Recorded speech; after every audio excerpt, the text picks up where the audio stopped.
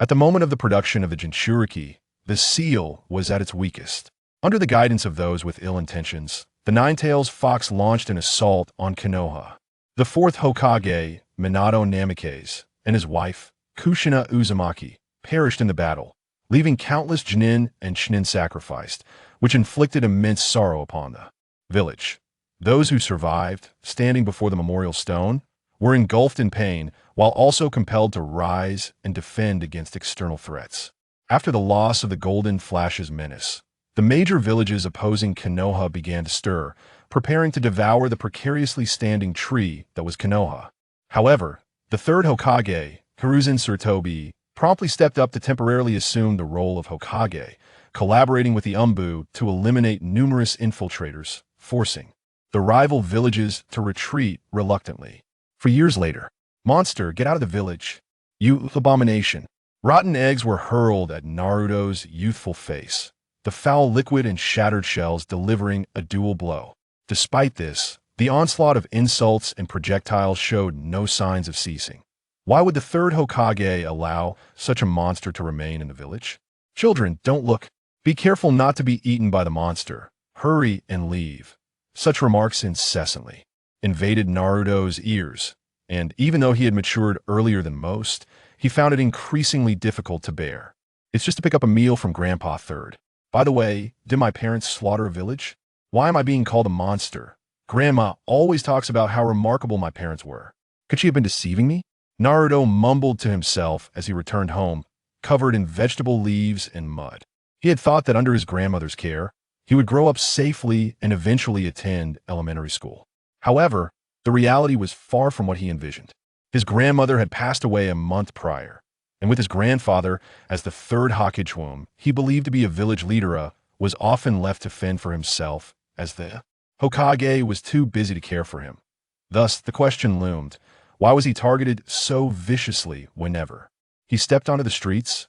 As night enveloped Konoha in a warm glow, the villagers seemed to forget their pain, immersing themselves in post-dinner leisure. Adults shared amusing anecdotes of the day, while children nestled behind their parents, indulging in playful antics, either pleading for new toys or extra snacks. What is my purpose for existing? Naruto pondered while perched atop the rooftop railing, gazing down at the serene scene below. If he had parents, he would also be one of those children, but after being treated this way, thoughts of revenge had crossed his mind. Yet, he was merely a child with scant chakra. How could he possibly survive in such a world?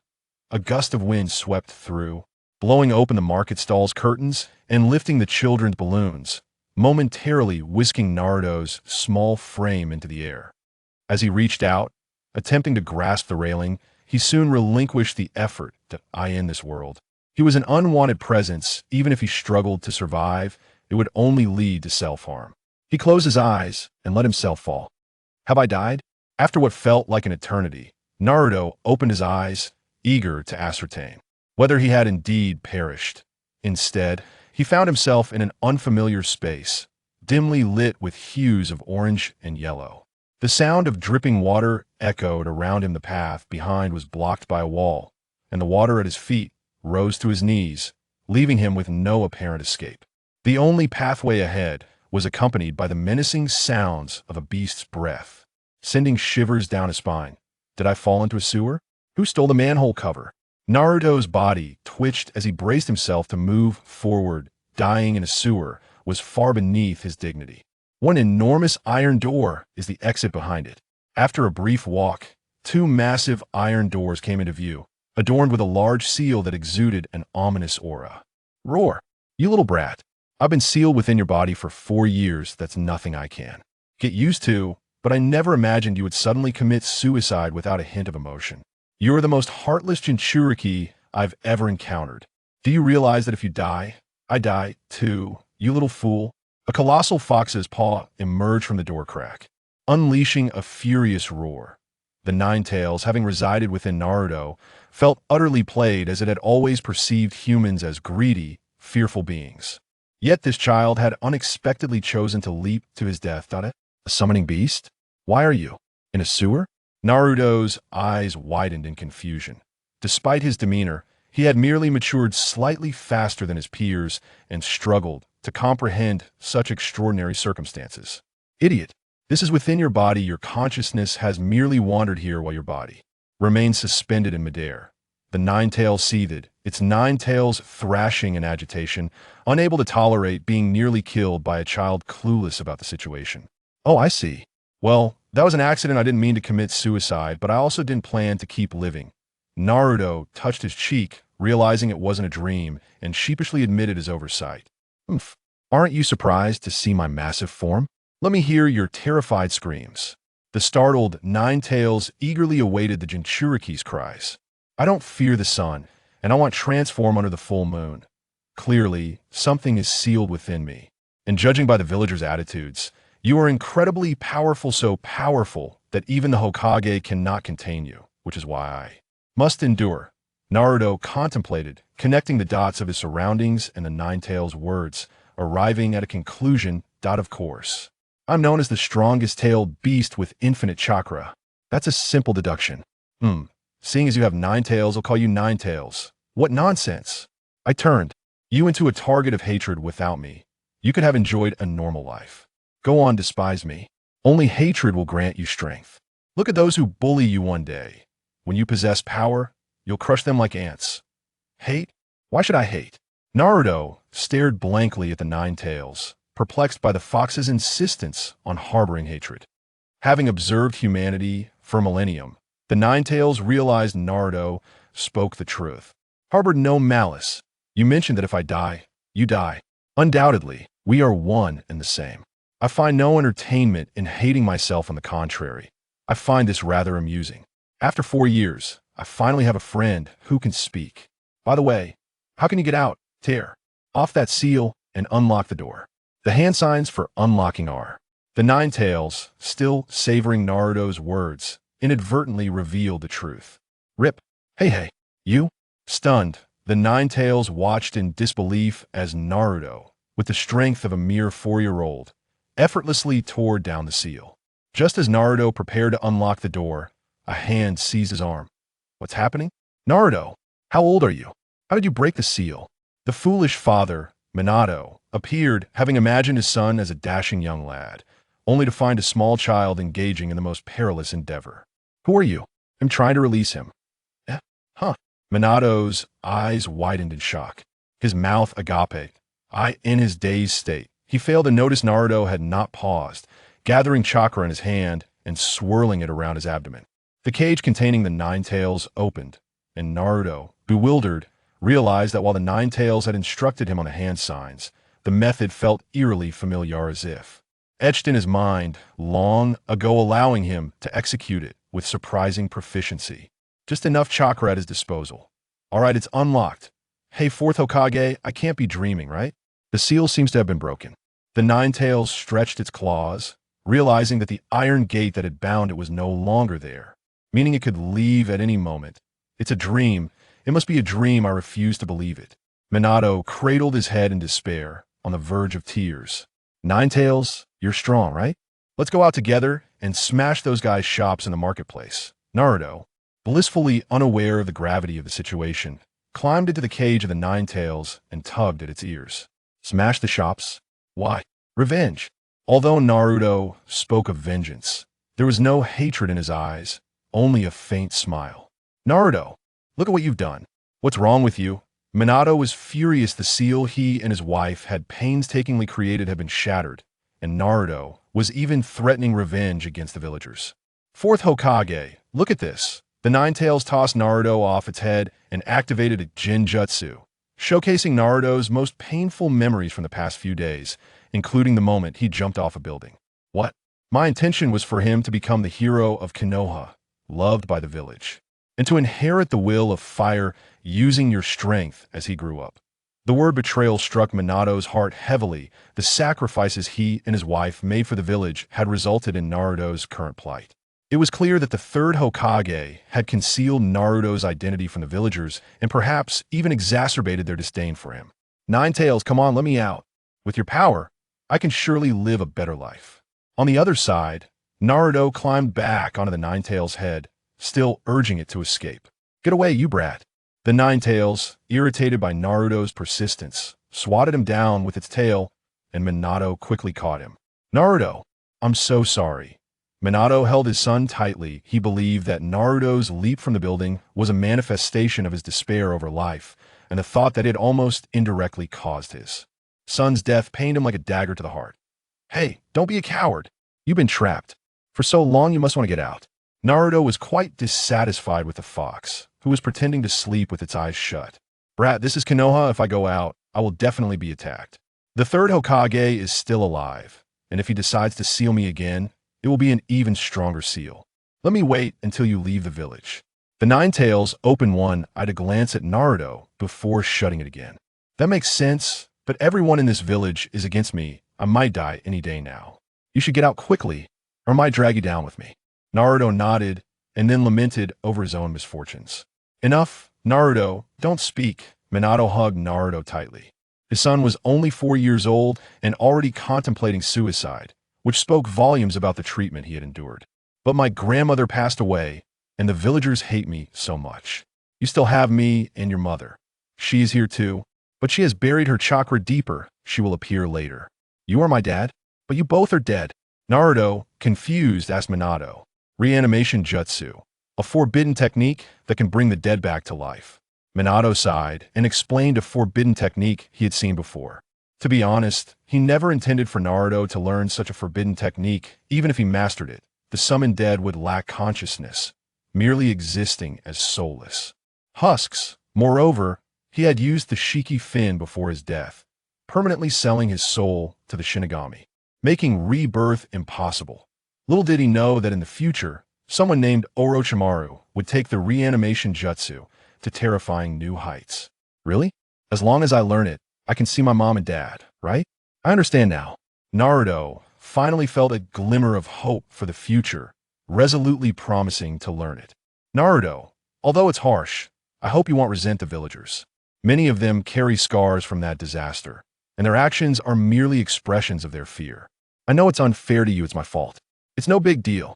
Since it's what you want, I will do my best. I will make everyone in the village acknowledge me. Naruto, you must not tell anyone about the Nine Tails being freed, not even the third Hokage.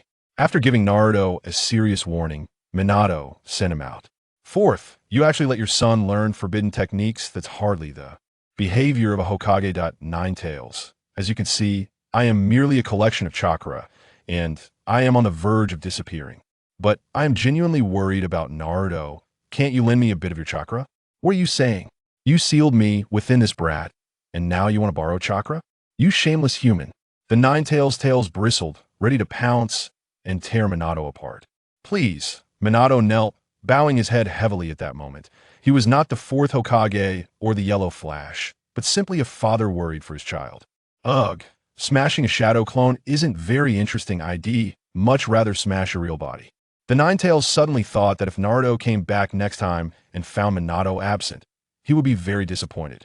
Friends, that little brat seems to have mentioned something like that before, shaking its head to dismiss such trivial thoughts.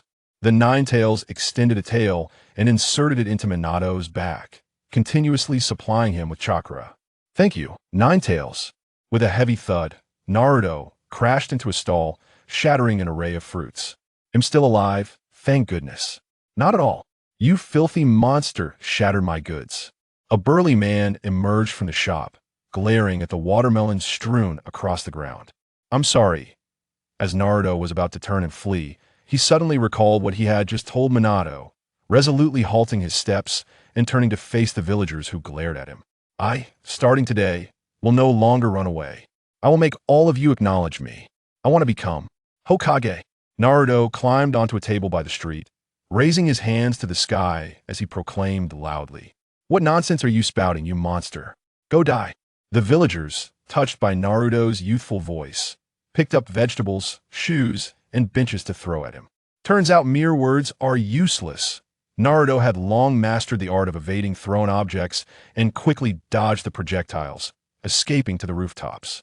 The deserted room remained unchanged, a small space filled with the scent of instant noodles. Lying on the bed, Naruto reflected on the days, events. It felt wonderful to have met his father. With a bang, a shadow suddenly appeared in the room after Naruto fell asleep. The third Hokage, pipe in mouth, gazed at the sleeping Naruto, and surveyed the surroundings. Though it was only for a moment, he had indeed sensed the Nine-Tails chakra. Dad, just as he was about to check the seal, he heard Naruto's dream talk. His outstretched hand lingered in midair as the third Hokage sighed and vanished from the room. In truth, there's something I want to say about this book. Why did I choose Naruto? It is undoubtedly a challenging work for me to write. However, I refuse to give up. Naruto has just concluded, or rather, it has already ended. Once a work is finished, no matter how much it has moved people, it will eventually fade from memory. Years from now, if someone brings up Naruto, you won't ramble on like a silly child, but will simply respond with a faint acknowledgement. Therefore, I wish to write while my heart is still vibrant and filled with passion, so that in the future, I won't completely forget. Let us speak of Naruto. There exists an abundance of fanfiction within the realm of Naruto, yet tales where he assumes the central role are remarkably scarce. Even more rare are the narratives in which Naruto remains steadfastly loyal to Konoha. Most authors tend to set their stories in the era preceding Naruto's birth, during the tumultuous times of the Third Shinobi World War, coinciding with Minato's age, as this provides ample room for development. Should one commence the narrative from Naruto's birth, the storyline has largely been delineated by Kishimoto, leaving little room for creative expansion. Nevertheless, I have chosen to embark on this journey at that juncture, where Naruto is still an innocent fool. Now, let us reflect on Naruto's childhood. An orphan, he was already pitiable, subjected to the disdain and ridicule of many within the village. Such circumstances have often been cited as reasons for Naruto's eventual betrayal in various fanfictions. It is understandable that these authors feel a sense of injustice for Naruto. Why must he protect a village that has treated him so poorly since his infancy? Upon learning the truth, his anger toward Konoha is palpable, especially given that his parents sacrificed their lives to safeguard the village, with his father being the esteemed Fourth Hokage. The treatment of the son of a hero has led many to harbor resentment. Yet, I find myself drawn to the notion of a Naruto who protects his village. This aligns with his parents' expectations, and Naruto, in his simplicity, does not ponder such complexities. For a fool, these matters are of little consequence. Next, we must address the concept of external powers. In contrast to Sasuke, Naruto's greatest advantage lies in the Nine Tails, complemented by the soul of Ashura. However, this does not bear much significance. Those who delve into my writings are aware that I prefer to reveal such advantages early on. The remaining focus shall be on the corresponding growth of his spirit. It is crucial to note that in this narrative, Naruto is not a time traveler thus. There are certain truths he remains unaware of, and he cannot prevent certain events. He can only strive to do his utmost. Do not run, you little monster. On the bustling streets of Konoha, a throng of people pursued a small boy, their voices ringing out as they maneuvered through obstacles, leveraging their own height to make the elusive child nearly invincible. Catch him. What have you lost? I was robbed of my frying pan, my father's precious pen, grandmother's foot bindings, a smut magazine. Ugh. The crowd kicked aside the man who had dropped the magazine and continued their chase. You can't catch me. Naruto grinned from behind a garbage bin, amused that the bumbling adults failed to notice his disappearance as they continued their frantic search. I wonder how to fix these things, he mused, retreating to his modest room, where he laid out the pilfered items on his table and began to mend them with his tender hands. In the dead of night, when the townsfolk were deep in slumber, a small silhouette emerged in the marketplace, wielding a rag to erase the graffiti from various shop fronts, an endeavor of Naruto's own making, as he had painted it by day and returned to cleanse it by night. Why are you doing this? Sarutobi suddenly appeared behind Naruto, his voice heavy with inquiry. Well, I painted it, so it's only right that I clean it, Naruto replied, not turning to face him, diligently scrubbing the door while also wiping away some stains. I mean, why engage in these activities? Wouldn't that be a futile effort for revenge? I want everyone to acknowledge me, but I just don't know how. Naruto puffed out his cheeks, yearning to create something attention-grabbing to help the villagers move beyond the label of monster. However, he had yet to devise a concrete plan. This could very well lead to further disdain. Sarutobi inhaled deeply, continuing. It doesn't matter. I'm already despised. Grandfather Third, can you fix a clock? Naruto retrieved the items he had taken earlier, having repaired what he could while resigning the rest to return. Of course, do not underestimate the Hokage, Sarutobi said, emptying the tobacco from his pipe into his pocket, unbothered by the dirt beneath him as he sat down beside Naruto to tinker away. This magazine, Sarutobi gazed at the provocative publication, momentarily at a loss for words. Is something the matter? Nothing. Sarutobi silently tucked the magazine away, deeming it too early for Naruto to be exposed to such things. The following day, the villagers opening their shops exchanged glances, for all the items lost the previous day were neatly wrapped and placed at their doorsteps. Naruto's graffiti had been scrubbed clean. My frying pan looks as good as new. My father's pen has been repaired. The clock even rings now. My magazine hasn't returned. Foolish adults, Uzumaki Naruto is back. Guard your valuables well, lest they be taken from you.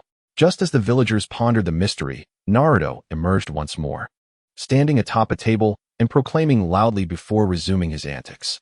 Thus, the marketplace repeated this routine daily, and the villagers' perceptions of Naruto transformed from monster, trash, and disgusting into little brat. The rain poured down in torrents, and even amidst such inclement weather, Naruto continued to run, pursued by others wielding umbrellas. This chase had become a daily ritual, an indispensable part of their lives. Suddenly, Naruto lost his footing and fell to the ground. The repetitive nature of his daily tasks proved too strenuous for his frail body. The sleepless nights spent repairing things had drained him of the strength to escape. Have you seen that wretched little brat? A villager, leading a group of others, approached Naruto. Just as Naruto braced himself for a beating, the villager inquired. No, replied one with a tone of concern. No, said another, filled with shame. All those pursuing Naruto ignored him, lying helplessly on the ground. That little rascal got away again today. Let's head back. The villager placed his umbrella beside Naruto and turned away silently. Indeed, what bad luck. The remaining villagers followed suit. And soon an array of umbrellas surrounded Naruto, shielding him from the rain. Ha ha ha. Naruto rolled over to gaze at the colorful canopy above him, a wave of emotion washing over him as his nose tingled. After resting for a while, he gathered the umbrellas and slowly made his way home. So tired. He washed off the mud from his body and carefully wiped down the umbrellas before placing them on the table. Naruto collapsed onto his bed and fell into a deep slumber. Ah, this is the Nine Tails. Naruto found himself back in that peculiar space, his face lighting up at the sight of the Nine Tails, and he immediately lunged forward. Little brat, who gave you permission to leap at me?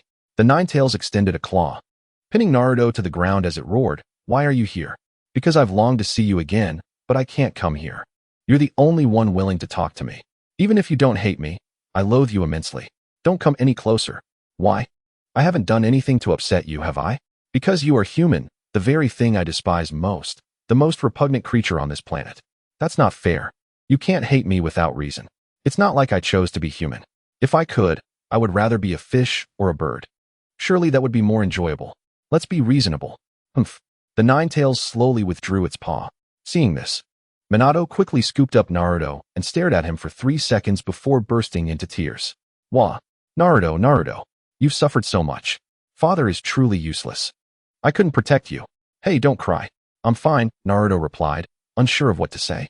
It was indeed a bit tough, and he gently patted Minato's head in comfort. The corners of the Nine Tails' mouth curled into a smirk, but upon noticing Naruto looking at it, it suppressed its amusement. Little brat, don't you find life exhausting? Refusing Naruto's request to climb onto its head, the Nine Tails felt wearied by the role it had taken on, wondering when it had become a mere caretaker. I'm utterly drained. I have to run so many miles every day. Naruto leaned against the Nine Tails' fluffy tail, closing his eyes and stating wearily, prompting Minato to cry once more. TSK. The nine-tailed fox, aware of the futility in expecting the young boy to grasp the profound implications of his words, observed Naruto's actions with clarity from within. Having lived for centuries, the nine-tailed fox vowed he had never encountered such an innocent human. The world of ninjas was steeped in animosity and hatred, where no one repaid kindness with kindness. If one was stabbed today, tomorrow, vengeance would inevitably follow. Naruto, in his naivety, resembled a pure white lotus emerging unsullied from the mud. Suddenly, a mischievous thought crossed the fox's mind. Since Naruto was so pristine, why not darken him? The fox mused that he could become the first-tailed beast to mold a Jinchuriki into a mere tool for his own purposes. However, Naruto had already succumbed to slumber. I will not allow you to harm Naruto, Minato interjected, positioning himself protectively before the sleeping boy, for the fox's smile was ominously frightening. Why would I harm him? He is my valuable tool. Ha ha ha. Today, I shall strive to capture everyone's attention. Hold on, young one. Before that, let us settle accounts. A burly figure lifted Naruto from the table, towering over him even when he stood. The man's muscular physique radiated an oppressive heat. Settle accounts? Indeed. Do you recall smashing my merchandise a month ago? That did happen. Good. Here is the bill. You owe me. The man produced a piece of paper. And although Naruto was illiterate, he could discern the numbers, which were adorned with numerous zeros that dazzled his eyes. Are you jesting, old man? That much. Naruto, a poor child, had only been given a meager allowance by the third Hokage, sufficient only to purchase a few skewers of dango. A necessity given his young age and unique status. The third Hokage did not wish for Naruto to attract unwanted attention due to financial issues. Of course, watermelons are a luxury reserved for the nobility. A brat like you could never afford such indulgence. They were originally meant for the Uchiha clan. And now I am left with a tarnished reputation. You're not planning to sell me to the land of sand, are you? Naruto gulped. Having heard countless tales from adults about the land of sand, a place of endless deserts and scarce water, a perfect scare tactic for frightening children. How could I do such a thing? However, the merchandise must be compensated for, and until you repay your debt, you shall work diligently for me. Work? That is fine by me. Naruto nodded, recognizing that he must make amends for damaging the man's valuable goods. Excellent. From today onward, I shall be your manager. You may call me Tsukikanai. I shall not release you until I have extracted every ounce of your worth. Little brat, stop slacking. Tsukikanai kicked over Naruto's chair and, gripping him by the collar, scolded him. It hurts. I wasn't slacking off. Isn't sitting idly just another form of sloth? But there's nothing to do. Have you completed the deliveries I asked of you? Yes. Well done, young one. What were you doing just now? Tsukikanai was astonished by Naruto's efficiency and set him down. I was refining chakra. Oh, you aspire to be a ninja? Of course. I aim to surpass all previous Hokage. How dull. Go deliver the goods for me first. Guanhai was deeply moved and pointed to the mountain of goods piled behind him, tossing a map to Naruto. So much. Delivered all the way to such a distant place? Upon receiving the map, Naruto glanced at it. The grocery street where he resided was on the eastern side of Konoha, while the destination lay at the far west. If it couldn't be delivered in one go, then it would take 10 trips. Before you repay my debt, I shall unhesitatingly exploit your labor. All right, boss, Naruto replied, pursing his lips as he lifted 2 boxes and began to walk. In terms of strength, he was already several times more capable than boys his age. Hey, little brat, off to deliver goods again? The residents of the grocery street observed Naruto, but refrained from hurling insults or trash at him. Although their tone remained somewhat unfriendly, it was a significant improvement compared to before. Yes, my kitchen hood is broken. Can you take a look at it later? Oh, what a grand courtyard. Naruto marveled at the destination, noting that the length of the surrounding wall exceeded that of the entire grocery street, and the opulence of the estate was unlike anything he had ever seen. Who goes there? 2 gatekeepers armed with steel forks halted Naruto, demanding an explanation. I am here to deliver goods. Proceed, they said, having inspected the cargo. They had not yet sunk so low as to trouble a mere delivery boy, especially considering that no one dared to disrupt the Uchiha clan, the most prestigious family in Konoha. How do I find the most luxurious room? Naruto pondered, staring at the array of splendid houses, realizing that Guanhai had not provided clear directions. Hey, kid over there, could you tell me where the most lavish house is? A child appeared in his line of sight, with black hair and eyes, clad in a blue short-sleeved shirt and white shorts. Practicing throwing kunai at a target riddled with dents, though the red bullseye remained untouched. Humph, what an impudent fellow, was Sasuke Uchiha's first impression. And he initially had no desire to engage with Naruto. Hey, don't be silent. You aren't mute, are you? How pitiful. Here, take this orange. I am neither mute nor pitiful. Get away from me. The veins in Sasuke's arm, gripping the kunai, began to surface as his initial irritation morphed into annoyance, and he hurled the kunai at Naruto. Oh, the moment the kunai was thrown, Sasuke regretted it. Even an impudent brat could get seriously hurt, which was not something he wished to see. Hey, watch out. Just before the kunai struck Naruto's chest, he effortlessly caught the handle and, with a swift motion, threw it back at the target, hitting the bullseye with precision. How did you do that? Sasuke was taken aback, having only witnessed such skill in his older brother. He was astonished that this seemingly younger child could achieve the same feat. Such slowness is far from impressive. If you were bombarded daily by peculiar objects, you would learn too. Come with me. Aren't you looking for a house? Oh, how wonderful of you to guide me. Following Sasuke's lead, they arrived at a separate estate. A luxurious traditional building with a pond in the courtyard, filled with koi that Naruto had never seen before. Just place it here. What an impressive house. I truly wish to meet the owner. I am the owner. This is my home. That doesn't seem right. It should belong to your father. Stop being so chatty. Who are you? You dare to barge in here without knowing anything about the Uchiha clan. I'm the delivery person. I know you're the delivery person. I'm asking for your name. I know this esteemed individual is Naruto Uzumaki, who will one day become Hokage. With a thumb pointed at his chest, Naruto declared with unwavering confidence. Did you say Hokage? I despise Hokage. Get out. Why? Even the third Hokage has your magazine. If it weren't for the Hokage, how could we be relegated to this corner of Konoha, a place devoid of anything? Sasuke, what's wrong? Hearing the commotion outside, the young boy emerged from the house. His long braid complementing his gentle features, leading Naruto to mistakenly assume he was a sister, only to realize upon hearing his voice that he was a brother. It's nothing. Sasuke puffed out his cheeks, reluctant to lose his temper in front of Itachi. Hello, I'm here to deliver. Ah, the oranges I ordered. Thank you for your hard work. Hee, Sasuke, I will definitely become Hokage. We will meet again soon. With a sunlit, radiant grin and his golden hair, he truly resembled a little son. As the Uchiha brothers stood in stunned silence, Naruto waved goodbye and exited Sasuke's home. Friends? Itachi tilted his head. No way. How could I possibly be friends with this strange guy? Don't be angry. I'll peel the oranges for you. Really? You promised. A smile blossomed on Sasuke's face. His mood restored by the foolishness of the moment, as he took Itachi's arm and walked back inside. Half an hour later, hey, Sasuke, I'm back.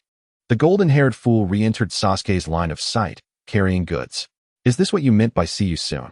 Kid, here is your payment. Sakikawa handed Naruto an envelope containing a modest sum. There's payment? Although your debts are not yet cleared, I am quite satisfied with your work efficiency. This means you can do more for me. That's fantastic. I can finally go eat at Ichiraku Ramen. Thank you, boss. Ichiraku Ramen, Naruto's favorite. Not only for its flavor, but also for the kindness shown to him by the owner and his daughter, when everyone else scorned him. The owner of Ichiraku welcomed him with a warm bowl of free ramen. Finish your work and be on your way. Sakikawa seemed displeased with Naruto's demeanor, shoving him out of the store and closing the door, disappearing into the unknown. Yay, I'm full. Ichiraku's ramen is the best. Sated, Naruto collapsed onto his bed. The payment from Sakikawa was modest, sufficient for a few bowls of ramen, filling him with joy as he no longer had to drool over the ramen shop. Tick-tock, tick-tock. As he awoke to the familiar sound of water, Naruto found himself once again in the sewers. Kurama, Dad, listen to me. Today I received my payment and even had ramen. Naruto exuberantly recounted the day's events, completely oblivious to Minato's expression. Wah, Naruto, is money what makes you so happy? Certainly, wealth allows one to indulge in ramen and purchase dumplings, among various other delights. However, I am still quite young and owe a considerable debt to my employer. In other words, do you desire more money? Indeed, with sufficient funds, I shall construct a grand abode for you to reside in. Once I mature and embark on my journey as a ninja, undertaking numerous missions, I shall be able to fulfill this promise. Naruto gestured animatedly with his hands, while the Ninetales merely twitched the corner of its mouth, refraining from interrupting until Naruto had completed his thoughts. Is it truly that complicated? Why not simply seek a wealthy family to marry into? The Ninetales suggested, winking slyly, its brow furrowing as it displayed an unusual array of expressions for a fox. Yet, it conjured some clever notions. Marry into a family? Hey, Ninetales.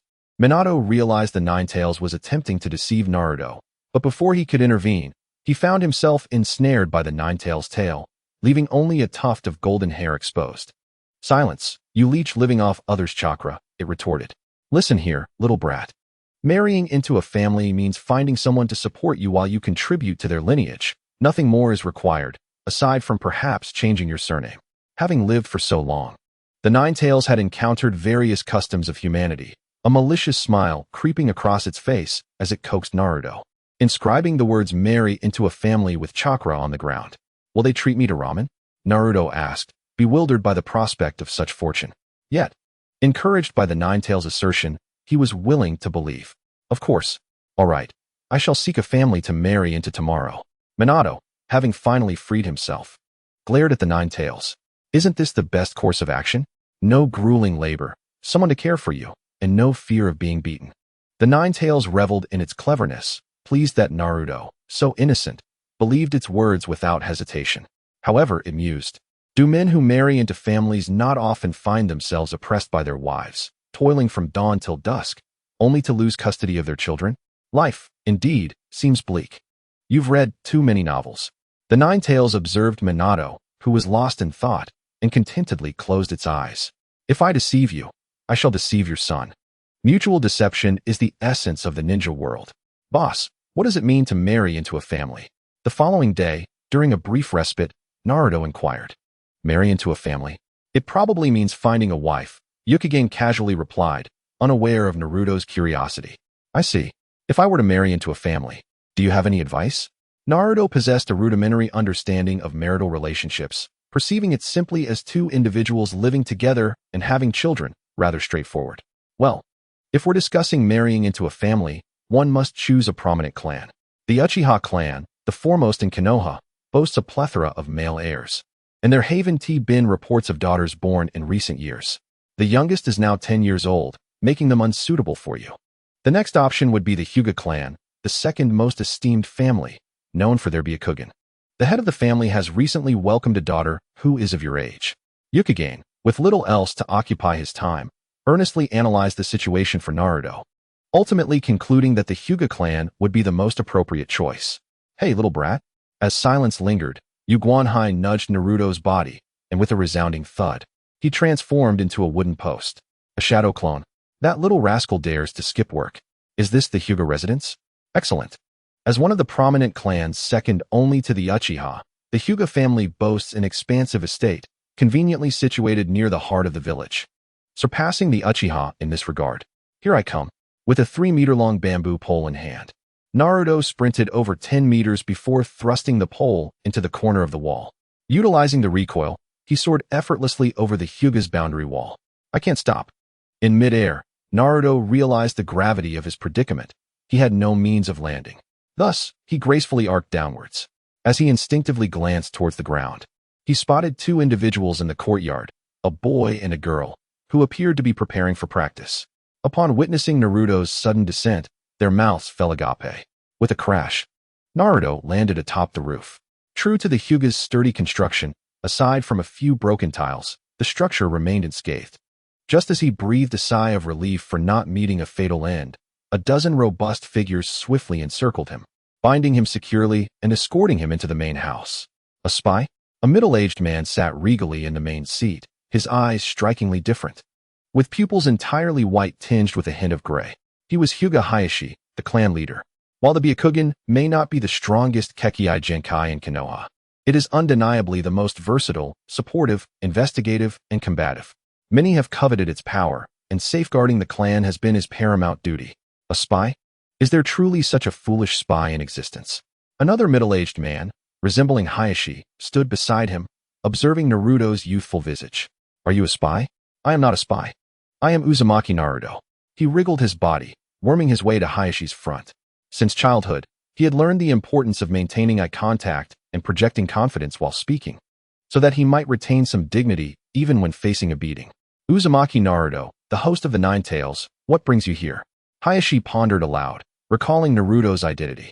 He spoke in a calm tone, devoid of hostility. The Hyuga family had not suffered significantly during the calamity, and they held confidence in the Fourth Hokage's sealing technique. There was no need to trouble an innocent child. I have come to join your family, Naruto declared. My friends told me that to achieve wealth, one must first marry into a prominent family. Are you suggesting you wish to join our clan? Indeed. Leader, do you entertain such thoughts? Hyuga Hisashi regarded his brother with a puzzled expression, perceiving Naruto as a prospective son-in-law. No, I have never expressed a desire to take in a son-in-law. However, Hisashi, do you not sense a certain familiarity about him? As if he possesses the blood of the Byakugan?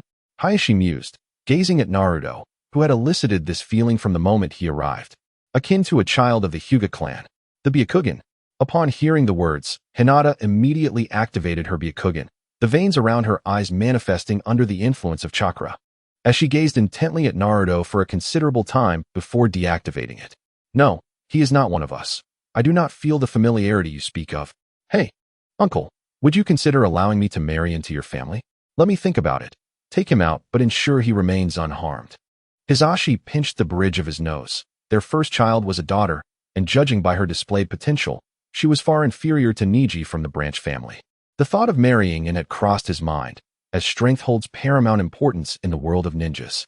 If a powerful jonin could be brought into the family, it would not be out of the question, but certainly not someone who is a Jinchuriki. What are you talking about? I am quite strong. Don't dismiss me. Just let me marry in. Naruto was carried out from the main house under the arm of a Byakugan-wielding man. As he called out a couple of times, he noticed two children standing by the main house, particularly the little girl whose cheeks were flushed, likely having overheard his words. In that fleeting moment, their eyes met. Hinata, stop staring. It will dirty your eyes. Niji blocked Naruto's line of sight with a disdainful glance, ushering Hinata back inside. What does dirty your eyes even mean?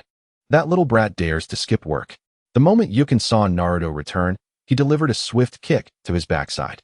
Though Naruto wished to evade the strike, it shadowed him relentlessly, ultimately sending him sprawling. Ouch, why can't I escape the boss's foot? If you could evade me, I wouldn't be in this line of work. Now, where did you go? I went to the Hyuga household. Rubbing his sore posterior, Naruto recounted his experiences to Yukin. You really dare to act on your whims, you little rascal. Yukin was speechless. This audacious child truly had the audacity to dream and act. It was a miracle that the Hyuga family had not beaten him up. All right, you're done here. Off you go. After a day of toil, Yukin did not pay Naruto and once again sent him away. Naruto returned to his lonely home and collapsed onto his bed. Kurama, thank you for your advice. I visited the Hyuga household today, and it felt quite pleasant. As Naruto drifted into slumber, he found himself back in Kurama's domain, climbing onto the fox's paw with a gleeful sparkle in his eyes. Well, as long as you're happy. The anticipated embarrassment had not materialized, leaving Kurama quite disgruntled. And he was not in the mood to play with Naruto, instead plotting how to manipulate him further.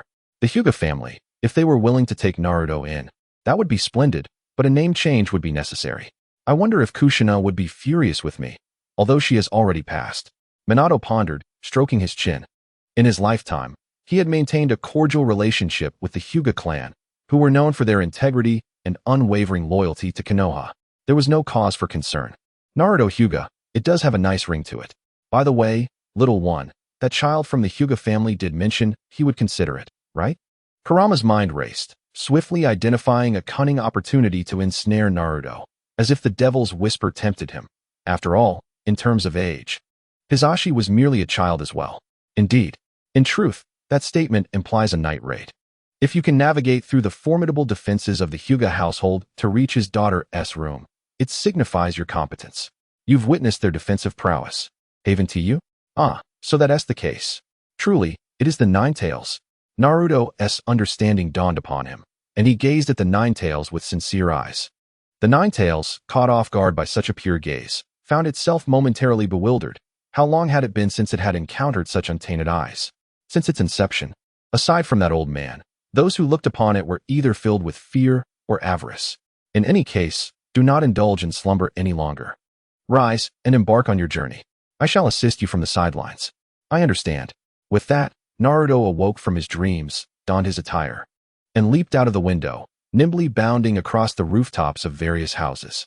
Though still young, he had already developed a remarkable foundation as a ninja. The Hyuga estate, even in the dead of night, would undoubtedly have its defenses intact. However, the Nine Tails within Naruto possessed an almost supernatural ability to sense presence, guiding him step by step along the way. Before long, Naruto found himself within the confines of the Hyuga residence. Little one, the next phase requires a dash. Disregard everything else and run with all your might. Just heed my words. Understood. Naruto assumed his stance and began to sprint down the corridor, relinquishing all thought and entrusting everything to the Nine Tails. Left, right, up, down, open the door, pounce. With the Nine Tails' final command, Naruto flung open a paper door and lunged toward the individual sleeping on the floor. Huh. Upon hearing the door open, the Byakugan-wielding youth rubbed his eyes and sat up, momentarily stunned by the sight of Naruto hurtling toward him. Half a minute later, 8 trigrams palm. With a cry, Naruto crashed through the second-floor window and landed in the pond within the courtyard. Niji, what transpired? Hisashi, alerted by the commotion, rushed outside to find Naruto in the pond and an irate Niji, perplexed by the situation. This person stealthily entered my room. I have no idea what his intentions were. Niji's Byakugan flared in anger. Had it not been for his status, he would have already plunged into the water to subdue Naruto. Who entered your room? I came in search of Hinata. Naruto spat out the water plants from his mouth, vehemently retorting. Hinata? Why? Had it been anyone else? Hisashi would have ensured they understood the repercussions of a night raid on the Hyuga household. However, the faint familiarity emanating from Naruto compelled him to endure and inquire. Oh, isn't this your trial? Is that how you perceive it? Nevertheless, considering you managed to breach so many layers of defense, is it that the Hyuga clan has grown too lax, or are you simply too formidable? Hisashi's brow furrowed upon hearing Naruto's explanation, and the few individuals on night watch quickly knelt, utterly at a loss to explain how Naruto had infiltrated the premises. Niji, how do you propose we handle this? Hisashi waved his hand, dismissing any punishment for the family members, and turned to Niji. Naruto's nature was quite unique. As a Jinchuriki of the Nine Tails, it rendered him beyond the reach of casual retribution. Moreover, it would be unbecoming for the head of the household to trouble a mere child. The best course of action would be to let Niji, a peer, manage the situation. Let it be. Let him learn a lesson before dawn. Niji pulled Naruto out of the pond and tied him to the wooden post where they usually practiced. Hey, don't. Ha ha ha, did you see that? This little brat actually went through with it. Ha ha ha. Within Naruto, the Nine Tails was nearly rolling with laughter, frantically pounding the ground, showcasing the chaos to Minato, who eventually could no longer contain himself. Are you quite displeased? After a fit of laughter, the Nine Tails noticed that Minato remained calm, not enraged or flustered, and thus ceased his mirth to inquire. No, I merely did not expect you to exhibit such an expression. I thought you were only capable of rage. How dull. The Nine Tails, rendered speechless by Minato's remark, lay down on his paws and began to doze off. Does it hurt? When Naruto awakened, he discovered he was still unable to move. The memories of the previous night flooded his mind. He was still tied to the wooden post and had yet to be rescued. Did I hurt you? Yes, I'm sorry. He lifted his head to find Hinata's concerned face. She held a medicine bottle and gently dabbed at the wounds inflicted by Niji the night before. When their eyes met, she shyly lowered her gaze, grasping the bottle in a fluster. Ah, this little injury is nothing. Naruto-kun, why did you come in the middle of the night? Of course, to complete your father's trial, though I seem to have made a mistake. Naruto smiled broadly, not suspecting the Nine-Tails schemes. He simply thought he had erred. Ugh, is that what you think? Hinata bit her lip, realizing that Naruto's smile was truly beautiful. Perhaps beautiful was not the right word, but she felt a sense of strength emanating from his smile, a reassuring power. Once I am married in, Hinata will be my wife, and I will treat you well. Very well. After pondering for some time, Naruto realized he was at a loss for words. Being just a child with a limited vocabulary, and after much hesitation, he finally spoke. Hinata's head filled with steam before she fainted outright, unable to withstand Naruto's candid words. Hinata, Hinata. He called out several times to the Hinata who had collapsed against him, failing to elicit a response, which instead summoned Niji. Upon witnessing the scene, Niji's anger flared once more, and he showed no mercy in delivering a harsh beating.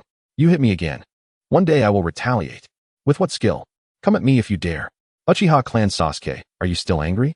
Itachi looked at his sulking younger brother helplessly. Sasuke sat on the corridor floor, staring blankly at the courtyard, puffing his cheeks in displeasure upon hearing Itachi's words. I'm not angry. It's just that you've been too busy since becoming a ninja. Forgive me, Sasuke. I wish you could have a playmate your age. According to tradition, Itachi gently tapped Sasuke's forehead, feeling both pity and helplessness. Sasuke was the youngest child of the Uchiha clan. Those born before him had already become ninjas. The children outside dared not approach the Uchiha household, and the offspring of other prominent families were advised by their parents to steer clear of the Uchihas. In truth, Sasuke felt quite lonely. Brother, I'm here to deliver goods, Naruto announced as he entered the courtyard, carrying a box and smiling. He's my brother. You must not call him that, Sasuke declared unhappily, clutching Itachi's arm as a show of possession. Thank you, Naruto. Have you been busy today? Itachi asked kindly, a hint of bashfulness in his demeanor as he scratched his cheek with his free hand. Not too busy. I'll have nothing to do when I return home. Naruto replied, if you don't mind, why not stay for a glass of juice? I'll be heading out soon. and I'm not comfortable leaving Sasuke alone at home. Brother, why are you letting this guy stay? Sasuke interjected, pointing a finger at Naruto in irritation before he could respond. It's just a glass of juice. Does the master of the Uchiha clan lack this much generosity? Itachi patted Sasuke's shoulder, hinting that he would be the next head of the Uchiha clan. Sasuke, flattered, reluctantly agreed. Humph, just finish your drink and then leave. Oh, this is truly delicious, Naruto exclaimed, gulping down the beverage Itachi had poured for him. He sprawled on the floor, gazing blankly at the ceiling. Such a lack of manners. Sasuke thought disdainfully of Naruto's uncouth behavior, sipping his juice delicately. Yet, deep down, he yearned for interaction with Naruto but was too proud to lower his guard. Sasuke, I actually envy you. You have a home, parents, and a brother. Speaking of which, you're already working at such a young age. What about your parents? I have none. Ever since I can remember, I've been chased and had to flee every day. However, things have improved a bit recently. Is that so? Sasuke fell silent, a twinge of sympathy arising in his heart for Naruto. Here was a child so young, striving to support himself, and in comparison, his own circumstances felt exceedingly fortunate. By the way, do you have any girls in your family? Sasuke could hardly comprehend Naruto's train of thought. One moment he was sorrowful, and the next, his mind had leaped to an entirely different subject. Someone around my age, whom I could marry into. How could that be? By the way, what does marrying into mean, literally? Yes, after marrying in, I would change my name to Uchiha Naruto. Sounds good, right? Sounds ludicrous. You're such an aimless little brat. Aren't you a little brat as well? A man should not be bound by women, nor allow them to take charge. You might as well become a woman. If that's the case, I could use the transformation technique. Get out. Sasuke was left speechless, brandishing a broom to force Naruto out. Goodbye, Sasuke. Let us play together next time. Naruto waved as he departed. For reasons unknown, Sasuke felt a flicker of anticipation regarding Naruto's words. Looking forward to their next encounter. Ninetales, this is so distressing. Why must you make me witness all of this? Within Naruto's body, having finally entered, he is compelled by the Ninetales to witness a series of gruesome scenes, predominantly depicting the relentless cycle of murder and death. The atmosphere is steeped in bloodlust, causing Naruto's stomach to churn, yet he cannot expel the contents. Silence. Pay attention, the Ninetales commands. You have gone too far, Ninetales. Naruto is but a child. What are your intentions? Minato, bound and helpless, can only watch his son endure torment, casting a furious glare at the Ninetales. What am I doing? I am merely showing him the harsh realities of the ninja world. Can you discern any fabrication in what I present? Even so, I wish he had the chance for a better childhood. Naruto, after all, is still a child. Such matters should be addressed when he is older. Yet, as the conversation progressed, Minato found himself at a loss for words. Indeed, since you imprisoned me within this wretched vessel, he has been denied a proper childhood. This is all your fault. You have driven him to this state. The Ninetales smirked maliciously, relentlessly assaulting Minato's psyche with his words. I will not regret this. He is my child, and I believe he can overcome these adversities and ultimately emerge as a hero. A fleeting crack appeared in Minato's resolve, only to be quickly mended. Let us wager. We shall see whether he becomes a monster consumed by slaughter or a flower that blooms amidst bloodshed. The Ninetales observed Naruto, who was growing accustomed to the harrowing visuals, no longer feeling nauseous. With a gleam of interest, he remarked that Naruto had become a mere toy in his grasp, easily manipulatable. If no one transformed into a creature of mere slaughter, it would suggest that this was his only potential outcome. Thus, he would seize control of Naruto's body at the earliest opportunity. Daddy, why do people kill each other? Naruto asked, pointing at the figures in the scene, his youthful innocence failing to comprehend the loss of life. Naruto, those individuals are not engaging in senseless slaughter. They are fighting desperately to protect their villages. Villages? Indeed. The world beyond the village is not as peaceful as you perceive. The laughter shared among villagers is sustained by the sacrifices of these individuals. Remember this. You will someday be one of them, fighting to protect your village. Is it acceptable to kill these people to protect the village? Yes. Gazing at his son's naive face, Minato could only respond with the harshest of truths. Naruto, as the Jinchuriki of the Ninetales, could never lead a normal life. Thus, Minato had to steel his heart in his teachings. Sasuke, come out and play. Naruto called loudly, cupping his hands around his mouth as he stood at Sasuke's doorstep. Stop shouting. I don't really want to play, Sasuke replied, emerging shortly thereafter, accompanied by Itachi. Naruto, I entrust Sasuke to you. Though he claims indifference. You can see through it. Itachi smiled, noting Sasuke's straw hat, bug-catching net, and insect box, which presented a stark contrast to his words. By the way, Sasuke, look. Transformation jutsu. Naruto clasped his hands together, and with a resounding poof, the small figure vanished, replaced by a stunning young woman with golden hair styled in twin ponytails. Approximately 16 years of age, and nearly the same height as Itachi. She donned a vibrant orange bikini, and the pronounced curve of her figure caused both boys to blush deeply. Naruto, what have you done? Itachi exclaimed, nearly activating his Sharingan as he hurriedly covered Sasuke's eyes. Well, a few days ago, Sasuke suggested that I practice transforming into a woman, so I did just that. By the way, Sasuke, have you gotten shorter? Naruto said cheerfully, having named this jutsu after learning transformation techniques from neighborhood magazines. The choice of swimwear was merely due to his ignorance of more risque materials. It's you who has grown taller, you fool.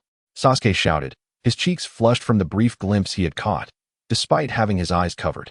Naruto, while transformation jutsu is quite impressive, you must remember that at your core, you are still a boy, Itachi anxiously attempted to explain. Sensing that his younger brother had wandered into questionable territory, but struggled to articulate his concerns. Brother, you must be misunderstanding something. It's not what you think. Change me back right now. Although Sasuke didn't fully comprehend, he felt as if he had lost something significant in Itachi's eyes and promptly demanded that Naruto revert the transformation, pulling him along as they rushed outside. With Naruto leading the way and Sasuke following, they strolled leisurely. Sasuke, not often venturing out, found everything remarkably novel as they wandered and paused, eventually stopping by the riverbank. Wait, what are you doing? Sasuke asked, displeased as he observed Naruto removing his shoes, preparing to step into the muddy shoreline. Catching loaches. Weren't we supposed to be catching cicadas today? Did I ever say that? Naruto retorted playfully. Sasuke clenched his fists, holding back the urge to express his frustration. Do you have any idea how long I prepared for today? How much research I did? Why do you think I asked brother to buy the insect catching tools? The struggle to keep his thoughts to himself was quite arduous. Well, let us save that for next time. The river just receded, making today perfect for catching loaches. Next time, I'll take you to catch cicadas. Next time? Sasuke echoed, realizing there was indeed a possibility of a future outing. He had unconsciously viewed this excursion as a one-time event, non-reproducible, and it dawned on him that Naruto had never claimed it would be a singular experience. What are you doing? Come down here. No, this is still a bit. Sasuke hesitated, eyeing the mud scattered about. As the second son of the Uchiha clan, he had never encountered such filth, and seeing Naruto's hands coated in black only solidified his refusal to join. Come on, Naruto urged, grinning as he pulled Sasuke down with him. The mud has gotten into my shoes. How disgusting. Help. Sasuke screamed, feeling the unpleasant, sticky sensation beneath his feet, instantly chilled by the muck. Is it really that dramatic? Observing Sasuke's desperate demeanor, Naruto tilted his head in confusion. Sasuke looked closely. Such holes often conceal loaches. Just reach in and see. Naruto plunged his hand into the muddy ground, and before long, he emerged with a glossy black loach wriggling in his grasp. Fresh and alive, it was Sasuke's first encounter with such a lively creature. All right, I shall try too. Motivated by a competitive spirit, he located a hole that appeared to harbor loaches. After a moment of contemplation, he extended his hand inside, enduring the initially unpleasant sensation until he grew accustomed to it. Hey, his hand seemed to have grasped something. He swiftly pulled it out, revealing a loach even larger than Naruto's catch. Not bad, Sasuke. Of course. The two of them diligently continued their pursuit of loaches, and soon Naruto's basket was brimming with their bounty. A splendid harvest. We can eat and sell these. Just as Naruto marveled at their success, he suddenly heard a muffled grunt from Sasuke and rushed to his side, concerned. What's wrong, Sasuke? It's nothing. I think I've touched something sharp. Furrowing his brow, Sasuke revealed a small cut on his index finger, blood oozing steadily from the wound. Give me your hand. Before Sasuke could react, Naruto took his finger into his mouth, sucking away the blood before spitting it out. If you don't clean it, it could easily get infected. Be careful. It's so dirty. Really, Sasuke remarked, his face flushing with embarrassment as his muddy hand had been placed in Naruto's mouth. What's the matter? You're covered in mud yourself. So are you. On their way home, Naruto chuckled at the sight of the soiled Sasuke, who retorted, and they both shared a laugh. Naruto, this is where I'll part ways. Upon returning home, Sasuke initially intended to invite Naruto in for a wash before he left, but upon spotting his father's shoes, he refrained from doing so. "Oh, then I'll see you next time. Sasuke, have you been out playing?" Just as Naruto was about to depart, a stern, imposing middle-aged man emerged, casting a scrutinizing gaze at Sasuke, though his inquiry bore no trace of concern. Deep down, Sasuke harbored a profound fear of his overly strict father, instinctively leaning closer to Naruto, while Uchiha Fugaku's attention shifted to him. "Ah, you must be Sasuke's father. I'm Uzumaki Naruto. It's a pleasure to meet you, Uncle Fugaku." "Uncle?" A momentary crack appeared in the man's stern facade, seemingly caught off guard by the address. Yes, I often see your name at the shop. Here, I'll share half of the loaches Sasuke and I caught today. They're quite delicious." Naruto offered half of the loaches from his basket to Uchiha Fugaku, inadvertently smearing the sticky substance on the expensive attire that could cover several months' worth of wages. "Half? Do you desire more?" "That is not possible. I need the other half for Hinata, and I'll give Niji just one." Naruto finished speaking and left with the fish basket, leaving Sasuke in a state of bewilderment. Ha ha ha. How long has it been since anyone dared to underestimate me? Calling me old man, am I really that aged? Uchiha Fugaku, cradling a handful of loaches, suddenly erupted into a hearty laugh. Ever since he ascended to the position of the Uchiha clan leader, he had only been met with flattery and fear. Today, being belittled by a mere child and receiving these unadulterated gifts brought him immense comfort. "Sasuke, your friend is quite remarkable," he remarked as he entered the house, soon followed by his wife's astonished exclamation. "Oh my dear, why are you holding so many loaches? They were given to me. We'll feast on this tonight." "Will Dad eat such things?" During dinner, Sasuke curiously tugged at Itachi's sleeve and whispered, "Do not underestimate ninjas. Being able to enjoy such delicacies while on a mission is considered a grand feast. Father is a battle-hardened ninja as well." Itachi, surprised to witness their father's cheerful demeanor, felt a sense of joy for Sasuke, realizing that with a friend like Naruto, Sasuke would undoubtedly grow up well. Delicious. Though the presentation was lacking, the taste was delightful. "Next time, I should accompany that guy to catch some myself," Sasuke mused, relishing the food they had caught. In Naruto's eyes, although Tsukukanai was somewhat violent, his muscular frame appeared rather imposing, and he seemed a tad stingy. He was nonetheless a man of immense knowledge. Any queries posed to him would yield answers. "Boss, I wish to learn ninjutsu." He received a beginner's book on ninjutsu. "Boss, I want to learn jinjutsu." He was handed a beginner's book on jinjutsu. "Boss, I want to learn taijutsu." He received a swift kick from Tsukukanai. "Boss, I wish to learn forbidden techniques." Finally, in his naivety, Naruto posed a question he ought not to have asked. "No, get lost." Why not? Aren't you supposed to know everything? You little brat. How dare you say that? Learning forbidden techniques in secret can land you in prison, and I have no desire to accompany you to your doom. Now scram. Tsukukanai angrily shooed Naruto out of the shop and promptly locked the door. What the heck? Naruto was perplexed by Tsukukanai's anger. After pondering for a moment, he intended to return when he suddenly noticed a piece of paper, a white sheet that had inexplicably drifted to his feet. Could it be an invitation? Naruto easily deciphered the map markings, as he was accustomed to studying maps. After a brief contemplation, he decided to pocket the paper and hurriedly followed the markings. This should do. Standing by the window, Tsukukanai closed his eyes, lost in thought as he observed Naruto's actions. The Konoha cemetery. Surely, no ghosts will emerge. Following the map's guidance, Naruto arrived at the cemetery, where the memorial stones for the fallen ninjas of the village stood solemnly, rendered even more desolate and eerie by the howling night wind. Approaching a modest memorial stone, he compared it with the markings on the paper and gently pressed down on a particular character. A harsh clattering sound of gears echoed as the verdant lawn slowly lifted, revealing a passageway leading underground. "Excuse me, is anyone there? I am Naruto Uzumaki, and I apologize for intruding into your home." With a sense of trepidation, Naruto ventured down the passage, which gradually illuminated as torches ignited along the walls, casting an eerie orange glow. After traversing for over 10 minutes, he encountered a wooden door. Summoning his courage, he pushed it open, revealing a bizarre sight. Various jars containing strange substances and a table strewn with books filled with incomprehensible texts. "Who are you?" A long-haired woman, her back turned to Naruto, remained engrossed in her work. "I am Naruto Uzumaki, the future Hokage." "Greetings, ma'am." although he had previously been teased by a bothersome white-haired individual for resembling a woman. Being addressed in such a manner felt novel. Orochimaru turned, her delicate features accentuated by purple eyeshadow and adorned with hook-shaped earrings. Her raspy voice indeed lending to potential gender misidentification. "Ah, have I mistaken you? Are you an uncle? Welcome to my laboratory. I am Orochimaru, the host of the Nine Tails." Her tongue extended from her mouth, licking the blood that had dribbled onto her left cheek. "Then I shall call you Snake Uncle. What are you working on?" Orochimaru's smile faltered as Naruto imitated her, attempting to lick his own face, but only managing to reach his mouth. How can one manage to lick their own cheek? This way, when eating ramen, one could conveniently wipe away the broth. "What brings you here?" Orochimaru's golden linear pupils narrowed slightly as she dismissed the idea of engaging in trivial disputes with a child. "I wish to learn forbidden techniques. Do you possess such knowledge?" "Snake Uncle?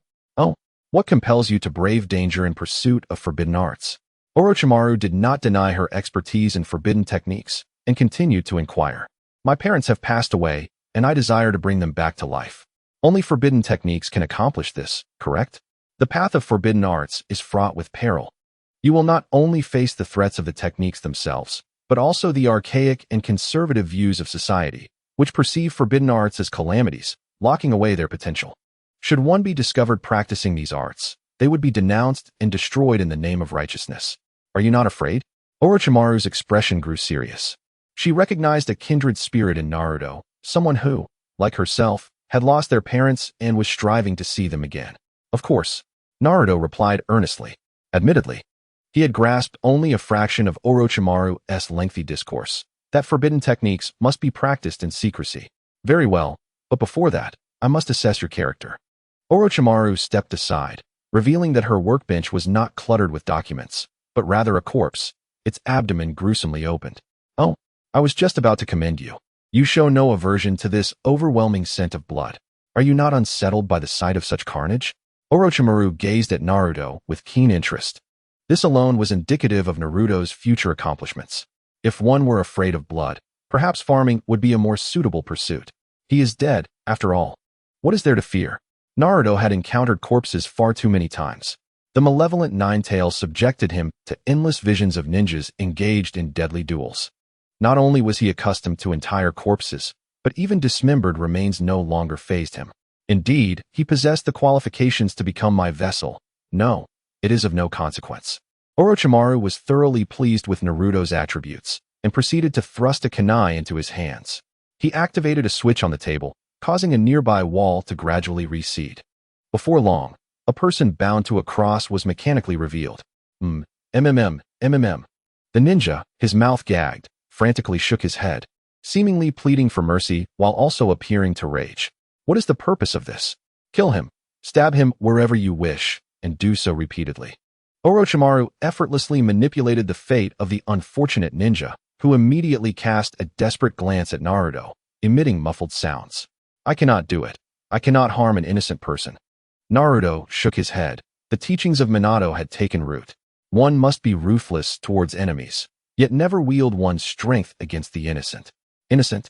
He is not a leaf ninja but a spy dispatched from the land of Earth, who murdered an innocent villager to assume his guise for intelligence gathering. Upon being discovered, he slaughtered an entire family of 4. Can such a person truly be deemed innocent? Even Orochimaru would not target ninjas from the leaf. A rabbit does not eat its own burrow's grass, let alone when the teacher is the 3rd Hokage. It is indeed the case. Naruto nodded, turning towards the entrance. "Are you simply going to walk away?" Orochimaru felt disappointed. How could one lacking such resolve become a vessel? However, the matter was not concluded. To Orochimaru's astonishment, Naruto moved a chair from beside the door and placed it in front of the spy, then gradually climbed atop it. "I cannot reach him." With a cheerful grin, Naruto raised the kunai and swiftly slashed, the sharp blade instantaneously cutting through the spy's neck, blood gushing forth like a spring, splattering Naruto's face. "Ah, my eyes!" Naruto cried out, covering his eyes and tumbling off the chair. "You have qualified." Observing the still screaming Naruto, Orochimaru felt a sense of helplessness, picking up a towel from the table to wipe the blood from Naruto's face.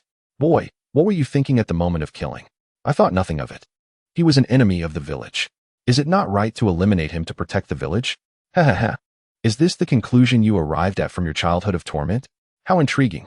Orochimaru noted the absence of confusion in Naruto's eyes and remarked joyfully, "What a perfectly suitable specimen has been delivered to me, Danzo." Within Naruto, the Ninetales perked up, grinning broadly before settling down again. "Commander, Ninetales, you have lost." Minato was utterly oblivious to the unfolding events, with only the Ninetales privy to Naruto's actions. Unless the Ninetales chose to reveal the scene, Minato remained in the dark, engrossed in a game of chess using chakra pieces crafted by the beast. The outcome was inevitable. You were the one destined to lose. The Ninetales lazily lifted its eyelids, casually manipulating the shape of its chakra, causing the pieces to shift positions until Minato found himself in checkmate. "Ah, you deceitful creature.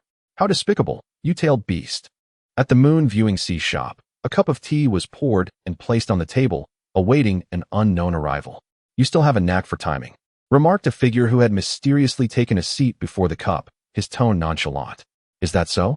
I am quite dissatisfied with your performance on the mission." Danzo did not partake in the tea, his voice icy, a palpable aura of menace enveloping Moon Viewing Sea. "I have been diligently executing my duties, overseeing the young Jinchuriki." He defended. "Do not attempt to feign ignorance. You must know that no one has ever returned alive. The opportunity one afforded you was merely to allow you to exhaust your potential, yet you are incapable of even this simple task." Danzo's ire was palpable. It was not that Moon Viewing Sea was overly kind to Naruto, but rather that he was insufficiently attentive. He needed to provide unwavering support to Naruto, becoming the pillar upon which the boy could depend. When the day came that this pillar betrayed him, it would transform into the perfect weapon solely for Danzo's use. What he observed daily was a continuous barrage of abuse directed at Naruto, devoid of any tenderness. Such a person, even if they were to betray him, would exhibit no emotional turmoil. "I understand," Moon Viewing Sea replied. "I do not wish to remind you a second time. Years ago, I painstakingly suppressed the truth of his lineage as the Fourth Hokage's son and spread rumors that he was the Ninetales itself, all to mold him into Konoha's weapon, devoid of emotions. However, your recent success in luring him to Orochimaru was commendable. Orochimaru is quite pleased and will provide us with numerous techniques.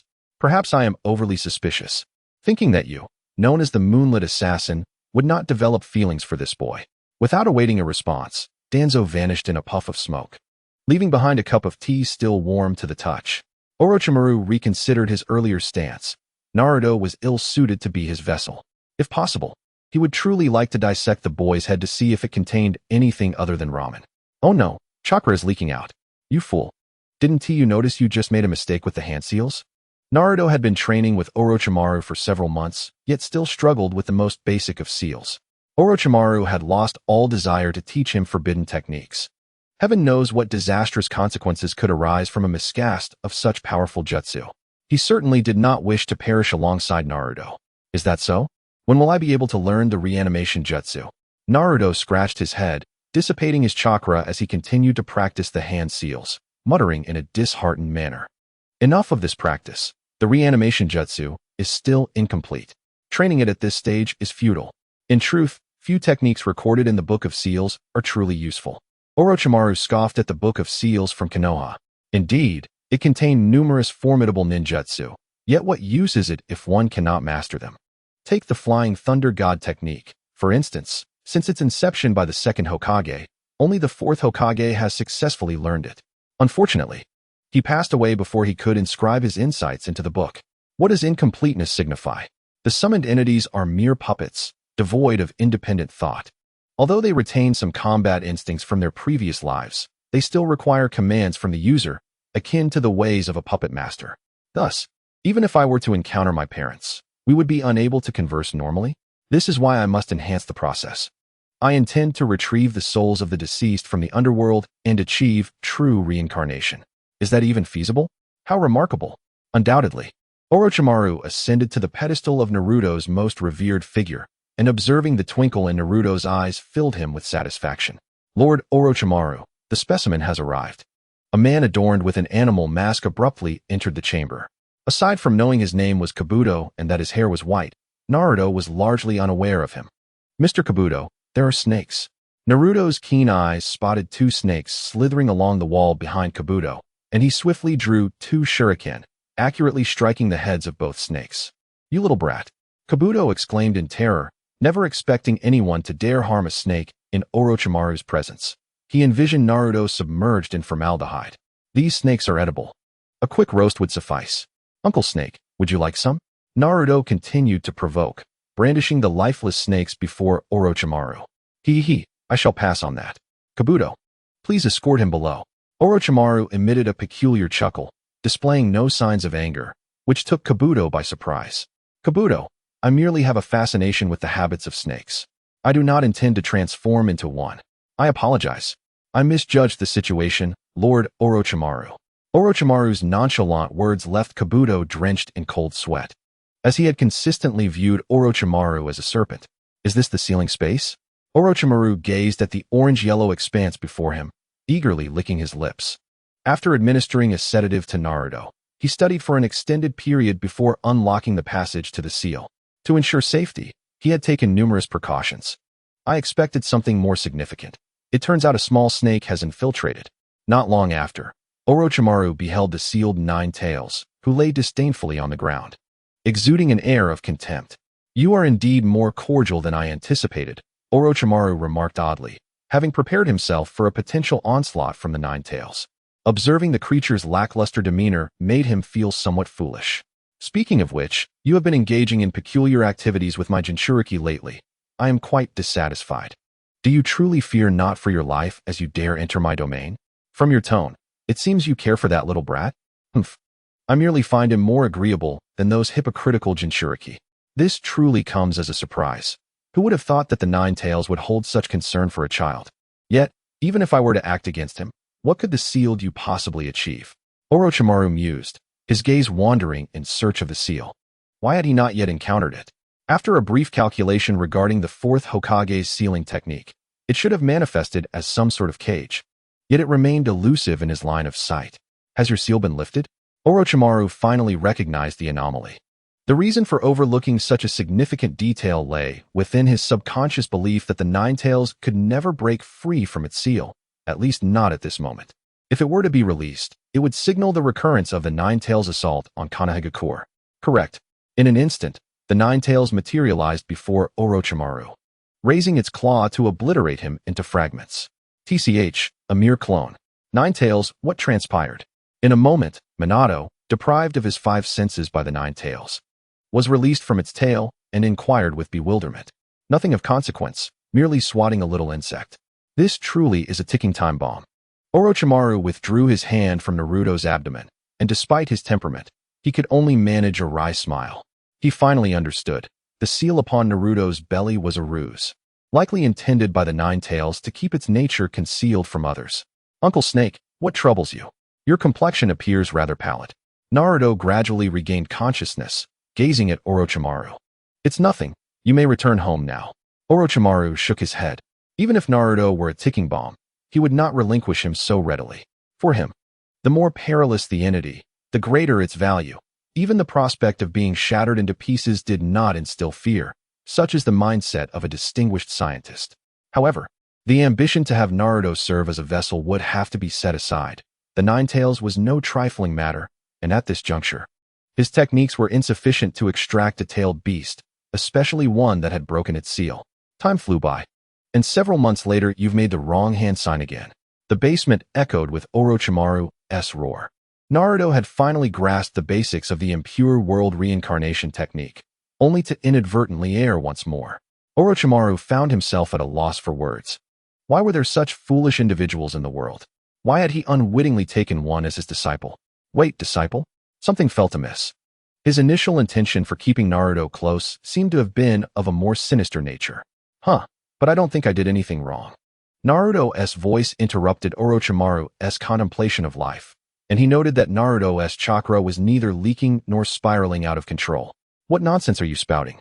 Such a thing, Orochimaru observed Naruto's chakra and replicated the hand signs, discovering that the flow of chakra was not only unimpeded, but had become even more fluid. Little brat, how did you accomplish this? No, it's nothing. Inspiration is a most vital element. Noting Naruto's perplexed expression, Orochimaru relinquished his inquiries, considering it a case of a blind cat stumbling upon a dead mouse. Uncle Snake, When will I be able to resurrect my parents? It is still too early. Your chakra is insufficient to wield such formidable ninjutsu.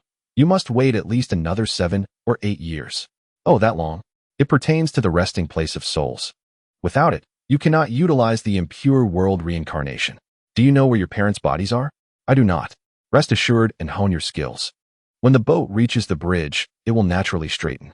I shall assist you in finding a solution. Orochimaru is certainly aware of Naruto's parentage, and he knows that the resurrection of his father is far from straightforward. His gaze shifted to the death mask resting upon the table. Thank you, Uncle Snake. It is truly a pleasure to know you. Until tomorrow then, Naruto said, flashing his signature goofy grin as he waved goodbye and departed the basement. Tomorrow indeed. Orochimaru mused with an unsettling smile. He was uncertain why he felt compelled to aid Naruto. Perhaps he saw a reflection of himself in the boy. Or perhaps he had grown accustomed to his silly laughter. In the months since their acquaintance, his life had gained a hint of flavor compared to the previously monotonous research, albeit not necessarily a pleasant one. Lord Orochimaru, this place has been discovered. Kabuto quietly emerged from the shadows, speaking softly. Then let us depart. It is time to leave Konoha. You, young one, have graduated from my tutelage. Yu Guanhai presented Naruto with a piece of paper detailing his income and debts. Oh, I've cleared my debts. This is wonderful. Naruto exclaimed joyfully as he lifted the bill, having finally settled his obligations after a year of hard work. Then we are even.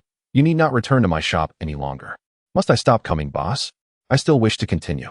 Naruto felt a pang of disappointment. He had grown accustomed to this lifestyle, particularly the satisfaction of earning his ramen through his own labor. If you wish to continue, you must undergo an assessment. I will be venturing out of the village tonight to gather herbs. If you have the courage, meet me at the village gate. Absolutely. I will be there. It will be my first time leaving the village. I wonder what awaits outside. At midnight, Naruto, with his backpack slung over his shoulder, arrived at the village gate. Eagerly gazing at the world beyond, Yu Guanhai was already waiting, and the two gatekeepers, having received orders, allowed Naruto to pass without hindrance. Boss, your outfit is quite impressive. Resembling a ninja, Naruto remarked upon noticing Yu Guanhai's change in attire. He donned a black short-sleeved combat uniform, the metallic elements glinting ominously and peculiarly in the moonlight. Indeed, it will be the last time I wear it. Do you not like it? More or less. The two conversed casually as they ventured deeper into the woods. The outskirts of Konoha were enveloped in dense forest, stretching to the borders of the land of fire. At this point, Naruto had completely lost his way, merely following Yu Guanhai. Suddenly, four figures donned in animal masks and cloaked in black emerged before them, each wielding a short sword upon their backs. Upon spotting Naruto, they swiftly drew their blades, assuming a stance to attack. Are we encountering thieves? Grandfather Third has grown too lax. Naruto exclaimed, startled. He had vaguely heard of bandits outside the village, but never imagined they would come so close, stirring concern for the village's safety. Young one, stay behind me. Yu Guanhai instructed, pulling Naruto back slightly as he positioned his formidable figure in front. As the moonlight bathed the surroundings, the atmosphere was far from what was anticipated. The captain's voice resonated with a chilling darkness, his gaze directed at Yu Guanhai, as if he wished to rend him asunder. There is nothing amiss. I am merely safeguarding my employees as a responsible employer, Yu Guanhai retorted.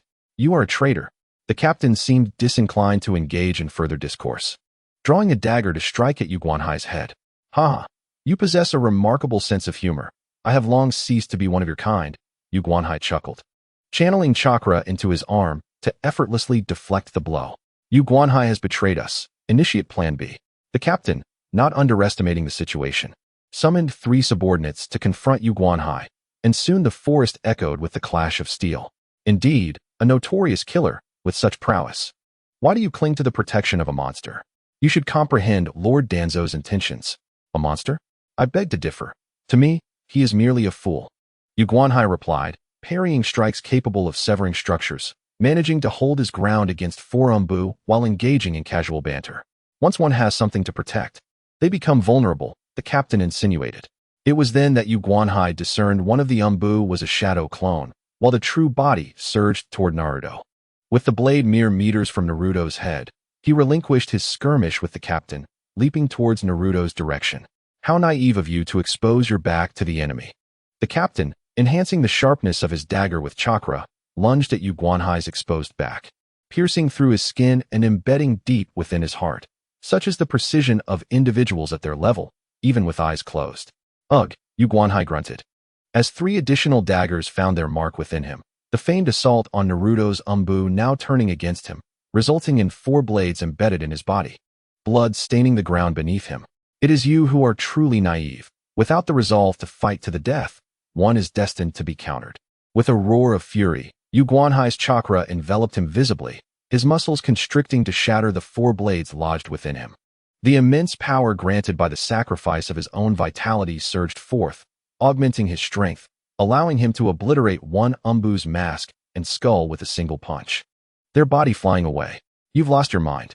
The captain realized he could not evade Yu Guanhai's incoming kick, which struck true to his abdomen, shattering his insides and causing him to crumple to the ground. The remaining 2 Umbu proved no match for Yu Guanhai, easily dispatched, and as the battle concluded, the moonlight illuminated the blood-soaked earth, casting Yu Guanhai's eyes, glowing crimson, into the visage of a merciless killer. Boss, are you alright? Let me take you back to the village, Naruto urged, attempting to assist Yu Guanhai, only to be forcefully pushed away. Leaning against a tree, Yu Guanhai, weary and battered, addressed Naruto. Do you comprehend what they intended? I do not know. I do not understand, Naruto replied, shaking his head, desperately trying to stem the blood flow. Yet the bandages he had brought proved futile. Initially, the plan was to bring you here and then join forces with them to attack you until you could no longer withstand the power of the Nine Tails. But why? What purpose does this serve? They wished for you to be betrayed by those closest to you, to lose all emotional ties, and to become a mere tool of Konoha. However, they failed to realize that my bond with you is not as intimate as they imagined. In fact, I have constantly bullied you. But do I truly deserve such treatment? It is not about worth. I am destined to perish here today, and so are they. Such is the nature of this world. Mizukagami sighed, acknowledging that even if he adhered to the plan, he would ultimately be slain by a frenzied Naruto.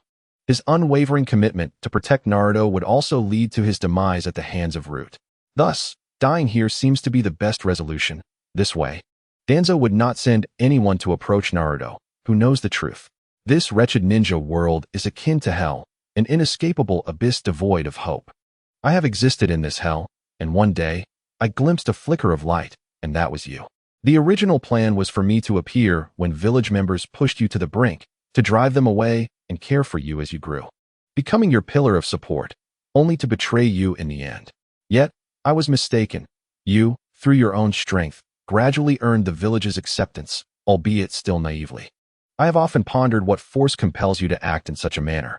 This world is rife with hatred, and children should possess a clearer sense of love and aversion. Yet, you harbor no animosity towards the village at all. You are like a flower blossoming in hell, utterly out of place and so naive.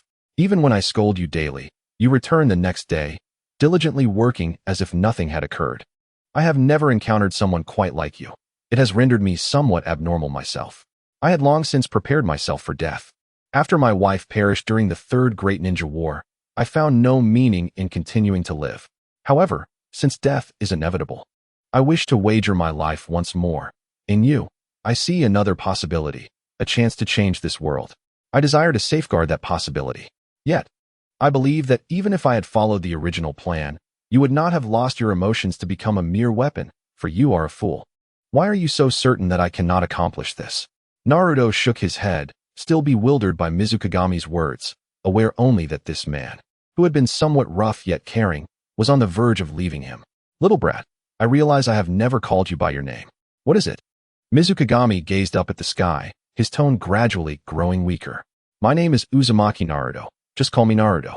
Naruto, what a lovely name. Remember, no matter what happens, always live with a smile. Your smile has the power to touch others deeply. With those final words, Mizukagami closed his eyes peacefully, devoid of hatred or resentment, departing quietly. Naruto did not weep. Instead, he followed the luminescent grains of light cast by the moon over the sea back to the village, hoping to seek out Orochimaru to see if there was still a chance for salvation. However, upon arriving at Orochimaru's underground laboratory, he discovered it was deserted, the equipment shattered, leaving behind a scene of utter chaos. Naruto, my research has been uncovered, and I had no choice but to leave Konoha. It is best to keep our relationship a secret. You have learned all that you needed to, so now, Let me witness how far you can grow on your own. I hope our next meeting does not require my resurrection through Edo Tensei, he chuckled ominously. The figure on the wall sensed Naruto's chakra, slowly materializing into a small black snake, which, after imparting a piece of information, dissipated into black smoke. The snake had also departed. 3 days had passed since the death of Tsukigawa, and no one knew the whereabouts of the shopkeeper. Naruto remained confined within his home, gazing blankly out the window, subsisting on instant noodles when hungry and sleeping when fatigued, thus enduring 3 days devoid of purpose. Naruto-kun, Naruto-kun. Suddenly, he felt a gentle shake on his shoulder, and upon turning, he beheld a pair of white eyes and a concerned little face. Hinata, what are you doing here? I haven't seen you in so long. I was worried about you. I came because you left the door unlocked. I'm so sorry. The shy girl bent forward, repeatedly apologizing for intruding into his room. Hinata, will you stay by my side? Naruto suddenly realized he still had Hinata and Sasuke with him, although it seemed as if everyone had departed. His circumstances were entirely different from a year ago. If my father agrees, I would like to stay with you, Naruto-kun, Hinata replied shyly, her face flushed. This felt akin to a proposal, her fingers inadvertently touching and then parting. Ah, Hinata, Hinata. Unable to contain himself any longer, Naruto embraced Hinata and wept bitterly, releasing the pent-up anguish of the past few days. I don't know what has happened, but I will be with you, Naruto-kun. You need not fear, Hinata reassured him gently, stroking his head in comfort, aware of his pain after her initial shyness had faded. So boring, Naruto sighed languidly, lying on the floor and observing the courtyard where Hinata and Neji were practicing gentle fist. Without the Byakugan, he could discern no value in their training. And he yawned again. Neji and I, why not take a break? Hinata glanced at Naruto and softly implored. Another break? Very well, Neji sighed, noticing the sweat glistening on Hinata's face. Unlike him, she was drenched in perspiration, and as her elder brother, he could not be overly strict, thus reluctantly conceding to her request. Hinata, have you taken a break? You're sweating profusely. Wipe your face. Would you like some fruit? Naruto immediately leaped into the courtyard, towel in hand, to assist Hinata in wiping the sweat from her brow. Such a scene, of course, stirred discontent among the unattached. Pray tell, how did you develop the audacity to intrude upon our home and act as if you belong? Neji's brow twitched in displeasure as he approached Naruto, unceremoniously taking a bite of the apple he had prepared for Hinata. Ah, that is not for you, spit it out. Silence. This is a token of my goodwill for allowing you entry into the house. As Neji savored the juicy apple, his mood lightened slightly, only to be soured once more by Naruto's increasingly familiar demeanor. This fellow had a knack for entering without proper decorum, always leaping in like a bamboo pole. Even Hayashi, as the head of the Hyuga clan, seemed indifferent, as if cursed. And Naruto-kun, I can manage, it's quite dirty. Hinata's small face flushed as she attempted to push Naruto's hand away, though her strength faltered. Is that so? I find Hinata's scent quite delightful, Naruto declared, leaning in to sniff near Hinata's neck. His innocent gesture, devoid of any malice, caused her to swoon. You idiot. Neji delivered a sharp kick to Naruto, sending him sprawling. What's the deal? You want to fight? Naruto grumbled as he rubbed his backside and stood up, undeterred, charging at Neji once more. Still want to continue? The victor brushed off the dust from his clothes, casting a disdainful glance at the fallen Naruto. I'll defeat you one day, Naruto vowed, aware that he was no match for Neji at present. Revenge is a dish best served cold. I shall bide my time. By the way, Hinata has never even landed a blow on you. You truly are the legendary genius, Naruto remarked, resting Hinata's unconscious head on his slender thigh while fanning her gently. Genius? Even if so, being born into the branch family affords me little pride, Neji replied, touching the bandage on his forehead that concealed his mark, his tone indifferent. What are you saying? Cheer up. You are a worthy opponent in my eyes. If you do not continue to grow stronger, defeating you will be meaningless. Naruto clapped Neji on the shoulder with vigor, flashing his signature smile. If smiles can be likened to sunlight, then perhaps Neji's heart warmed just a tad. Hayashi-san, are you heading out? Naruto observed a number of Hyuga clan members in battle attire emerging through the front door, with Hayashi at the forefront, and greeted him politely, though his initial address was promptly rebuffed. Hinata, what are you doing like this? Get up. Hayashi frowned at Hinata's state, raising his voice, only to be gently pushed aside by a beautiful woman. Don't mind him, Naruto-kun. While we are away, Hinata is in your care. The lovely woman, with long purple hair akin to Hinata's, always wore a warm smile, neither criticizing Naruto's status nor opposing his closeness to Hinata. Of course, Aunt Hinata. I will take good care of Hinata, Naruto declared, raising his fist to thump his chest, though he inadvertently struck too hard, nearly gasping for breath. What an entertaining child, she remarked with a soft chuckle. Hinata gazed at Naruto with increasingly gentle eyes, akin to a mother observing her own child. The reason was simple. After Naruto's arrival, the once timid and introverted Hinata gradually blossomed into a more cheerful individual, bringing immense joy to her as a mother. Aunt Hinata, will there be a little baby born? Naruto innocently inquired, pointing at Hinata's rounded belly without understanding the implications. Indeed, not long from now, Hinata will have a little brother or sister. That is why we are visiting the ancestral home to pay our respects, hoping for a healthy baby. With Naruto's heartfelt blessing, Hinata took the hand of Hayashi and departed, while most of the Hyuga clan members accompanied them to the ancestral shrine, leaving only a few behind. What is it with the eldest daughter of the Hyuga family sleeping on a man's lap? Murmured Hayashi from a distance. All right, sleep well, he concluded. As night fell, Naruto, clutching a blanket and pillow, arrived at Hinata's door. Upon opening it, he was met with a foot that cruelly connected with his face. What are you doing? Who allowed you to sleep here? Go to the guest room. Neji had anticipated that Naruto would take advantage of any opportunity to stay over, so he hid in ambush, prepared for the inevitable. TCH, just let me sleep, Naruto grumbled, rubbing his face. The idea of sleeping alongside Hinata was dashed, and he trudged back to the guest room in defeat. Hey, wake up, you little brat. Are you dead asleep? Little brat, free Ichiraku ramen. Really? Where? Naruto sat up instantly, drooling as he scanned the room, but found no free ramen. Kyubi, don't disturb my sleep. Shut up, you little brat. It's ridiculous that I had to say such a thing to rouse you from slumber. You're truly a fool. Fool or not, I'm yawning, he replied. If you sleep any longer, your little wife will be taken away. Hinata? Listen closely, and pay attention. I don't believe you Haven Tea sensed anything. The scent of blood. Something feels amiss. It was eerily quiet. No sound of water droplets from the pond, nor the footsteps of patrolling guards. A faint metallic scent wafted through the door, prompting Naruto to leap from his bed and rush towards Hinata's room. Return, Hinata. Niji's furious shout echoed, as Naruto dashed into the courtyard, where he found Neji confronting a burly man grasping the weeping Hinata. This scene ignited Naruto's fury, and without hesitation, he lunged at the man, only to be roughly kicked back. Shouting will do you no good. This place is enveloped in a soundproof barrier. My only objective is this little girl.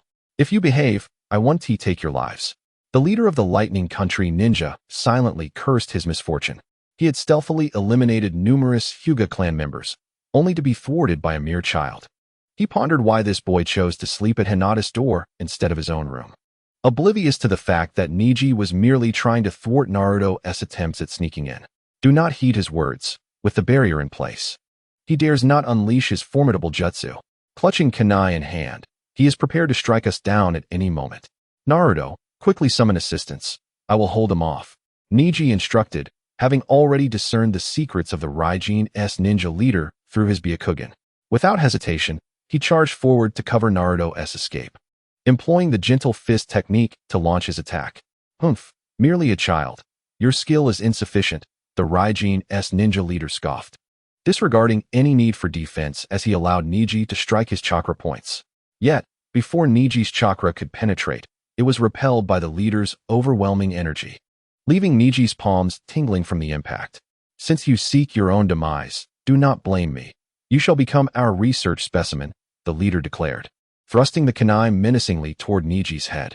Fortunately, Neji managed to evade the strike, though the sharp kunai grazed his bandages, sending them fluttering to the ground. Oh, a mere branch family member.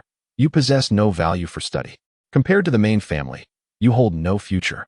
The leader sneered upon noticing the mark upon Neji's forehead, instantly losing interest. He understood the implications of the mark, even if taken back. Such a specimen would be useless. What of a caged bird? Neji, stung by the leader's taunts, lost his composure. As a child, he was struck at the core of his deepest anguish and, consumed by rage, charged at the Raijin's ninja leader. Child, losing your cool in battle could lead to your demise. The leader showed no mercy, piercing Niji's chest with the sharp kunai. With a flick of his wrist, he tossed Niji's lifeless body before Naruto, the warm blood splattering onto Naruto's face as the kunai protruded grotesquely from Niji's back. "Niji!" Naruto exclaimed, hastily cradling Niji, yet feeling his body grow increasingly cold. He attempted to remove the kunai, but found himself powerless. "Cough! Protect Hinata," Niji gasped, clutching Naruto's collar as he uttered his final words, his body growing limp. Niji. The scene before Naruto mirrored the moment when his mentor, Jiraiya, had perished. Niji was gone, never to be seen again, a fierce adversary who had become a friend, and now he had fallen, even before Naruto could defeat him. Consumed by fury, Naruto lost all reason, his body undergoing a transformation as crimson chakra surged forth, enveloping him in a fiery aura. His azure eyes shifted to a blood-red hue, resembling the gaze of a cold-blooded creature, with sharpened nails and fangs protruding from his mouth. His facial whiskers became more pronounced, and he roared like a beast unleashed from its cage. What is happening to this child? The Raijin's ninja leader sensed the overwhelming chakra, potent enough to rend him asunder. Before he could react, Naruto was upon him, raising his hand to deliver a devastating blow. "Ah, my hand!" The leader shrieked in agony. His right arm, which he raised in defense, reduced to mere flesh hanging by a thread, swaying in the air like a candle flickering in the wind. "Roar! Die!" Naruto had lost his sanity, as the monstrous fox's cloak extended three tails that pinned the limbs of the Thunder Country's ninja leader to the ground, pressing down on his body while his fist struck mercilessly at the man's head. In that moment of fury, Hinata's voice echoed in his mind. Suddenly, a violent upheaval shook the ground, splitting it open as Naruto's fist crashed beside the leader's head, sending shockwaves that rendered him unconscious. Struggling, he managed to utter Hinata's name, the fox cloak gradually retracting into his being. One last glance at Hinata, lying motionless on the ground, overwhelmed him with despair. Was it my rage that caused me to unconsciously unleash my power? How intriguing. Where am I? When Naruto awoke from his stupor, he was greeted by an unfamiliar ceiling and the sterile scent of disinfectant wafting through the air. Hinata, what has happened?" As he attempted to leap from the hospital bed, a wave of excruciating pain coursed through his body. Composed, he surveyed himself. He was no longer human, but rather a mummy, his entire body swathed in white bandages, save for his eyes, nose, and mouth. "Naruto-kun, thank goodness, you have finally awakened. You have been asleep for 3 days," Hinata exclaimed, gripping his hand tightly, tears of joy streaming down her cheeks and falling onto his hand, warmth radiating even through the bandages. "You're all right. This is wonderful, but Niji." A sigh of relief escaped Naruto as memories of that fateful night flooded back, of Niji lying lifeless before him. "Naruto-kun, please listen to me. I'm sorry for not saving Niji. Niji, your death was so tragic." "Enough noise. I'm not dead yet." A neighboring patient, disturbed by the commotion, angrily pulled back the curtain and hurled an apple at Naruto, striking him on the head. "Wait, you're alive? Is your mind solely fixated on my demise? Who told you that being pierced by a kunai means certain death?" Niji retorted, looking displeased. Fortunately, he had only sustained severe lung injuries and shock from blood loss, and under the diligent care of medical ninjas, he would soon recover. Whereas Naruto's burns were far more severe. But Naruto opened his mouth, but could find no words. He had assumed Niji was dead after witnessing him being pierced, drawing a hasty conclusion. "Naruto-kun, you were crying out for Niji and I when it happened. Your bond must be quite strong." Hinata chuckled softly, covering her mouth. "Who has a good relationship with this guy? Just so you know, I was only irritated by your death. It was my fight to defeat you, and dying beforehand would be of no advantage to me." "Humph." Niji ignored Naruto's stubbornness and turned away, pulling the covers up around him, leaving Naruto with his back. "Naruto-kun, could you recount what transpired?" "Neither father nor mother will tell me. You were terrifying, like a beast." "What did I do?" "I don't know. When I saw Niji dead, I became enraged. And the thought of you being taken only fueled my fury, but after that, everything is a blur." Ignoring Niji, I, Naruto, felt a sense of confusion as I grappled with these hazy memories. Was I going insane? Regardless, I was determined to protect Hinata. I had promised Aunt Hinata. As for Niji, he was merely an afterthought. Grasping Hinata's hand earnestly, I conveyed my feelings, which were reflected in the depths of my azure eyes, devoid of any jest. Under my gaze, Hinata could only blush and nod, unable to respond further. "Oh dear, what an endearing son-in-law," remarked Hinata's mother, Hinata Hinashi, as she entered the hospital room. Linking arms with her husband, Hayashi. "Aunt Hinata, you have returned," I exclaimed. "Yes, do share," she gently urged, nudging her husband forward to stand before me. "Naruto, thank you for safeguarding Hinata. Without your intervention, the consequences would have been dire." "I acknowledge you," Hayashi, typically stern and imposing, expressed his gratitude, albeit with discomfort stemming from the reality of entrusting his daughter. Acknowledgement, does that mean, father? I slowly began to grasp Hayashi's intent, my surprise spilling forth. "Hold on, I merely consider you a supplementary member of the Hyuga family," he clarified. "What? Is it really like that?" I protested. "However, prior to that, you must fulfill 3 conditions." "What conditions?" "I will comply," I eagerly responded. "First, become a genin. Second, achieve the rank of chunin. Third, ascend to jonin." Hayashi's demands were rather excessive. The number of jonin in Konoha, especially after the Ninetales incident, was scarce, perhaps fewer than 50. Achieving such a rank required not only strength but also wisdom and discernment, qualities that were paramount. Yet, I believed in my ability to meet these challenges. After all, I had bested an elite jonin from the Land of Lightning at the tender age of 5, a feat that would never be publicly acknowledged, as I had merely harnessed the power of the Ninetales. Thus, the credit was bestowed upon the Hyuga family by the third Hokage, leaving the fate of the comatose jonin a mystery. The audacity of invading another nation's territory to abduct individuals would surely demand a hefty price from the Land of Lightning to quell the situation. That sounds easy, incredibly simple. For I aspire to become Hokage. You shall wait to be my esteemed father, I declared confidently, without a moment's hesitation. A young man with ambition is commendable, Hayashi observed, his gaze resting on me, the sunlight illuminating my golden locks, reminiscent of the fourth Hokage, a hero who had sacrificed himself for the protection of Konoha. "Hinata, how wonderful!" Hinata Hinashi exclaimed, embracing her daughter and nuzzling her cheek, sensing that her daughter was increasingly enamored with me. "What are you saying, mother?" "I'm not at all pleased." Hinata pouted, diving into her mother's embrace to conceal her bashful, flushed face. "Ah, are you all leaving now?" With tears brimming in his eyes, Naruto clutched Hinata tightly. Knowing that Niji would be discharged from the hospital today, the thought of not having her by his side every day weighed heavily on his tender heart. "I could have been discharged long ago. I'm just here for a few more days of observation. Farewell, hospital mummy," he exclaimed. Once I recover, I will certainly give you a good thrashing. Hinata, I will come to see you tomorrow. Take care and rest well," she replied, though she felt a tinge of reluctance. It wasn't to the extent of needing to be inseparable. They were merely 2 young souls yet to fully understand love. "Oh, then goodbye," Hinata whispered. Reluctantly, Naruto released Hinata, not wanting to be alone in the sterile hospital environment, where the scent of antiseptic was rather daunting. "How dreadfully boring," he lamented. After a tedious afternoon, he was nearly driven to madness, counting the patterns on the ceiling repeatedly. Just as he contemplated sneaking out of the hospital, the door suddenly swung open, revealing 2 familiar figures, Sasuke and Itachi.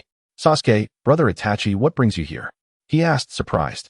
"I heard you were injured and wanted to check on you." "It looks quite serious," Itachi observed with a gentle smile, placing a rice dumpling beside Naruto and carefully elevating the upper part of his bed. "Yes, they mentioned something about chakra burns. I'm not entirely sure, but I feel much better now." "You look like a mummy," Sasuke quipped. "I detest being called a mummy," Naruto retorted. "What's it to you?" Sasuke shot back, their banter a familiar dance of rivalry. "Actually, it took me several days to bring this," Sasuke admitted. "I don't have that much free time either." "Brother, oh dear, are you worried about me?" "Rest assured, I want to die before you do." "Are you wishing for my early demise?" Sasuke's expression darkened, as if the thought displeased him, prompting Itachi to glance over, surprised by Naruto's harsh words. "Because we are the best of friends, and the best of friends never abandon each other," Naruto said with a goofy grin, his sunshine-like smile washing away Sasuke's grievances. "You. Humph. Ha ha ha. Truly, you are Naruto. I am genuinely happy for Sasuke to have a friend like you," Itachi remarked, his heart warmed slightly from Naruto's infectious joy, even amidst the shadow of their grim duties. "Shall we play a game of old maid? But brother, no cheating with your Sharingan. Now that truly presents a challenge," Itachi replied. The trio played like children until 8 in the evening, when Itachi suggested it was time to head home. "Must we leave?" "Just a little longer." Sasuke pleaded, his demeanor akin to a distressed animal. Just a bit longer, brother, Naruto added. Facing the earnest pleas of the two, Itachi nearly relented but swiftly regained his composure, gently tapping their foreheads. Forgive me, Sasuke, Naruto, but I have a mission tonight. With that, Itachi departed, whisking away the discontented Sasuke, leaving Naruto to succumb once more to boredom, ultimately closing his eyes to drift off to sleep. Tick-tock, tick-tock. The sound of droplets falling resonates melodiously within this confined space. Naruto wades through the water, which rises to his knees, approaching the Kyuubi and Minato. What troubles you, Naruto? Minato sensed a change in Naruto. Something within him had transformed. Dad, I wish to grow stronger. Naruto raised his head, his azure eyes now devoid of innocence, replaced by a keen determination. This marked the first time he had ventured into the realm of the Kyuubi by his own strength. Becoming stronger is a daunting endeavor. Are you prepared for it? Absolutely. After enduring numerous trials, Naruto felt his own inadequacy keenly. If only he were stronger, Neji wouldn't have sustained such grievous injuries. And Hinata wouldn't have nearly been abducted. To protect what is dear, mere words are utterly insufficient. Months passed after Naruto declared his desire for strength, and his path to improvement progressed steadily under Minato's direct guidance, though the results were less than satisfactory. No, that's not right. I've told you that spatial sealing must be as instinctive as your own limbs. It should become an integral part of you. In battle, there is no time for hand seals. You must inscribe the seal the moment you make contact with your opponent. The Kyuubi perked its ears, growing impatient as it observed the father-son duo engaged in training, with Minato's reprimands echoing incessantly. Naruto, without protest, diligently practiced the Flying Thunder God technique as instructed by Minato. Hand seals are a means to guide the flow of chakra, and while they can accelerate chakra movement, one can indeed perform techniques without seals once they attain a certain level of proficiency. However, such individuals are exceedingly rare. The extraordinary technique of the Flying Thunder God, executed without seals, is a feat beyond the capabilities of ordinary humans. Minato's talent can only be described as genius. Yet, Naruto did not inherit Minato's remarkable gifts. Though reluctant to accept it, Minato was beginning to suspect that Naruto was rather dull-witted. He had struggled for a long time just to master the hand seals. And as Minato pondered this, Naruto once again fumbled the seals. At this rate, he would be hard-pressed to even perform the shadow clone technique, let alone the Flying Thunder God. Perhaps the Rasengan was more suited to him. Naruto, focus. Minato lost his composure, raising his voice. Startled, Naruto turned to meet his father's furious gaze, nodded, and continued to practice. What are you doing, Kyuubi? Before Minato could react, the tail connected to him flung him against the wall, reshaping itself to envelop him like a spider's web. Kyuubi, what's the matter? Nothing. Your father is just a bit fatigued. I suggested you take a break from training. Let us have a chat instead. The Kyuubi, unsure of its own motives, concocted a plausible excuse. Too much noise was disrupting its sleep. A chat? About what? Just casual conversation. Listen, Aunt Hinata has given birth to a healthy baby named Hanabi. She's a darling little girl. Naruto reflected for a moment, sharing snippets of his recent experiences, while the Kyuubi closed its eyes, listening to Naruto's clumsy attempts at expression. By the way, Kyuubi, there's something I've been meaning to ask you. The chamber is sealed, devoid of any lavatory. As for the water, do not fret, I shall not mock you. The tailed beast has no need for such facilities. It took Kurama a considerable amount of time to comprehend Naruto's meaning, and with a roar of indignation, he expelled him from this space. This marked the first occasion in a long time that Naruto had gained a verbal advantage over Kurama. Well then, the brat has departed. After Naruto's exit, Kurama yawned lazily, reclining on the ground and releasing Minato, his tail coiling around him and lifting him onto his back. Kurama, why did you interrupt me? Do you not think you were too harsh on that child? Impossible. I merely trained him according to the system's methods. Have you not realized? Lower your gaze and behold. Minato looked down at the reflection in the water beneath his feet. One of his azure eyes, once akin to Naruto's, had transformed into a linear pupil of the nine tails, emanating an eerie crimson glow. You are overly eager for the brat to grow strong, leading to a shift in your mindset. No, that is not the case. I act for Naruto's benefit. This is your chakra. Minato covered his crimson-tinged right eye with his palm, shaking his head in anguish, reluctant to admit the truth. Humans are notorious for shirking responsibility, and it seems you are no exception. Do you wish for that child to master every jutsu he witnesses? To soar through the skies using your flying thunder god technique at the tender age of 5, vanquishing all adversaries? To become the second Konoha's golden flash? I never claimed such. Regardless of your thoughts, that child is merely 5 years old. Do you truly believe he can grasp such complex techniques? It is utterly ludicrous. We have too many enemies. Minato sank weakly to the ground, acutely aware of his grave mistakes. Even as the fourth Hokage, he was just an ordinary father with excessively high expectations for his child, coupled with the fear that the masked man might appear at any moment. Thus, he had trained Naruto with undue severity, inadvertently causing him harm. Thank you, Kurama. Without you, I fear that child would come to resent me. Minato, worthy of inheriting the Hokage title, closed his eyes, and upon reopening them, the ominous red eye had vanished, replaced by a gentle blue. While I am here, that child will not easily meet his demise. Are you willing to assist him? Do not misconstrue my words. I am determined to eliminate the enemy you mentioned. Kurama bared his sharp fangs, never to forget that fateful night when an ominous Sharingan controlled his body. That humiliation would be repaid tenfold. Hinata, where are you headed? Naruto awoke after being expelled from Kurama's consciousness, and, upon exiting the room, fortuitously encountered Hinata on her journey, who he decided to accompany. Ever since the abduction incident, he had gained residency rights in the Hyuga household, making it possible for him to stay whenever he wished. As for his aspiration of marrying into the family and living off their kindness, he had accomplished more than half of that dream. I'm going to see my mother and Hanabi. Oh, then let us go together. Naruto-kun, is that a toy you have in your hand? Hinata inquired curiously, gazing at the small balloon Naruto had seemingly acquired.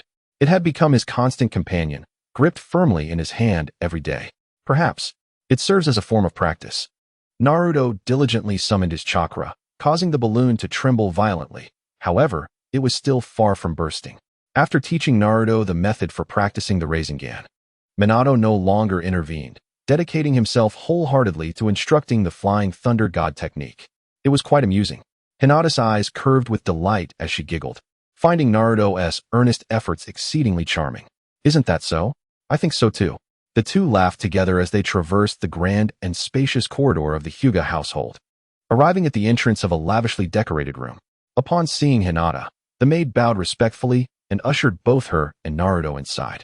Hinata, Naruto, you've come, greeted Hyuga Hanabi, lying pale in bed, her body exceptionally weak after childbirth, but she managed a faint smile upon seeing Hinata. I've come to see Hanabi. She is just as adorable no matter how many times I look. Hinata and Naruto leaned over the crib, gazing at the tiny child swaddled within. Her delicate, snow-white skin seemed fragile enough to break, and her slightly translucent lips revealed visible veins. The little one appeared blissfully unaware of being watched, soundly asleep. What if she grows up to be cuter than Hinata? What would Naruto do then? Wouldn't you want to consider a different marriage arrangement? Hanabi teased, playfully glancing at Naruto.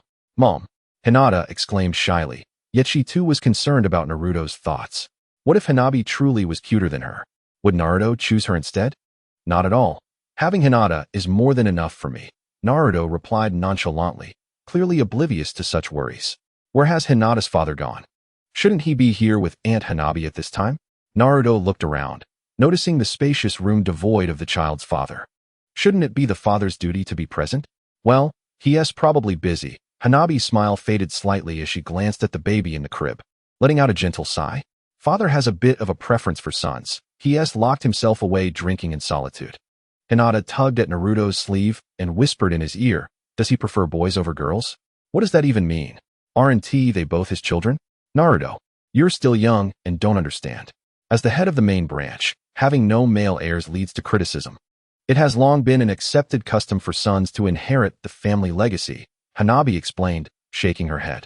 She was aware of Hayashi's anger but was uncertain whom to direct it towards, resorting instead to drinking as an outlet. Is that why he isn't here with Aunt Hanabi? I cannot accept this. Naruto, where are you going? Ignoring Hinata's call, Naruto dashed out of the room, navigating through numerous obstacles until he reached the study of the Hyuga family.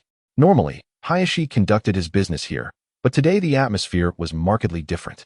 The scent of books was overwhelmed by the strong aroma of alcohol, as Hayashi downed drink after drink.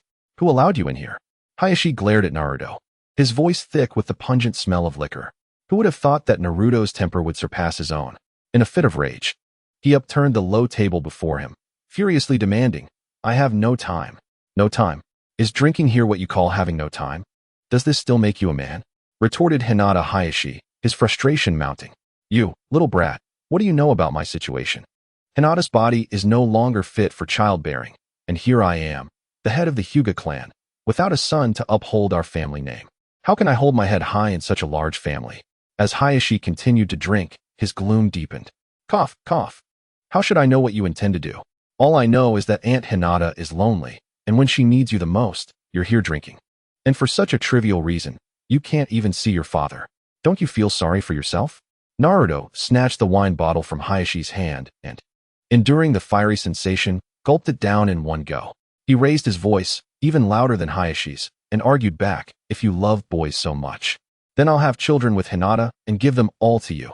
You're scum, a disgrace, a regressing amoeba.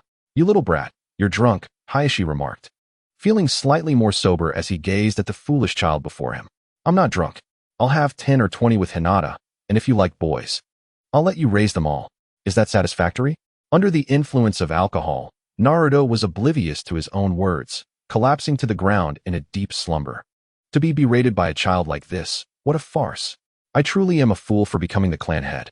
Observing the unconscious Naruto, Hayashi felt any lingering effects of intoxication dissipate as he casually used chakra to nullify the effects of the alcohol. As the clan head, none dared to criticize him. Even Niji could only hint at his discontent. It was the first time he had been openly scolded. What a good child. So passionate about others' affairs, albeit foolishly. Yet, he is a type of fool that's hard to dislike. Afterward, Hinata took quite some time to inquire about the sudden change in her husband's demeanor. Upon hearing Hayashi's discontent with the situation, she found herself increasingly fond of Naruto, her prospective son-in-law. Heat. Scorching heat. It felt as though he were placed upon a grill. The searing flames enveloping Naruto's body, waking him from his slumber drenched in sweat. He examined himself, discovering that the source of the heat emanated from the sealing technique upon his abdomen. Taking a deep breath, he closed his eyes and entered his consciousness space. Kurama. What is happening? As he entered the inner realm, Naruto was met with a wave of intense heat. The water beneath him began to bubble from the rising steam. Kurama's fur bristled, his tail thrashing like a whip, while Minato desperately attempted to calm him, but to no avail. "I can feel it, the ominous chakra. The power of that cursed clan." Kurama gritted his teeth, struggling against his inner beast, as that familiar power surged forth. Countless Sharingan awakened, their chaotic chakra saturating the air, inciting Kurama's inexplicable fury. "What are you talking about, you brat? Get up now and go to the Uchiha clan. Is Sasuke in danger?" Naruto obediently leaped out of the window, swiftly traversing several streets until he arrived at the residence of the Uchiha clan. Oddly enough, it was eerily quiet. As he gazed at the imposing gates of the Uchiha household, known as the foremost clan of Konoha, he expected to find sentinels dutifully guarding the entrance at such a late hour. Yet, the area was devoid of any watchman. With a sense of unease, Naruto pushed open the grand door adorned with a fan motif. What on earth is happening? Naruto was taken aback by the scene before him. The typically pristine Uchiha household was now littered with broken bricks and shattered weapons, remnants of a fierce battle. Scattered across the ground were lifeless bodies, their eyes wide open and stained crimson, seemingly recounting the heinous acts of their murderer. Damn it, Sasuke. This was Naruto's first encounter with such a hellish sight. After regaining his composure, he hurriedly sprinted towards Sasuke's home. Sasuke's residence appeared intact, devoid of any signs of conflict, which momentarily relieved Naruto. After calling out Sasuke's name several times without receiving a response, he climbed through a window into the courtyard. Trying to calm his racing heart, he pushed open the sliding paper door to the living room. "Sasuke, are you all right?" "Thank goodness." Naruto's gaze immediately fell upon Sasuke, slumped in the corner, his Sharingan eyes glowing red. Clearly, he had awakened his bloodline limit. However, before Naruto could celebrate, his eyes fell upon two lifeless bodies on the floor, plunging his spirits into despair. What on earth has happened? After checking, he confirmed that Sasuke's parents were both unresponsive. Despite calling out to Sasuke, there was no reaction. Recognizing the danger of lingering, Naruto quickly hoisted Sasuke's limp form onto his shoulder and made his way out. "Is anyone there? Please help." Naruto shouted as he traversed the desolate streets, but his cries echoed back to him in silence. Stop shouting. No one will hear you. A chilling voice interrupted. And Naruto looked up, startled to find Itachi perched atop a utility pole, gazing down at him with an emotionless Sharingan that pierced into his very soul, rendering his legs immobile. Itachi, where have you been? The Uchiha clan, Uncle Fugaku, and Aunt Mikoto, they're all dead, Naruto exclaimed. I know. For it was I who caused their demise. Itachi's cold interruption cut through Naruto's words. He glanced at Sasuke slumped over Naruto's shoulder, and the last flicker of warmth in his gaze vanished, replaced by an icy demeanor. Surely, you jest. This is far from amusing. Naruto's expression froze, shaking his head vehemently in denial of Itachi's words. What you perceive is merely an illusion. My actions were intended to test the mettle of the Uchiha clan. As you can see, they offered no resistance and were easily slaughtered. The strength of the Uchiha clan is utterly insignificant. Itachi leaped down from the utility pole, landing gracefully before Naruto, his voice devoid of warmth. A flicker of life returned to Sasuke's eyes as he charged towards Itachi. But his small frame was effortlessly lifted by the neck with a single hand, never even grazing Itachi's garments. Oh, my foolish brother, loathe me. It is only through hatred that one can attain strength. Cease. Witnessing his dearest friend under threat, Naruto, consumed by rage, wrested the helpless Sasuke from Itachi's grasp and shielded him behind himself. The power of the Nine Tails, you say? Naruto, your resentment is insufficient, hence your strength remains feeble.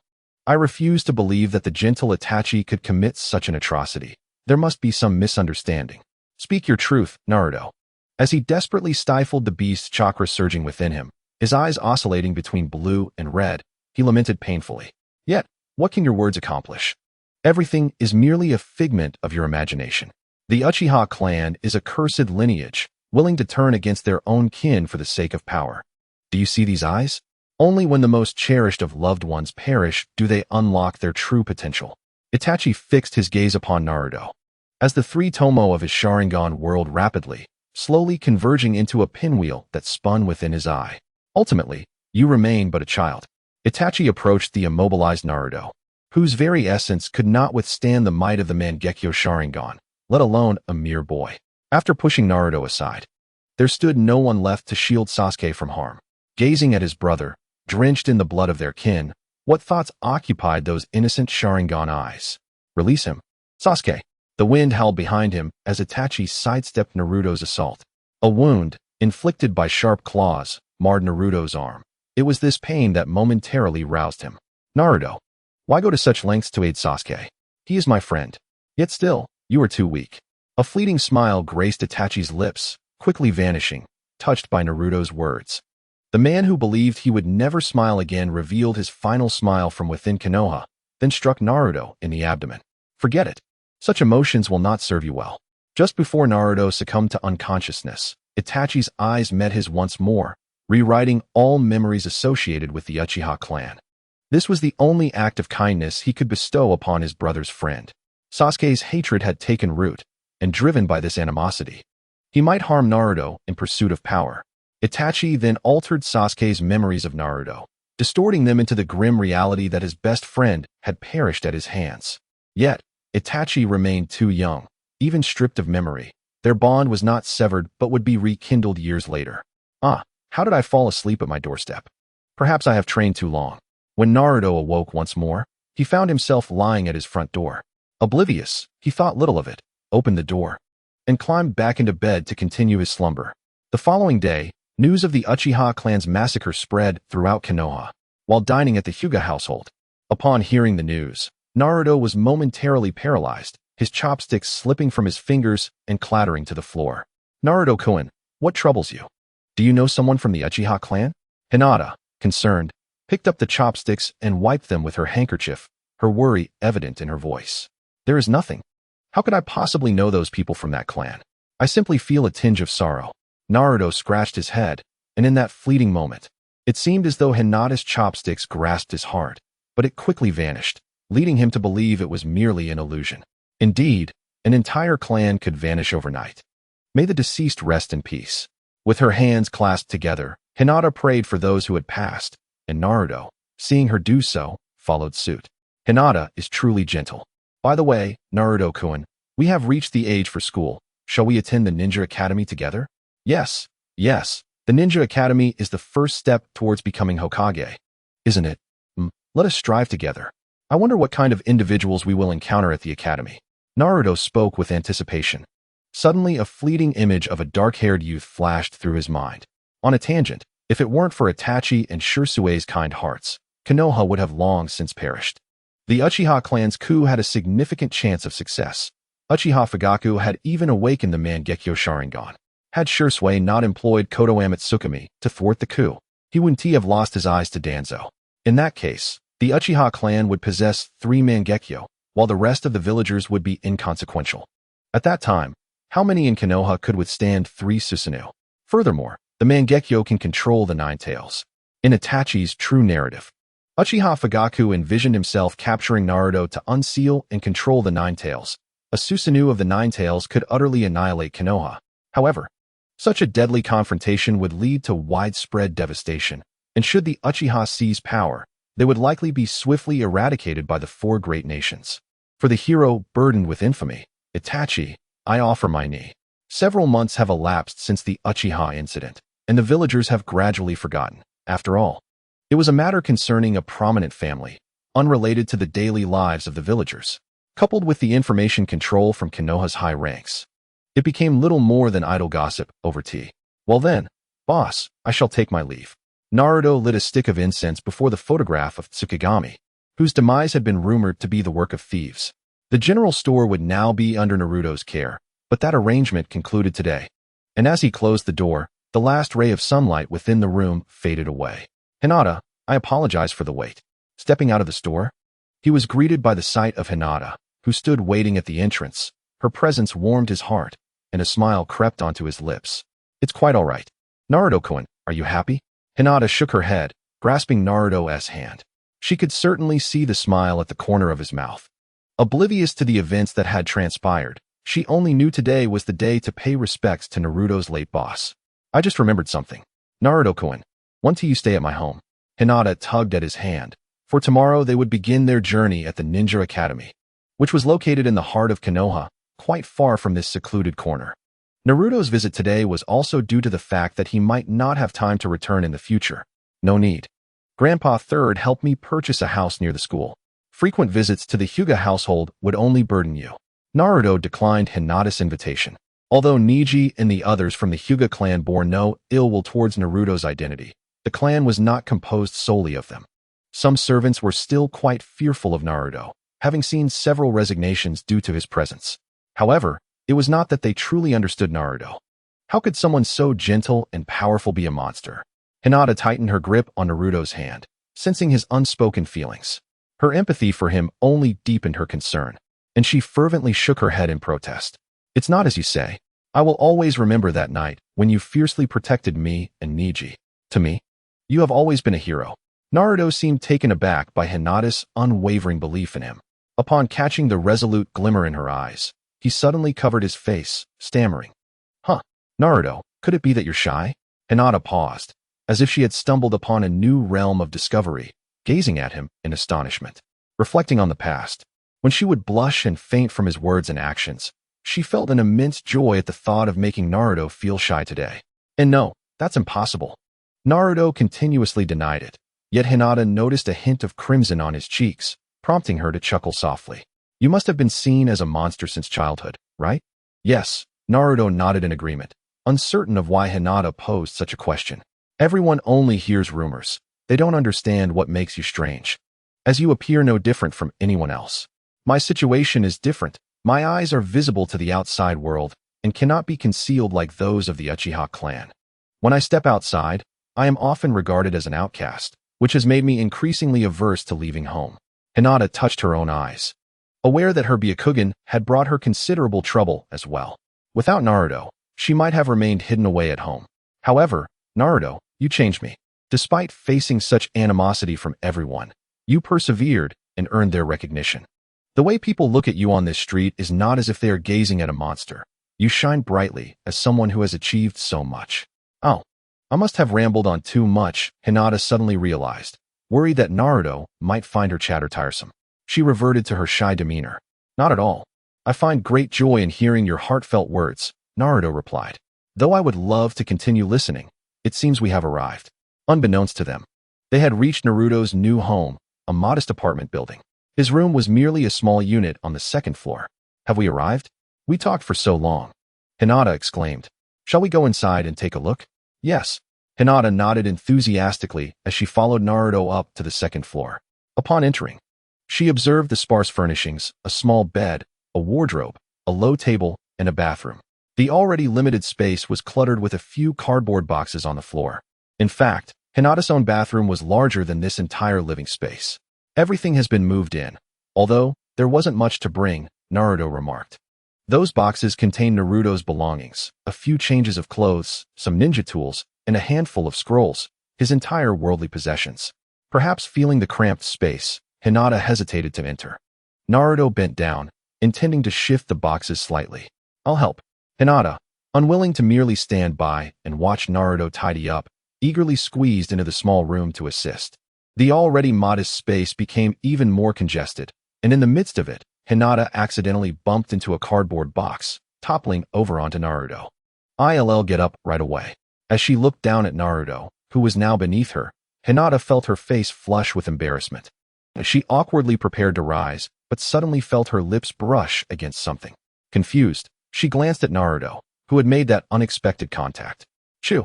This time, the sound was louder and more direct as Naruto's lips gently met Hinata's, then parted. Naruto-kun, what are you doing? Hinata's eyes, now resembling the shape of incense coils, brimmed with shyness, her forehead emitting steam as she struggled to comprehend the situation. It's just a kiss. I've seen couples do it on the streets sometimes. But it doesn't feel like much, Naruto remarked, curiously touching his lips, noting how soft Hinata's felt, akin to jelly, without any further contemplation. Irika Yumino, who had often envisioned encounters with Naruto, knew the child had endured much scorn since his youth, likely harboring a heart full of turmoil. His intention was to care for Naruto like a brother, to warm his tender spirit. This shared understanding spurred him to hasten to Naruto's residence. However, what was this? Irika, hiding at the entrance, cradled his head in bewilderment. He had erred by entering without knocking, initially only wishing to check if Naruto was home. But what did he witness? A young girl sprawled atop Naruto, who was, at that moment, kissing her. Ah, I must have opened the door incorrectly. Naruto must be crying in the corner, for sure. Irika took a deep breath and opened the door again, only to see Naruto lifting his head to plant another kiss on the girl's lips. Naruto, what are you doing? Hey, who are you? Hinata's sense of shame reached its pinnacle upon seeing a stranger, and she swiftly pushed past Irika, fleeing from Naruto's home. Naruto, I misjudged you. Just because you've been bullied since childhood doesn't justify such behavior. How old are you? You'll grow up to be a scoundrel who deceives girls.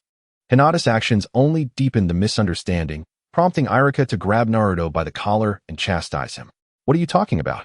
Naruto, though hearing the words in the language of the land of fire, was utterly perplexed, gazing at Irika in confusion. In any case, you must sincerely apologize to that girl later. Oh, allow me to introduce myself. I am Irika Yumino, and starting tomorrow, I will be your teacher.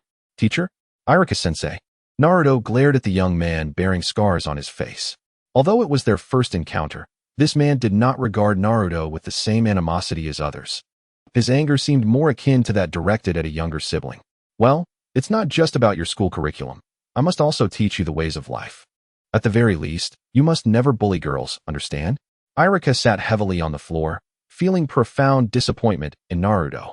Yet, upon reflection, he considered Naruto's orphan status, without parents to guide him in discerning right from wrong, and a wave of sympathy washed over him, softening his stern demeanor as he spoke earnestly. Oh, what does it mean to bully a girl? It's precisely what you just did.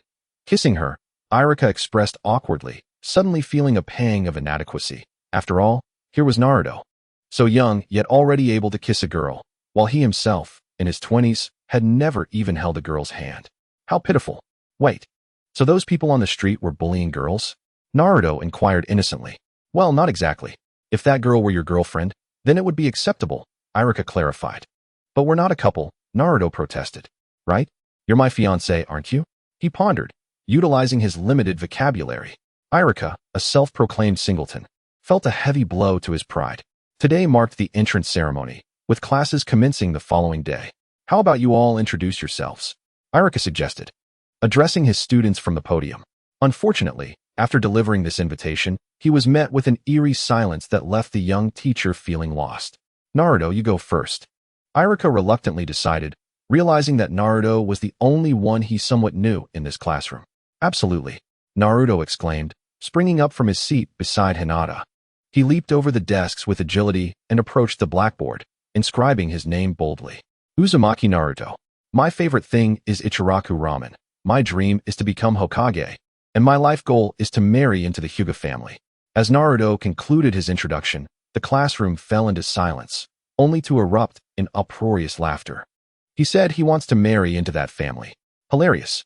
Becoming Hokage and marrying into the Hyuga family are utterly unrelated. What a fool. The students were unabashed in their mockery. Yet Naruto remained undeterred, maintaining a natural smile. Naruto-kun, please come down. Hinata called out, her cheeks flushed as several girls began to glance in her direction. Next, Iruka, with a frown, ushered Naruto back to his seat, but thankfully, this lightened the atmosphere in the classroom, allowing other students to begin their introductions. Nara Shikamaru, don't bother me with trivial matters, and certainly not with significant ones. My dream is to live each day in tranquility. Akimichi Choji, my favorite is barbecue from Konoha. My dream is to be submerged in a sea of barbecue, and I'm not fat, just more robust. Inazuka Kiba, my favorite is Akamaru, and I despise felines. I will also strive to become Hokage, Uzumaki Naruto. Bring it on. Yanaka Shino harbors a fondness for insects. Should anyone be interested in insect rearing, feel free to consult me. Yamanaka Ino has an affinity for flowers. Those who inadvertently provoke me should be wary of their well-being. Haruno Sakura enjoys sweets, casting a glance at a certain boy clad in blue, and holds no particular aversions. She aspires to become a strong woman in the future. Hyuga Hinata, glancing at Naruto, dreams of standing beside the Hokage as a worthy individual. Uchiha Sasuke, after completing his self-introduction, drew the attention of his classmates, who scrutinized him with less than friendly gazes. As the sole survivor of his clan's massacre, Sasuke has always been the subject of intrigue. Now, having entered the ninja academy, he finally allows others a closer look at this scion of a great family. Well, since everyone has finished their self-introductions, please take your textbooks and head home early. Remember to come to class tomorrow, Iruka announced, aware of some of Sasuke's background and wishing to alleviate the tension. But he received an urgent communication and hurried out of the classroom. Sasuke, have we met before? Naruto inquired, turning towards him before Sasuke could return to his seat.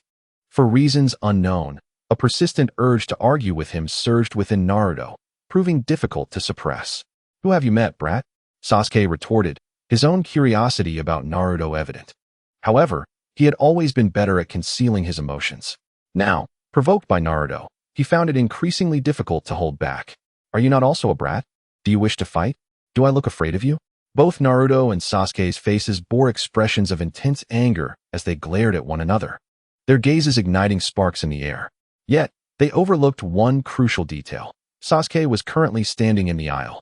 Class dismissed. What shall we have for dinner today? Choji's rotund form rose from his seat, his gaze fixated on the chips in his hand as he failed to notice the space beside him, colliding into Sasuke's back. Oh, my apologies. Choji belatedly recognized his transgression as he bumped into the boy named Sasuke, causing him to stumble toward Naruto's seat. Ugh, the world fell silent. Hinata, who had been advising Naruto not to be angry, fell quiet. Sakura, alongside Ino, who was busy analyzing handsome boys, also hushed. Shikamaru, stifling a yawn halfway through, held it back with great effort. All eyes shifted to the unexpected contact between Naruto and Sasuke. Ah!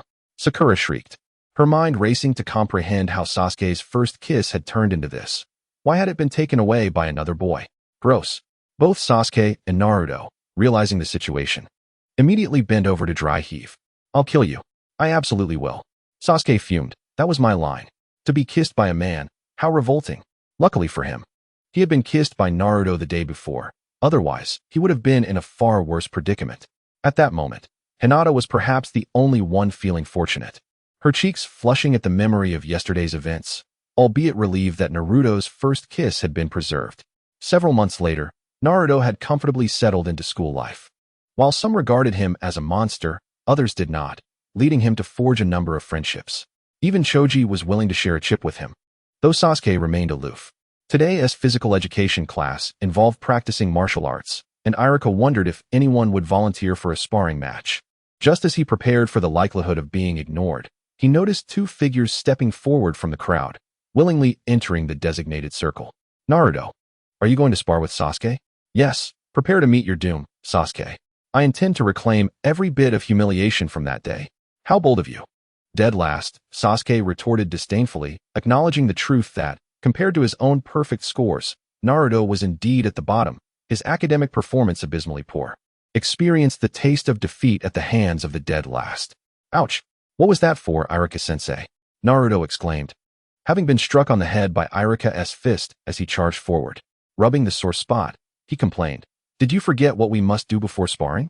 Hi, please guide me, he said reluctantly, stepping before Sasuke and extending two fingers, forming a friendly sign as their fingers interlocked. Begin. With Irika's command, Naruto lunged at Sasuke. Just as he raised his fist, he found Sasuke already in front of him, who seized Naruto's collar and tripped him with a kick to his heel. Naruto lost his balance and fell, his eyes widening at the sight of Sasuke's fist looming larger. To defeat you, I need not even employ martial arts.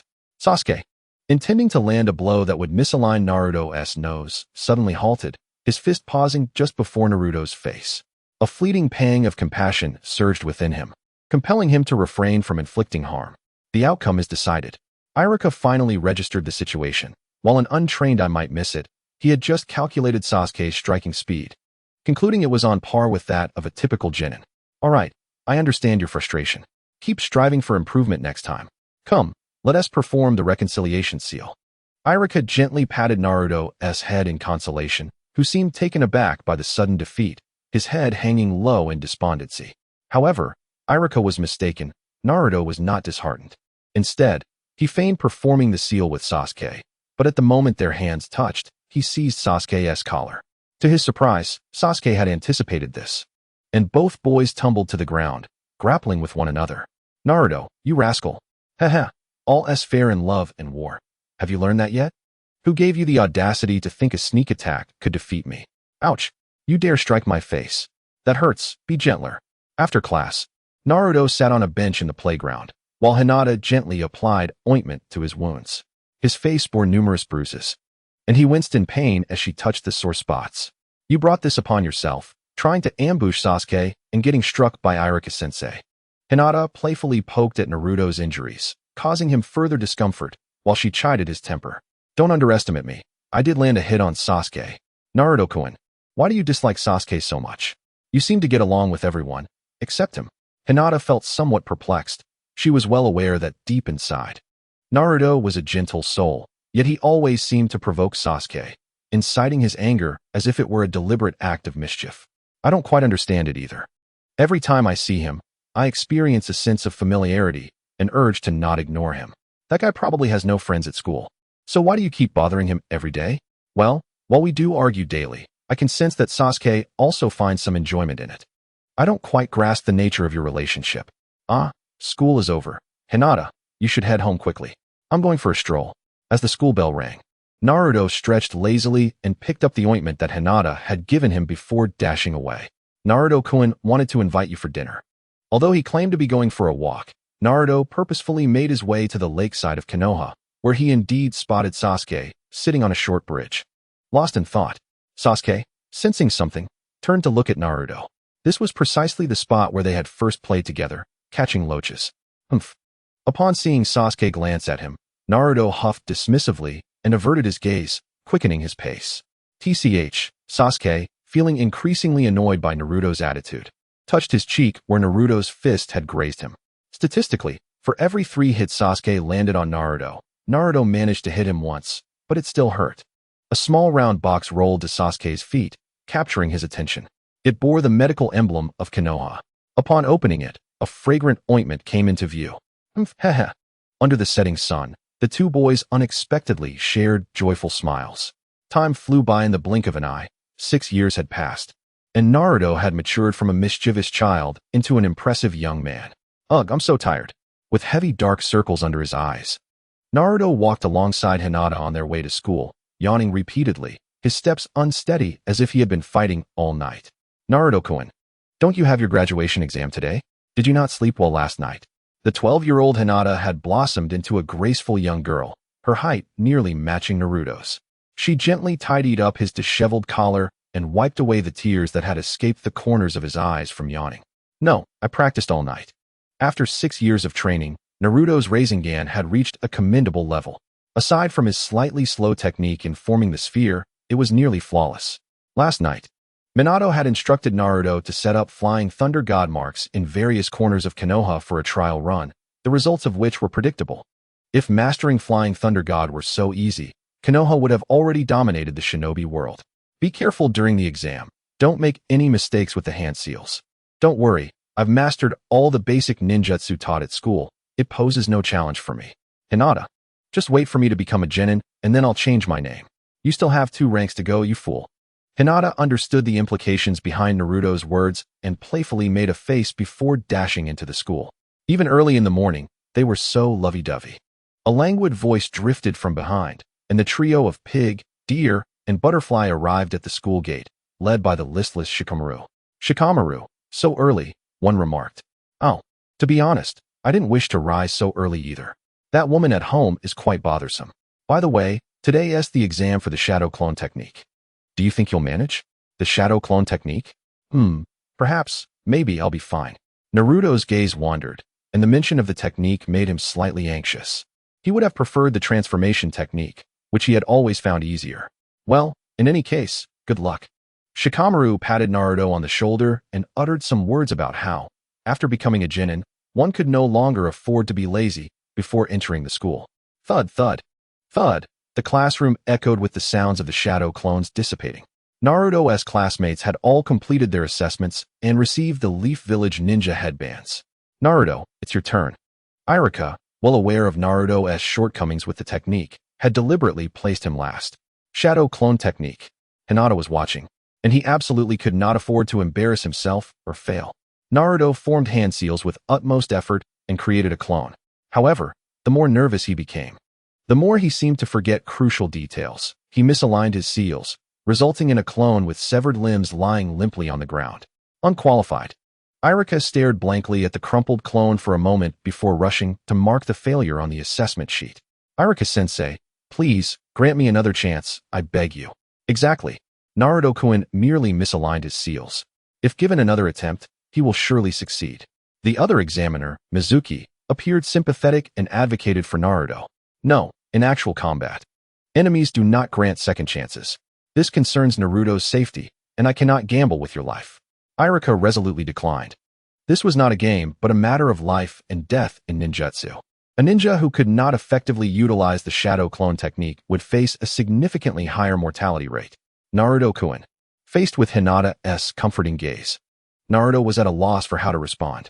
Gritting his teeth, he turned, opened the window, and leapt out, vanishing from her sight. Meanwhile, Mizuki wore a triumphant smile. Lying on the roof of his home, Naruto gazed at the blue sky, lost in thought until a shadow obscured the sunlight, revealing Mizuki's gentle smile as he appeared before Naruto. Naruto, I imagine you're quite saddened by your exam results. Don't worry, keep trying. No. It's not that I'm particularly sad. It's just that I feel utterly humiliated. I boasted in front of Hinata, and now I have no face to show her. The memory of his morning bravado made his cheeks burn with embarrassment. How could he have failed after such grand declarations? Is that so? Mizuki's smile faltered, revealing a discrepancy from his expectations. Also, I promised Hinata's parents that I would become a jonin, which would allow me to marry into their family. But failing at the first hurdle, what if someone else snatches her away? My life feels shrouded in darkness. What can I say? Have you ever heard of the Book of Seals? The Book of Seals, a name that resonates with familiarity, has been mentioned repeatedly by Naruto during his encounters with Orochimaru, who claims it to be of little value. This assertion leads Naruto to genuinely believe in the futility of the book, ultimately falling for Mizuki's deceit and attempting to steal it. As night falls, the villagers of Konoha are enveloped in slumber, while a small shadow stealthily infiltrates the home of the third Hokage. The Book of Seals, the Book of Seals. Naruto stealthily traverses the third Hokage's residence, convinced that, according to Mizuki, the tome lies hidden within the secret compartment of the Hokage's study. Just as he begins to familiarize himself with the layout of the house, he unexpectedly collides with a small figure, clad in pajamas and sleepily wandering the halls. After staring at Naruto for 3 seconds, the child opens his mouth. Huh. Chill, I'm not a bad person. Quick-witted. Naruto covers Konohamaru's mouth and drags him into a shadowy corner. Let go of me. I am the grandson of the third Hokage. Are you trying to get yourself killed by sneaking into my home? As a second-generation ninja, Konohamaru possesses the typical boastfulness of his lineage. Yet Naruto is solely focused on his mission, indifferent to the boy's identity. Who cares about you? Don't obstruct me from completing my task. So, big brother. You're a ninja? Not yet, but I will be once I complete this mission. Ah, I see. It must be an assessment from my grandfather. Smart kid, exactly. As long as I obtain the third Hokage's Book of Seals, I will succeed. No way. Grandfather is incredibly powerful. It's impossible to take anything from him. How will I know unless I try? Watch me. TCH, if you manage to get the Book of Seals from grandfather, I'll acknowledge you as my big brother. Go away. I don't want that. The two stealthily approach the door of the study, and thanks to Konohamaru's assistance, they bypass the need to pick the lock, which pleases Naruto greatly. Oh, I found it. Following Mizuki's instructions, Naruto pulls a book from the shelf, and the ground beneath them splits open, revealing a scroll about his height lying inside. Naruto, what are you doing in my house? Just as Naruto begins to revel in his discovery, a soft voice startles him. The third Hokage appears behind him like a specter. Jutsu. In a sudden motion, Naruto turns around and executes his completed technique, summoning a stunning, nude, golden-haired beauty into the air. The third Hokage, overwhelmed by the sight, faints, blood rushing from his nose. Ha ha ha, that was too easy. With a triumphant laugh, Naruto slings the Book of Seals over his shoulder and departs from the third Hokage's residence, heading toward the designated location. Big brother. Konohamaru gazes at his incapacitated grandfather, feeling genuine awe for the first time. Perhaps still naive, he does not comprehend that Naruto did not defeat the third Hokage through sheer strength, but rather through the allure of youth. Let's see, shadow clone technique? Why does it start with this worthless jutsu? No wonder Uncle Orochimaru claims this book is of no use. Let's take a look. Reanimation jutsu. I've already mastered that. Can I even learn Flying Thunder God? Naruto crouched on the ground, his heart brimming with anticipation as he opened the sealed book, only to discover that, with his limited knowledge, he could comprehend merely 3 jutsu, 2 of which he had learned from others. His enthusiasm was diminished by half. This shadow clone technique seems rather simple, just a single hand seal. Unwilling to concede defeat, Naruto picked up the sealed book once more and was astonished to find that the shadow clone technique was extraordinarily easy to learn. He disregarded the subsequent warning and began to practice. An hour later, Naruto, can you enlighten me as to what you are doing? Irika, veins bulging on his forehead, had finally located Naruto, only to find the troublesome boy sprawled on the ground, seemingly oblivious. I'm taking an exam, Irika-sensei. Can I have my forehead protector now? Exam? What are you talking about? The makeup test that Mizuki-sensei assigned me. As long as I produce the sealed book, I've succeeded. Mizuki? This is dangerous. A sudden premonition gripped Irika, and he felt an overwhelming aura of malice behind him. He swiftly pushed Naruto aside, but was struck by several shuriken that pierced his body. I never expected you to find your way here. Irika, Mizuki said, coughing. What do you intend to do, Mizuki? Irika spat out a mouthful of warm blood, glaring at Mizuki as he emerged from the shadows. What do I intend to do? Why? To eliminate this brat and utilize the jutsu within the sealed book to become the strongest ninja in the world. Irika-sensei, even Naruto, despite his foolishness, realized he was being manipulated. He attempted to assist Irika, only to be halted by a shout. Stay back. You must flee and seek the third Hokage. How absurd. Do you truly believe a mere child can escape my grasp? Mizuki observed Irika with calm indifference.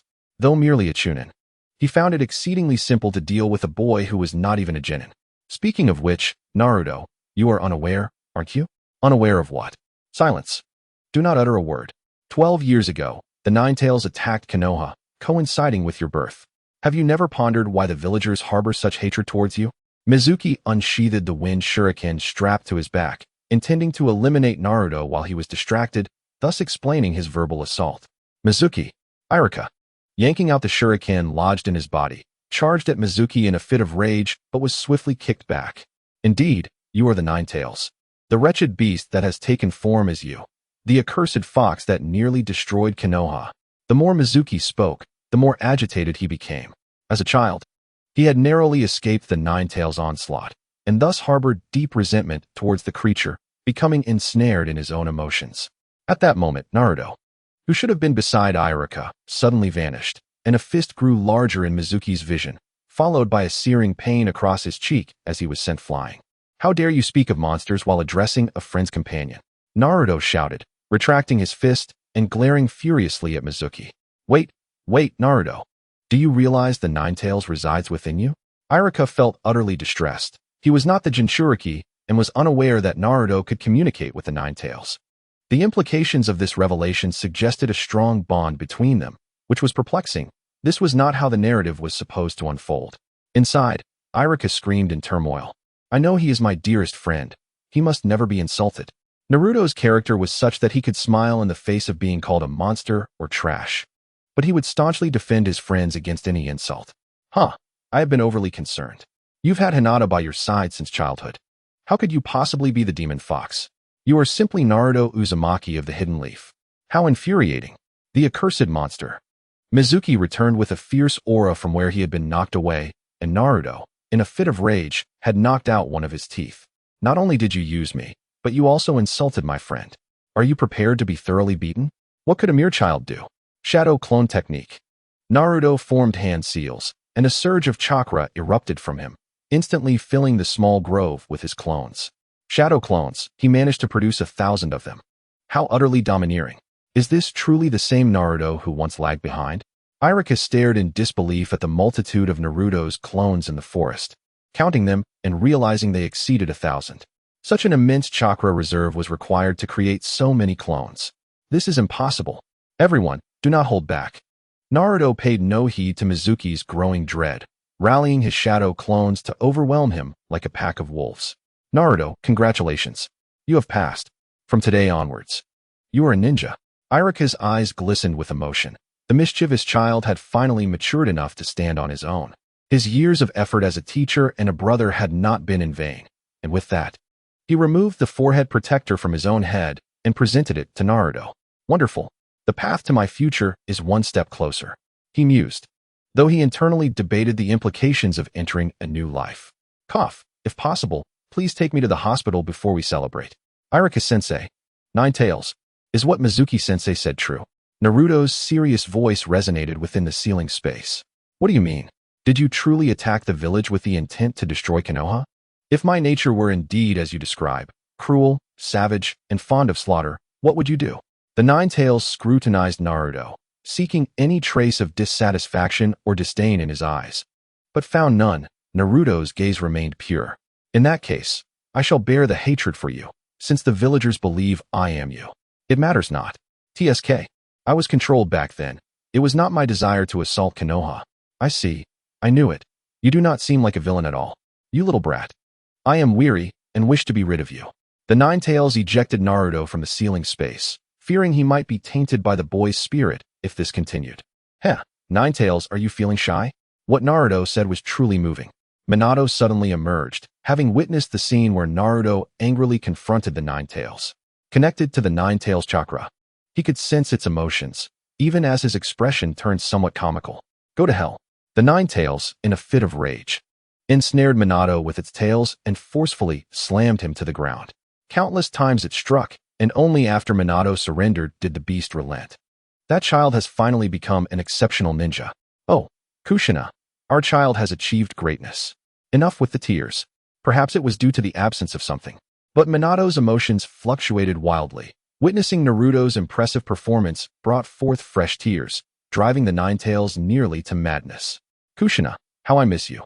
The Nine-Tails began to reminisce about its days residing within Kushina, when at least it was not tormented by these two foolish father and son. Let me go? Let me go, you fool Iruka. Naruto clung to the door panel like a gecko, his lower half trapped in Iruka's embrace as the teacher struggled to pry him free. Naruto, stop fooling around. I didn't assign the teams. Your antics are pointless. Iruka pulled at him, but Naruto's strength was considerable, threatening to uproot the door panel before he could be detached. Quit yapping. Just put me in a group with Hinata.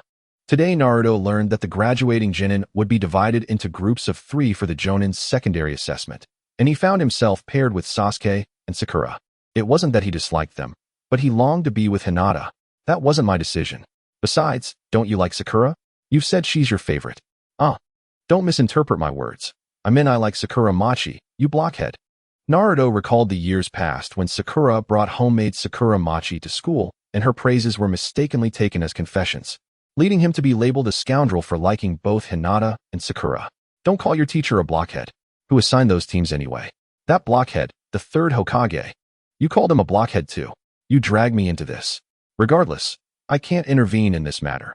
If you wish, take the door home with you. Iruka surrendered, realizing that despite his formidable ninjutsu, Naruto was merely a hot-headed child, and he released him, stepping out of the classroom. Damn it! On the cliffs of Konoha, monumental faces of the Hokage were carved, known as Hokage Rock, a hallmark of the village. Generally, villagers would only admire the legendary Hokage from afar, but today, an astonishing event unfolded. The visage of the third Hokage, Hiruzen Sarutobi, was defaced with paint, and 2 massive characters for blockhead were scrawled upon his forehead. Naruto, no? Iruka, in a frenzy, chased after him, having underestimated Naruto's stubbornness. The boy had dared to set fire to Hokage Rock. What others dare not do, I, Naruto, shall accomplish. He dashed through the streets, and many villagers, witnessing his mischief, cursed him. The Hokage represented the faith of Konoha, and the desecration of that faith struck the people as if they had been pierced at their core. You will pay for this, you little fool. As Naruto rounded a corner, he found himself unable to decelerate due to his rapid pace. In a moment of unforeseen circumstances, he collided directly into the embrace of a figure before him. A sensation of softness enveloped his cheeks, while a fragrance reminiscent of blossoms wafted into his nostrils, causing him to momentarily lose his composure. How delightful. Young lad, are you already so enamored at such a tender age? The girl he collided with appeared to be around 15 or 16, adorned in a beautiful kimono, her ebony hair tied back in a ponytail that danced behind her. Rather than express indignation at the unexpected encounter, she merely extended her hand to gently push him away. I sincerely apologize for the collision, Mississippi. Your scent is quite enchanting. Naruto offered with a soft apology, glancing back to see Iruka hastening towards him, prompting him to flee. Miss, are you all right? I shall retrieve that insolent rascal immediately. A middle-aged man, donning spectacles, rushed to the girl's side, vowing to disassemble Naruto piece by piece. It's merely a slight embrace. It's of no consequence. She replied, shaking her head before disappearing down the streets of Konoha with her attendant, as if she had never been there at all. Now, quickly offer your apologies to Lord Third Hokage. Iruka unceremoniously presented the bound Naruto before the third Hokage, who still possessed the cunning to outmaneuver Naruto. Do not, Naruto protested. Do you harbor any grievances towards me, Naruto? The third Hokage, pipe in mouth, fixed a piercing gaze upon him. Ah, Grandfather Third. You are well aware of my affection for Hinata, yet you assign me to a different team and paired her with 2 other boys. This is quite discontenting. Humph. Have the younger generation become so precocious these days? The third Hokage inhaled deeply from his pipe, a hint of exasperation appearing in his authoritative gaze as he turned towards Iruka.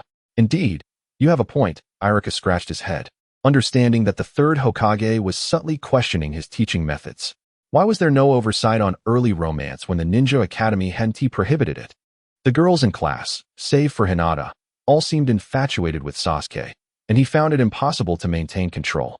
Inuzuka Kiba and Yamanaka Shino, both possessing abilities to track enemy movements, alongside Hinata Hyuga Byakugan, formed a formidable trio destined for reconnaissance and pursuit.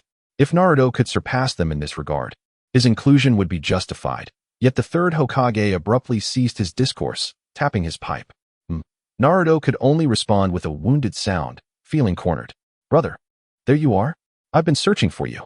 Just as Naruto contemplated yielding, Konohamaru burst in, admiration gleaming in his eyes, and hurried over to untie Naruto's bindings. Who are you, the short one from a few days ago? I am Konohamaru. Naruto brother, teach me that technique to defeat grandfather. Konohamaru, please refrain from associating with this troublesome brat. Ebisu chased in after him, startled to see Naruto. Master, do not get involved with this fellow. No, I want him to teach me ninja techniques. What? You wish to learn, and you do not seek me, your esteemed teacher Ebisu, but instead this little rascal? That defies logic. However, you lack that particular ninjutsu. It is impossible. Aside from forbidden techniques, I have dabbled in nearly all forms of ninjutsu, thus qualifying me for the role. But do you possess it? That technique, its name sounds rather vulgar. Naruto, my elder brother. Show this fellow the extent of your prowess by defeating grandfather's ninjutsu. Very well, allow me to demonstrate. With a gleeful call of brother, Konohamaru urged Naruto, who without hesitation employed the technique. Boom. A plume of smoke erupted, revealing a curvaceous golden-haired maiden in the room, leaving the third Hokage, Irika, and Ebisu utterly dumbfounded. Such lewd ninjutsu is of no concern to me, indeed. Ebisu cast a scornful glance at the unconscious Irika, whose nose bled profusely, a mere commoner teacher. He exhibited no reaction aside from a slight blush. Oh, even the third Hokage has not fainted. Humph, do not underestimate the Hokage, young one. A technique used once cannot succeed a second time. The third Hokage adjusted his hat's brim, obscuring much of his sight, and spoke with unwavering confidence. Is that so? Then allow me to employ the shadow clone technique. The golden-haired beauty pondered, resting her chin upon her hand, before forming hand seals. In an instant, dozens of voluptuous maidens filled the room, encircling the third Hokage and Ebisu. I shall name this the harem technique. No one could fathom the events of that day. Only knowing that the third Hokage and two teachers had been attacked by an unknown assailant, collapsing amidst a pool of blood. This incident became one of the many peculiar occurrences in Konoha. This old man has lost too much blood. This is murder. That rascal. I shall certainly give him a sound thrashing. Brother, how impressive. You have defeated grandfather once more. Konohamaru, why do you wish to vanquish the third Hokage so desperately? Because I seek everyone's acknowledgement. They all perceive me merely as the third Hokage's grandson, rather than recognizing me as Konohamaru. No, you are mistaken, Konohamaru. It is not by becoming Hokage that one gains recognition, but rather that those who are acknowledged can ascend to the role of Hokage. Is that so? Indeed. There are no shortcuts on the path to becoming Hokage. Only the strongest ninja, recognized by all, can bear that title. I, too, strive toward that goal. Naruto reminisced about his childhood. For him, gaining the recognition of others proved far more challenging than for Konohamaru. Yet, he managed to earn the respect of the entire marketplace community. Such is the fruit of hard work. Then we are adversaries, brother. As foes, I shall not teach you the technique. No, please. For now, I shall be your subordinate. Very well, start by transforming into the characters in this magazine. I must visit Hinata's home and take my leave. With that, Naruto vanished in a puff of smoke, leaving only scattered wisps behind. Shadow clone. How impressive. I shall not disappoint my elder brother's expectations. Konohamaru clutched the risque magazine tightly. Adversaries, are we? As Naruto sat in the courtyard, conversing with Hinata, he felt the memories transmitted from his shadow clone, a faint smile gracing his lips. Naruto-kun, I heard you painted the Hokage rock in a chaotic manner. Is that truly all right? Hinata's eyes brimmed with concern. No one had dared to lay a hand on Hokage rock since the inception of Konoha. One must admit that Naruto's audacity was unparalleled. It's all right. I shall tidy things up later. Ah, here comes the straggler again. Naruto had intended to share a sweet moment with Hinata, but was abruptly interrupted by a girl's sudden appearance. Although referring to her as a girl might be a stretch, for the 6-year-old Hinata Hanabi resembled more of a young child. Oh, hello, Hanabi. Seeing you isn't a good sign. Without hesitation, Hinata Hanabi plopped down beside Hinata and devoured the apple that Hinata had meticulously sliced for Naruto. Don't say that. I am already a genin. We will eventually become a family. Naruto pointed to the forehead protector on his head, speaking with delight. Wow, you're still thinking about marrying in? Such a lack of ambition. It's no wonder you match my sister so well. Hinata Hanabi regarded Naruto with disdain, harboring no fondness for the boy who had been a constant presence in her home since her earliest memories. Hanabi, don't go too far, Hinata chided. Feeling a flicker of anger at Hanabi's contempt for Naruto, deciding to muster her courage to admonish her. That's just the truth. Naruto is at the bottom of the class. While my sister excels academically, in actual combat, she cannot even defeat me. Undeterred by Hinata's reprimand, Hinata Hanabi intensified her taunts. Yet she possessed the confidence to back it up. At merely 6 years of age, she exhibited prodigious talent, having bested Hinata in a sparring match. earning the recognition of Hayashi Hyuga and beginning her own training, her strength advancing by leaps and bounds. Don't be angry. Hanabi is just a child. Accustomed to being scorned, Naruto remained unfazed and even attempted to console Hinata. Are you looking for a fight? What kind of person does Hanabi wish to marry? Is that all that occupies your mind? Unlike my sister, I want to marry a hero. A hero? Perhaps someone who rises against great peril to defeat formidable foes and save the village. That's the kind of hero I envision. But it seems you have no connection to such individuals. Hanabi pondered, painting a vivid picture of her ideal hero. I see. Speaking of heroes, that would undoubtedly be the Hokage. Setting aside the third Hokage, all the previous Hokages have amassed considerable experience, and aside from the so-called genius of the fourth, it seems none assumed the role before the age of 30. Hanabi, you certainly possess a unique taste in men. Naruto stroked his chin in contemplation, suddenly wondering if Hanabi preferred older men, which would explain her disdain for him. Ugh, how tedious. You annoying straggler. Hanabi, momentarily taken aback, reflected on her thoughts. After all, heroes were indeed associated with strength. Where could one find a hero who was both young and powerful? Disillusioned, Hanabi shot a fierce glare at Naruto before running off. Wait, did I do something wrong? Naruto exhibited a hidden depth of cunning. How slow.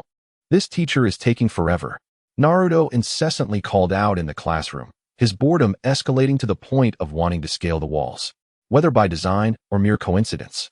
The teacher of Team 7 had yet to arrive, and even after all the students had departed, he remained absent. Naruto, you're being unbearable. Stop acting like a fool.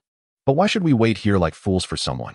The teacher must have encountered some unforeseen circumstances. Sakura felt an overwhelming surge of frustration, but she suppressed her emotions in front of Sasuke, enduring the internal struggle. Had she known, she would have returned home with Hinata and left a shadow clone behind. Naruto, dejected, remarked on the long-standing camaraderie between him and Hinata since their days in the Ninja Academy, recalling their acquaintance at the tender age of 4.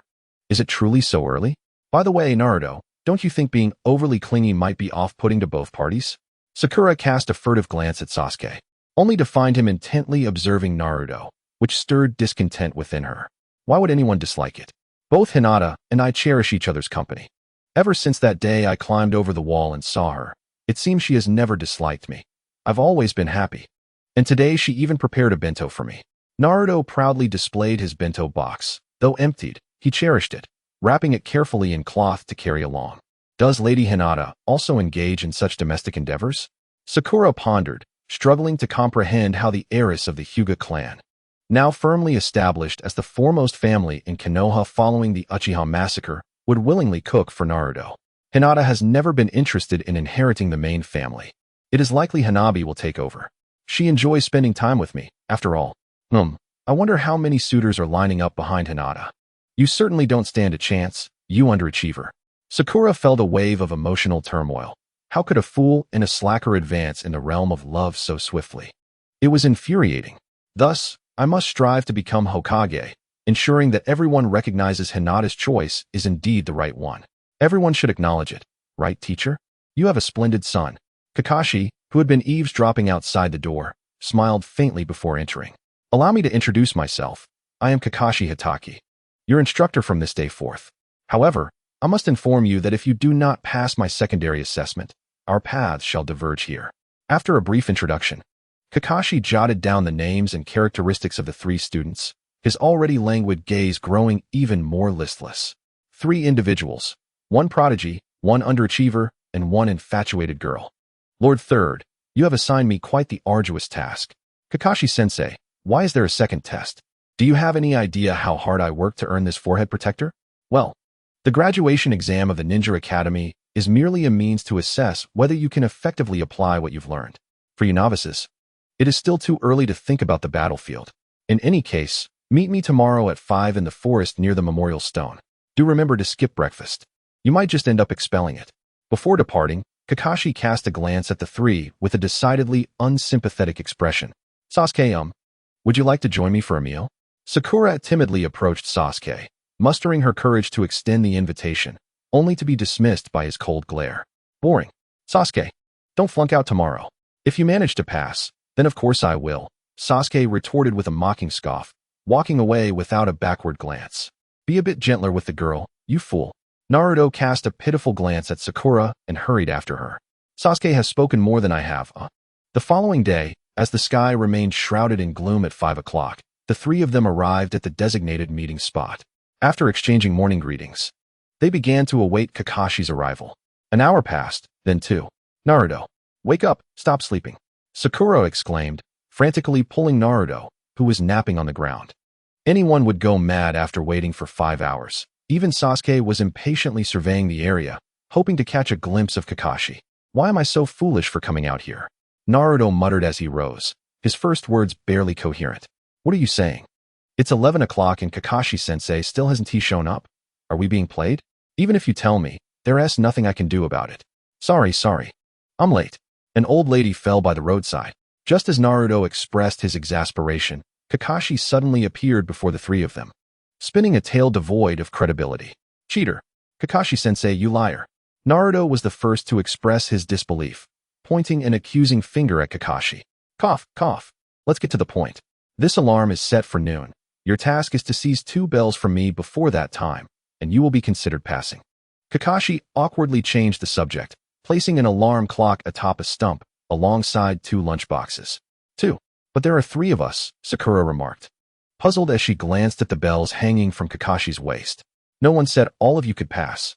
Those who fail to grab a bell will be deemed losers and will be tied to the stump to watch us enjoy our lunch. You must be quite hungry by now. The reason for skipping breakfast was clear, and a flicker of anger crossed Sasuke's eyes. It turned out that yesterday's talk of rigorous training was merely this guy's malice. Let the games begin. Ninjutsu, taijutsu, jinjutsu, any form of attack is permitted. With Kakashi's command, Sasuke and Sakura dispersed to find their hiding spots, while Naruto stood dazed before Kakashi. You? A true man should face his opponent head-on. I will take your bells directly. Prepare yourself. Naruto declared with a confident grin, brandishing a kunai and charging at Kakashi, aiming for his waist. If the kunai struck the bells, they would surely fall. You fool, you absolute fool. Kakashi, with a casual demeanor, effortlessly dodged Naruto's kunai, seized his right arm, and hurled him into the air. Then, forming the tiger seal with his hands, he shouted, "Leaf body technique. Ultimate 1,000 years of pain." Naruto let out a pitiful scream as he was unceremoniously struck, transforming into smoke with a resounding poof. Shadow clone. Impossible. He was always within my line of sight. How did he manage that? Kakashi was filled with astonishment. If Naruto had hidden and then launched an attack, he would have easily accepted it. But for Naruto to execute a shadow clone and swap with his original without forming any seals right before his eyes was something even Kakashi himself could not accomplish. Naruto, how on earth did you achieve that?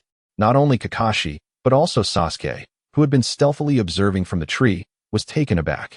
He understood that accomplishing such a feat in front of a Jonin was virtually impossible, especially considering Naruto had always been the underachiever. Sasuke, a gentle voice called from behind, startling him. He quickly turned around, only to have Naruto cover his mouth with his hand.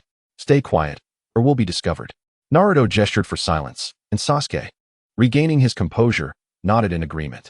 Well, you've seen Kakashi-sensei's strength, Sasuke. It's impossible for one person to achieve this alone. We stand a chance if we collaborate. The sensation transmitted through the shadow clone left Naruto's rear still aching, and in an effort to protect himself and enhance their likelihood of success, he chose to team up with Sasuke. All right, but you must tell me how you accomplished that afterward. Sasuke acquiesced, and after Naruto executed that technique, he would no longer perceive him as merely an underachiever, but rather as a valuable asset. When the time called for it, he would gladly step on his head to seize that bell. Absolutely. 5 hours prior. Get up, you're going to be late. Hey, how did you appear here? Naruto groggily awoke, staring at his identical shadow clone, puzzled. Didn't you create me to wake you up because you feared being late? Hurry. Just 5 more minutes. I need just 5 minutes. Naruto's body felt as though it were magnetically attached to the bed, having endured rigorous training with Minato the night before, resulting in severe sleep deprivation. Then you'll be late. Well, you can go in my stead. I'll arrive shortly. On what basis? Because you're the shadow clone. Does that mean shadow clones have no rights? I possess half your chakra. We are equals. Let us settle it with a game of rock, paper, scissors. The loser bears no grudge. All right. Scissors. Paper. I lost. The shadow clone looked disheartened, kneeling in defeat. See you later. That was a splendid sleep. Naruto gradually climbed out of bed, inexplicably joyful, as if someone had accomplished a task on his behalf. Instant noodles, instant noodles. Naruto poured hot water into the cup noodles, and, during the 3-minute wait, he freshened up in the bathroom. He then picked up a magazine from the table and began to flip through it. Once the noodles were ready, he relished them with chopsticks. By the way, what is that mark on the calendar? As Naruto gazed at the calendar, his eyes widened as he recalled the gathering scheduled for 5 o'clock. Oh no, I'm late. No, this is outright skipping class. I'm going to be in trouble. Ouch, that is hot. Grabbing the cup noodles, Naruto leaped out of the window, munching and shouting as he made his way to the rendezvous point. Upon arriving, he found Kakashi already there. Thus he had to hide in the tree and await his opportunity to switch with the shadow clone. Sakura and Sasuke dispersed, with Sasuke fortuitously hiding in the tree directly in front of him. Thus, the earlier scene unfolded. Sasuke, let us go. TCH, that fool. Sasuke glared at Naruto, who had already dashed out. What happened to our battle plan? Do two Jonin truly believe they can defeat a Jonin like this? Naruto was the first to leap down from the trunk, charging straight towards Kakashi with unwavering determination. As he performed hand seals, dozens of shadow clones erupted forth, all rushing forward. However, Kakashi was still in pursuit of Naruto's true form, only to discover that the real Naruto had launched a surprise attack from behind with his clones. Astonishment evident in his eyes. Yet, victory in battle is not merely a matter of numbers. Kakashi's gaze sharpened as he drew a kunai, plunging into the throng of Naruto's clones, the sound of explosions echoing as one after another were dispelled. Impressive, indeed, the Rasengan. Naruto's right hand curled inward slightly, contemplating the creation of the sphere, but the warning from Minato echoed in his mind, prompting him to abandon the notion. Naruto, you are not yet capable of controlling the Rasengan's power. This technique cannot be used in practice, or your opponent will suffer serious injury. Kakashi, having eliminated all of the shadow clones, fixed his gaze on the sole remaining Naruto, remaining vigilant for any sounds that might indicate another disappearance. Indeed, prepare yourself, Kakashi-sensei, Naruto declared, surging towards Kakashi. He first threw a right hook, which Kakashi easily intercepted with his left hand, grasping Naruto's fist. Next, Naruto swung his left leg towards Kakashi's head. Kakashi frowned slightly as he gripped Naruto's ankle, feeling an incredible force emanating from it.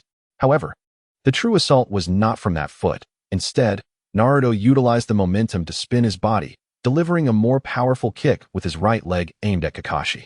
Though I'm unsure who taught you such taijutsu, this level of skill is insufficient to harm me.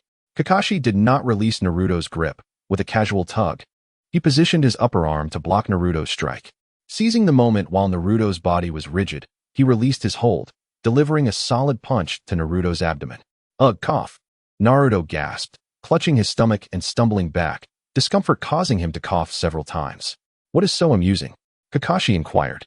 Because I am not alone, Naruto replied, bending slightly. Sasuke had positioned himself behind him, completing the hand seals for the great fireball technique. Supporting Naruto's back with one hand, he inhaled deeply, unleashing a torrent of searing flames from his mouth, engulfing Kakashi.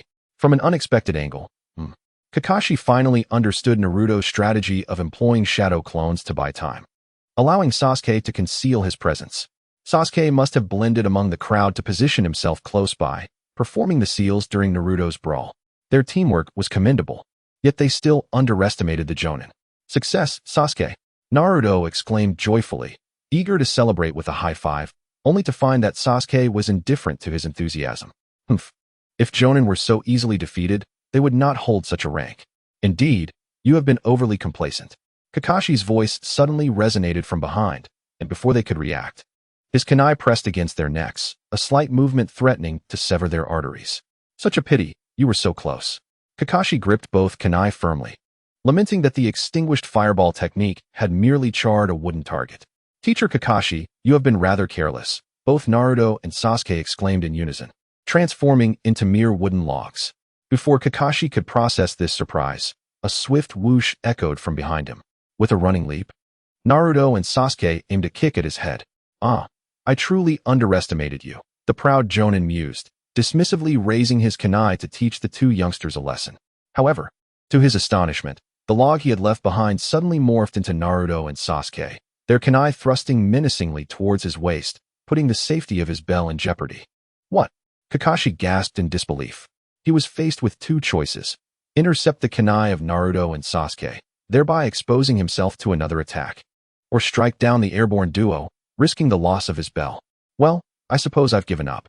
A satisfied smile crept across Kakashi's languid visage as he executed the body flicker technique to evade their assault. In a split second, the kunai grazed the bell at his waist, sending it tumbling to the ground.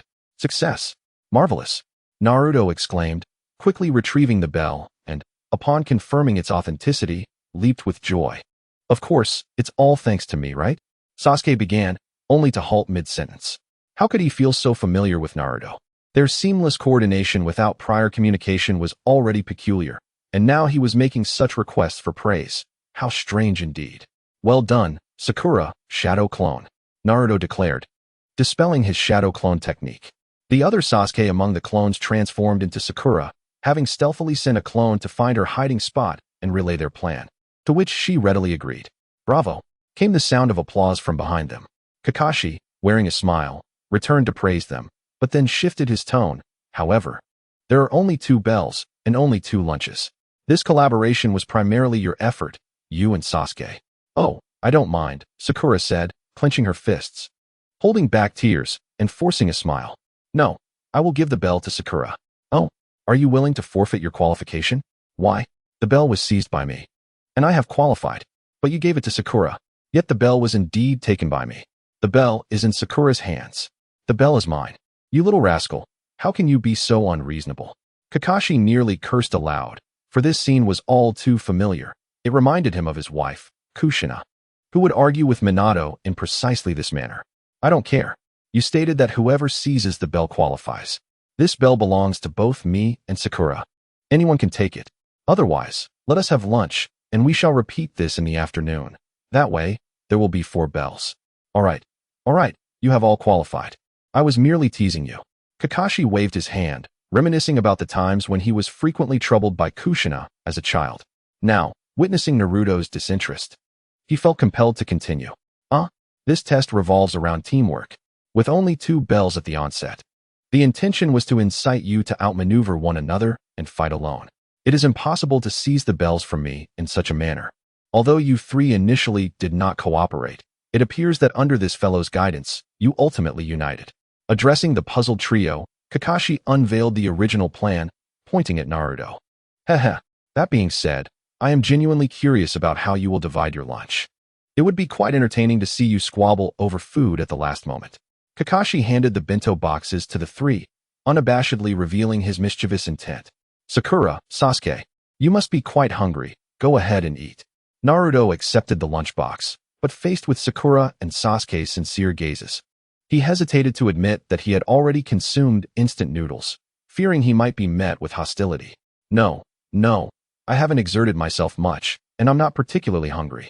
Sakura, incessantly waving her hands, felt deeply touched by Naruto's willingness to assist her and couldn't bring herself to take his food.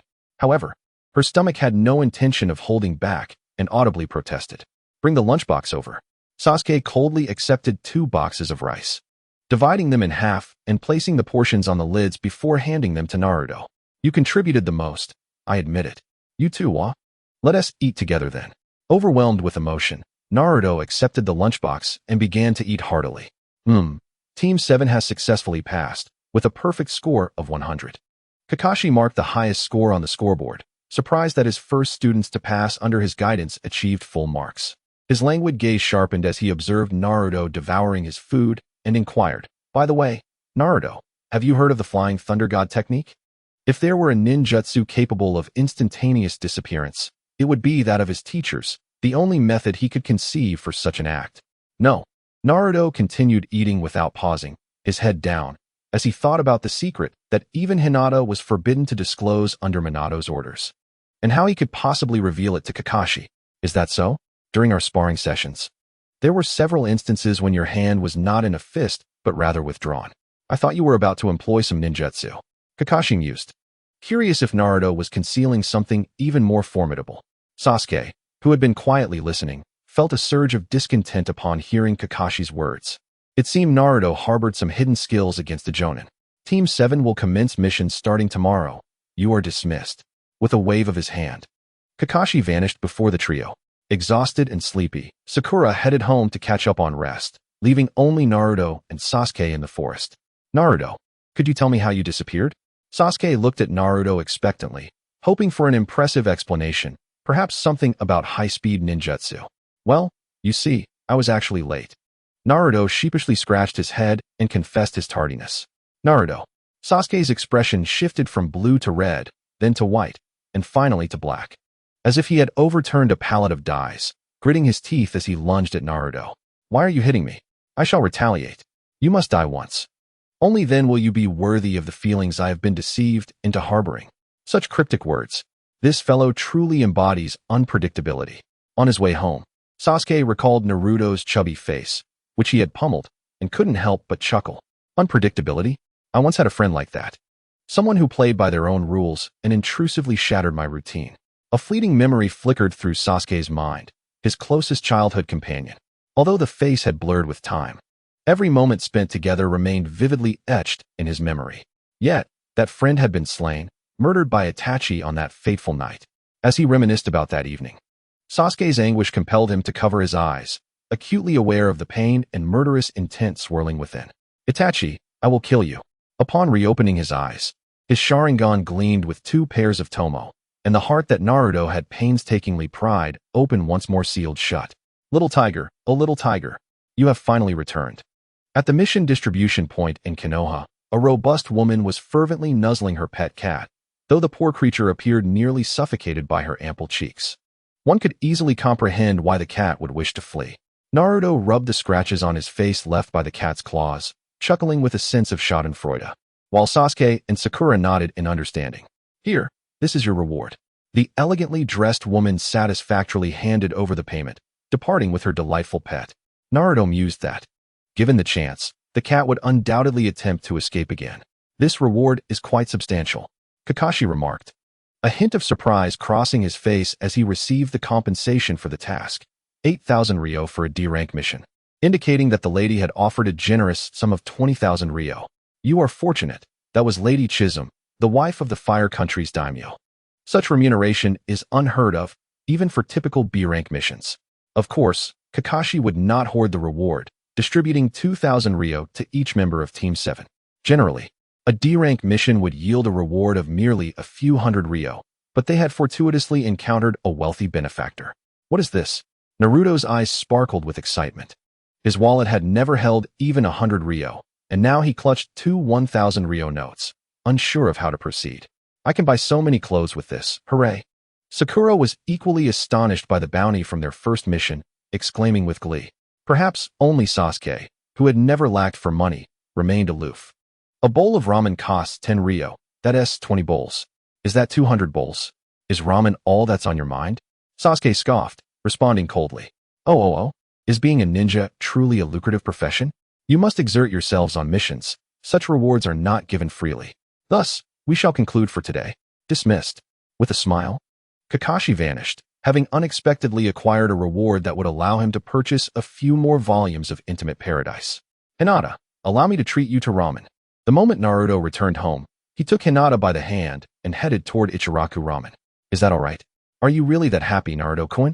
Yes. Today I received 2,000 ryo as my mission reward, and I'm utterly overjoyed. Congratulations. Hinata tilted her head in confusion. Is that a lot? My mother usually gives me an allowance of 10,000 ryo. However, accustomed to simplicity when with Naruto, Hinata wore a modest white hoodie and black leggings, betraying none of her noble heritage. Naruto-kun, if you're short on money, why don't you ask me? I have plenty. Oh, but that's your money, Hinata. Do you not understand the concept of marrying into a family? Hinata chuckled at Naruto's naive response, her curiosity piqued. I've forgotten the initial reason. But now I want to marry into your family because I like you, Hinata. There's no other reason. Oh, to say such things so suddenly is quite unfair. Naruto's heartfelt confession struck Hinata like an unexpected morsel of sweet candy, causing her cheeks to flush ever so slightly. As they conversed, the two traversed the bustling streets of Konoha, arriving at Ichiraku Ramen. Here we are. Iruka-sensei, sorry to keep you waiting. Naruto, why did you suddenly call me out? I'm quite busy, you know. Are you hoping I'll treat you to ramen again? you little rascal? Iruka-sensei, it's not like that. All right. Since you've mastered the shadow clone technique, I suppose I'll treat you. Iruka, pleased that Naruto had summoned him with such skill, decided to oblige. No, I want to treat you to ramen. Am I dreaming? I received my mission reward. You always treat me, so this is my way of giving back. Oh, Naruto, you've finally become a competent ninja. I'm so proud. Iruka's eyes misted over, reminiscing about the days when Naruto was merely a troublemaker, skipping class and playing pranks on girls. Sensei, why are you crying? The pepper is too spicy. Welcome, Naruto, the proprietor of Ichiraku Ramen, a stout man of imposing presence, treated Naruto with respect, unlike many others in the village who regarded him as a monster. It was here that Naruto first tasted ramen, and the man had always welcomed him openly. Uncle Tucci, 3 bowls of extra-large ramen with all the toppings. You've certainly changed since becoming a ninja. Just a moment. Oh, you're here with Hinata today. My apologies for not noticing you earlier. Iruka scanned the shop, which had no other patrons, and upon spotting the familiar lavender hue beside Naruto, he realized there was another guest. Hello, Iruka-sensei, Hinata said softly from behind Naruto, feeling slightly disheartened that what she had hoped to be a date included Iruka. Naruto, have you brought your little girlfriend with you again today? Shall I treat you both? A girl with chestnut hair emerged from the shop, teasingly addressing Naruto and Hinata as the enticing aroma of ramen wafted through the air. Thank you, Shobunichin. But I've received quite a bit of reward for my tasks today, so I don't need it, Naruto replied with a smile. Like her father, Shobu held no animosity towards Naruto and often discreetly treated him to ramen, a kindness he always cherished. Oh, how remarkable it is that the once snot-nosed little brat has grown into such an exceptional ninja. Keep it up, Shobu exclaimed, the last remark directed towards Hinata, causing her to shyly lower her gaze once more. By the way, Naruto, do others know about your ability to communicate with the Nine Tails? Iruka leaned in, whispering in Naruto's ear after finishing the last sip of his soup. Since the incident involving the sealing scroll, he had pondered the nature of Naruto's relationship with the Nine Tails, a matter he hadn't even reported to the third Hokage. No, I think only you know, Iruka-sensei, Naruto reflected. Minato had merely cautioned him not to disclose the matter of the Nine Tails unsealing, thus this situation fell outside that warning. The reason no one else knew was simply that no one had asked him such a foolish question as whether he knew the Nine Tails. Remember to keep it a secret. You mustn't speak of it, or it could lead to unnecessary troubles. Okay, Naruto replied. I'll take my leave now. Being a third wheel for too long can be bothersome. I also wish to have a girlfriend. Iruka, feeling somewhat disgruntled, exited Ichiraku Ramen, having come for a meal but ended up being fed a mouthful of dog food by his own student. Hinata, do you want another bowl? I can easily eat 2 bowls of Ichiraku's ramen.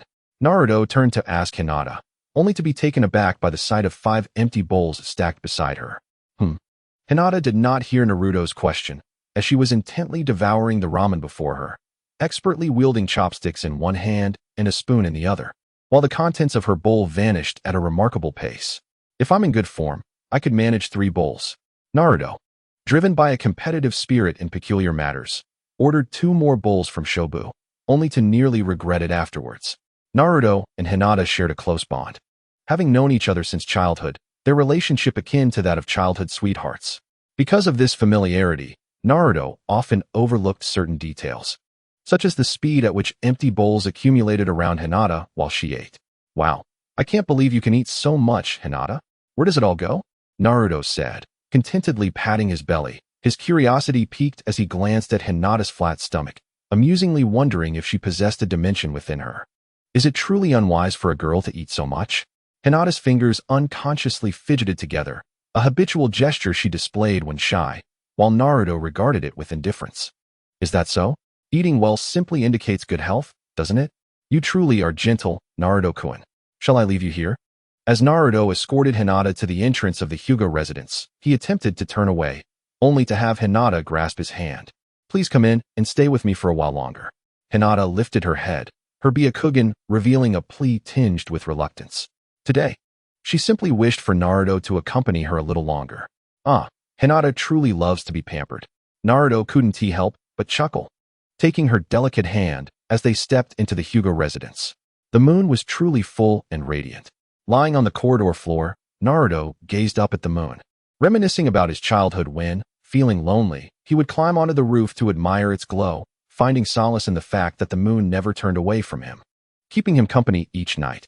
His mother had once told him that fairies resided on the moon. He often wondered if it were true. Surely, the fairies would come to adore him, for he gazed at them daily. How foolish. Hinata teased Naruto, yet her body leaned against him, savoring the tranquility of the moment. If only time could freeze at this instant, wouldn't that be wonderful? Just as Hinata uttered her wish, the heavens seemed to play a trick, casting a dark cloud that obscured the moon, plunging the previously illuminated surroundings into darkness. No laughing. I'll light a lamp, came Naruto's laughter from the shadows, prompting Hinata to lightly scold him. It's very dark. Be careful not to fall. Watch me. Sitting up from the floor, Naruto extended his right hand, chakra slowly coalescing upon it. In about 10 seconds, a small blue orb appeared, radiating a gentle glow. No matter how many times one witnessed this jutsu, it remained astonishingly beautiful, defying the very essence of a ninja technique. Hinata gazed dreamily at the Rasengan in Naruto's hand, captivated by its pure chakra glow. While other ninjas manipulated chakra into various forms, it often transformed into fire or water, losing the ability to emanate such a pristine light. It was indeed beautiful, but far too slow. Naruto sighed as he held the Rasengan, recalling how Minato had repeatedly emphasized the importance of speed. Even a second could determine life or death in a confrontation, and the Rasengan needed to form within 3 seconds to be deemed acceptable. Can it be a bit larger? If it gets any bigger, it will lose its shape. The chakra will disperse. The chakra within is quite chaotic and erratic. Maintaining this size is already challenging. Byakugan. Hinata activated her Byakugan.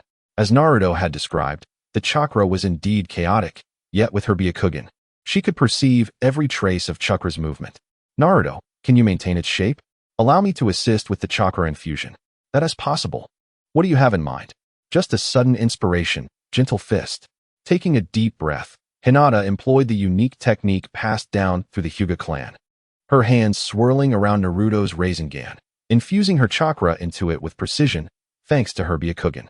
With her assistance, the Rasengan began to grow larger and larger. Incredible, Hinata. Look at this. By the time Naruto registered what was happening, the Rasengan, once only the size of his palm, had transformed into a sizable orb with a diameter of about 1 meter, the weight of which he could distinctly feel in his hands. How exquisite. Hinata was astonished by the completed Rasengan, its radiance intensifying and illuminating the entire courtyard. This raises a question. Hinata, what shall we do with this? The more splendid something appears, the more perilous it often is. Naruto had come to fully appreciate this adage. The chaotic chakra within the Rasengan caused a bead of cold sweat to trickle down his face, as if it were on the verge of exploding beyond his control. If it were smaller, I could disperse it, but this is too large. Boom. The entire Hyuga residence trembled violently. Hyuga Hayashi was the first to respond, rushing into the courtyard to ascertain whether an enemy attack was underway, only to be met with a bizarre sight. The once vibrant garden had vanished. The lush trees he had personally planted were no longer in sight, and the pond that housed the koi had evaporated entirely.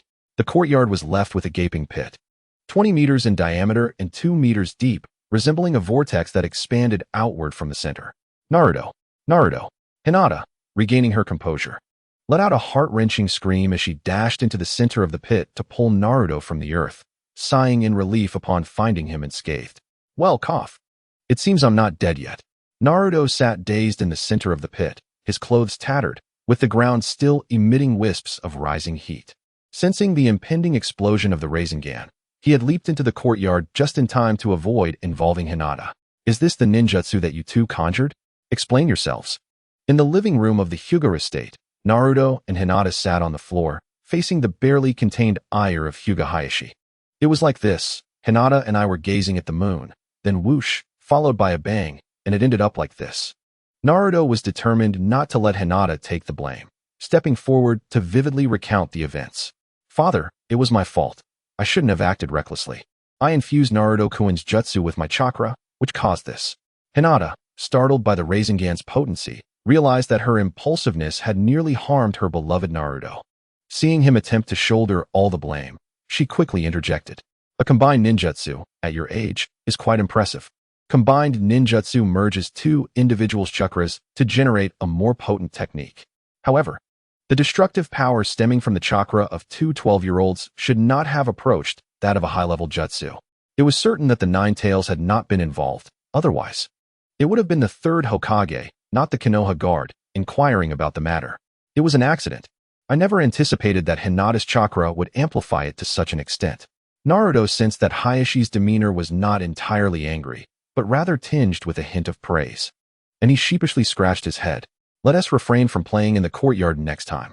Since no one was harmed this time, I suppose we can let it slide. Oh, you're not angry? Uncle Hayashi, you truly are a good person. Who said I'm not angry? You're grounded to fill this pit. Well then.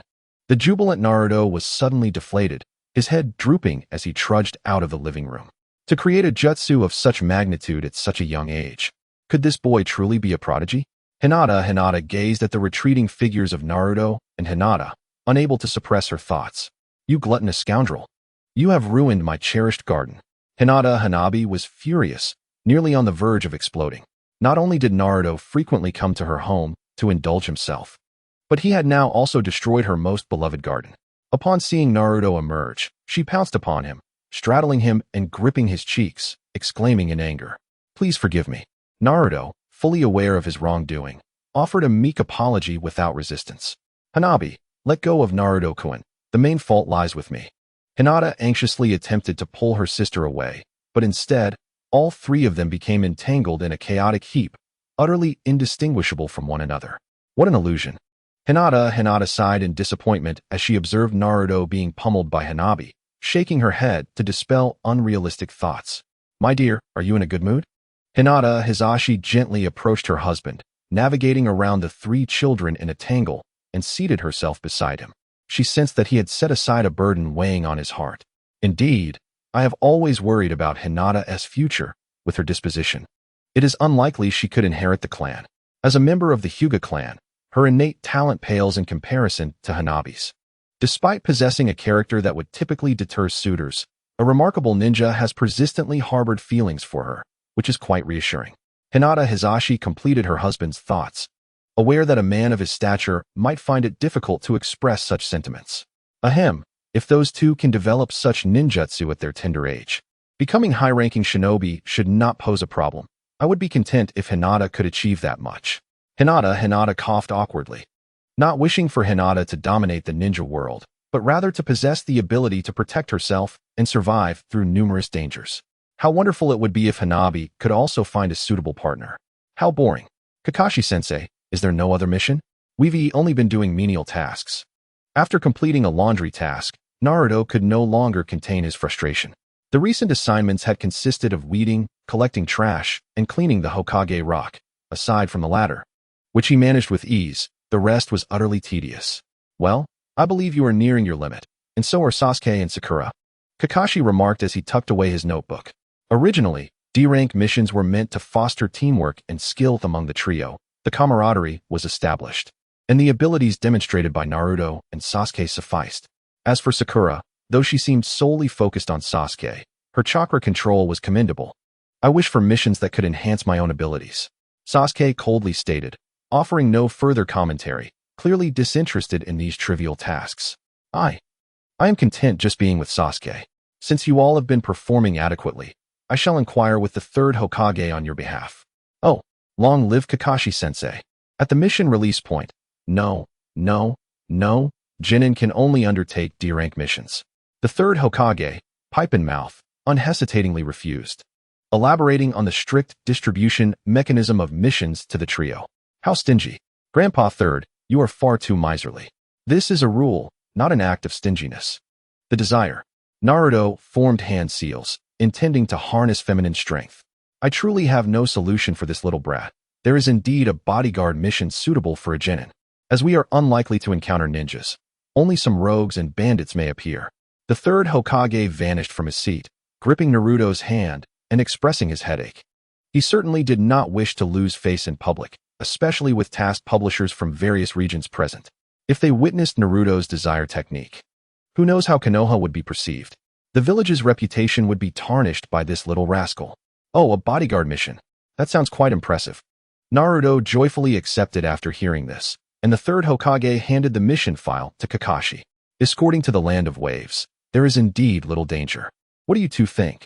Kakashi glanced at the document. It was merely a small country devoid of ninjas, posing minimal threat, and inquired of Sasuke and Sakura. Sure. I have no objections. Mr. Dasna, could you please step forward? The third Hokage called out to the waiting room. Shortly, a bespectacled man, swaying slightly with a bamboo basket on his back and a bottle of sake in hand, emerged, reeking of alcohol, prompting the 3 members of Team 7 to instinctively take a step back. Lord Hokage, have you found a suitable candidate? Regarding this escort mission, it would just be the 4 of them. What a bunch of kids. This fellow looks like a villain with that mask. No, not a good person. Kakashi touched his face. Though his expression was concealed beneath the mask, he likely felt quite hurt. Haha, Kakashi-sensei. He said you don't look like a good person. And there's a stunted little one. Little one? Who is he talking about? Sasuke and Sakura exchanged concerned glances towards Naruto. I'll take you down. Stop. Which ninja would eliminate the person they are supposed to protect? The third Hokage assured Dasna, who was picking at every flaw. Children are the foundation of Konoha. Once they step outside the village, they are no longer mere children, but capable ninjas, more than capable of fulfilling the task of protecting you. Yes. I look forward to tomorrow's journey. Since he was looked down upon, he would prove himself through strength. They would gather at the village gate at 8 tomorrow. Kakashi ruffled the hair of the 3 members of Team 7, soothing their spirits, and then vanished from the hall. Going outside the village? That's amazing, Naruto-kun. We're still stuck doing menial tasks. Hinata, upon hearing Naruto mention his mission outside the village, excitedly grasped his hand, signifying that Naruto had gained recognition and the strength to leave the village, a joy surpassing her own acknowledgement. Of course, I'll bring back a gift. But it's dangerous outside the village. You must be careful. Concern was evident in Hinata's Byakugan eyes as she tightened her grip on Naruto's hand. Don't worry. No matter what happens, I will return to your side. Let us make a promise. Naruto smiled gently at Hinata, his warm smile dispelling the anxieties that lingered within her heart. Yes, she replied, a blush creeping across her cheeks as she closed her eyes, recalling their promise. Ever since that unexpected kiss from Naruto, she had yet to experience such a moment again. What are you doing? Hinata opened her eyes to find Naruto merely extending his pinky towards her, intending to make a pinky swear. You fool, go get kicked by a horse. She teased.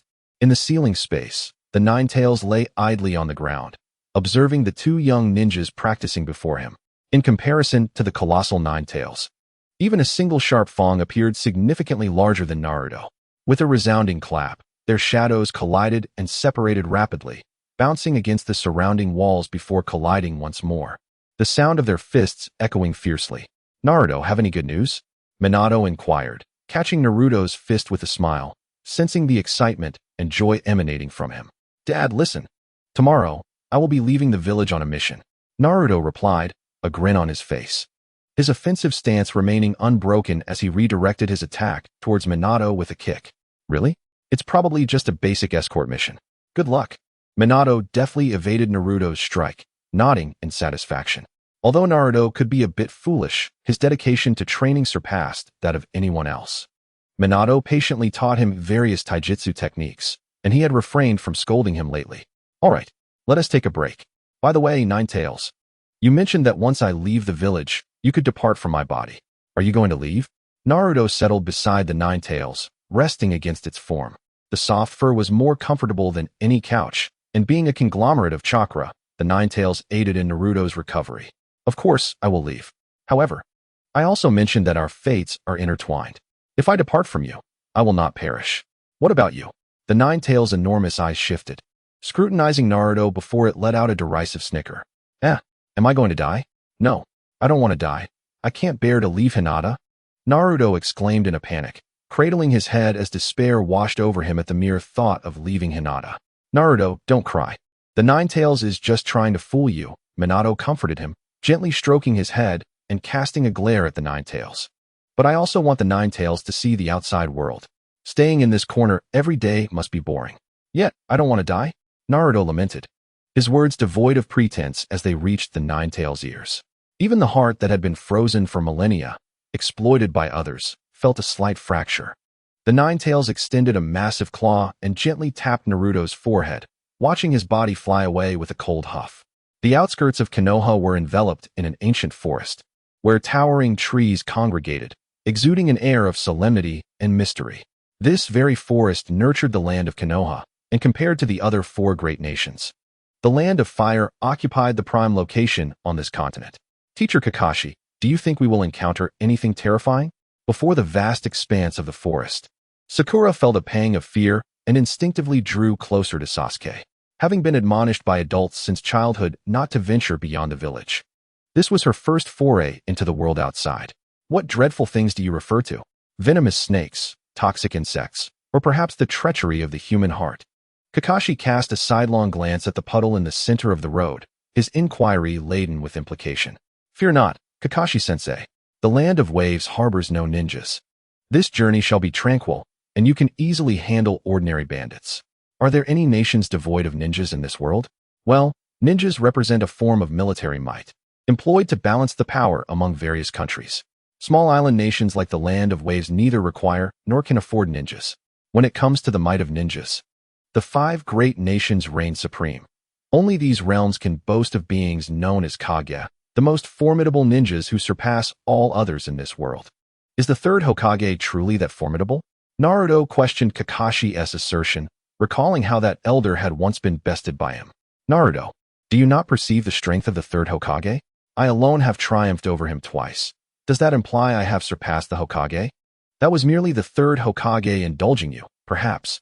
Kakashi's expression reflected a deeper sense of exasperation. No one had ever developed the transformation jutsu to such a provocative extent as Naruto had, which might indeed yield surprising effects on certain straightforward individuals. As they passed the puddle, Naruto paused, casting a curious glance around, and upon finding nothing amiss, continued onward. Kakashi, however, slowed his pace, positioning himself at the rear of the group. Suddenly, a ninja clad in a gas mask erupted from the puddle, followed by another of the same guys. One of them brandished chains, ensnaring Kakashi's form and tearing him asunder. Sakura screamed at the sight of Kakashi's dismemberment, and in that instant, two assassins lunged at Naruto and Sasuke. Got you. The assassin, buoyed by Naruto's frozen terror, ensnared him in chains, only to be met with a resounding thud as Naruto transformed into a wooden stump. Uncle, your murderous intent is overwhelming. Naruto's voice echoed like a demonic whisper, as he materialized behind the assassin, delivering a powerful kick to the back of his head, sending him and his equipment flying. The other assassin, targeting Sasuke, failed as well. The chain slithered toward him like a serpent, but he deftly produced a kunai and struck the chain at its hollow point, severing it, before pinning it to a tree with another thrown kunai. Realizing he could not extricate the chain, the assassin abandoned it and launched an attack with the claws of his mechanical gauntlet, seeking death. Sasuke's gaze turned icy as he calmly evaded the claws that lunged at him, crouching low and then springing forth like a fierce tiger, landing a decisive blow to the assassin's chin. Damn it! The assassin, abandoning his assault on Sasuke, pivoted toward Dazna, while the other, who had been kicked away by Naruto, followed suit, both rushing toward Dazna with intent. Mr. Dazna, concealed behind me. Sakura realized they had shifted their target and quickly drew her kunai to shield Dazna, determined to protect her charge despite her trembling legs. The game had reached its conclusion. In an instant, the unfolding events became clear. Two assassins were caught in Kakashi's grasp, their necks ensnared, colliding against one another and swiftly losing consciousness. Is this the prowess of a jonin? Sasuke recognized that those two assassins were no match for him, yet he understood that defeating them would not come so easily, especially since he had not even caught a glimpse of Kakashi's movements. His gaze toward Kakashi grew fervent. This jonin was no ordinary individual. Kakashi-sensei, you're alive, Sakura exclaimed, her excitement palpable, instinctively glancing towards Kakashi's seemingly shredded form, only to discover a pile of splintered wood. My apologies for startling you. I could have dealt with these two at any moment. I merely wished to ascertain their target. Upon realizing their inferiority, they promptly redirected their focus towards the true objective. Correct, Mr. Dazna? Kakashi approached the astonished Dazna, casting a piercing gaze upon him. Well, Sasuke, you are quite formidable. I had thought you might be too frightened to move. I am particularly sensitive to murderous intent and was prepared well in advance. Naruto confidently wiped his nose. Under the Nine-Tails training, even the most seasoned ninja would reveal a hint of malice, which he could sense and react to accordingly. Mr. Dazna, a C-rank mission should not involve ninjas. I have reiterated this many times, and now my students regard me with skepticism. Can you elucidate? Dasna sighed, recognizing the futility of further concealment and admitting to his deception. Indeed, I misrepresented the mission's rank. The Land of Waves is a small nation, and even the feudal lord is impoverished. I could not possibly afford a high task fee. So, the mission involves protecting you until the bridge is completed. Does that imply further ninja attacks are imminent? That is correct. Have you heard of Kato? Kato, one of the wealthiest individuals in the world? Naruto, sensitive to matters of wealth, inquired with shining eyes, only to be met with Kakashi's swift reprimand. On the surface, he operates in maritime trade, yet he exploits ninjas and the underworld to profit from drug trafficking and contraband, even encroaching upon national matters.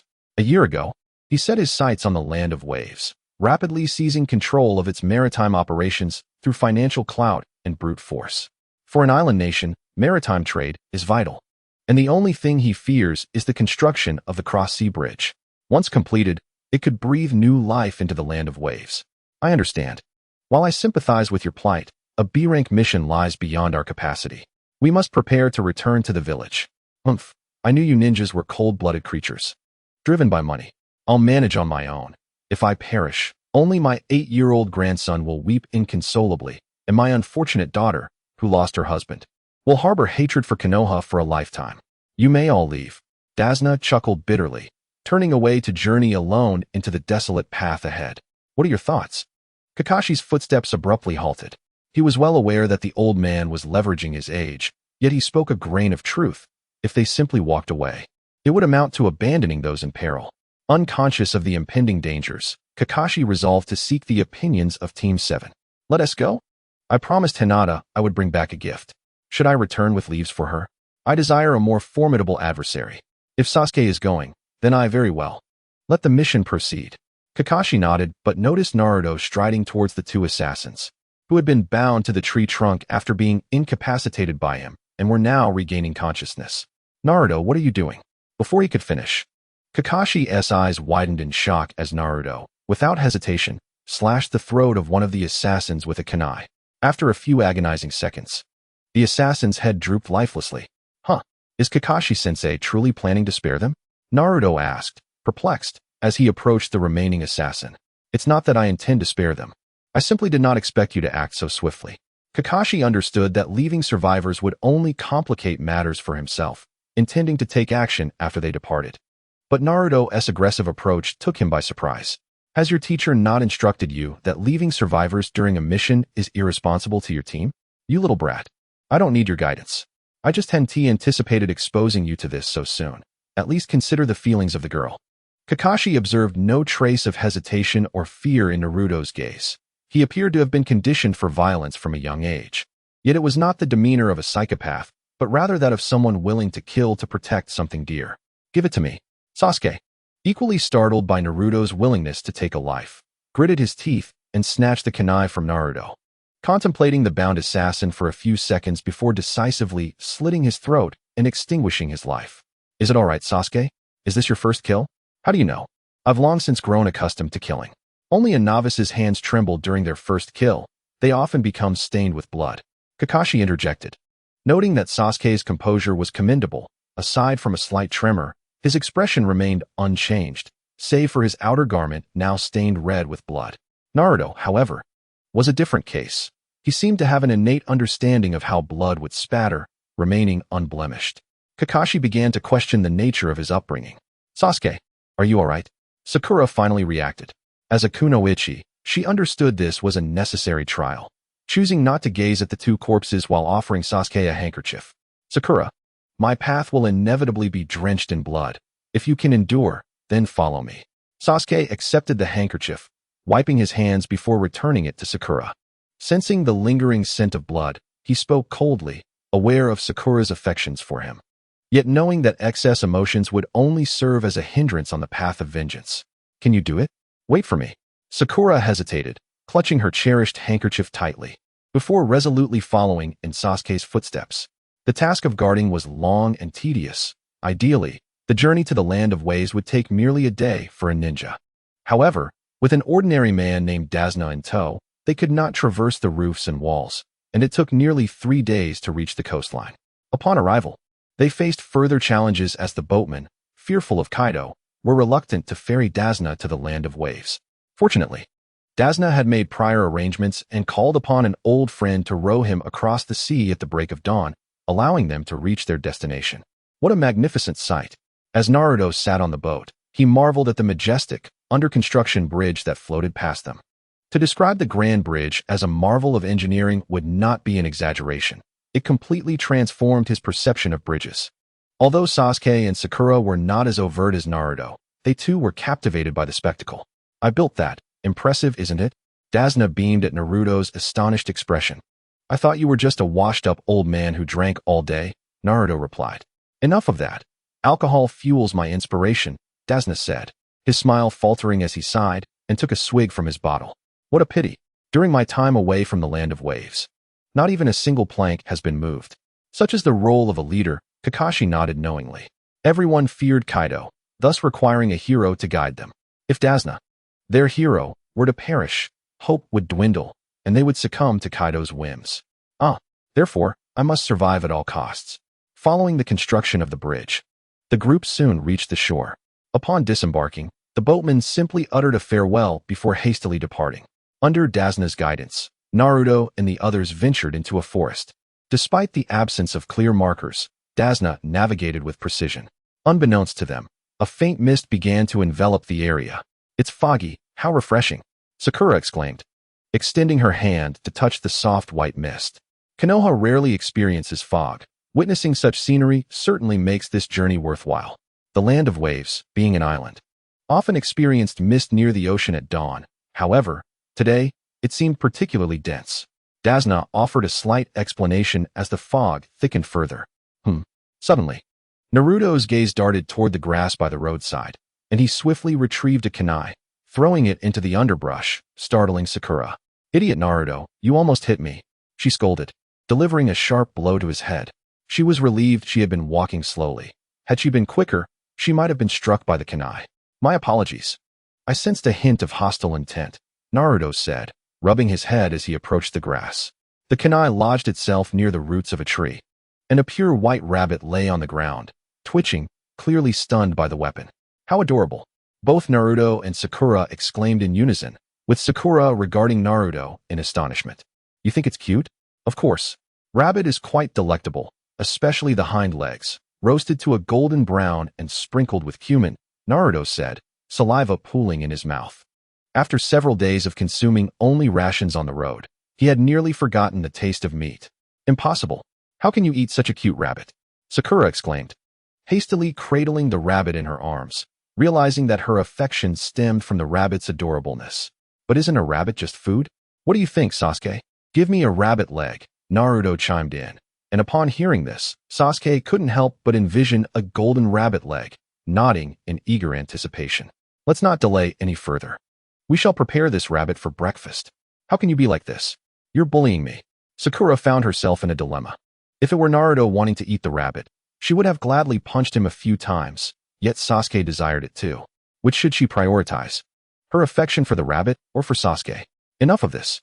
That must be a snow rabbit, so get down, Kakashi exclaimed, exasperated as he separated the two students vying for the rabbit.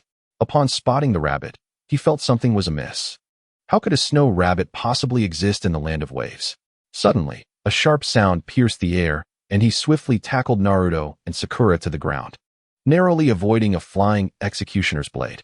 The blade embedded itself deeply into a sturdy tree, and atop its hilt stood a man with his face wrapped in bandages, bearing the forehead protector of the hidden mist, his upper body exposed. You little brat, you possess quite the skill to detect even the slightest hint of my killing intent. Zabuza Momochi turned, his eyes brimming with murderous intent as they fell upon Naruto. He never anticipated that the mere flicker of killing intent he had emitted upon seeing Tazuna could be sensed, even if his subsequent actions appeared foolish. So, you intended to use that snow rabbit as a substitution technique, did you? Zabuza Momochi, the rogue ninja of the hidden mist. Kakashi's words, though flippant, were devoid of his usual nonchalance, replaced by vigilance and a palpable sense of danger. I never expected to encounter the Sharingan Kakashi here.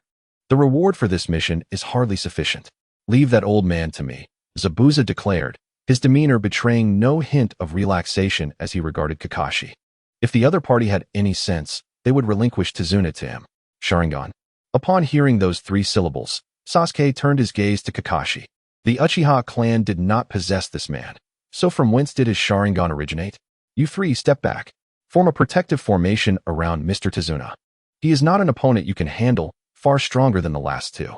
Kakashi inhaled deeply, lifting the forehead protector that had concealed his left eye, revealing a blood-red eye with 3 interlocking tomo, eerie in its appearance. The Sharingan, and a 3-tomo one at that. Sasuke could no longer remain composed, for it was known that not all members of the Uchiha clan could awaken the Sharingan, let alone the 3-tomo variant. Those who could were truly prodigious. Enough of this chatter. I must swiftly eliminate this old man, Zabuza declared before vanishing from the tree, appearing above the lake at the edge of the forest, channeling chakra into the water to execute the mist technique. The fog in the already misty forest thickened ominously, visibility reduced to less than 2 meters, and Zabuza too disappeared into the haze. 8 vital points: the throat, spine, lungs, liver, carotid artery, subclavian artery, kidneys, and heart. Which one do you wish for me to strike? The voice of Zabuza echoed around, enveloping everyone in an invisible pressure. Even Naruto, accustomed to the aura of death, felt his legs tremble in the face of such intense malice. Kakashi, however, quickly regained his composure, countering Zabuza's murderous intent with his own. The clash of the 2 Jonin's auras reverberated in the air, affecting the 4 individuals nearby. Sakura and Tizuna were already too frightened to speak, while Sasuke, though still able to move, found his hands trembling uncontrollably around his kunai. Sasuke, rest assured, even if it costs me my life, I will protect you. I will not allow him to harm my comrades. Just as Sasuke felt he could no longer hold on, Kakashi suddenly turned, revealing a radiant smile that momentarily eased the tension in the atmosphere and relaxed his taut body. Is that so? Kakashi had scarcely finished speaking when Zabuza's voice rang out. And in an instant, he appeared at the center of the ceiling formation. With a swing of his executioner's blade, he declared, "It's over. This strike, if it landed, would cleave Tizuna in 2. No, not just Tizuna. The wide arc of the blade threatened to bisect the entire 7th squad. Yet, just before Zabuza could unleash his deadly swing, a kunai pierced his heart. Kakashi had appeared before him in an instant, but to his dismay, the liquid flowing from Zabuza's wound was not blood, but water. Die. Zabuza transformed into a puddle and vanished, reappearing behind Kakashi, delivering a lethal blow. However, Kakashi too dissolved into water and disappeared, only to materialize behind Zabuza, pressing a kunai against his throat. I see, you've replicated my water clone technique. Truly worthy of the copy ninja, Kakashi. But do you think I am unprepared? Zabuza chuckled with delight, once again transforming into liquid and disappearing. His true form manifested behind Kakashi, raising his executioner's blade to strike. What? Kakashi swiftly deduced the direction of the descending blade, evading without looking back. Zabuza's sword embedded itself into the ground, and with a swift turn, he kicked Kakashi away, withdrawing his blade to pursue him. After Kakashi fell into the lake, Zabuza executed the water prison technique, trapping him within. Do not struggle. This is a specially crafted water prison, and it is impossible for you to escape. However, I have no time to deal with you, as a ninja's mission takes precedence. Zabuza wore a victorious smile as he formed a hand seal, causing the liquid in the lake to coalesce into another Zabuza, who slowly approached Naruto and the others. Run. As long as his true body remains, this water clone cannot stray too far. Quickly, take Mr. Tizuna and flee. Kakashi shouted to the 3 members of Team 7, realizing he was truly unable to escape the water prison. Run? Don't be ridiculous. The moment you were captured, our future was sealed. We either rescue you or perish. Exposing our backs to someone of Zabuza's caliber will only hasten our demise. Sasuke shook his head, voicing his thoughts. I feel the same way. My ninja way is not to flee. Sakura, you protect Mr. Tizuna. We'll handle that guy. What about the battle plan? You always act so recklessly. Plans are indeed in place. Do you recall the substitution technique we employed while seizing the bell? Ah, the substitution technique, indeed.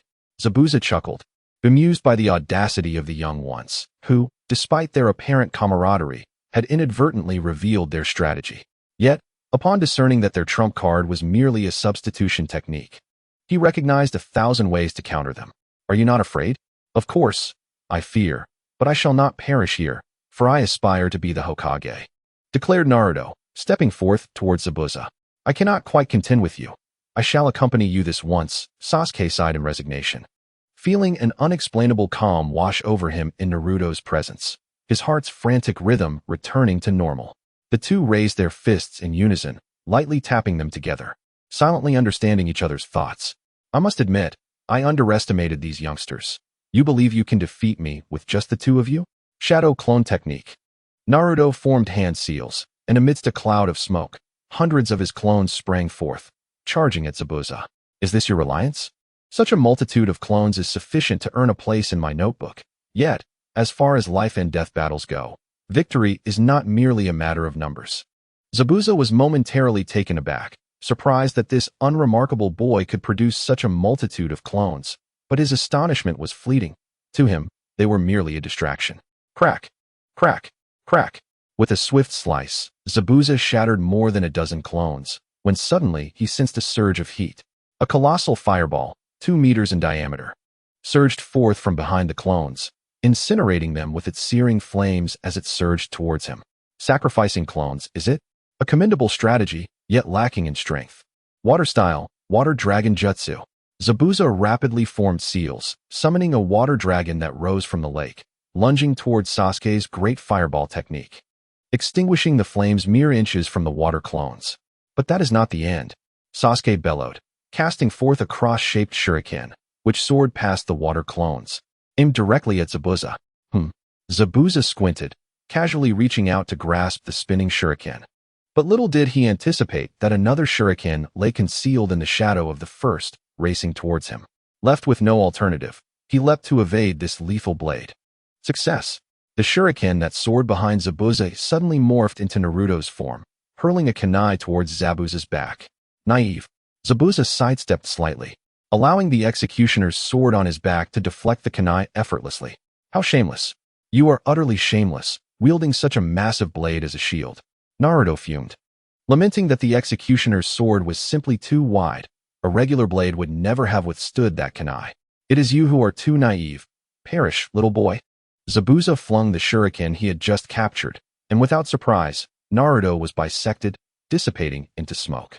As Zabuza observed Naruto dividing himself into hundreds of clones, he recognized that this young boy was not to be underestimated. He had prepared meticulously for any possible defense, and indeed, his caution allowed him to withstand a lethal attack. Naruto, what now? Sasuke, help me hold this guy off for 30 seconds. Are you joking? I can't fend him off alone. If there were time to spare, Sasuke would surely seize Naruto by the collar and give him a sound thrashing. After all, Zabuza was far beyond the average jonin. And even Naruto's clones made such demands seem unreasonable. My jutsu takes too long to perform. I'm counting on you. Naruto smiled slightly, his eyes devoid of any jest. Fine, just go. I must be insane to leave my back exposed to a loser. Sasuke knocked on his own head in frustration and waved his hand dismissively at Naruto, stepping forward alone to confront Zabuza. Sasuke, don't die. As Naruto released his shadow clones, he retreated several steps, using the dense fog to conceal his presence. Moving out of sight. I must admit, abandoning my teammate to escape is indeed the wiser choice. You're overthinking it. A foolish mind knows nothing of retreat. Besides, there's more than one Sharingan user. Sasuke closed his eyes, and upon reopening them, activated his Sharingan, the two tomos spinning rapidly as he focused intently on Zabuza. The Sharingan, a member of the Uchiha clan, is it? Let me see your true strength. I can see your movements. Perhaps it was the activation of the Sharingan that allowed Sasuke to engage Zabuza with remarkable vigor, armed only with a kunai against Zabuza's massive blade. Even if I can see, can you react in time? Zabuza furrowed his brow, feigning a move before kicking Sasuke away, only to witness the boy transform into a piece of wood. What I can do now goes beyond just this. Zodiac signs. Tiger, dog, rat, rabbit, tiger. In an instant, Sasuke appeared behind Zabuza, his Sharingan spinning rapidly to expedite his hand signs, chakra swiftly gathering in his throat. Fire style, Phoenix fire technique. Fwoosh, fwoosh, fwoosh, fwoosh, fwoosh. 5 fiery blossoms erupted from Sasuke's mouth, soaring towards Zabuza. What can flames of this level accomplish?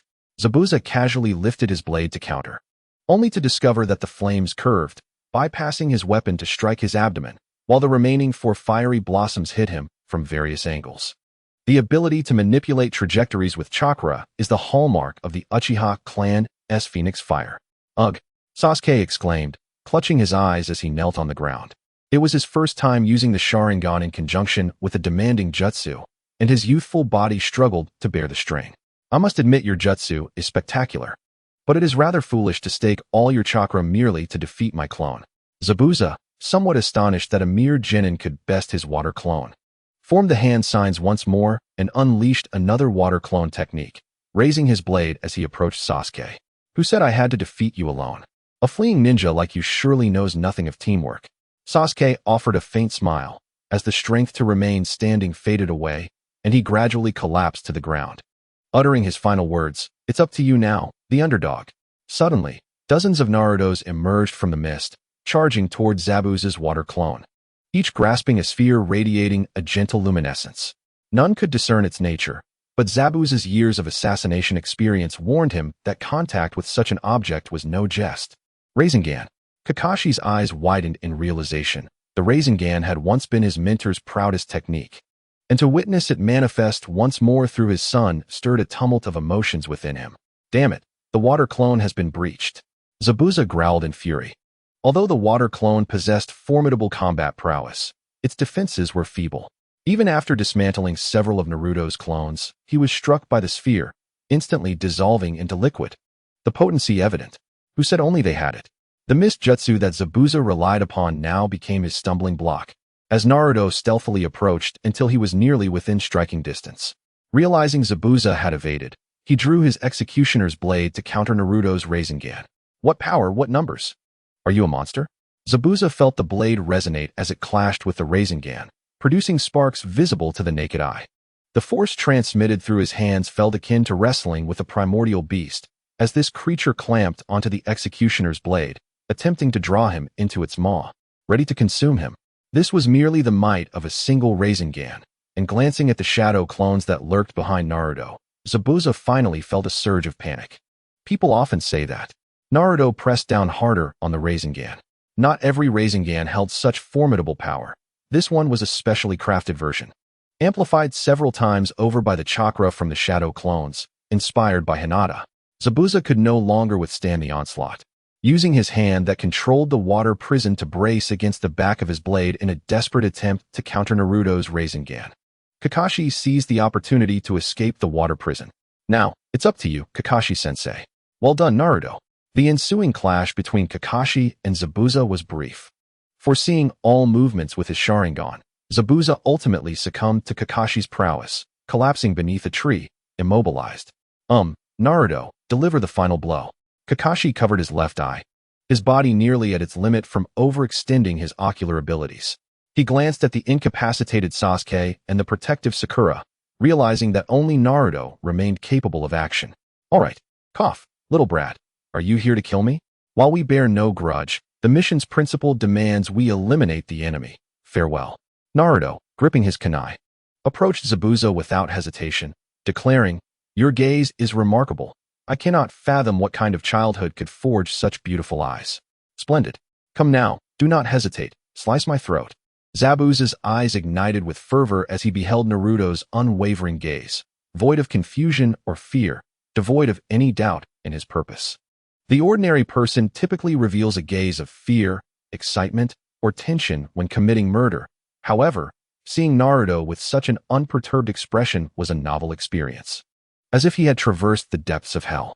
Just as Zabuza finished speaking, 2 shurikens suddenly soared through the air, piercing his neck and instantly ending his life. "Oh no, my head!" Naruto exclaimed in astonishment, turning to the side to behold a masked youth perched upon a branch of a tree, appearing there unbeknownst to anyone. "I have been seeking the opportunity to completely eliminate Zabuza. Thank you for your assistance," came a voice from beneath the mask, raspy and indecipherable in gender. "Kakashi-sensei. He seems to be quite dead," Naruto remarked, crouching down to prod Zabuza's neck with a kunai, eliciting a gasp of horror from Haku, who nearly rushed forward to strike Naruto. "Ah, it appears so. He is a member of the Mist's Umbu assassination squad," Kakashi replied, falling silent for a few moments. Choosing not to glance at Zabuza's body, He briefly informed Team 7 about the Mist's assassination unit, then fell silent, maintaining a wary eye on Haku. Now that you are aware I belong to the assassination unit, it becomes easier to discuss matters. His corpse conceals many secrets, which I shall take with me, Haku stated, moving to Zabuza's lifeless form, hoisting his significantly heavier body and vanishing from sight. Sasuke, are you alright? You look utterly exhausted, Naruto said as he plopped down beside Sasuke, who lay back on the ground. After relaxing, Naruto too felt utterly drained. Utilizing shadow clones and the Rasengan was indeed no trifling matter. You still dare to ask? How much chakra do you have left? Sasuke shifted his position, gazing at Naruto. It's depleted. If I had eaten that rabbit, I wouldn't be in this predicament. You fool. Still thinking about rabbits. Sakura had long since discarded the rabbit in the chaos following Zabuza's appearance and could only approach Naruto and Sasuke now, offering them a bit of water to regain their strength. You two are truly remarkable. Thank you for your hard work. The sight of the two charging fearlessly towards a formidable adversary deeply resonated with Sakura, filling her with pride for such comrades. Naruto and Sasuke exchanged smiles, the sense of accomplishment from defeating a powerful foe blooming within them.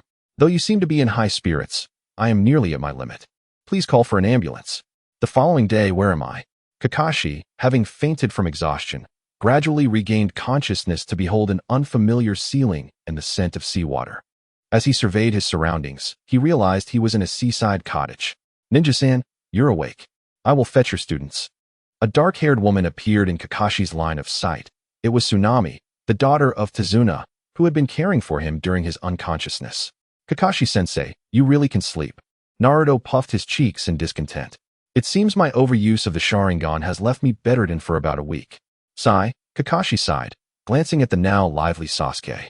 Using what ISNT yours brings complications. Despite Sasuke's own overexertion, the disparity remains vast.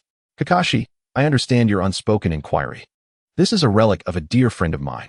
Observing Sasuke's hesitance, Kakashi chose to be forthright. I see. Naruto, Sasuke, could you come here for a moment? What is it? You both have made remarkable progress. Sasuke has awakened his Sharingan, and Naruto has even mastered advanced techniques such as the Rasengan. Your advancement has far exceeded my expectations. What? Is this merely to praise me? I graciously accept. Naruto, puffed up with pride, laughed heartily, hands on his hips. However, you do not know how to walk on water, do you? You can't even climb a tree, which is utterly absurd.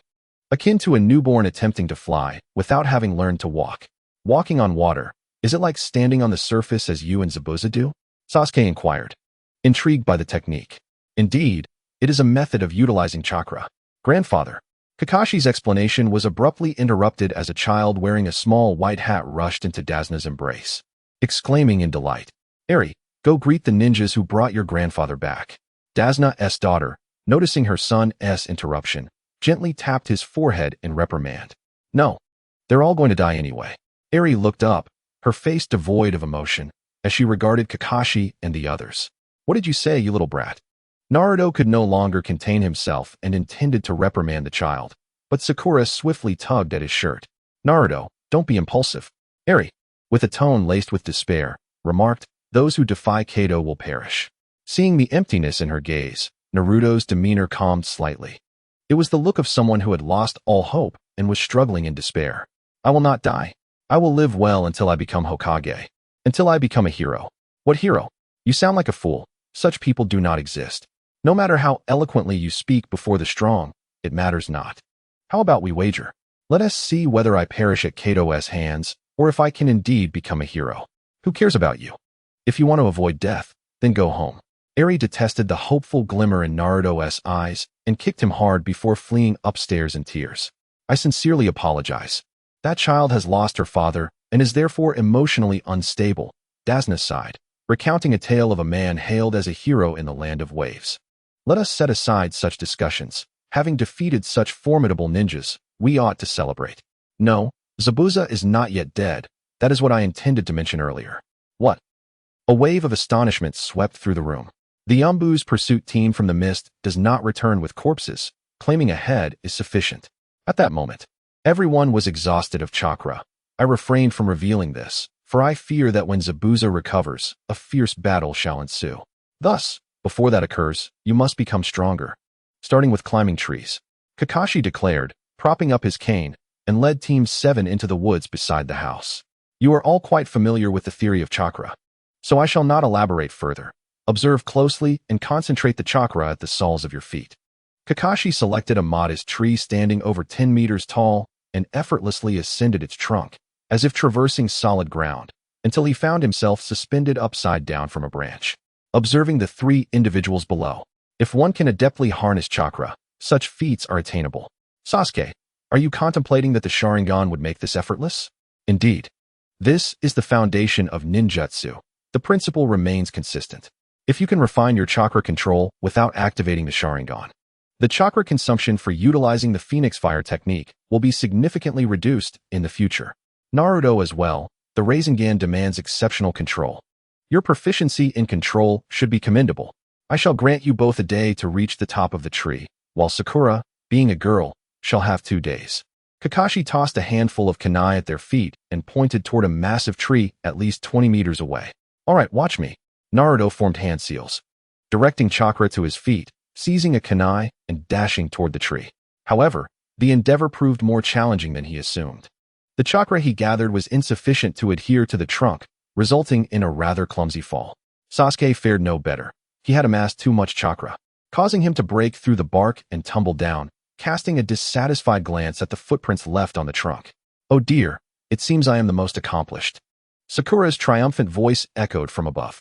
Both Naruto and Sasuke looked up in astonishment, finding Sakura perched on a branch several meters high, a smile gracing her face as she looked down upon them. It appears I underestimated you. Sakura is indeed the most talented among Team 7, while the future Hokage and the Uchiha heir seem rather lackluster. Kakashi chuckled, employing a strategy to ignite Naruto and Sasuke's competitive spirits, encouraging them to pick up their kunai and practice. Time slipped away, and darkness enveloped the surroundings. After yet another fall from the tree, Sasuke glanced at Naruto, seemingly resolute, and approached him. Naruto, Sasuke stammered shyly, fidgeting as he spoke softly. I can't hear you. Are you hungry? Naruto, interrupted while trying to harness chakra using Sakura's tips, shot a glare at Sasuke. Did you just ask Sakura for her technique? Could you share it with me? Sasuke's face flushed with embarrassment at the thought of seeking help from someone he deemed inferior. Of course, but why not ask Sakura directly? She would be delighted to share it with you, Naruto replied. Sasuke turned his head, dismissing Naruto's words. I mentioned you should be a bit gentler with girls. This behavior is rather inconsiderate. All right, I understand, just tell me. You clearly didn't pay attention. Hey, at Zabuza's hideout, Haku gently helped Zabuza rise from his bed, offering him a bit of food to replenish his strength, and inquired softly, how are you feeling? Almost fully recovered, Zabuza replied, clenching his fist. Without the bandages to conceal his injuries, Haku noticed his smile. Zabuza, are you truly happy? Haku, after all this time spent with me, do you understand why I have not imparted the silent killing technique to you? As I am but a tool of Zabuza, a mere instrument bound to obey commands. I lowered my eyelids and spoke in a hushed tone. You are mistaken. Your disposition is ill-suited for the art of silent assassination. You possess too much compassion. Even under my directive, you would eliminate the target while sparing witnesses. Yet he is different. The boy's gaze is untainted, devoid of any impurities. For the first time, I felt a surge of desire to take on a disciple, to impart to him all my knowledge of assassination techniques. Zabuza reminisced about that day, the look in Naruto's eyes. 10 years ago, during the ninja examination in the Hidden Mist village, when a youth with the same fierce gaze had mercilessly slain 100 classmates without hesitation, killing indiscriminately. Do you believe he would consent to this? No, but to fall at the hands of that boy would not be unpleasant. For one like Zabuza, who had long since grown indifferent to life and death, choosing his own grave would not be a bad fate. Zabuza-sensei, you are quite the jester. Allow me to gather some herbs that may aid in your recovery. I smiled, departing from Zabuza's chamber and entering the adjacent room. She removed the hairpin from her hair, allowing her long black tresses to cascade down to her waist, and donned a crimson kimono before leaving the hideout. In the early morning light, before the sun had risen, the air was suffused with a white mist, contrasting sharply with Zabuza's fog, making Bai's exposed arms feel chillier than usual. This will suffice. She knelt down, her delicate fingers gently plucking the herbs and placing them into her basket. The beauty of the scene seemed to meld seamlessly with her. as a bird in search of food alighted upon her shoulder, eliciting a soft smile from the young girl. Chirp, chirp.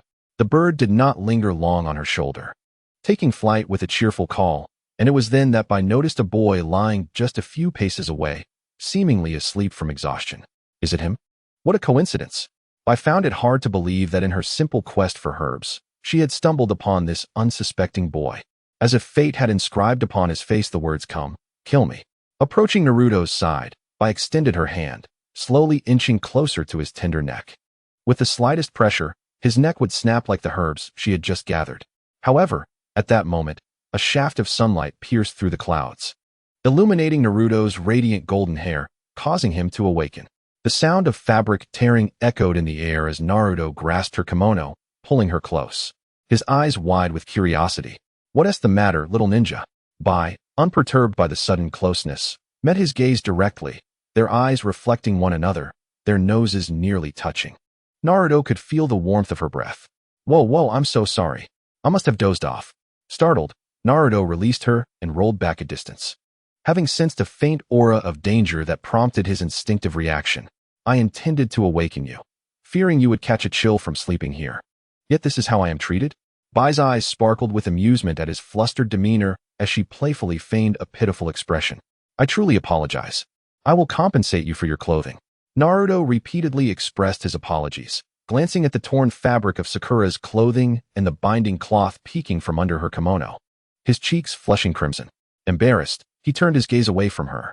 "It's nothing to worry about. After all, it's the last time I'll wear this," Sakura murmured, her voice barely audible to herself. "What brings you here, sister?" "I came to gather medicinal herbs. But how did you end up sleeping here?" She continued. "Well, last night, I was practicing tree climbing with Sasuke. I collapsed from exhaustion," Naruto replied, realizing that Sasuke hadn't bothered to send him home to rest. Annoyed, he cursed Sasuke under his breath for making him stay.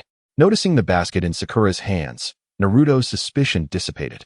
"Your hand is injured," she observed, seeing a red mark on the back of Naruto's clenched fist. Though it wasn't deep, neglecting it could pose a risk. "Oh, it might have been scratched by a branch. It's nothing to worry about," he dismissed. "How can it be nothing?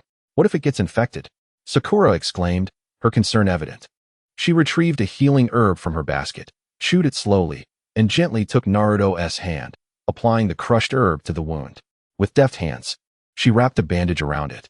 "What's wrong? Do you find it disgusting?"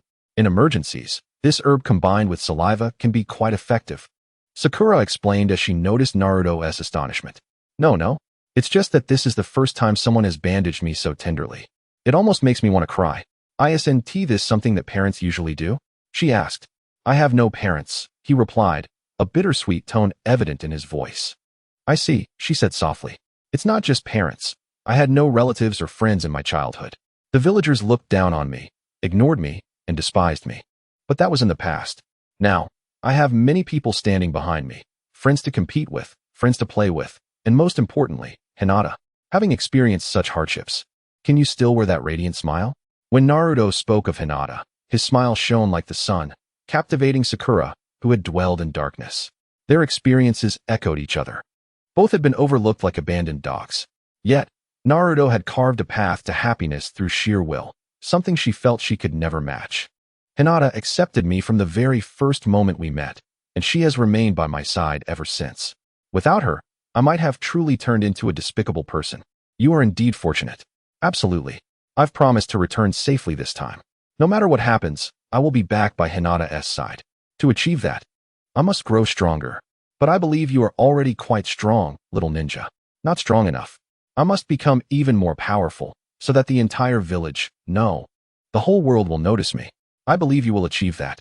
When one seeks to protect something precious, they can become incredibly strong. Bathed in sunlight, the boy's resolute words radiated brilliance. Unable to contain herself, Sakura reached out, caressing his head in encouragement. "Sister, you carry a delightful fragrance."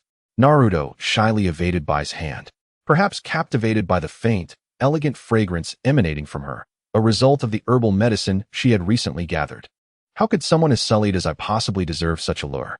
Farewell, young ninja. I eagerly anticipate your ascent to the pinnacle of the world. Bai, with a smile, denied Naruto's words and walked away with her basket filled with herbs. Just then, Sasuke arrived to summon Naruto for dinner, and the two brushed past each other. Naruto, what were you just doing here? Sasuke inquired. Oh, nothing much. I accidentally tore my sister's clothes, and I still don't know where she resides, Naruto replied. In Sasuke's view, Naruto, sitting on the ground in frustration, resembled someone whose secret pleasures had been interrupted, and it sparked a vivid imagination in him as he recalled the sight of the torn clothing belonging to the young lady. What's wrong? Why are you looking at me as if I were trash? Naruto questioned. Oh, it's nothing. I was merely lamenting the sanitation of the land of waves. Such large refuse has been left unattended for so long. How dare you? Are you talking about me? Why didn't you call me back to sleep last night? A house is meant for habitation. What is wrong with you? The two resumed their usual banter, but today Sasuke seemed particularly irritable, akin to someone who had ingested gunpowder. Naruto, perplexed by his own perceived missteps, trudged back to the home of Tazuna. Well done. Indeed. You accomplished it in just one day? Kakashi remarked, observing Naruto and Sasuke's kunai lodged atop the tree, clapping his hands in satisfaction, though his languid gaze betrayed no genuine praise. Sakura, you'll teach Naruto how to walk on water, while I shall take Sasuke under my wing. Sakura was clever, and her ability to master the art of walking on water in a short span made her a suitable instructor for Naruto. Hey, what about me? I would prefer to be alone with Sasuke, Naruto protested. You're already strong enough. Focus on mastering water walking first. What I intend to teach Sasuke is the unique Jinjutsu of the Sharingan, which you cannot replicate. All right, Sasuke, don't come crying to me if you can't learn it. Do you think I'm like you, the perpetual underachiever? Days passed after Sasuke began his training with Kakashi. The 7th squad stood atop the under-construction bridge, surveying their surroundings. Under Tazuna's leadership, the villagers of the Land of Waves worked diligently and methodically. The bridge was approximately 80 complete, and it was only a matter of days before it would be finalized. However, the impending attack by Zabuza was imminent, was it not? Sasuke took up Kakashi's words without a hint of anxiety. Rather, he felt a surge of eagerness, eager to gauge the extent of his newfound strength. All right, let us muster our resolve. This time, let him return no more. Standing alone on the water's surface, Naruto raised both hands and shouted triumphantly. After days of training, he had perfected the control of his chakra to harmonize with the flowing water beneath him. Naruto, I know you're quite proud of yourself. Could you not come up here to boast? Kakashi called down with a hint of exasperation. What are you saying, Kakashi-sensei? I'm diligently practicing water walking. Look, I can't sink no matter how I try.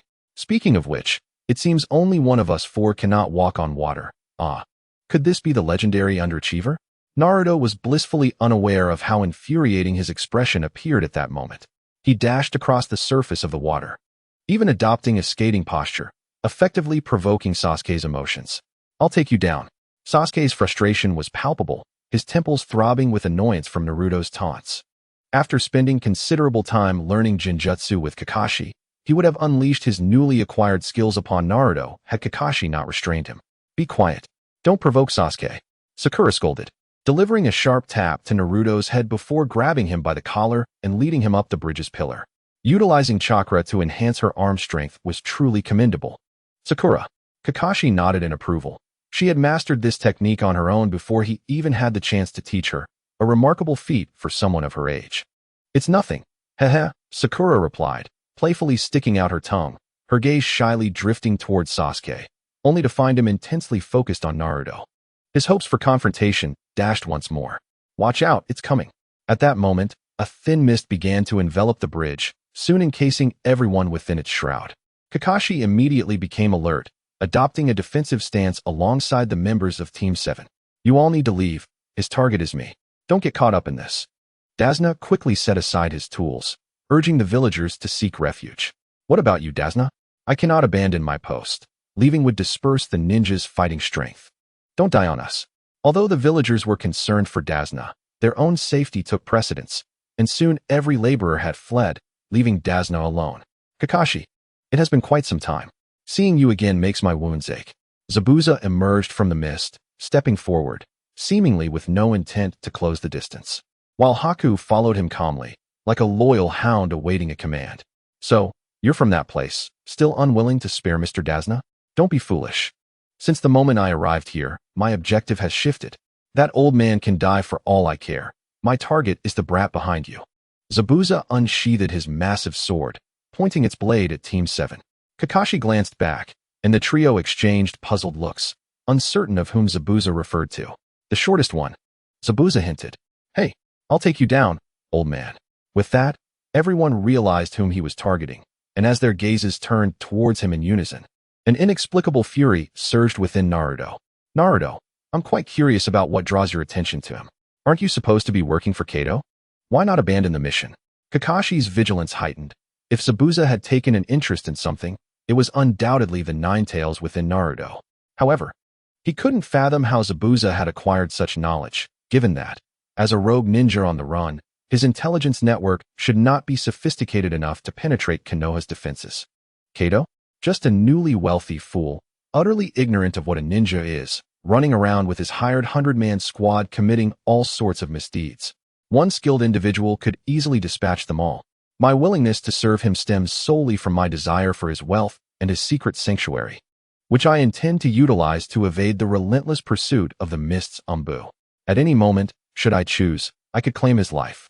Given this, we have no reason for enmity. Are you not listening to me? I demand that boy. Without further ado, Zabuza impatiently struck the ground with his executioner's blade, creating deep gashes in the bridge, much to Dazna's distress. May I inquire about your reasoning? I wish to take him as my disciple, imparting the art of assassination to him, enabling him to become the foremost assassin in the world of ninjas. Hey, joking about such matters is ill-advised. Do I appear to jest? In that boy's gaze, I perceive a promising future. My own assassination skills have limits, having only succeeded in eliminating Jonin, but he is different. He possesses the potential to master all my techniques and even eliminate shadows. No, he is merely a laggard. He cannot achieve this. Kakashi was visibly troubled, pondering whether this was a fortunate miscalculation. Indeed, Naruto harbors a power that even the shadows cannot rival, yet it is not an assassination. Precisely. Who desires to learn such assassination techniques from you? I wish for everyone to acknowledge me. Hiding in the shadows like you is utterly impossible. I have Hinata. I want to live in the sunlight with her, to let the world see her radiant smile, not to meet in secret. By the way, Naruto, I would prefer if you stated that you would never betray Kakashi-sensei. Yes, I still have Kakashi-sensei. Naruto paused for a few seconds, suddenly enlightened. Your words are even more hurtful. Humph, since I am here, I am not here to negotiate. I will eliminate you and forcibly take that boy. Zabuza ceased his chatter, forming hand seals to create 5 water clones that leaped onto the bridge, charging towards Kakashi. Kakashi, leave this to me.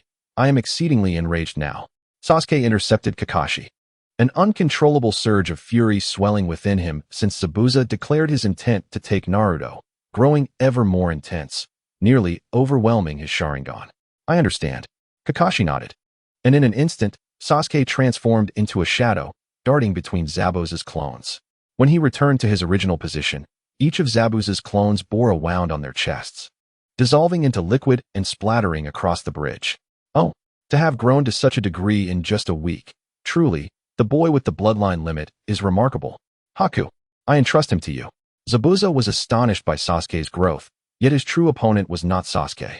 After issuing commands to Haku, he charged towards Kakashi, wielding his executioner's blade. Haku nodded lightly, his body spinning like a top, swiftly advancing towards Sasuke. Zabuza, must you truly hinder our mission? Did Naruto not express his unwillingness? Kakashi lamented as he parried Zabuza's strike. That boy is merely a part of the equation. I have not forgotten how you foolishly toyed with me that day. It is simple. I shall either kill you or be killed by you. Have you seen through my intentions? How about I treat you to a drink as an apology? Clang. On the other side, the clashing sounds of metal echoed as the 1,000 blades in Bai's hand collided with Sasuke's kunai, igniting a flurry of sparks. The Uchiha youth. Do you not require your Sharingan? It is unnecessary to deal with you. I see I have underestimated you. However, I harbor no desire to kill you. Bai remained noncommittal, confronting Sasuke with her 1,000 blades while her other hand swiftly formed seals in the air. One-handed seal. Sasuke's pupils contracted slightly. It was not unusual for a Jonin to perform a one-handed seal, but the fact that this girl, who was only slightly older than he, could do the same indicated that her talent was on par with his own. Naruto, why aren't you assisting Sasuke? Sakura fretted as she observed the fierce exchange of blades between Sasuke and Bai, yet she could not abandon protecting Tazuna, leaving Naruto motionless. Helping would be bothersome. Sakura. Trust Sasuke a bit more. He is a rival, I acknowledge. You too. Ninjutsu. 1,000 killing water surge. At that moment, Bai completed her seals, and the liquid transformed from Zabuza's water clone began to levitate from the ground, morphing into countless water kunai that surged towards Sasuke's body. Interesting. A smirk tugged at Sasuke's lips as he recalled the sensations from his training. Channeling chakra into his feet, he vanished in an instant before Bai, causing the water kunai to miss their mark. Gone. Above, Bai was taken aback, not expecting Sasuke's speed to be so formidable. She quickly looked upward, where Sasuke was diving down with his kunai in hand. Bai leaped back to evade Sasuke's attack, only to find that he landed without pause, launching forward with a kick that struck her face, sending her flying several meters. You claim not to wish to kill me? I, however, am quite eager to end your life. Sasuke brushed off the water splatters on his clothing. In the first round of their confrontation, he had emerged victorious. Sasuke is so cool. Sakura had transformed into a lovesick admirer, gazing at Sasuke with heart-filled eyes, captivated by his confident demeanor. TCH, true love steals the spotlight. I could do that too. Bye. If you do not take this seriously, you may well find yourself dead. Zabuza dodged Kakashi's attack, catching a glimpse of Bai, who had been kicked away, and reminded her, I understand, Mr. Zabuza. Bai rose from the ground, though she had been sent flying. Her timely defense had spared her from injury, and Sasuke recognized this, refraining from pursuing her for a finishing blow. Secret technique. Ice crystal mirror. Accompanied by the dazzling seals formed by Bai's hands, the water on the ground began to levitate, the air thick with a chilling aura that froze the rising water into shards of ice, suspended in midair. What is this ninjutsu? 20 rectangular ice blocks surrounded Sasuke in a yurt-like formation, 11 encircling his body, 8 slanted at a 45-degree angle above, and 1 atop, leaving no corner unguarded. Ha ha ha, now that Bai has unleashed that ninjutsu, this brat has no hope of survival. Zabuza chuckled coldly, wielding his massive blade with ruthless precision, forcing Kakashi into a defensive stance. Observing your confident demeanor, it seems likely that you possess a bloodline limit. Indeed, beside you, no less than a treasure exists. I shall not yield my envy to you. Our Sasuke is undoubtedly 100 times stronger than her. What is this palpable sense of competition among parents regarding their children? Naruto? Sakura, witnessing the sparks flying between the two jonin, could only express her exasperation, only to turn and find Naruto had vanished. How will you handle such a situation? As she spoke, Bai approached the mirror, and upon contact, she seamlessly merged with it. The 20 mirrored surfaces surrounding Sasuke reflected Bai's image. Suddenly, a cacophony of shattering air filled the space as countless shuriken were unleashed from each mirror, aimed at Sasuke from every conceivable angle. Should he fail to evade them, he would surely become a human pincushion. To retract my earlier statement, you possess the right to compel me to unveil my eyes. Sasuke remained steadfast, not flinching nor dodging, his hands dancing rapidly in the air, resembling the 1,000-handed cannon to an outside observer. He then ceased his movements, his fingers now brimming with shuriken, his eyes displaying 2 pairs of spinning tomo. It seemed this would devolve into a protracted battle. With a sigh, Bai acknowledged her lack of alternative strategies against Sasuke. She could only await the depletion of her chakra or the eventual failure of his Sharingan. With that, she launched another volley of shuriken. The sound of clanging metal reverberated as Sasuke, utilizing the shuriken he had just grasped, deflected the incoming projectiles while meticulously observing Bai's position. Found you. Fire style, great fireball technique. At last, Sasuke, employing his Sharingan, discerned Bai's true location. He swiftly formed hand seals and expelled a large fireball. Regrettably, Bai had already leaped from the mirror before the fireball could reach her, relocating to another.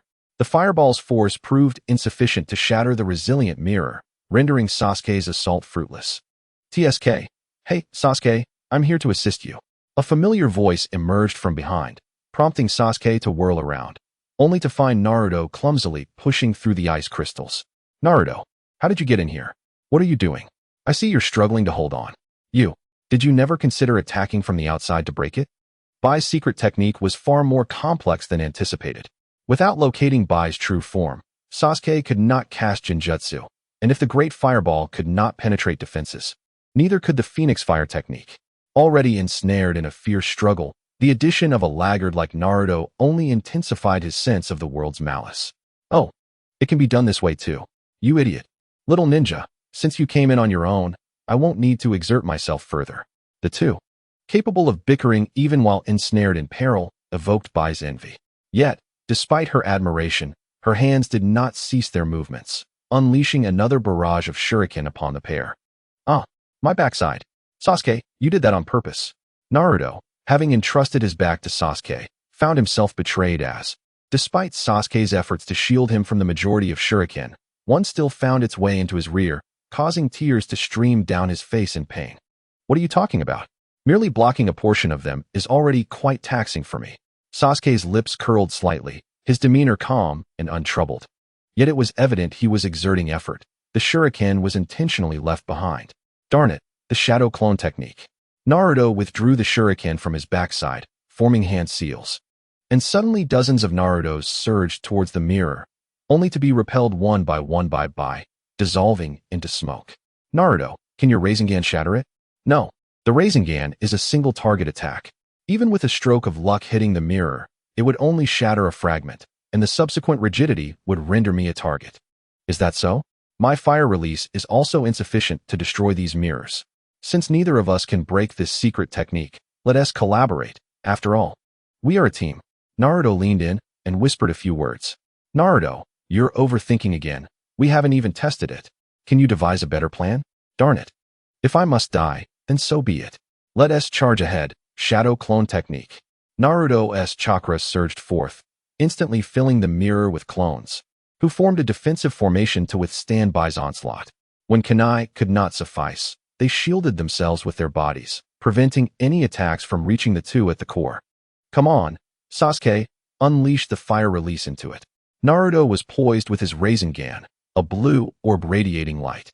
Upon seeing this, Bai hastened his assault, and the clones began to vanish at an observable rate. I care not what becomes of it. Sasuke formed the great fireball technique seals, gathering chakra in his mouth and directed it into Naruto's Rasengan, who desperately maintained the balance within. It's done. Without needing to be told, Sasuke recognized that Naruto's Rasengan had transformed into a crimson hue, emanating incredible heat, causing him to sweat merely from proximity. The orb's surface bulged as if a wild beast were thrashing about within. Naruto, it looks rather perilous. I know without your telling. Brace yourself, Flame Rasengan. Naruto concentrated chakra in his feet, leaping towards the uppermost mirror, pressing the imminent explosion of the Rasengan against it. Boom. The fiery vortex, imbued with spiraling power, engulfed the interior of the magical mirror, forming a colossal whirlpool. With the sound of shattering ice, all the crystals fractured simultaneously, transforming into brilliant shards that cascaded to the ground. Phew, Sasuke, why do you look like a piece of charred meat? Naruto landed gracefully, glancing at Sasuke's now ashen face. Perplexed, not only his face but his hair also bore the scent of singed flesh, leaving Sasuke quite uncomfortable. Naruto, do you have any idea how close I was to being incinerated? What about the battle plan? Why do you always act so recklessly? Sasuke seized Naruto by the collar, roaring. Had it not been for the few remaining clones shielding him, the outcome would have been far worse than mere charred flesh. Isn't it all fine? Your hand. Upon noticing Naruto's right hand, Sasuke's anger subsided. The entirety of his right arm's clothing had vanished, revealing severe burns, far worse than his own injuries.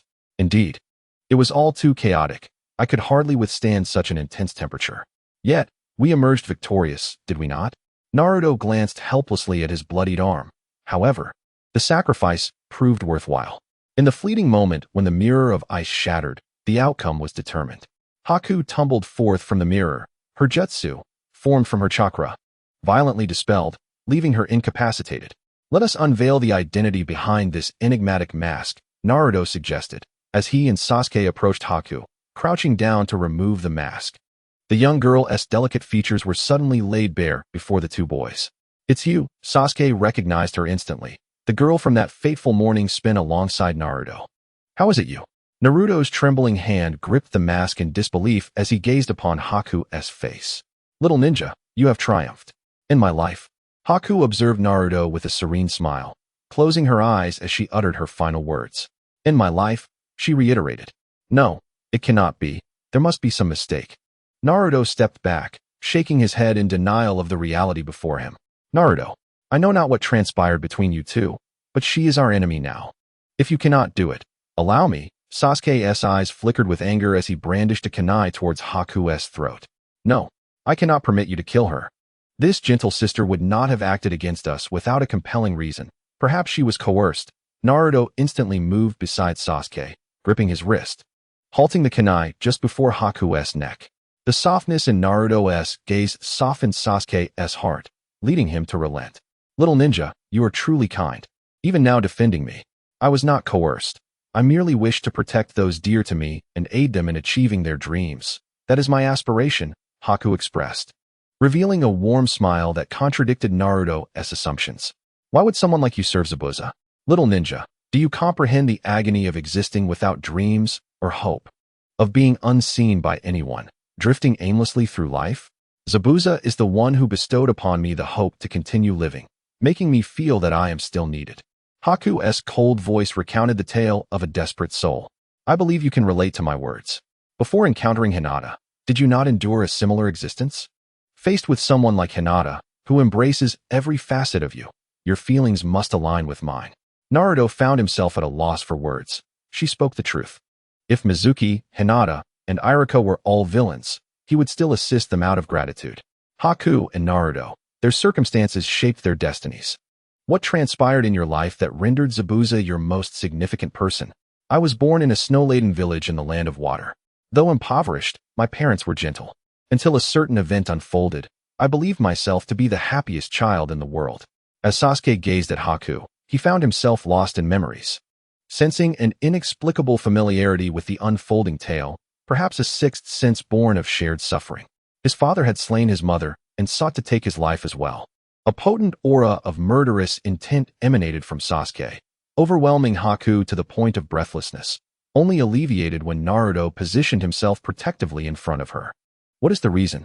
Sasuke reined in his bloodlust, temporarily setting aside his hatred for Itachi to inquire. My bloodline harbors what is known as a Kekkai Genkai, a cursed power inherited from my ancestors, fundamentally distinct from the ninjutsu of ordinary folk. You witnessed it firsthand. The ice mirror technique is but one manifestation of this lineage. In the land of water, individuals possessing such power are met with vehement disdain, deemed a greater threat due to their strength. Following the Civil War, the land of water embarked on a frenzied purge of those with Kekkai Genkai. I trust you understand that even in Konoha, we are met with similar exclusion. How infuriating, Sasuke muttered, closing his eyes as he finally relinquished his murderous intent towards Haku and deactivated his Sharingan. He was acutely aware that, before the Uchiha clan's annihilation, they were already feared by the people of Konoha, which explained his solitary childhood, devoid of companionship save for Itachi. Eventually, he had found a friend, only for that bond to dissolve into memory. After murdering his mother, his father had attempted to turn against him. Perhaps it was the trauma of his mother's death that drove him. By the time Sasuke regained his senses, he had already taken his father's life. Thus began his solitary wandering in the land of water, until he was taken in by Zabuza on a snowy winter's day. That concludes my tale, Naruto. Whose tears are you shedding? Ugh, how despicable. Why must it be for such a ludicrous reason as bloodline? Naruto's tears fell incessantly to the ground. Although Haku's voice bore no emotion, he felt deeply moved. Zabuza seeks only useful shinobi. You have stripped me of my reason for existence, so please, end my life. No, I cannot do that. If you do not kill me, there will be no turning back, remember? You promised Hinata that you would return without fail. Haku picked up a kunai that had fallen to the ground, gently placing it in Naruto's hand. Sister Haku, I beg of you, surrender. If you do, I can. Naruto shook his head, tears streaming down his face, unwilling to advance the kunai even a fraction. Isn't the principle of our mission to eliminate our enemies? How many have been bitten by the very foes they spared out of compassion? Do you wish to gamble with the lives of your friends? Naruto, it seems this task falls to me. Sasuke, unable to bear Naruto's continued suffering, seized the kunai from his grasp and aimed it at Haku. My apologies. But I am not yet ready to die. I still have a final task to fulfill. Haku suddenly sensed something. A palpable aura of death emanating from her as she smiled innocently at Naruto, forming hand seals with remarkable speed before vanishing from Sasuke's sight. Lightning release, lightning cutter. Kakashi's chakra coalesced into a tangible form, blue electricity crackling around his right hand as he charged towards Zabuza, who was immobilized by the 8 ninja dogs. A sharp bolt of lightning chakra pierced through Bai's shoulder, wreaking havoc upon her skin and internal structure, filling the air with the acrid scent of charred flesh. Kakashi gazed in astonishment at Bai, who had suddenly emerged from the mirror. "Mr. Zabuza, please take me down alongside her." Blood trickled from the corners of her mouth as the girl turned to Zabuza, uttering her final words. In her last moments, she pierced the scroll Kakashi used to summon ninja dogs with 1,000 needles, granting Zabuza a chance to escape. "Kakashi, it appears you are the one destined for death." Zabuza raised his executioner's blade, swinging it towards Bai's frail body. The blade embedded itself in her tiny palm, leaving Zabuza momentarily stunned. He could hardly believe that his formidable weapon was being clutched in her grasp. "Ah, Sister Bai." Naruto was enveloped in a furious aura of red chakra, forming a monstrous silhouette in the air around him. The chakra swirled, wrapping him in a fierce mantle, his eyes transformed into crimson beastly orbs. Fangs bared as he unleashed a series of low growls that pressed against Zabuza. "That chakra, Naruto." Kakashi's eyes widened in disbelief. He never anticipated Naruto would transform into the Nine Tails, his arms immobilized by Bai's unyielding grip. Why? Why did you do this to her?" Naruto was on the brink of losing his sanity, his gaze filled with unbridled rage directed at Zabuza. Bai had sacrificed herself for him. Yet he received no hint of sympathy, only the brutal cleave of Zabuza's blade. How could he not be enraged? The power of the Nine Tails erupted alongside his emotions. "There is nothing more to say. The tool fulfilled her final purpose. It was the best for both of us. Do you possess no semblance of emotion?" In her final moments, Bai thought only of you, striving to help you realize your dreams. Even in defeat, she sought no mercy, lamenting only her inability to assist you further, sacrificing her life for your survival. But you, Naruto's strength gradually overpowered Zabuza, pinning him to the ground. As he pointed at Bai's lifeless form, crying out in anguish, "You little brat, what do you understand? Bai is dead. Will your tears bring her back? Am I to weep like a fool, as you do?" Zabuza, infuriated and humiliated, kicked Naruto in the stomach, sending him sprawling, defiantly shouting, "I will kill you." Naruto could no longer contain his emotions, channeling all his might into a collision with Zabuza, the pressure causing Zabuza to spit blood. Regaining his senses, he saw Naruto's fist, propelled by the wind, approaching his head, and hastily raised his executioner's blade to block. No matter how you cry and wail, the truth remains. Ninjas are mere tools. Your village does not regard you as anything more. When you perish on a mission, who will mourn you besides your family? The world is uniformly cruel. Bai and I were merely using each other. I required her abilities, and that was all. No attachment whatsoever. How can you say that? Bai adored you. Her mind was consumed with thoughts of you, forsaking her own dreams. Is this truly the outcome we have arrived at? What on earth do you perceive her to be? The sound of fists colliding with the executioner's blade echoed relentlessly, until at last, the blade could no longer endure such violent onslaught and shattered in two. As Naruto's fist landed squarely upon Zabuza's head. "Have you shed tears?" His fist halted midair, and beneath the fractured blade, Naruto beheld the tears of a specter. Sorrowful and profound. "Child, silence yourself. Haku is no longer with us. We ninjas are but tools. And those imbued with emotions are destined to fade into the cycle of reincarnation. Perhaps this is the reason for Mai and Haku's failure. The Land of Water, situated to the right of the Land of Fire on the map, is encircled by the sea and occupies less than half the area of the Land of Fire. As the smallest of the 5 great nations, its daimyo is perpetually anxious about the threat of annexation by neighboring countries. Consequently, the ninjas of the Mist Village endure rigorous training. Only by being stronger and more ruthless than those of other nations can they hope to survive. This year, the Mist Village remained as frigid as ever. The snowflakes of winter coursed through the veins of the people, chilling them to the core. Haku, having wandered here, managed to salvage a half-eaten piece of bread from a trash bin, which he generously offered to a stray dog. Alone, he sat upon a wooden bridge, lost in contemplation as he observed passers-by. At that moment, a figure, his face swathed in bandages, entered Haku's line of sight. Unlike the others, who ignored him, this individual approached and spoke a single phrase, words he had not heard since the passing of his parents. "Not a soul like you receives even a glance." Zabuza, bewildered by his own impulsiveness, could not ignore the sight of a child sitting on the bridge, as countless others had perished from starvation or exposure each winter. Yet, he felt compelled to intervene. Your eyes are akin to mine. Haku unveiled a pure, radiant smile, momentarily taking Zabuza aback. Was she not supposed to plead for food or clothing? He could have easily dismissed her with a kick, teaching her the terror of the specter, yet instead, he was met with such a smile. Child, would you care to follow me? Offer me everything you possess, and live on as my tool. This child was unlike any other, and with this thought, Zabuza inquired. Yes, the young Haku, unaware of Zabuza's true intentions, sensed his need for her, which was sufficient for her acquiescence. From this day forth, you shall be mine. Zabuza lifted Haku's fragile form, not out of desire, but because her limbs had begun to stiffen. If he did not act, it would not be long before another corpse graced the streets of the mist, destined to be collected by the sanitation workers. Thus began the fateful encounter between the specter and the child. You are a girl. Upon returning to his home, Zabuza tore the tattered cloth that enveloped Haku's form and, in silence, retrieved several of his old garments for her. More troublesome than I anticipated. From now on, you shall live as a boy. Months later, Mr. Zabuza, what troubles you? As Bai was engrossed in her reading at home, Zabuza returned. Markedly different from his usual imposing self. His body bore wounds, and his complexion had taken on a ghastly hue. With concern, she inquired, Are you all right? I killed several sand ninja, but fell victim to their poisonous puppets, he replied. Alone, he had vanquished a puppet squad, yet he had sustained injuries from their dying counterattack. The potent venom unique to the sand made him feel unwell, and he found himself at a loss for a remedy. Is it serious? She asked. I have already consumed the antidote. A good rest will suffice. With that, he brushed aside Bai's attempts to assist him and sank down against the wall, closing his eyes. Mr. Zabuza, please wait for me, Bai said, observing the furrow in his brow.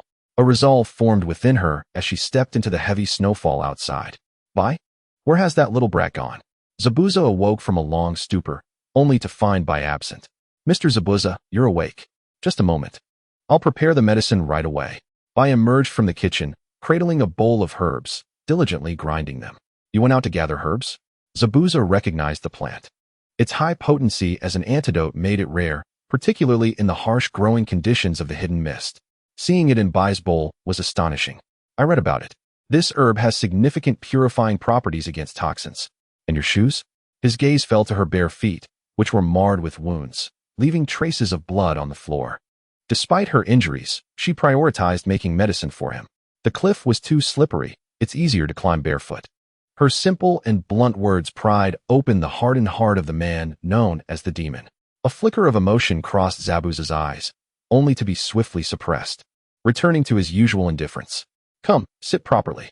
After consuming the medicine, Zabuza felt a considerable alleviation of the poison. He placed Bai in a chair and took her feet in his hands. Unlike his rough, calloused hands, Bai's feet were pale and smooth, yet tragically marred by scars. Mr. Zabuza, it's so itchy, I can manage it myself. Bai found Zabuza's actions bewildering. It felt surreal for the demon to tend to her wounds. Be quiet. You can't see your soles, can you? This is merely routine maintenance for my tools. If you break, I'll need to find a replacement. Mr. Zabuza, you truly are gentle. Humph. 6 years had passed since Bai first encountered Zabuza. Now 12, she lived a nomadic life with him, masquerading under the guise of father and daughter in a small country known as the Land of Rice. Crash. For the third time, she slipped, spilling tea all over Zabuza's head, causing veins to bulge on the demoness forehead. Bai, do you harbor any grievances against me?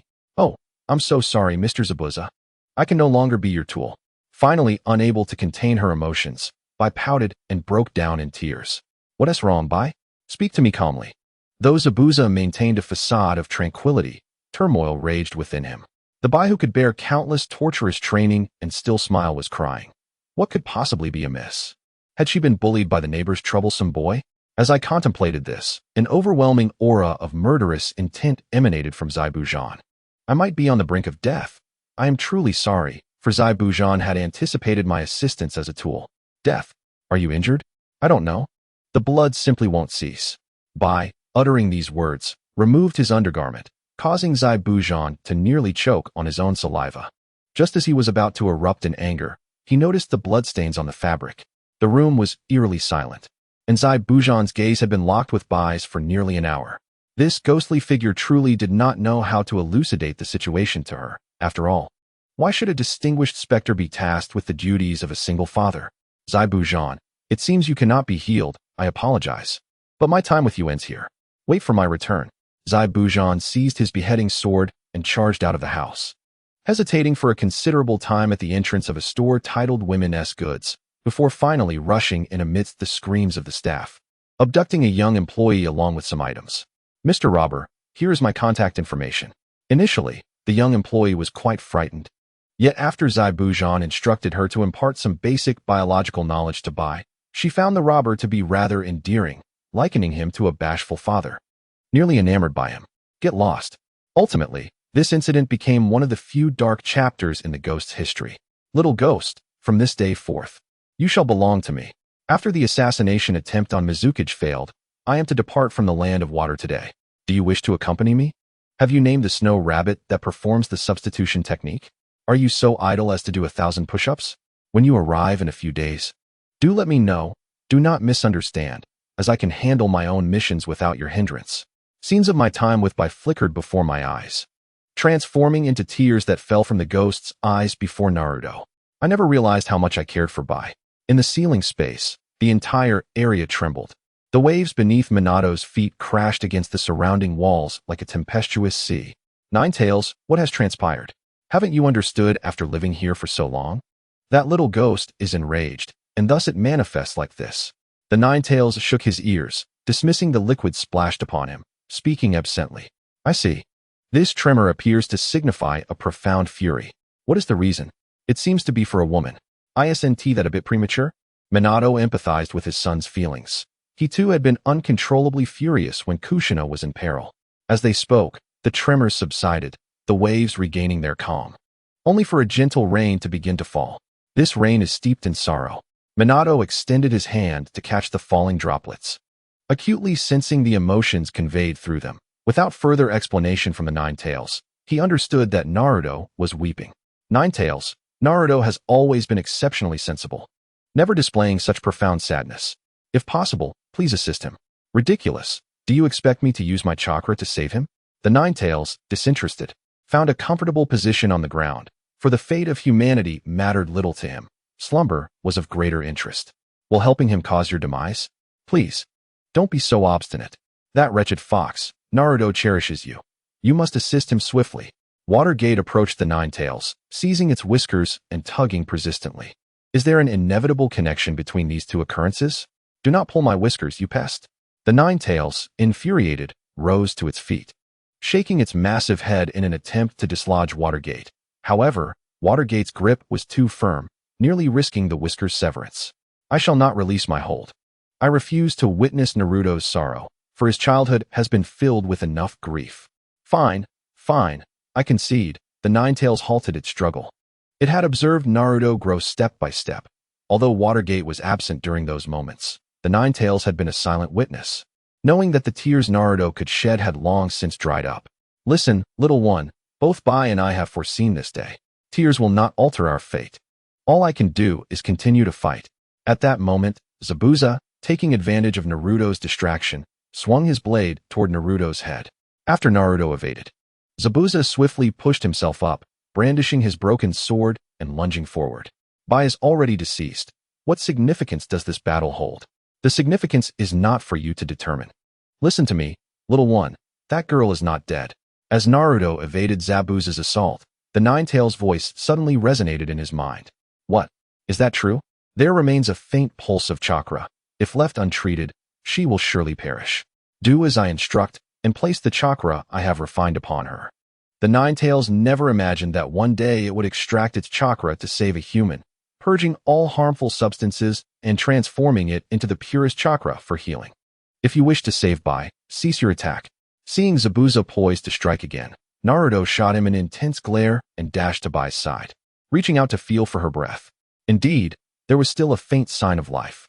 Fortunately, Bai's shorter stature meant that the Raikiri, originally aimed at Zabuza's heart, had struck her shoulder. Had it hit her heart, no one could have been saved.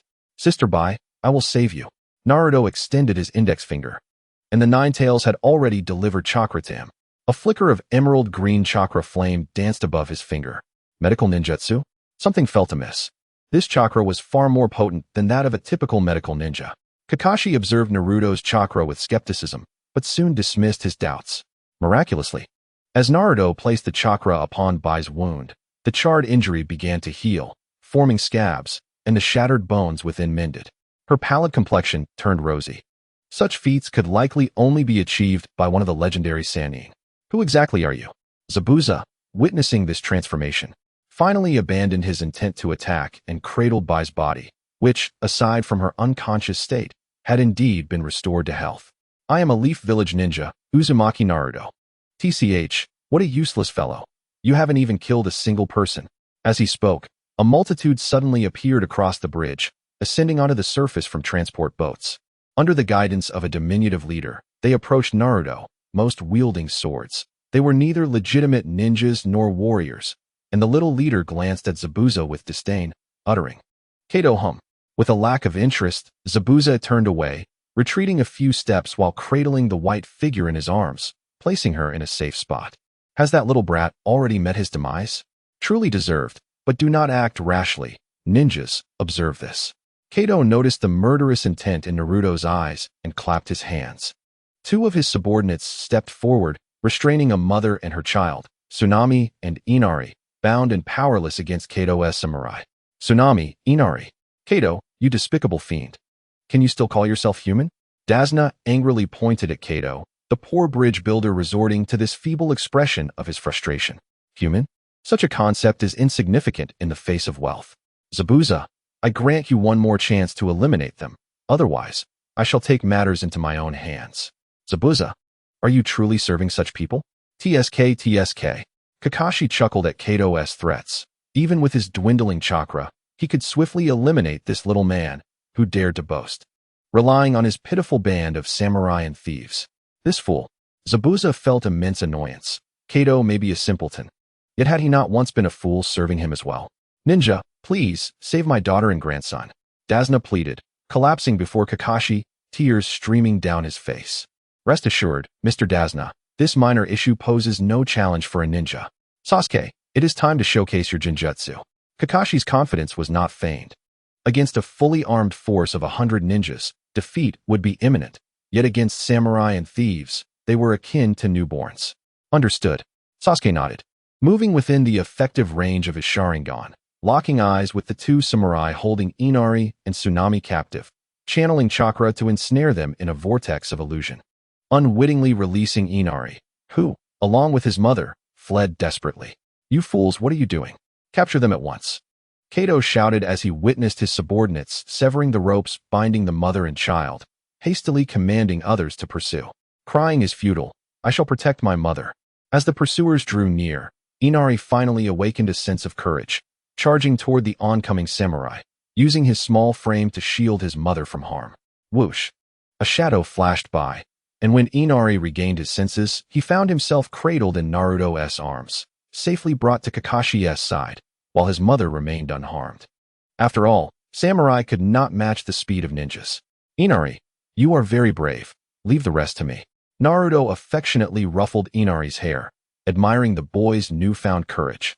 Having grown from a mere crybaby, Kakashi-sensei, he spoke of killing us. This has impeded our mission, hasn't he? Indeed. Kakashi nodded, understanding Naruto's intentions. Kato's self-destructive path would not be salvaged. Then, it is permissible to eliminate him. Naruto cast a glance at his companions behind him. Kakashi had expended considerable chakra. Zabuza was preoccupied with safeguarding Haku, and Sakura was tasked with protecting Tazuna. The remaining combat power rested solely with him and Sasuke. Don't look at me. The chakra consumed by the genjutsu is more than you might imagine. Sasuke waved his hand dismissively, confident that Naruto could handle these petty thieves on his own. Shadow Clone Jutsu. Naruto, with hands forming seals, fell into contemplation. Would Haku find herself in peril due to his inadequacies? His skills were insufficient. If only he were stronger. He could protect Haku. And then there was Sakura, Kakashi, Sasuke, each one of them someone he needed to shield. He could not allow them to suffer even the slightest harm. He had to become ever stronger, strong enough to safeguard all those who mattered. Naruto, stop. What are you doing? Sasuke's voice snapped Naruto back to reality. Upon opening his eyes, he found himself surrounded by a multitude of his shadow clones, not only on the bridge but also beneath it, where clones clung to the structure with chakra. Oh dear. It seems I may have summoned a few too many. I say, you're all rather cramped. All right, everyone, let us go, Naruto proclaimed, wiping his nose proudly. As he drew a kunai and raised it to the heavens, sounding the charge, the shadow clones erupted in a thunderous roar, brandishing their kunai as they surged towards Kato's 100-man squad. Monsters. They're monsters. Kato's men were skilled warriors. One could easily take on 10, but today they faced not a mere 1 to 10, but a staggering 1 to 20. No matter how they fought, Naruto's clones descended upon them like a swarm of locusts, relentlessly eliminating their comrades. Under such overwhelming circumstances, the samurai finally broke, one after another leaping into the sea in a desperate bid for escape. Do you have any last words? Before long, only Kato remained standing. Naruto approached him, his demeanor indifferent. Please don't kill me. I'll give you money. I'll give you all my wealth, Kato pleaded, dropping to his knees, desperately offering up his valuables in hopes of mercy. However, before he could finish his plea, a kunai slashed across his throat. Ah, such a peculiar last utterance, Naruto remarked. Did you see that, Kakashi? Even after taking so many lives, this boy remains unshaken. It would be a shame not to take him under my wing. Zabuza was captivated by Naruto's gaze and movements. He was a natural-born killer, and Zabuza's desire for this raw gem only intensified. Whereas the teacher who gets defeated by his student. Get some rest. Kakashi, displeased with Zabuza's persistent attempts to undermine him, waved him away as one would shoo a fly. Naruto struggled to lift his eyelids, the fatigue of his body still lingering. He recalled the moment the shadow clone jutsu concluded, a powerful pressure rushing back into him along with the clones, overwhelming him until he lost consciousness. Why must people harm one another, little ninja? Huh. Still dazed, Naruto found it difficult to process such philosophical musings, only to realize he was resting upon Haku's lap in that familiar forest. She had donned the kimono from their first meeting, gently stroking his hair. Do you remember our meeting here, when you were utterly defenseless? In truth, I had intended to take your life in this very place, believing that doing so would alleviate many troubles for Zabuza. Yet, I found myself unable to carry out the act. It is precisely because I refrained from doing so that I remain alive today. I owe you my gratitude for saving me. No, it was the gentle warmth of sister by that saved you. I still remember the comfort of her tending to my wounds. Initially, I had contemplated poisoning your injury. Ah, just kidding. Little brat, wake up and get off Bai's leg. A disgruntled voice interrupted from the side, as a figure leaned against a tree, casting a menacing glare at Naruto. Ah, do you still wish to fight? Naruto sprang to his feet, assuming a stance ready for battle as he faced Zabuza. No more fighting. I retract my previous statement. You are not suited to be my disciple. I merely bestowed a slight kindness upon you, and you lose your composure over her. I truly wonder what thoughts occupy your mind. A true assassin must be prepared to sever ties with family when necessary. Zabuza pondered this later, questioning why Naruto was so infuriated for Bai's sake, as if they had made a lifelong commitment. If Bai were to truly find someone she cherished, he would have to walk away, living like a solitary wolf. Through various inquiries, he ultimately discovered that Bai had merely bandaged his wounds. Such naivety is ill-suited for the art of assassination. In a sense, she is much like Bai. Thus, I have no desire to be your disciple. Zabuza, having acquired Kato's inheritance, is now wealthier than nations, and his spirits are high. Bai chuckled softly. While cleaning up the bodies, she stumbled upon Kato's secret key. This fool had concealed his entire fortune in a cave, secured behind the world's finest vault. After much tracking, Zabuza and Bai discovered this, but they had yet to find the key, only to realize that the imbecile had it on him all along. Little brat, I will not thank you for saving Bai, for we shall continue to live on the edge of a knife, and you cannot save her time and again. It merely prolongs the inevitable. The world of ninjas is a damned hell, as someone once told me, yet he also claimed I possessed the power to end this hell. I once doubted my ability to do so, but now I wish to try. Striving for the sake of someone I care for is surely not a folly. Naruto lowered his head, motivated not only for Bai, but more significantly for Hinata. In such a perilous world, he cannot always be by Hinata's side. Protection is not merely spoken, it is action taken. If the world were at peace, Hinata would no longer have to undertake dangerous missions. Stop with the nonsense. Even the leaders of the 5 great nations cannot achieve what you aspire to. Then it must be done, for I intend to become a man who surpasses the Hokage. In the same forest, under the same sunlight. I once again beheld Naruto's confident smile, unable to resist pulling him into an embrace. A world at peace would not bode well for me as an assassin, as jobs would become scarce. Nevertheless, I hold a glimmer of hope. Let us go, bye. Farewell, little ninja. Moi. I pressed a fleeting kiss upon Naruto's cheek before catching up with Zabuza. I already have Hinata. Naruto stepped back several paces, his cheeks flushed, and called out to Sakura's retreating figure. I never expected you to be this kind of person. I'm going to tell Hinata. Unbeknownst to them, Sakura, who had come to spectate, maliciously interjected, Sakura, this is a misunderstanding. Suddenly I crave some Konoha dango. You are extorting me. The 3 ninja prohibitions are now in your stomach. Hinata will be heartbroken. All right, I'll treat you, Naruto mumbled, lowering his head, ultimately succumbing to Sakura's successful extortion. Thus, the matter concluded, and none from Team 7 were missing as they set off to return and rest. Kakashi clapped his hands, leading the trio on their journey home. This A-rank mission disguised as a C-rank task having been splendidly accomplished. Although Naruto harbored many secrets, he preferred not to inquire further. By the way, why is Naruto referred to as the tail end? It has been quite some time since I engaged with the Ninja Academy. Have the standards for top students risen so dramatically? However, some questions still linger. Naruto's displayed prowess and adaptability certainly do not align with the label of being the tail end, yet both Sasuke and Sakura persistently refer to him as such. Kakashi-sensei, are you unaware? This guy often skips classes, plays pranks on Iruka-sensei, and causes chaos throughout the school. He has never passed a serious exam, and thanks to him, our class consistently ranks last in average scores.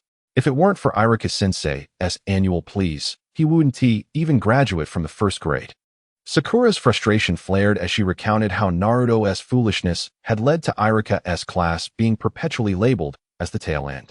Thus, regardless of his true strength, he would forever be the tail end of the Ninja Academy. Sasuke aptly added his remark. Naruto, Kakashi's exasperated gaze fixed upon him, made Naruto feel quite embarrassed, prompting him to hastily explain, I couldn't understand what the book said about angles for throwing shuriken from trees to hit targets on the ground. Shouldn't that be learned through practice? I'd rather escape than sleep in class and get beaten by Iruka. And what did you escape to do? Fishing, catching wild chickens, roasting rabbits to eat, and checking the grocery district for elderly people who might need assistance. So, this explains his unruly character. Speaking of which, has Uncle Tezuna's bridge been completed? Yes, it's a beautifully constructed bridge with a rather peculiar name. What name? Naruto Bridge. By the time they returned to Konoha, evening was approaching. Kakashi instructed the 3 to rest before vanishing to report the mission. Naruto then took Sakura and Sasuke to buy dango. Naruto, starting tomorrow, we have 3 consecutive days off, right? Sasuke, unimpressed with the dango, abandoned his skewer after 1 bite, recalling that it was the food that man cherished in his childhood, and found it bothersome. Is it possible for you to spare a day to accompany me? Though hesitant, Sasuke managed to voice his request, causing Sakura to drop her dango into the bowl in shock, her inner persona nearly erupting in a frenzy. Why not call me? Is it that Sasuke, even if he is, should not be trailing behind that foolish Naruto? No. Naruto squinted thoughtfully and bluntly refused Sasuke's invitation. It's just 3 days. Will spending 1 day with me kill you? We are comrades, after all. No, I must accompany Hinata for 3 days. I haven't seen her in half a month. Naruto swiftly devoured the remaining dumpling and leaped away, as if fearing that Sasuke might catch him. You scoundrel, I'll chop you down sooner or later. Sakura, come keep me company. What? Is this a date? Practicing water treading? Ugh, I knew it. Well, it's better than nothing. Task accomplished. By the small river in Konoha, Inuzuka Kiba emerged, dripping wet from the depths, holding a silver necklace, the target of this D-rank mission, which had been dropped at the riverbed. Hinata's Byakugan and Shino's water-dwelling insects had sought it out, and Kiba had dived in to retrieve it. Well done, you all take a break. I'll go submit the mission. The red-eyed woman, Yugao, accepted the necklace handed to her by Kiba and vanished. She was the Jonin of Team 8, skilled in Jinjutsu. Thank you for your hard work, Kiba. Have something to eat, Hinata said, offering Kiba a bento she had prepared herself, as she often did when there was no time to eat during missions. This flavor, is it ribs? Woof. Kiba sniffed and drooled as he opened the bento box, sharing it with Akamaru. Hinata always makes us bento, we're grateful.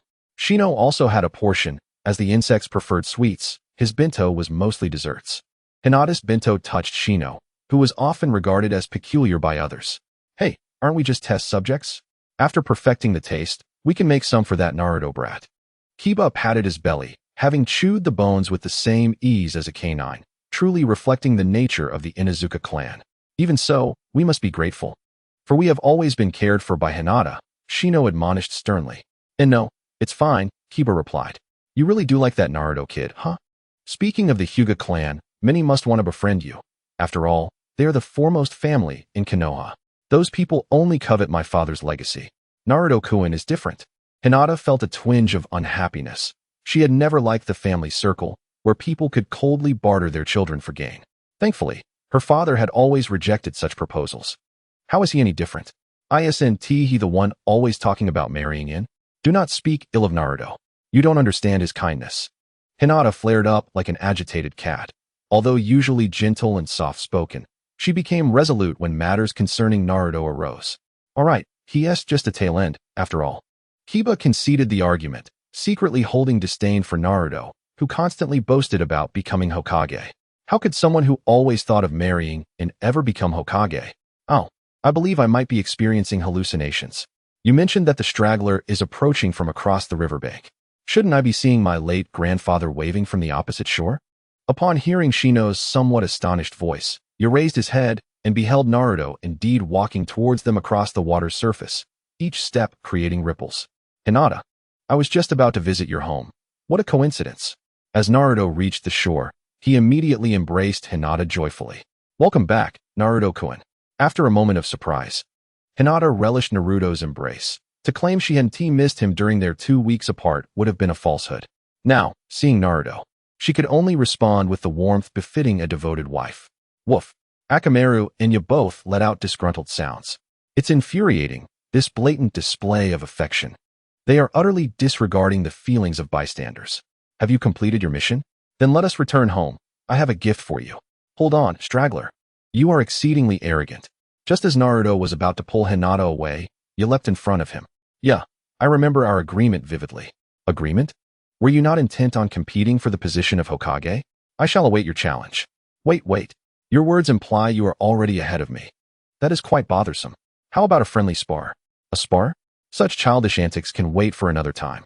Naruto cast a bland glance. Yet it was enough to send Ya into a state of agitation. Akamaru, perched atop Ya's head, growled lowly, reacting instinctively to the presence of a superior predator.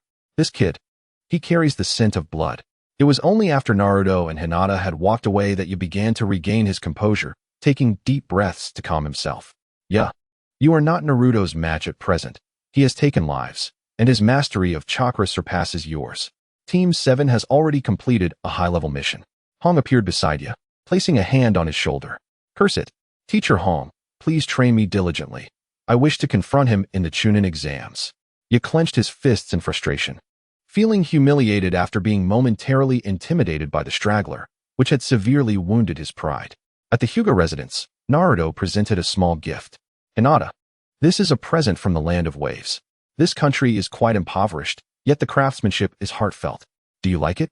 He revealed a small box containing a tiny wave-shaped hairpin, crafted from wood, which held no great value. I love it. Anything from you, Naruto-kun, I cherish. That's wonderful. It's quite beautiful.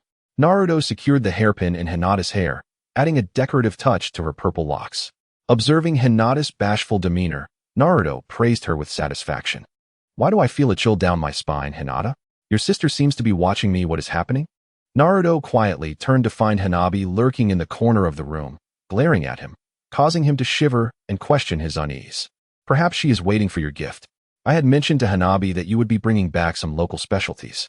Hinata tilted her head in contemplation, attempting to articulate her sister's thoughts. Could it really be that Hanabi, so esteemed in our household, would desire my gift?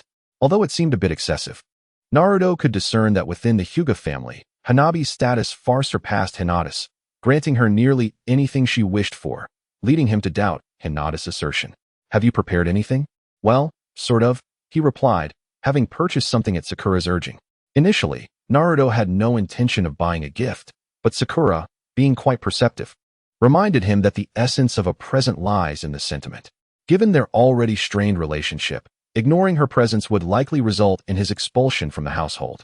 Thus, he had broken into a cold sweat and made the purchase.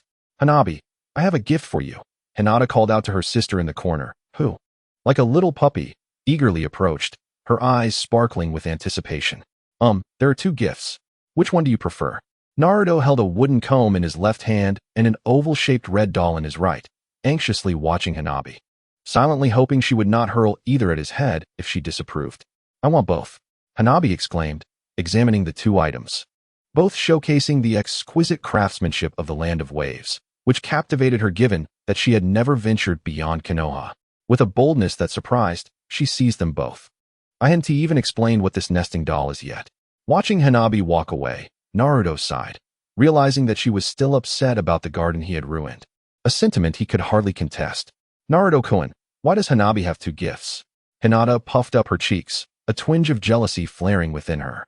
Did this not imply that Naruto favored her sister more? "Because I didn't know what she would like. One was chosen by Sakura. And since Hanabi has such long hair, I thought the nesting doll would be amusing." "Is that so, Naruto-kun? Just now, you walked on water, didn't you? How did you manage that?" Hinata's cheeks flushed, unaware that she was unconsciously feeling envious of her sister. Given Hanabi's disposition, it seemed unlikely she would ever develop feelings for Naruto, unless the world were to end. Quick to shift the topic, Hinata inquired further. Listen closely, Hinata. This is a profound technique that Kakashi-sensei taught me. By channeling chakra to my feet, I can traverse various terrains."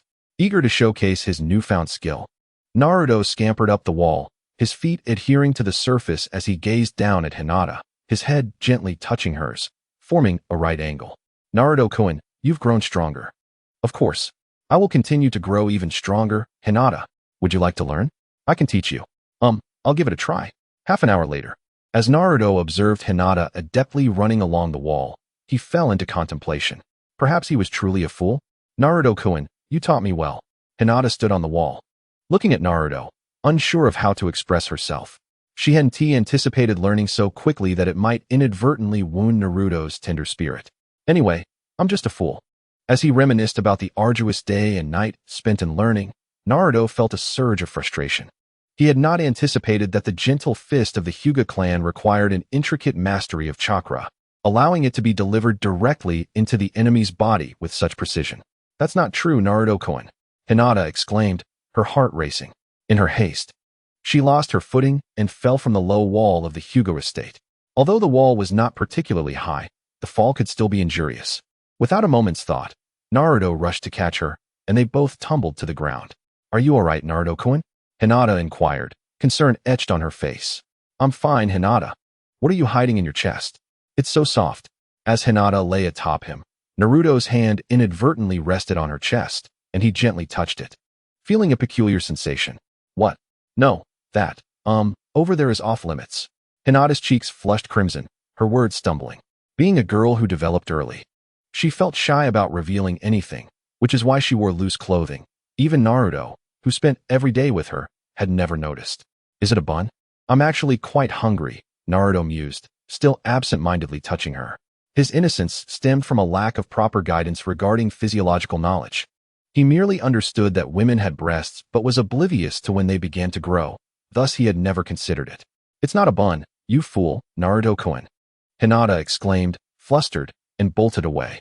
Before Naruto could rise, a smooth foot landed squarely on his face, pressing down hard as if to bury him in the earth.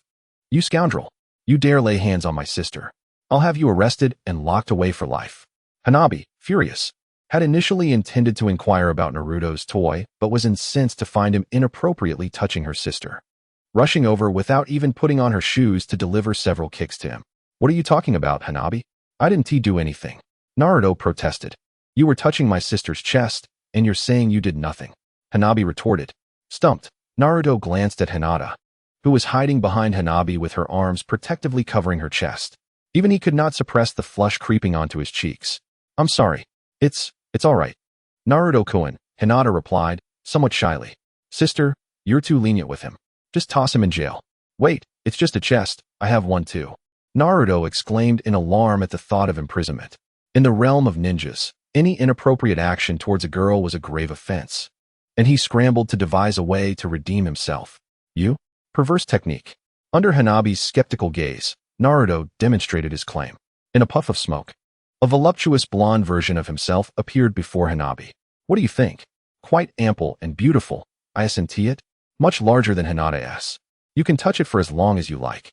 The female version of Naruto flaunted her endowment, proudly gazing at Hanabi. She had put considerable effort into perfecting this technique, enduring countless beatings along the way. How shameless. Poor Hanabi had never witnessed such an alluring sight. Even though it was a woman, she was taken aback by Naruto's appearance, turning away, and, without a word, she punched him in the face, covering her own face in shock before fleeing. Where have you become angry again? This punch, fueled with all of my strength, shattered Naruto's transformation technique, leaving him sprawled on the ground, murmuring to himself. Naruto truly does not comprehend the intricacies of a woman's heart. Just as he mentioned, during the 3 days of vacation, he remained by Hinata's side. Even while she was undertaking her tasks, he refrained from intervening directly, choosing instead to observe her from a distance and offering her a cup of water upon the completion of her duties. Such a simple mode of interaction has significantly deepened the bond between them. Naruto-kun, I've kept you waiting, she said. Have you finished your task?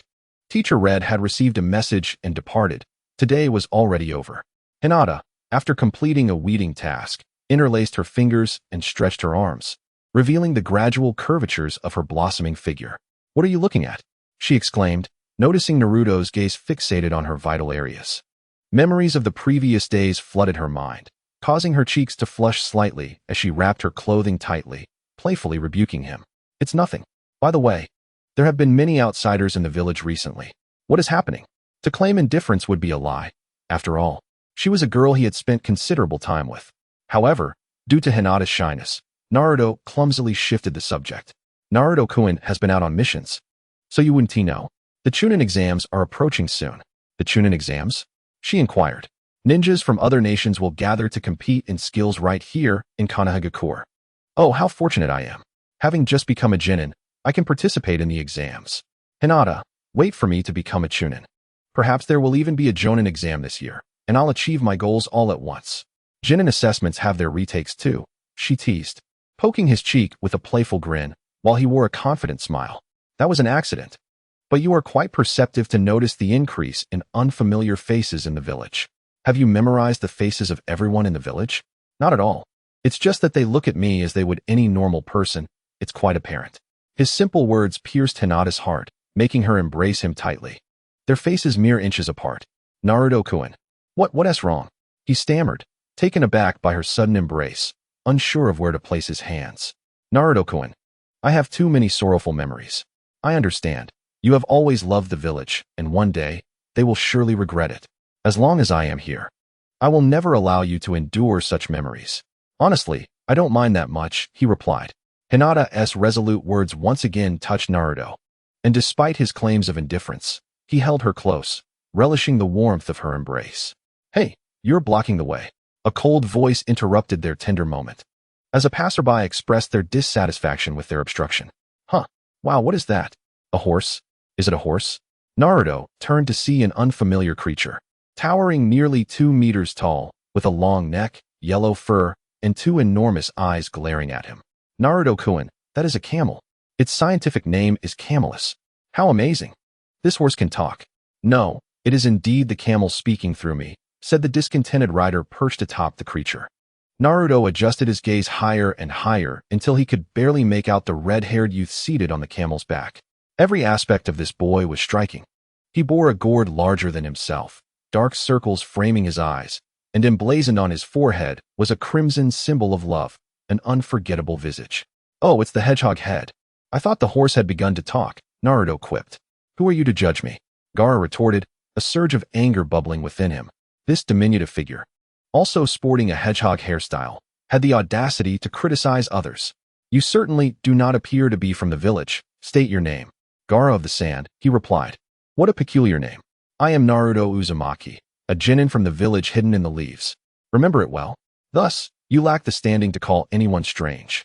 You ought to pray that we do not cross paths in the Chunin exams. Gaara coldly urged his camel to move forward. But barely had he taken a few steps before he was intercepted by a leaf ninja. Sand ninja. The rules clearly state that mounts must be surrendered to us for oversight. What if you cause chaos and collide with someone? Who knows what you might do to my mount? Gaara shot back. Who would want to harm such an unsightly creature? The Leaf Ninja's words were cut short as Gaara suddenly vanished from atop the camel, reappearing before the ninja, his hand grasping for the man's throat. Calling the sand ugly. So that is its name. Naruto interjected, blocking Gaara's hand aimed at the ninja's throat. Oh, you can actually stop me. Who asked you to meddle? You brat? Come to collect after the Chunin exams. The rescued ninja did not express gratitude, instead shoving Naruto aside and seizing the camel's reins to depart. Just like me. Gaara mused, observing Naruto with a contemplative gaze, reminiscent of how the villagers regarded him. Could this boy possibly share his plight? Why do you not harbor hatred toward them? You mean this? I've long since grown accustomed to it. Why is it that you have those willing to watch over you? Why ask such nonsensical questions? Isn't it only natural to forge friendships with sincerity? Such a dull fellow, Gaara dismissed, the brief exchange coming to an end. He had no desire to continue conversing with this docile, tamed individual. Repaying kindness with kindness was foolishness. The gourd behind him opened, spilling forth a cascade of sand that gradually coalesced into the shape of a camel, once more bearing him aloft. Must you insist on writing something? In the sealed space. The Chunin exams? Naruto has reached this age. Do your best. Father will cheer for you. Minato smiled, gently ruffling Naruto's hair. Memories of his son's childhood vivid in his mind. How swiftly time passes. The Chunin exams were upon them. Naruto, has your hair been growing longer? Why not leave it like this? Minato suddenly inquired, feeling the texture beneath his fingers. Why? In order to facilitate the learning of ninjutsu, there exists a person who will undoubtedly harbor no prejudice towards you. Ah, that individual. Minato recalled his teacher. That rather eccentric ninja who often lamented that his extraordinary skills could not be mastered by others, as the prerequisite was flowing long hair. No, I prefer not to have long hair. I shall keep it as stylish as my father's, he mused. How dashing. He chuckled. Well, that is that. Minato laughed foolishly, realizing that no father would dislike being idolized by his son, and thus the thought of Naruto growing his hair long faded away. Kurama, Kurama. Naruto approached the slumbering Nine Tails, resting upon its paw and calling out. What is it? I am quite occupied. Kurama lifted its eyelid to glance at Naruto. I haven't yet expressed my gratitude. Thank you for assisting in saving Sister Bai. Humph, I was merely bored. Not only Sister Bai, but at that moment, I felt your power enveloping me. Though it was initially scorching, it gradually became warm, a continuous surge of strength, which enabled me to defeat Zabuza. I consider myself fortunate to have encountered you, Kurama. Enough of this nonsense. If you truly wish to thank me, heed my words. That little brat you saw during the day, seek an opportunity to spar with him. Kurama, accustomed to Naruto's annoying attempts to appeal to him, commanded without a hint of emotion. Gaara, do you find him displeasing? Just do as I say. Humph, Shikaku. I never expected to cross paths with you. My claws are beginning to grow restless. Well, everyone, it seems I have lost my way once again. Kakashi arrived before Team 7 long after the designated meeting time, waving his hand with a smile. Liar. I trust you are aware that the village is currently hosting the Chunin exams. I have recommended the three of you to participate. Kakashi, with remarkable nonchalance, ignored the resentful glares from Naruto and Sakura, producing 3 application forms for the Chunin exams and handing them to them. Of course, participation is not mandatory. Those lacking confidence may opt out. If you wish to participate, simply sign your name on the application form and gather at room 301 of the school on July 1st. Sasuke, you will be participating, right? Of course. This is a splendid opportunity to compete with ninjas from other countries. Sakura clenched the application form tightly in her hands, acutely aware of her own weaknesses. During the last mission, she had merely been a bystander, with Naruto and Sasuke bearing the brunt of the battle against formidable foes. She feared that if she joined the exams, she might become a liability. Just as Sakura contemplated withdrawing, 2 hands gently rested on her shoulders. Sakura, do not be afraid. Sasuke, and I will protect you. No matter what happens, both this underachiever and I will safeguard you. Naruto and Sasuke recognized Sakura's unease. Yet they did not wish to abandon her to face the exams alone. True comrades face challenges together. We are companions. Oh, you too. Please refrain from uttering such touching words. What if I end up crying? Sakura dabbed at the tears welling in her eyes. Initially unfamiliar with the concept of companionship, She had joined Team 7 primarily for the joy of being with Sasuke. However, she now comprehended the true essence of what it means to be a partner and had resolved to become a ninja capable of supporting these two individuals. No longer being a hindrance.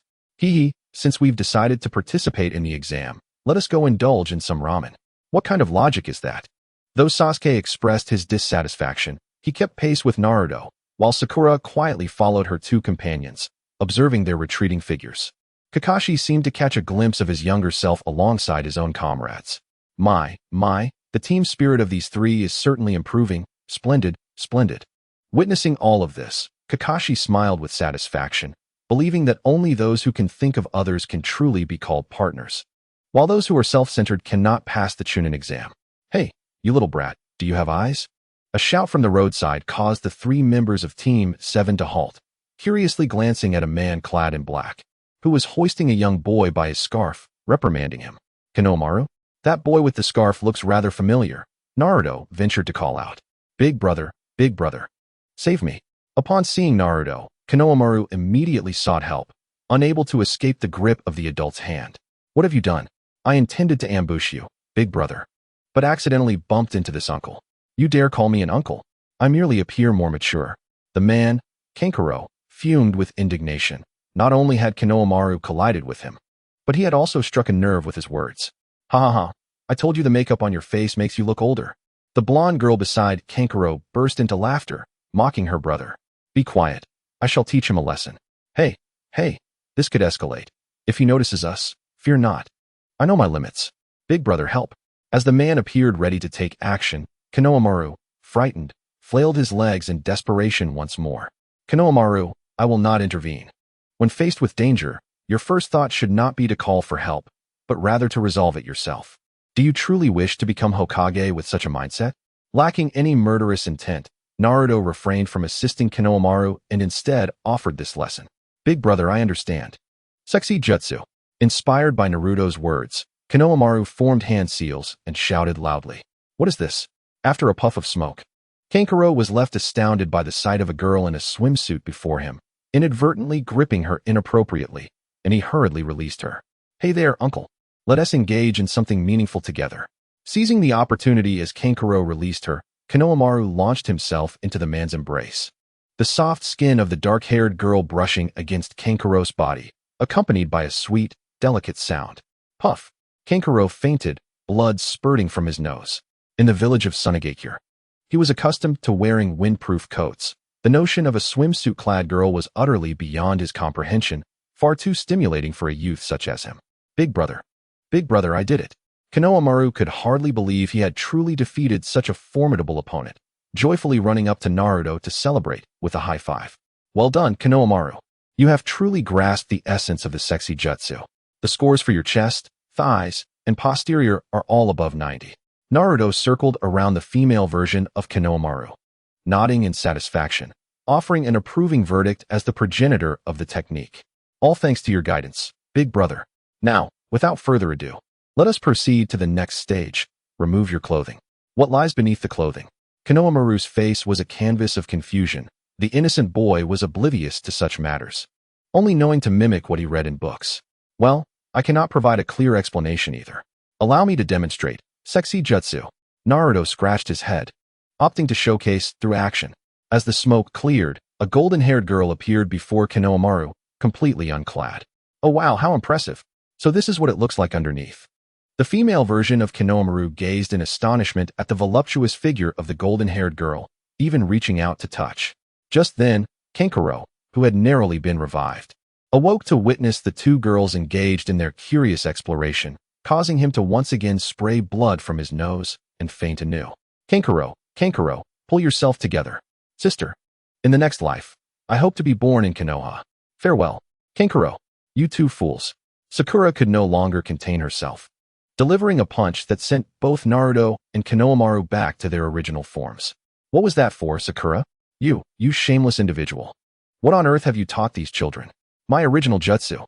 Not that. Do you have no sense of shame about being naked? None at all. Sasuke, you should say something to him. This tarnishes the reputation of Team 7. Oh. Sasuke stared blankly at Naruto, his mind a chaotic whirlwind. Why did this jutsu seem so familiar? He couldn't recall where he had seen it, and the moment he tried to think, a sharp pain surged within him, leaving him breathless. Could it be that this lewd jutsu affects Sasuke as well? After all, Sasuke was a boy too, and besides, my figure is undeniably more ample than yours, Naruto remarked with a proud nod, oblivious to the impending danger. Naruto, I will kill you. You are truly embarrassing us, Tsunagakure. Just as Sakura was preparing to give Naruto a piece of her mind, a cold voice pierced the air. Gaara had appeared beside Kankuro, his aquamarine eyes betraying a flicker of displeasure. Gaara, this is... Temari attempted to explain, but faltered under Gaara's piercing gaze. Silence. You will receive a proper lesson upon our return. Gaara's gaze swept over the 3 members of Team 7. Having just returned, he was unaware of which fool had managed to bring Kankuro down in a pool of blood, but the first to face him was Naruto. Gaara, what a coincidence. Do you know him? Sasuke inquired, perplexed, as it was evident that these individuals hailed from Tsunagakure, and Naruto should have no prior acquaintance with them. I met him yesterday. Let me tell you, this fellow possesses an enormous horse. A stable boy? As Naruto's description unfolded, Sasuke and Sakura conjured an incongruous image of this youth tending to horses, which seemed utterly out of place. Sand hand. Gaara's fury surged, and the sand within his gourd swiftly transformed into a colossal hand that lunged towards Naruto. Fire style, grand fireball technique. Sasuke shielded Naruto, swiftly forming seals with his hands and unleashing fireballs that incinerated the incoming sand, reducing it to heaps of molten red solid on the ground. Who are you? State your name. Gaara cast a glance at Sasuke, relinquishing his intent to attack. Although the sand hand was a simple technique, Sasuke's ability to defend against it indicated that he was no ordinary person, deserving of remembrance. Uchiha Sasuke. Excellent. I shall remember you. Both of you are now my targets. Should we encounter each other during the exam, I shall not hold back. Gaara, let us have a spar sometime. Unfazed by Gaara's murderous intent, Naruto responded with a grin. Humph. Gaara disregarded Naruto's words, letting out a cold snort as he levitated Kankuro with sand and departed. On the day of the Chunin exam, Sasuke, you arrived quite early. The appointed time was 2 o'clock. As Naruto reached the school, he spotted Sasuke leaning against the wall, eyes closed in repose, seemingly having arrived long before. Upon hearing the commotion, Sasuke acknowledged Naruto with a slight nod, responding nonchalantly. Are you troubled? I was merely contemplating the formidable strength of those outside the village. I wonder if we stand a chance against them. Sasuke expressed dissatisfaction with his own abilities. Both Neji and Gaara, his contemporaries, possessed fearsome strength. Although he had not faced Gaara directly, his intuition warned him that should a confrontation arise, his chances of victory would be slim. The potency of fire style had become insufficient. He required a more formidable and precise single-target jutsu. In other words, you've succumbed to stage fright? Can't you say something encouraging? Naruto's blunt words struck at Sasuke's inner turmoil, prompting him to glare in irritation. Do not fret. No one has claimed we must fight alone. I believe our partnership is the strongest. With you by my side, I would dare to challenge any foe. That is my ninja way. Moreover, we have Sakura. Her punches are incredibly painful. Naruto smiled knowingly, lightly tapping Sasuke's shoulder. Together, they could accomplish what one could not alone. Just make sure to clear your mind of those ramen thoughts. Aimless behavior could lead to your demise at the hands of a formidable enemy, which would be truly laughable. Hey, I wasn't complimenting you. What kind of expression is that supposed to convey? Sorry, I'm late. Have you two started arguing again? Sakura rushed over, breathless. As girls often have their own matters to attend to, from grooming to dressing. Humph, there's nothing to discuss with someone so far behind. Sasuke turned his head away, ignoring Naruto, and his inner turmoil was slightly alleviated. There were indeed advantages to teaming up with a fool. All right, let us enter together. Team 7 has arrived. Sakura was already accustomed to the dynamics between the two and linked their arms as they made their way to the academy, heading straight for room 301. Please, let us in, a girl with 2 bun-shaped hairdos pleaded at the entrance, cradling her injured companion, but the 2 gatekeeping ninjas stood resolutely in their way. What a rudimentary illusion, Sakura murmured softly. The opponent's jinjutsu was so elementary, it could be seen through at a glance. The Chunin exams are not a playground for inexperienced kids like you. Once you become a Chunin, you will be entrusted with leadership-level missions, bearing the responsibility for your subordinates' deaths and the failure of tasks. There's no way you little brats could endure that. If you wish to enter, you must first defeat me. declared a boy transformed into a chunin, presenting an unreasonable demand. Their use of Jinjutsu here was intended to deter unqualified genin, thus serving as the first challenge for their own kind. Then I shall not hold back. Sasuke recognized that this individual was not a candidate. His impulse to spar with a formidable opponent drove him forward, and he exchanged several blows with him. This guy never fails to seek the spotlight, Naruto mused, ignoring Sasuke and shifting his gaze to another figure. Neji, are you still unwilling to turn back? It is none of your business. You dare to say that? Hinata may not voice her thoughts, but she has always been concerned about you. You are her only brother. Naruto, I should have mentioned that the status between the main and branch families is insurmountable. I will heed Hinata's commands, but will not grow too close to her. Neji cast a cold glance at Naruto, his words devoid of any emotion, as though Hinata were a stranger to him. You twisted individual, if you make Hinata cry, I will undoubtedly give you a beating, Naruto retorted. Haven't you grown tired of repeating that since the beginning? Naruto, do you know him? Sakura inquired, noticing Naruto's displeasure after a brief exchange with the boy with the Byakugan. This guy is my future brother-in-law, Hyuga Neji. I don't know him. He graduated a year ahead of us and has been a chunin for a year now. From what you said, does he have a bad relationship with Hinata? I don't know. It bothers me that I don't know. They were fine during childhood, but at some point, he began to distance himself from Hinata. I've approached him several times to ask, but he never responds. It's truly frustrating. The matters of large families are indeed perplexing. I'm furious. The more I think about it, the hotter I get. I'll go buy some popsicles to cool off. Seeing Neji's irritating face made Naruto feel flustered. And combined with the July heat, he impulsively opened the window and leapt out. Naruto. The young man was utterly perplexed as Sakura called out to him several times without response. He turned to face Sasuke, who was locked in a fierce struggle with the chunin. Just as their legs were poised to strike each other, the previously battered boy in green suddenly appeared between them, effortlessly intercepting their blows with one hand each.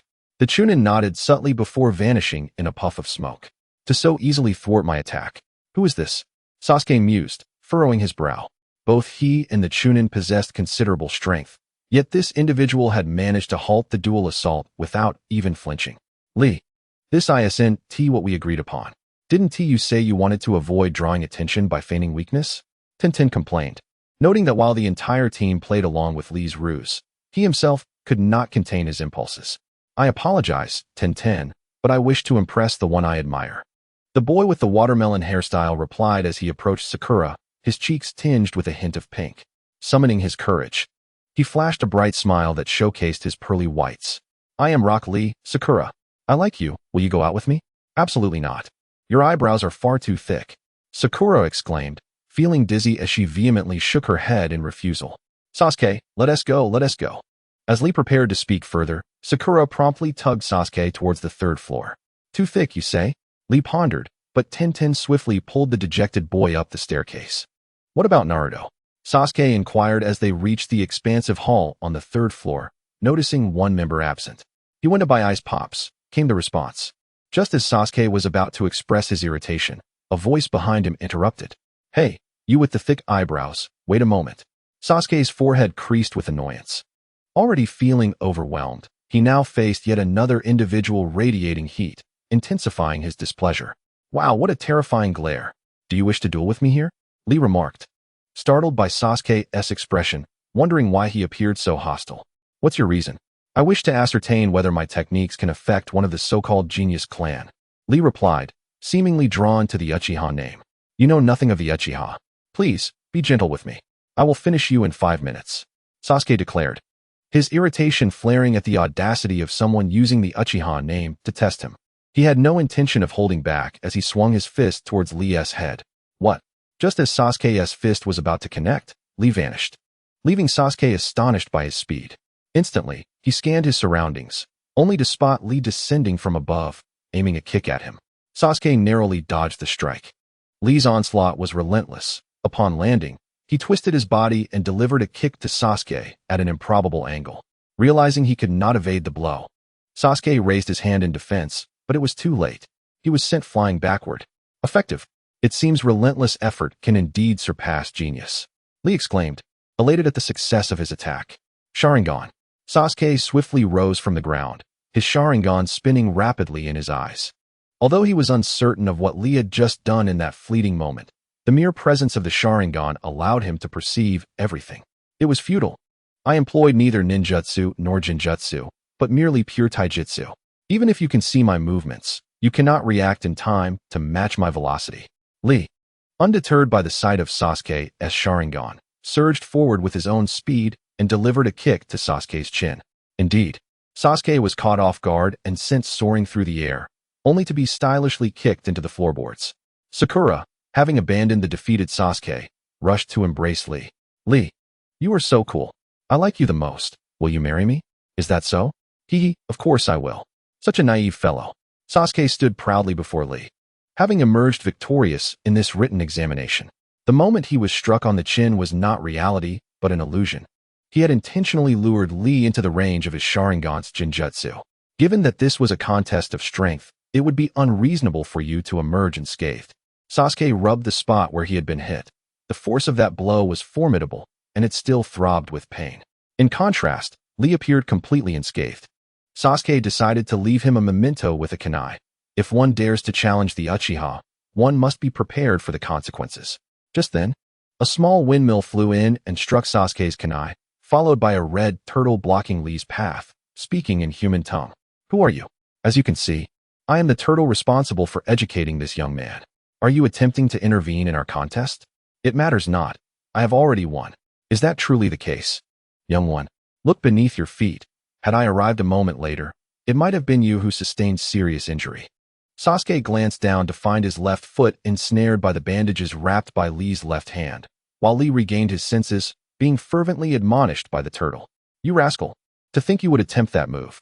Do you believe I won't teach you a lesson? Wah, I'm sorry. This farcical scene concluded under the stern guidance of a larger, greener, and more heavily browed Kappa. After apologizing, Lee made his way to room 301, leaving Sasuke and Sakura alone. Damn it! Sasuke's fist slammed into the floor, his frustration directed at his own weakness. The exam had not even commenced, and he had already resorted to using Jinjutsu as a trump card.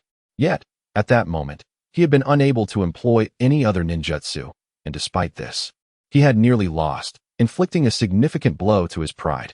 Sakura, aware of Sasuke's strong sense of pride, found herself at a loss for comforting words. Fortunately, a certain fool returned just in time. It's so cold. What are you doing? Just as Sasuke simmered with anger, an icy sensation crept from his neck to his brain.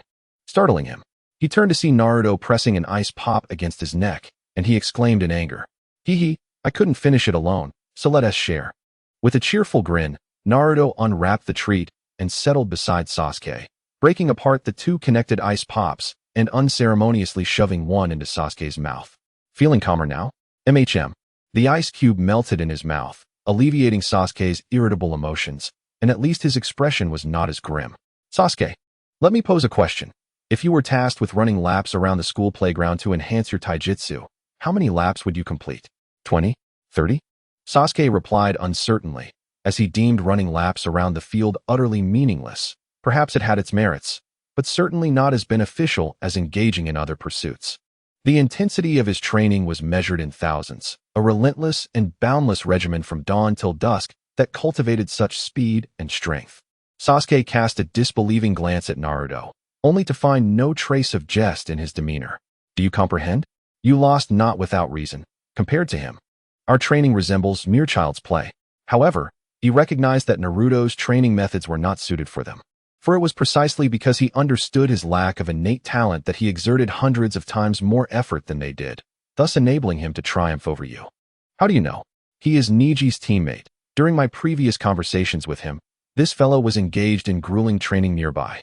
There were countless individuals like him in the Chunin exams. Are you frightened? Naruto stood up, dusting himself off, and pointed toward room 301 not far ahead. Humph. How could I possibly be afraid? Rather, I feel invigorated.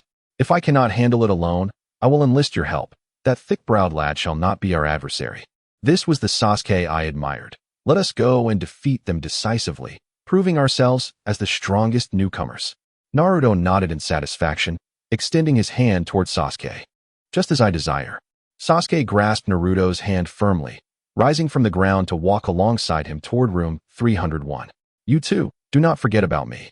Let us strive together. Sakura launched herself between the two, wrapping an arm around each of their necks, drawing them closer together. She sensed that neither could do without the other. The previously irritable Sasuke had become more enthusiastic under Naruto's influence, and Naruto's words had inspired her as well. Ah, by the way, did you bring popsicles for Sasuke? What about my share? Sakura, aren't you on a diet? The fat around your belly must be painful. The weight of a girl is a secret. Oh, what is this? There are so many people. Upon entering room 301, Naruto was taken aback by the astounding number of candidates. A glance revealed a sea of students adorned with various headbands, totaling an astonishing 150. Sasuke. A girl suddenly ambushed Sasuke from behind, leaping onto his back and affectionately nuzzling against him. Ah, Ino, let go of Sasuke. Sakura exclaimed, her rival Yamanaka Ino clinging to Sasuke, her discontent palpable. Uffed, I won't let go, ugly Sakura. Ino made a face, continuing to snuggle against Sasuke. Humph, pigs are foolish. First, release the chair in your hands. What?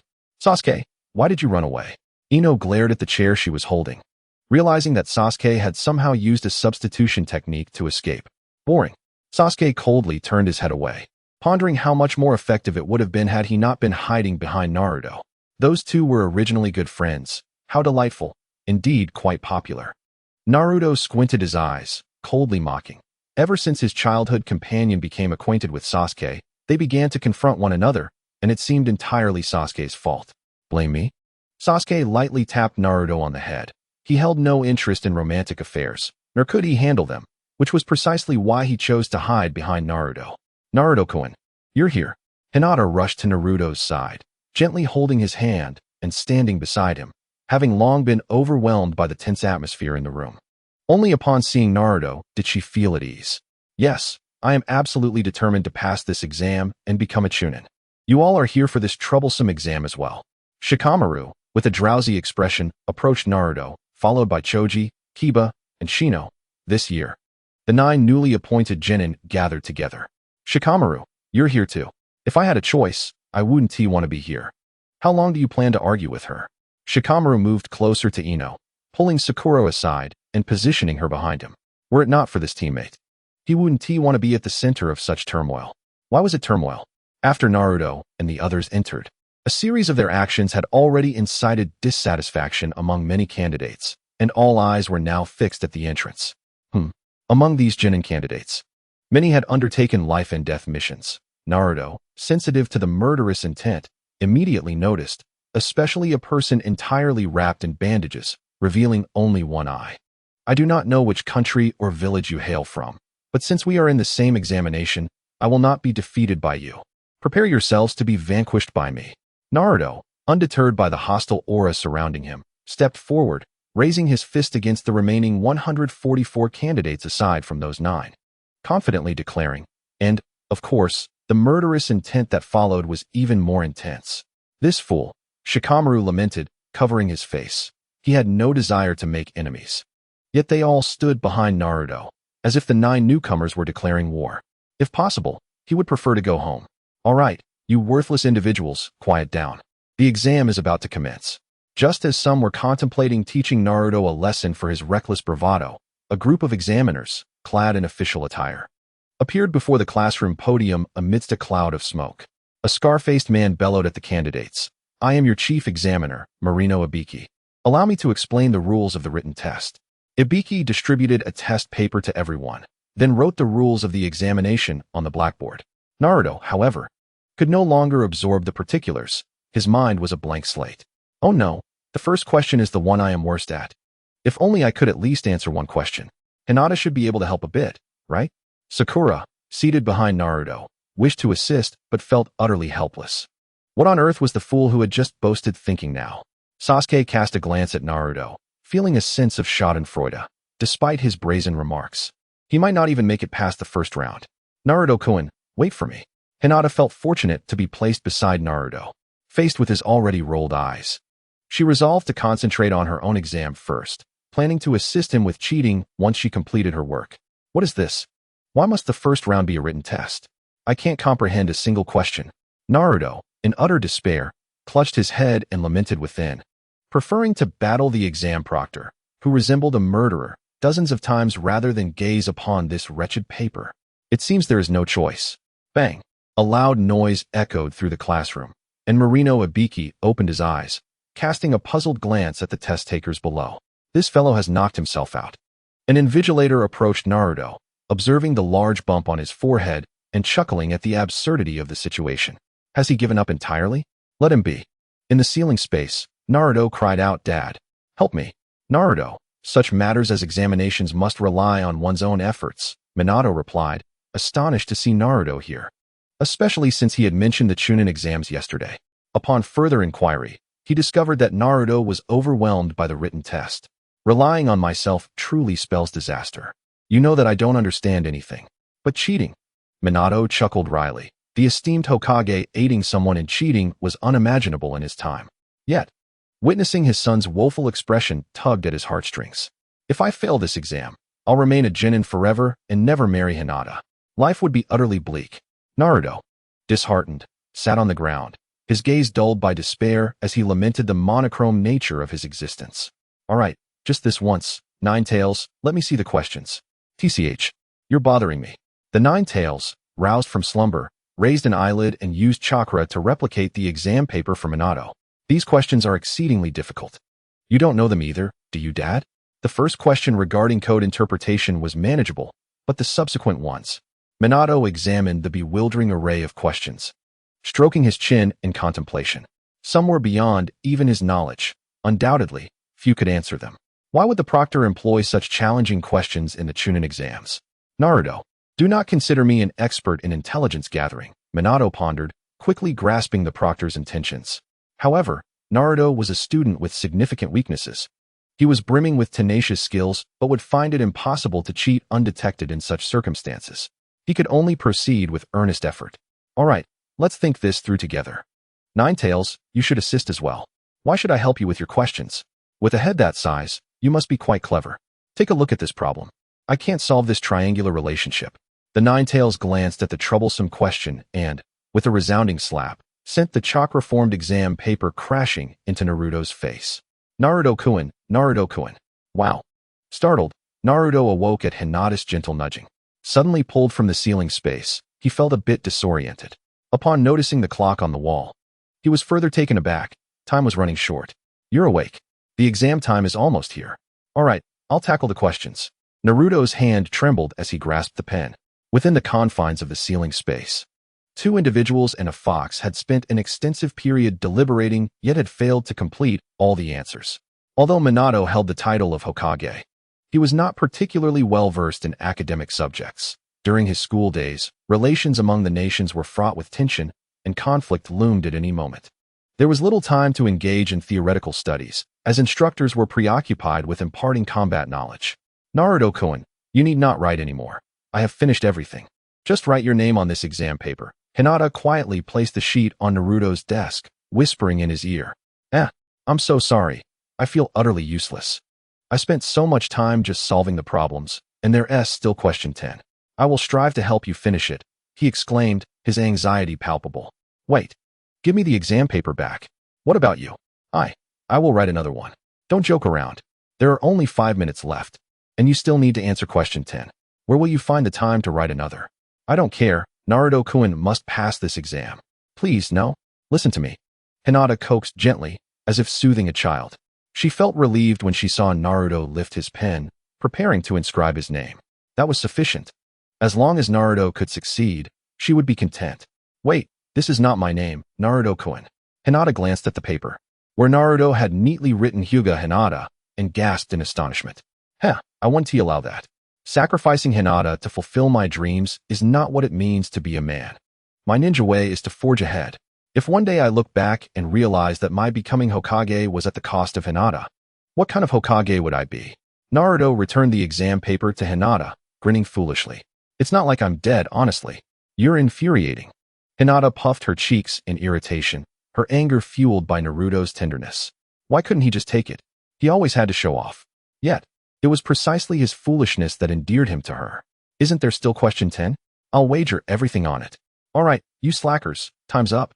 Now, I shall announce question 10. But before that, let me clarify.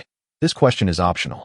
As the exam entered its final 5 minutes, Marino Ibiki rapped his desk and declared in an authoritative voice, "Get it right, and regardless of your answers to the previous 9 questions, you will advance. Get it wrong, and it matters not. You will fail regardless of your prior answers. Furthermore, should you answer this question incorrectly, you will forfeit your eligibility to participate in the Chunin exams for life, destined to remain a genin forever. Now, make your choice. Wager your future. What should I do? What should I do? I'm going to die." Naruto felt a cloud of despair engulf him, the weight of pressure heavier than that borne by his peers. If he failed to answer correctly, he would never be able to marry Hinata, but giving up was not an option. He refused to abandon even the slightest chance. "Oh, that little brat's expression is quite delightful." Marino Ibiki savored Naruto's agony, relishing the despair he witnessed in the candidates as he skillfully employed interrogation techniques. However, Naruto's pained expression soon vanished, just as Ibiki thought he might forfeit. Suddenly, Naruto cried out, "Ah, I shall not yield, if it comes to that. I will seize you from the Hyuga clan, Hinata. This is my path of the ninja, and I shall never regret it," Naruto boldly proclaimed, uttering what seemed a grand declaration, yet bore the weight of misdeed. "Wait, did I actually pass? Is this for real?" As he stepped out of the ninja academy, Naruto felt as though he were floating, having merely inscribed his name on the examination paper to achieve success, leaving him in disbelief, as if he were dreaming. "I can't believe the examiner's intent was this. All my efforts were in vain," Sakura exclaimed in frustration, having pulled out several strands of her hair in desperation to solve the problems. The fearsome examiner had declared that only those brave enough to accept the unknown tasks were true ninjas, thus granting Naruto his passage. How unfair. "It seems luck favors the foolish," Sasuke remarked, having resorted to cheating with his Sharingan, recognizing that Naruto had submitted a blank sheet, as if even fate were assisting him. This is true strength." Yes, Naruto laughed with pride, his mirth akin to that of a petty triumph. "A criminal, speaking of seizing Hinata. How shameless." Sakura's sense of injustice grew, her discontent palpable. "Hey, you heard that, right? Ugh, foolish Naruto." Hinata, blushing, hid behind Naruto, her small fists gently thumping his back in complaint. "Hinata, let us strive together in the second round. It will be more enjoyable if we both become Chunin. Listen well, all 26 teams advancing. The 44th training ground is no child's play. Ensure you sign your life waiver before entering." The chief examiner, Mitarashi Anko, was elucidating the rules of the upcoming competition. Her backdrop a vast ancient forest, teeming with towering trees and the distant roars of ferocious beasts, instilling trepidation among the candidates. The area was enclosed by iron bars, a forbidden zone in the land of fire. To seize the scrolls? In the best-case scenario, half of them will be enemies, Sasuke pondered, gripping the earth scroll received from the examiner. With a mere 50% pass rate coupled with the life waiver, it felt like an encouragement for them to turn against one another. Should they encounter a deranged individual, they might not even inquire about the scrolls before attacking. The peril of this examination was far greater than he had anticipated. "All right, let us now devise a battle strategy." Naruto seated himself on the ground, his demeanor suddenly serious. Sakura and Sasuke exchanged bewildered glances, nearly doubting Naruto's identity, as hearing him mention a battle plan felt surreal. "This training ground is perilous. Once we enter, our first task is to regroup with Hinata. I've already communicated with her. Their reconnaissance skills are formidable, and as long as we leave a few markers, they will find us swiftly." Naruto had little interest in the rules, yet he was concerned for Hinata's safety, knowing that the 26 teams entered through different gates and faced a lengthy 5 days ahead. What if their scrolls differ from ours? Then we shall seize another. Just like that? What sort of battle plan is this? Believe me, the combination of Hinata and myself is truly formidable. Nevertheless, it would be advantageous to have an additional ally, so let us proceed with that. Upon entering, I was struck by the sheer vastness of this forest, which exuded an eerie ambience. Sakura, hiding behind Sasuke, gazed around cautiously. The dense foliage obscured the sunlight, enveloping the entire forest in a damp, sinister atmosphere. Without further ado, let us make some markings. As Naruto spoke, he removed his trousers. "What are you doing?" "I'm relieving myself. Kiba's nose is quite sensitive and should be able to detect it. If Kiba finds out, he will surely have your head." Sasuke, unable to bear the sight, covered his face, exasperated by Naruto's incessant antics. "Are you a dog? You're a human, for heaven's sake. Get over there." Sakura felt an overwhelming sense of helplessness. questioning what sin she had committed to deserve such a teammate, as she kicked Naruto's rear and pointed towards a thicket, shouting in frustration. Time was of the essence. The enemy had arrived. Naruto and Sasuke turned their gazes towards a branch towering over 10 meters high, where 3 individuals stood, identifiable as ninjas from the land of grass by their headbands. What luck! I never expected to encounter you first, Naruto. Orochimaru, draped in the guise of a grass ninja, extended his tongue to lick his eye, a repulsive greeting that nearly made Sakura gag. Do you know me, Auntie? Naruto asked, eyeing the female grass ninja with a sense of familiarity he could not place. Auntie, if you survive, I shall reveal the answer. A hint of murderous intent emanated from Orochimaru. Unlike Zabuza, whose aura lingered ominously, Orochimaru's presence pierced their minds like an arrow, fleeting yet immobilizing, instilling within them a vision of dismemberment.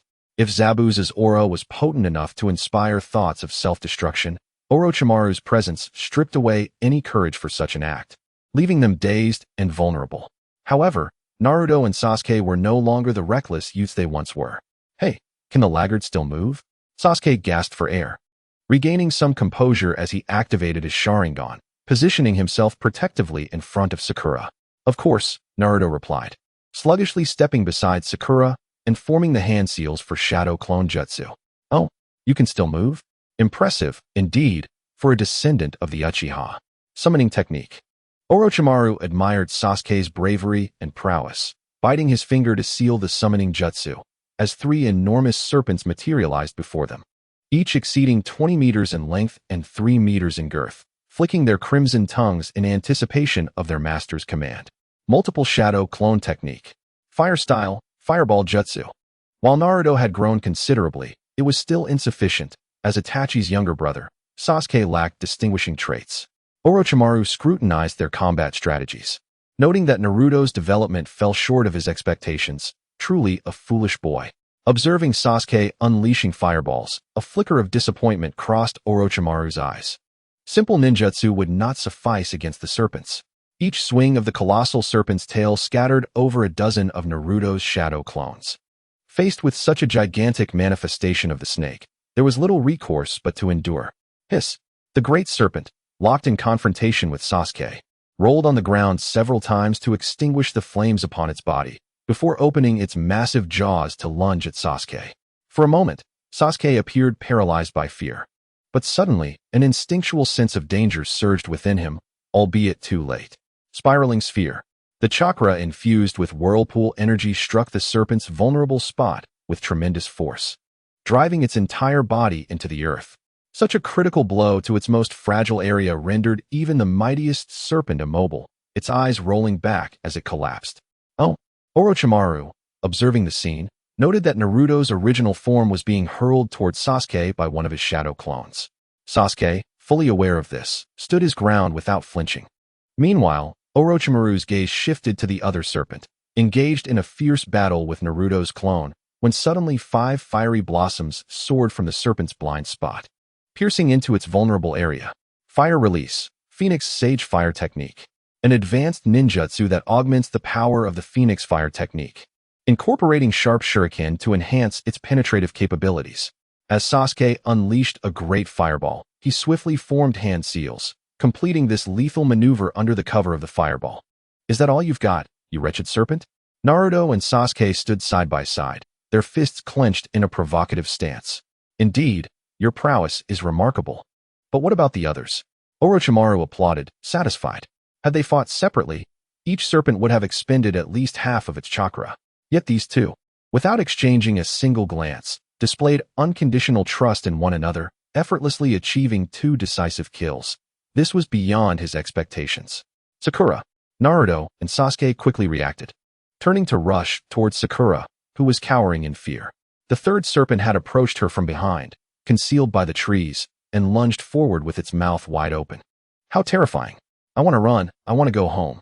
Sakura, overwhelmed by Orochimaru's murderous intent, found herself paralyzed, as if her limbs were no longer her own.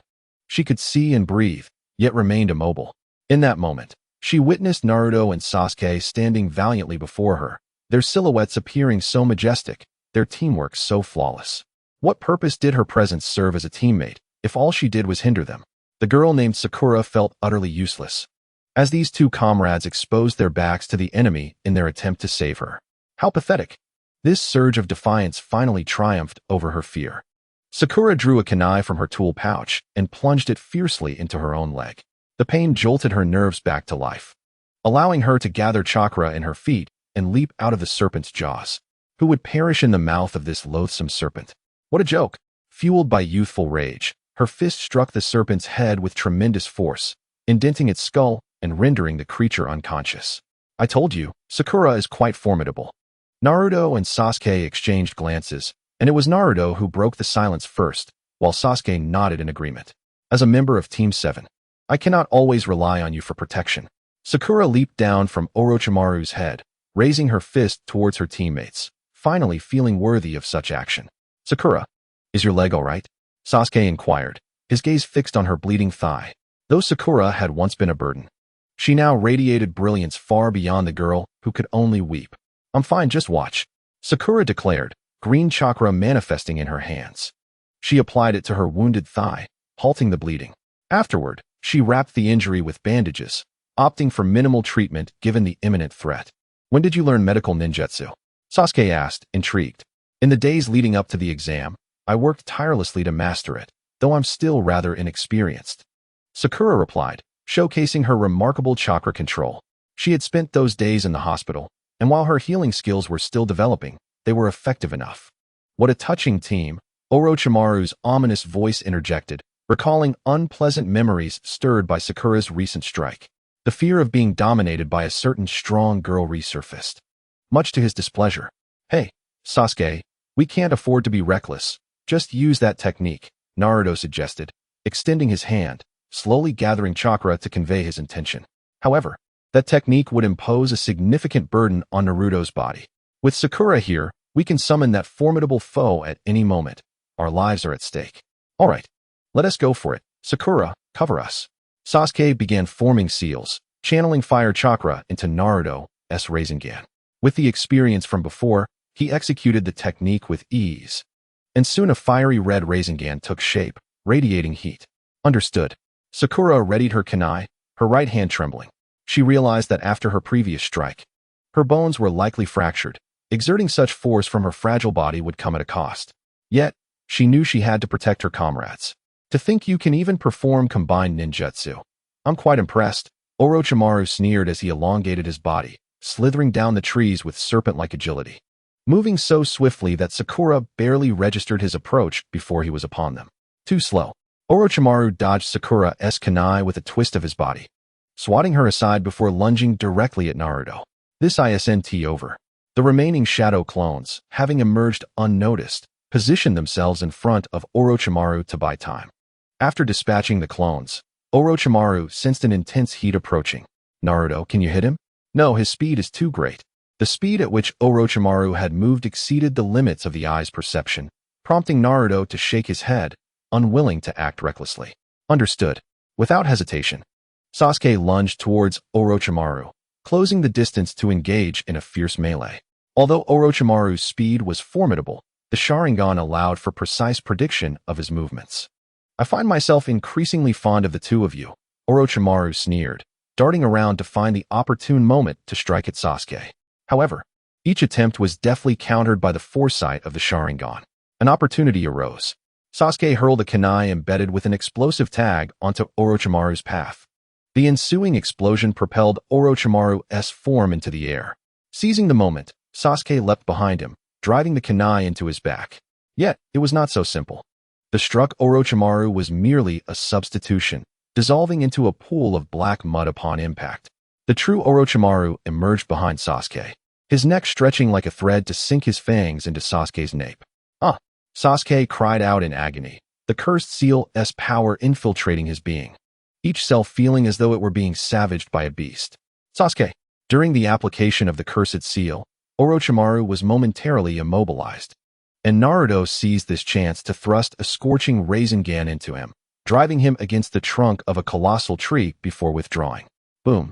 The flames within the Rasengan erupted violently, creating a vortex of fire that soared skyward, incinerating both the ancient tree and Orochimaru to ashes. Sasuke, are you all right? Why didn't you evade? Idiot. I had to sell it. How else could you hit him? We won, didn't we? Sasuke managed a weak smile, disregarding Naruto's complaints. What is this? Poison.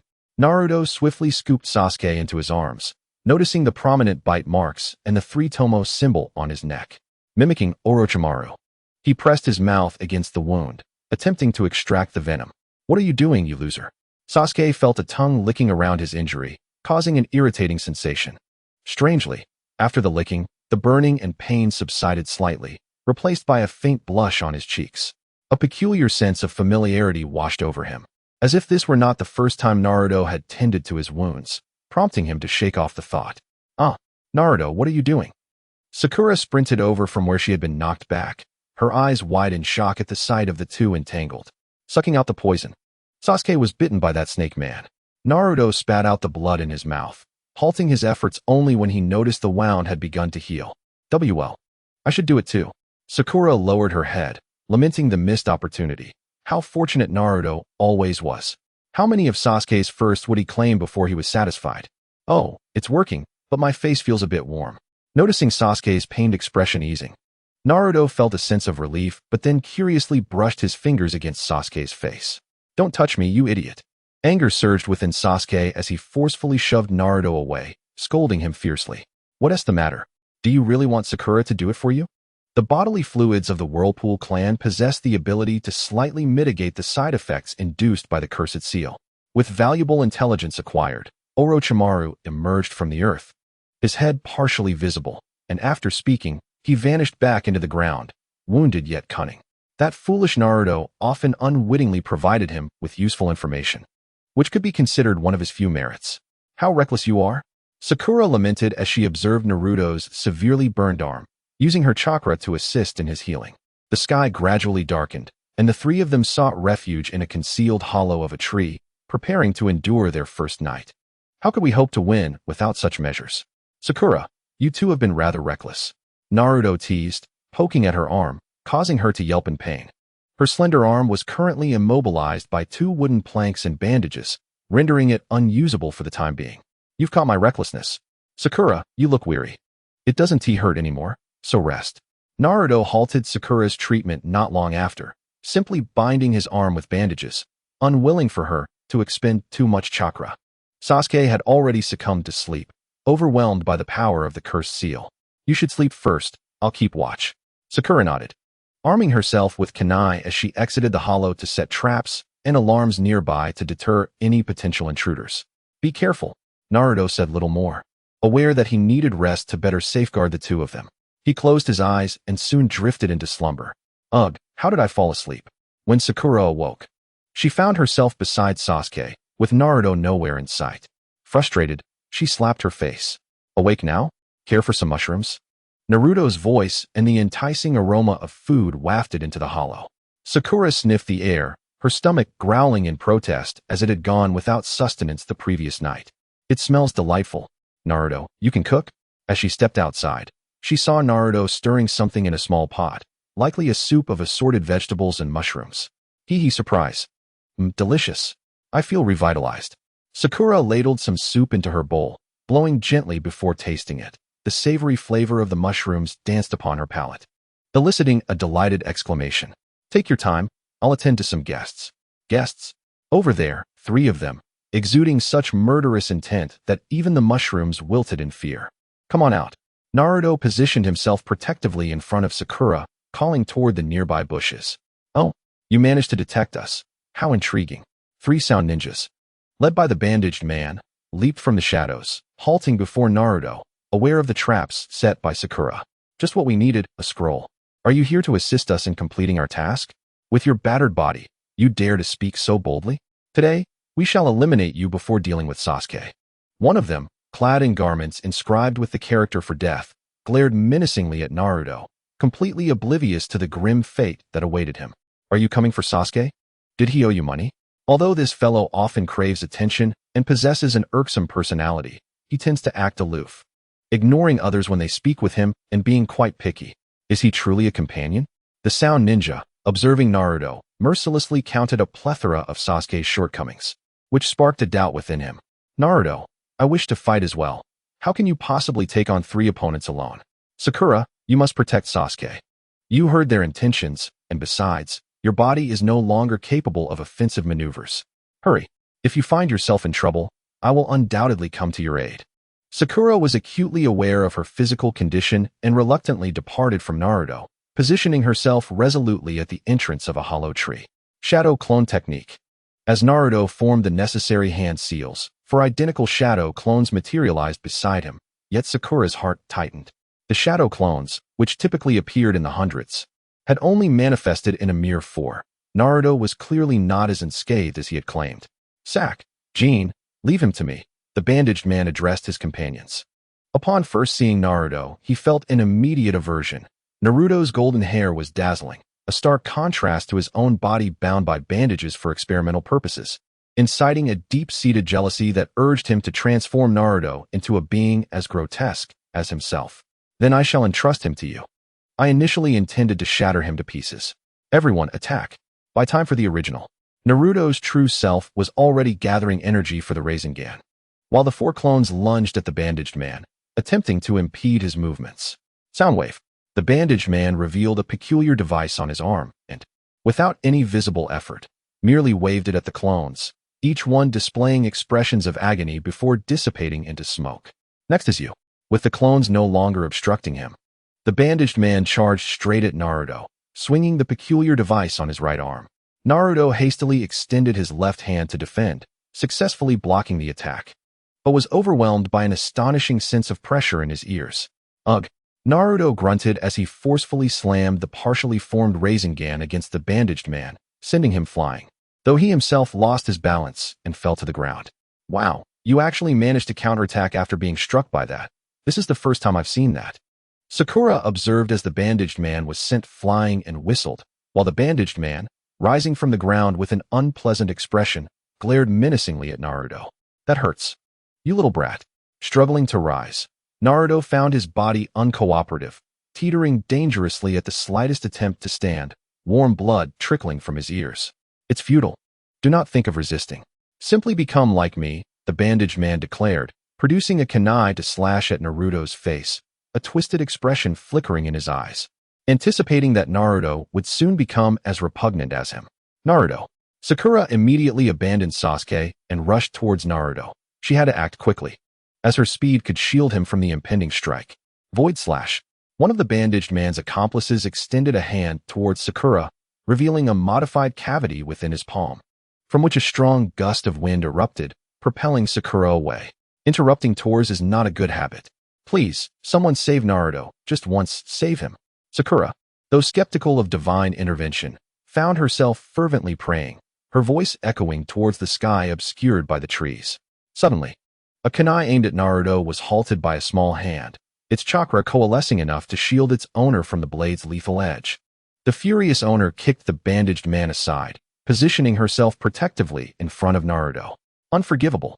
It is utterly intolerable to harm Naruto. The petite figure erupted with an astonishing aura, an impressive chakra emanating around Hinata, stirring up a whirlwind of dust. She cast a glance at Naruto before fixating on the bandaged man, roaring like a lioness. Hinata, so the 8th squad has arrived, how wonderful. Sakura, relieved, collapsed onto the ground, finally exhaling as she spotted Kiba and Shino approaching. Who is this little girl? You seek your own demise. The bandaged man, enraged at the disruption of his plans, lunged toward Hinata. Are you the one who harmed him? Though Hinata had never taken a life, a subtle yet palpable intent to kill radiated from her. To her, Naruto was always gentle and strong. The last time she saw him gravely injured, he had been just 4 years old, wounded while saving her. Now, witnessing Naruto helpless on the ground ignited a fierce fire within her. Soundwave. The bandaged man resorted to his previous tactic, envisioning Hinata collapsing under his sonic assault, leaving both her and Naruto at his mercy. A sickly smile crept across his mouth hidden beneath the bandages. Gentle fist.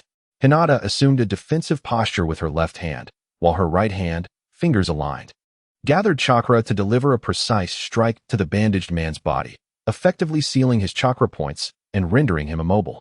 How can this be? Why weren't you harmed by the sound waves?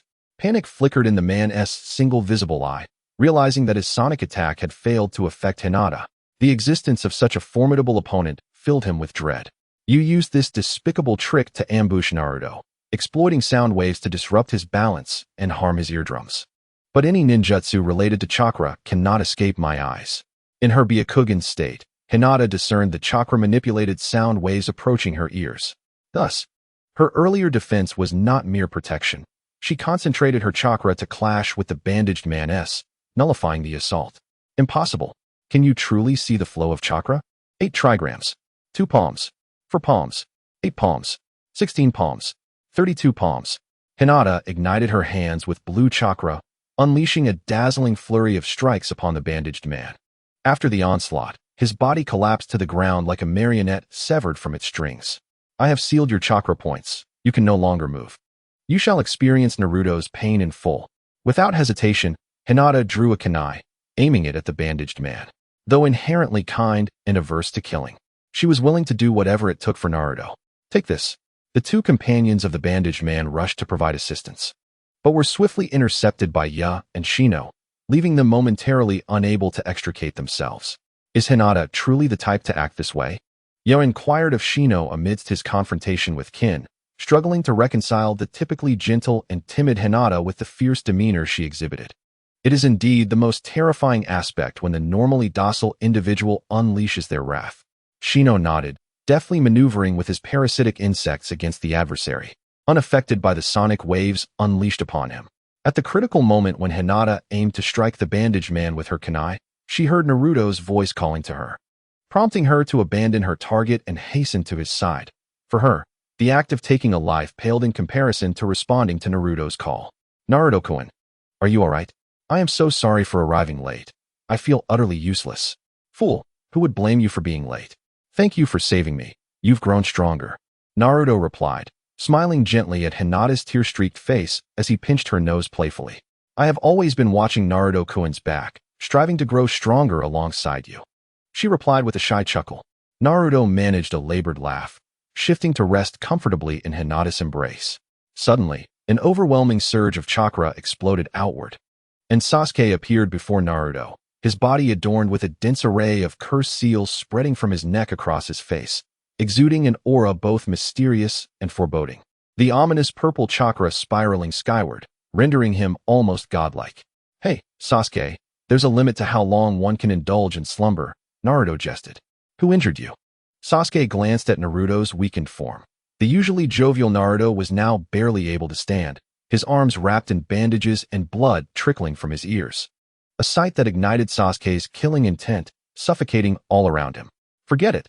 That's not important, he dismissed, shaking his head, directing his murderous intent toward the sound ninja without waiting for Naruto's response, preferring to eliminate them all without hesitation. Sasuke, are you alright? Naruto asked, worry etched across his face, fully aware that the markings on Sasuke's visage were anything but ordinary. Am I alright? More like exhilarated. That fellow has bestowed quite the gift upon me, Sasuke replied, twisting his neck, having gleaned certain insights from the curse mark bestowed by Orochimaru, feeling an unprecedented surge of power coursing through him, realizing the extent of his physical potential. Yeah, Shino, swiftly retreat. You will be caught in the crossfire. Hinata urgently called to her comrades engaged in battle.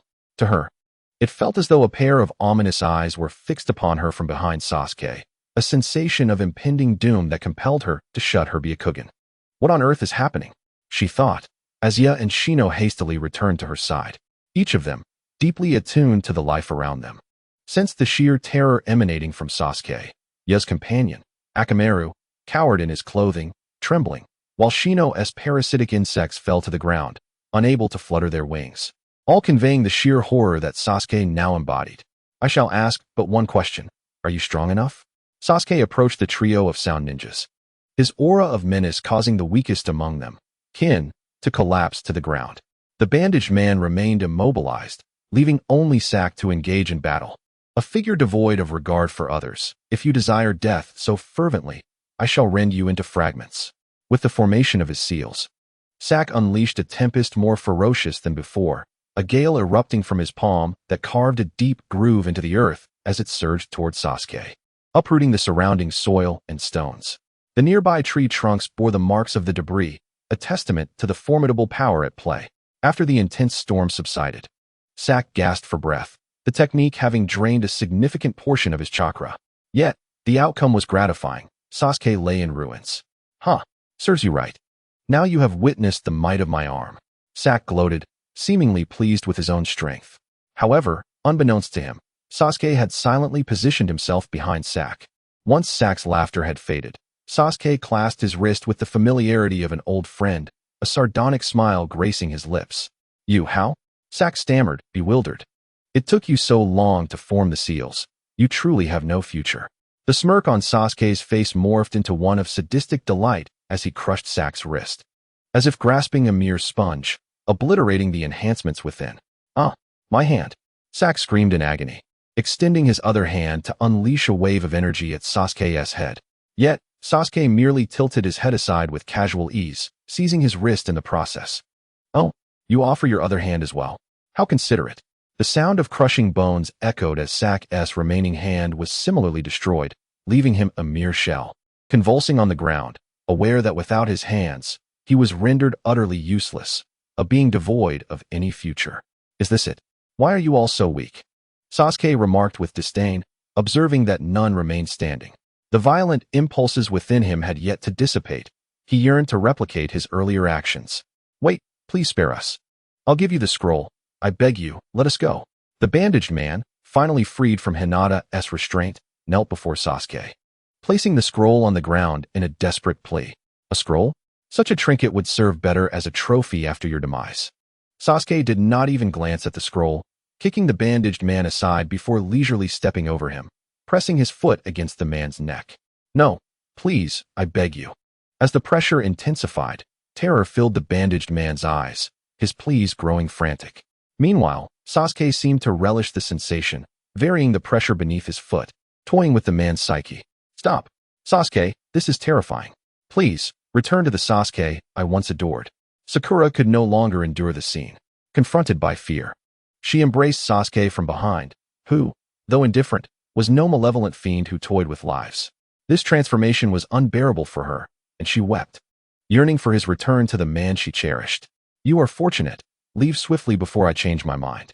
Sasuke was reluctant to let those few individuals go, yet an unexpected sense of helplessness extinguished his resolve as the power of the cursed mark began to wane. Thank you, thank you. The bandaged man quickly lifted his two companions and departed from the scene. After his exit, the cursed mark on Sasuke's body also began to dissipate, reverting to its original form. Hey, are you okay, straggler? Sasuke inquired as he settled beside Naruto. In his memory, it was the first time Naruto had sustained such severe injuries, far worse than when he battled Zabuza. However, this boy was now nestled comfortably in Hinata's soft embrace, blissfully unaware of his plight. Tofu, would you like some? Naruto looked at Sasuke in confusion, entirely missing the point. Hey, what is wrong with you? Sasuke pressed down on Naruto's shoulder anxiously, wondering if the boy had been rendered senseless.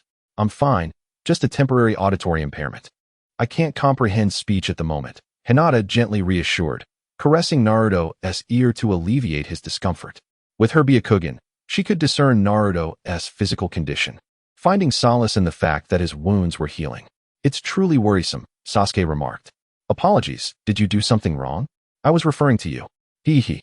It's not as commendable as you say. Since you insist on thanking me, just treat me to some ramen, Sasuke retorted, his patience wearing thin as Naruto's bashful demeanor caused a vein to throb on his forehead. He had no desire to engage further. It felt like speaking to a wall.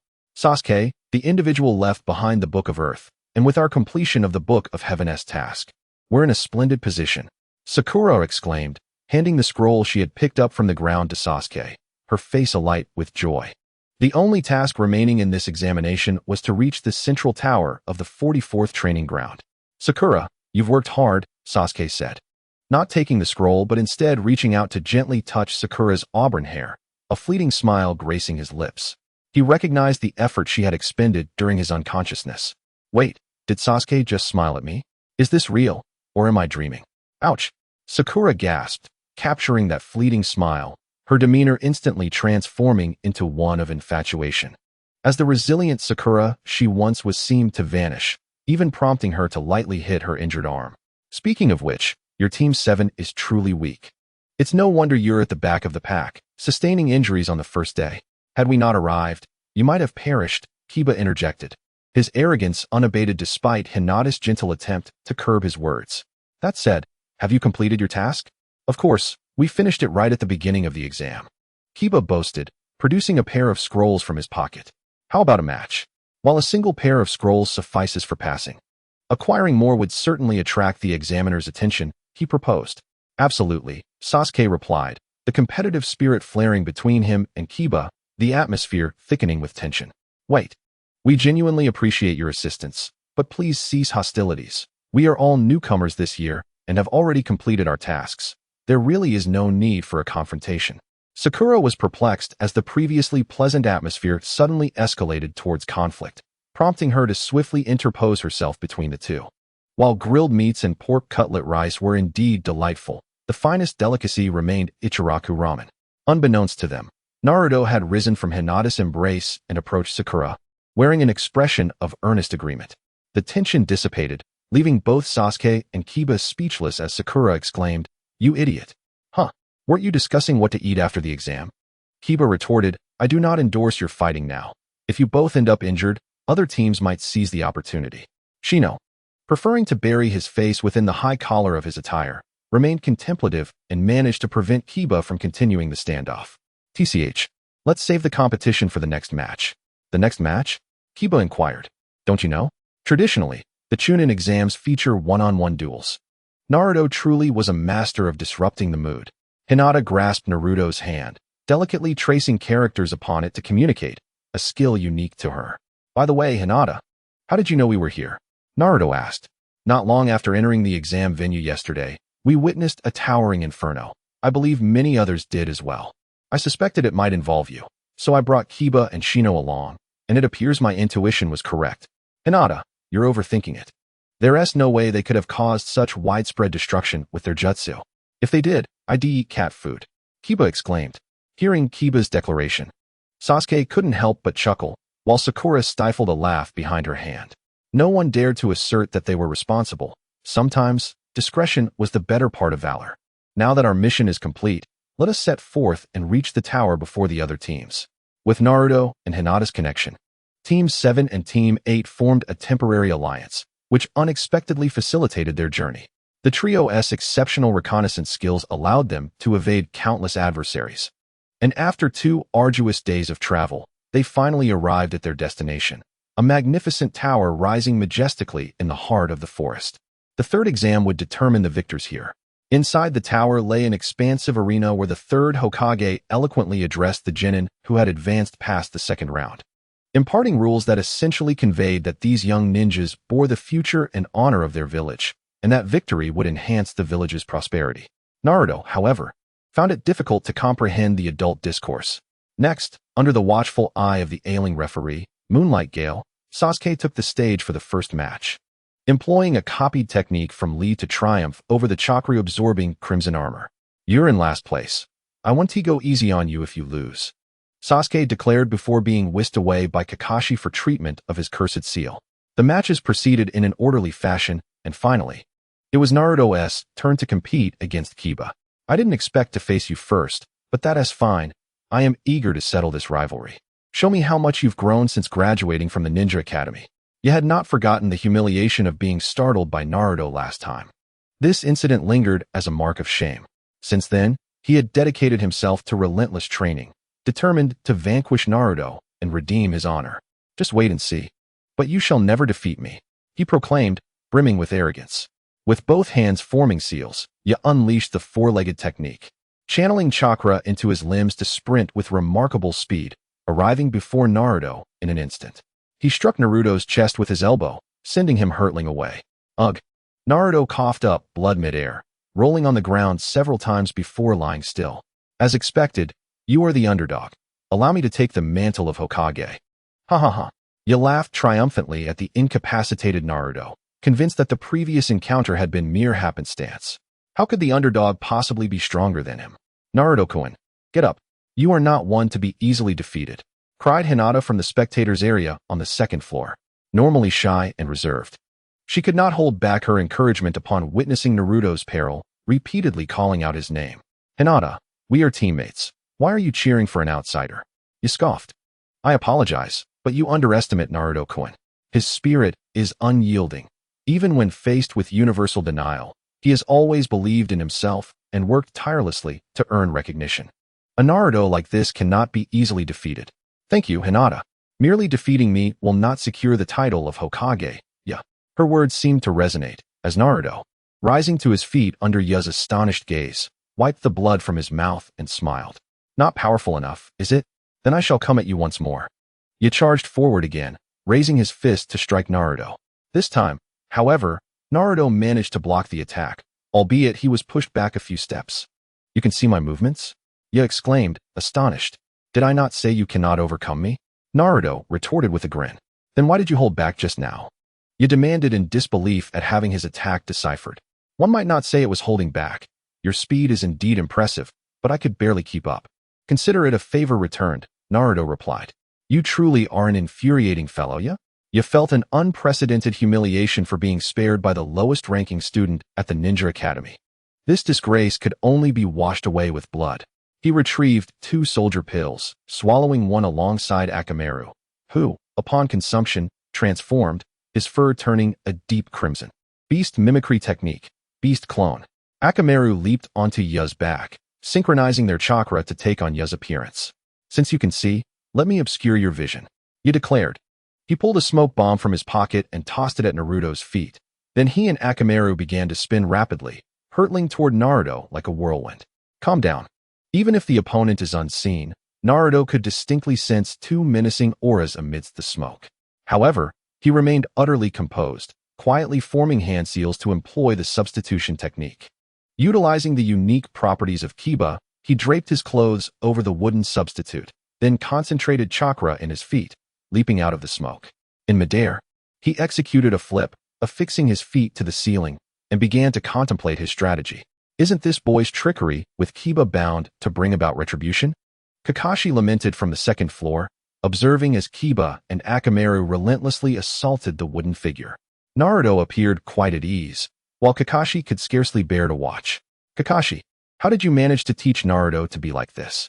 You must remember, he struggled with the shadow clone technique back in school, the Jonin Yuhi Kurenai inquired. Noting that in that fleeting moment, Kiba demonstrated an astute understanding of his objectives, utilizing them for a tactical retreat, a feat that hardly seemed achievable by a mere underachiever. Such is the mark of a skilled teacher, Kakashi replied dismissively. But why hasn't Naruto employed that technique? Sakura interjected, casting a scornful glance at Kakashi for claiming credit, while curiously adding, if he were to use the Rasengan, victory would be swift. Could it be that he fears inflicting harm? Hinata chimed in, having overheard Kakashi and Sakura's exchange. Naruto-kun has mentioned that this technique is his secret weapon against Neji, so he wouldn't use it while Neji is watching. Wait, are you suggesting that this boy is still holding back, with jutsu yet to be revealed? Kurenai responded, of course, do not underestimate our team's underdog. Kiba still has room for improvement. She understood that there is no ninjutsu that enhances power without effort. Naruto's formidable strength was undoubtedly a result of his relentless training. How about that? Quite shabby now, isn't it? Once the smoke dissipated, Kiba and Akamaru ceased their assault, wiping the sweat from his brow. Kiba mused that he had struck Naruto at least 50 times. Surely even a Jonin should have succumbed by now. To Kiba's dismay, he was met not with the defeated form of Naruto, but with a tattered outfit and fragmented wood. The real Naruto had appeared behind Akamaru, hands forming the tiger seal as he bellowed, Kakashi-sensei's ultimate technique, Konoha's 1,000 years of pain, with a sound that elicited both pain and disbelief. Naruto's finger plunged deeply into Akamaru's rear, causing the unfortunate creature to convulse before collapsing onto the ground. Everyone present cast malevolent glances toward Kakashi, astonished that the genius copy ninja of Konoha would impart such a vulgar technique. Kurenai even distanced herself from him, regarding him with a look of incredulity. I suddenly recall I have matters to attend to, Kakashi thought, feeling a surge of embarrassment as he transformed into a puff of smoke, wishing to escape the situation. He was acutely aware that the leaders of ninja from various countries, including the Hokage, were observing this spectacle. He could very well become the subject of scandalous rumors, branded as a perverse ninja with a peculiar affinity for inappropriate techniques. Ah, did I misjudge? Naruto bashfully scratched his head, Choji was just like Kiba, and without the Byakugan. He could only aimlessly poke at random. Choji! Kiba cried out. He lifted Choji's limp body, who merely whimpered a few times before falling still. The direct translation of his words was akin to, I am nothing but a useless dog now. I will kill you. Kiba, I sincerely apologize for Choji's situation. But as a ninja, one must look forward and not dwell in the past. Naruto nimbly evaded Kiba's frenzied attacks, while speaking in a mournful tone. Don't speak as though this has nothing to do with you, you murderer. Kiba had lost his sanity. He could endure failure, but not succumb to such despicable ninjutsu. The time to determine the victor had arrived. Multi-shadow clone jutsu. Naruto retreated a few steps, summoning approximately 20 shadow clones that lunged at Kiba. After fending off several attacks, Kiba was inadvertently struck in the back by a clone, stumbling forward and crashing into Naruto's fist, feeling his body lighten as he was sent soaring into the air. You scoundrel! Naruto unleashed a barrage of strikes. The clones ascended one by one, raining blows upon Kiba's body, culminating with Naruto's original self delivering a powerful kick to Kiba's back, driving him into the ground. With Kiba's unconsciousness, the contest drew to a close. I'm back. Whereas Sasuke, the victorious Naruto exuberantly rushed to the second floor, only to find no trace of Sasuke. He inquired. Puzzled, Kakashi-sensei said he passed out after treatment and is now in the hospital. I wanted to celebrate his advancement to the third round with him. Naruto-kun, are you alright? Your face is all dirty. How pitiful. Sakura glanced at Kiba, who was being carried away by the medical team, and then at Hinata, gently wiping the grime from Naruto's face with her handkerchief, feeling a pang of sympathy for this single dog. Naruto-kun, I will go check on Kiba. Go ahead. Kiba, that bandage. Hinata held the bandage, unsure of what expression to wear. She was elated by Naruto's victory. Yet the defeat of her classmate Kiba left her unable to smile. Don't overthink it. The loss is due to my own lack of strength. I won't blame you. Just be careful in the next match. You should know your own capabilities and not overexert yourself. Kiba closed his eyes, finding peace without directing anger at anyone. The most important thing was to win next time. In the fifth match, Neji Hyuga faced Hinata Hyuga. Ahem. The results randomly drawn on the large screen were now revealed. Moonlight Shippuden glanced at them and proclaimed in a loud voice, causing strain on his throat, raising concerns that this proctor might collapse before the test takers. Hinata, do your best. Naruto's fist clenched tightly, but soon relaxed as he approached Hinata, pulling her into an embrace and patting her back. The myriad words he wished to say condensed into a single sentence that reached Hinata's ears. Hinata nodded. Encouraged by Naruto, who hadn't deemed her inferior to Neji nor urged her to forfeit, but instead supported and uplifted her. This encouragement was a tremendous boost for her. I never imagined we would meet like this, Lady Hinata. Neji stood in the arena, gazing down at Hinata with a proud demeanor, using respectful terms yet devoid of any respect. Brother Neji, do you truly insist on addressing me in that manner? The disparity between the main and branch families is insurmountable. Just as now, if you were to command me as the esteemed daughter of the main family, I would immediately forfeit. Do you truly believe I would acquiesce to such a demand? Hinata tightened her lips and clenched her small fists. Neji's distant demeanor caused her heart to ache profoundly. That is precisely why I assert that you are ill-suited to be a ninja. Your heart is too tender. You always seek to resolve matters through peace. And in my view, such an attitude is nothing short of arrogance. Indeed, it mirrors how the main family has established a series of advantageous rules to oppress the branch family. Neji, overwhelmed by his anger towards the main family, refrained from further discussion and assumed a gentle fist stance, launching an attack towards Hinata. Brother Neji, I have always regarded you as my true brother. Never minding whether I belong to the branch or the main family, we are, after all, family. Hinata responded by adopting a gentle fist stance, engaging Neji in a defensive and offensive exchange. As they were of the same lineage, they were well aware of each other's techniques, opting not to directly confront the gentle fist, but rather redirecting each other's attacks with their palms. Enough of your rambling. Do you truly believe you stand a chance against me? Forfeit before you are injured. I shall not forfeit, nor will I command you to do so, brother Neji. So you reject all alternatives? Do you truly consider yourself the esteemed daughter? Your arrogance is astounding. You have always been so frail, and since meeting Naruto, you have only become more so. Are you content to remain at the bottom? You must not speak of Naruto. It is you, brother Neji, who has changed. Your fear of the main family has altered you. You claim I am fearful? Your constant reference to the main family reveals your own trepidation. Is your desire to convert that fear into a nameless fury, harming yourself out of hatred for the main family? Do you truly despise me so? You speak nonsense. As a member of the main family, your weakness is nothing for me to fear. Niji's breath quickened. Hinata's words struck a chord within him, intensifying his onslaught. You fear the chasm between the main and branch families.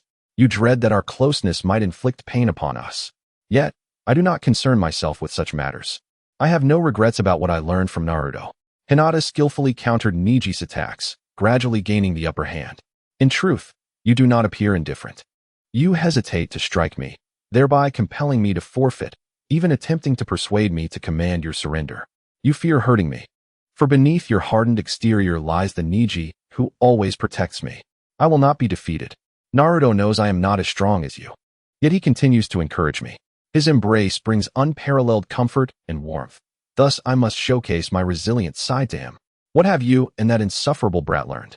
Niji exclaimed, his frustration boiling over. The normally breathless Hinata was now speaking as swiftly as a torrent, as though possessed by Naruto himself. I am profoundly grateful for my encounter with Naruto. Had he not been by my side, encouraging me, my life may have never changed. My fondness for Naruto is unparalleled. With a clang, accompanied by the bold confession of the young girl, Hinata's palm struck Niji's arm, breaking through the barrier to land upon his forehead protector, sending it flying to the ground. This mark, Hinata gazed at the green symbol on Niji's brow, unaware of the family secrets that lay beyond her grasp. Yet feeling an overwhelming sorrow, suspecting that Niji's condition was somehow related to it. Do you see? This is what the main branch has done to us. They would command us to die when necessary, and we must comply. Niji cast a glance at the fallen protector, his heart, which had barely begun to open, once again sealed shut. The aura surrounding him shifted, indicating that he was about to become serious. Hinata understood this as well. A Bagua formation gradually emerged beneath her feet, encircling Niji. 8 trigrams, 32 palms. 8 trigrams, 64 palms. Cough. Hinata spat out a mouthful of blood, as Niji's assault not only thwarted her 32 strikes, but also delivered devastating blows to 32 of her chakra points, leaving her body weak and causing her to gradually collapse. Hinata, Naruto, witnessing Hinata's fall, was engulfed in an astonishing surge of chakra, not that of the Nine Tails, but rather his own immense chakra emanating forth. Squeezing the iron railing in his hand into fragments as he let out a continuous growl. Naruto, calm down. Hinata is fine. Please don't get worked up. Sakura quickly patted Naruto's back, trying to soothe him. She feared that he might unleash that red chakra at this moment, a secret that Kakashi had classified within Team 7. One that must never be mentioned. Referee, a decision can be made. Coughing, the referee glanced at the fallen Hinata, preparing to declare the verdict when he noticed her move slightly. I have not lost. The weak voice emerged from Hinata's lips, her hands struggling to push against the ground multiple times, but failing to rise. She lay there, gasping for breath, before finally managing to stand upright. Why do you still stand? I've sealed your chakra points. How can you still move? Niji took a few steps back, bewildered by what had transformed the timid Hinata of their youth into such a formidable presence. I do not wish to appear disgraceful before my beloved. Even if my arms cannot move, my legs cannot lift, I still have my teeth. I shall never surrender. Hinata, enough. You have done well. Now let me take over.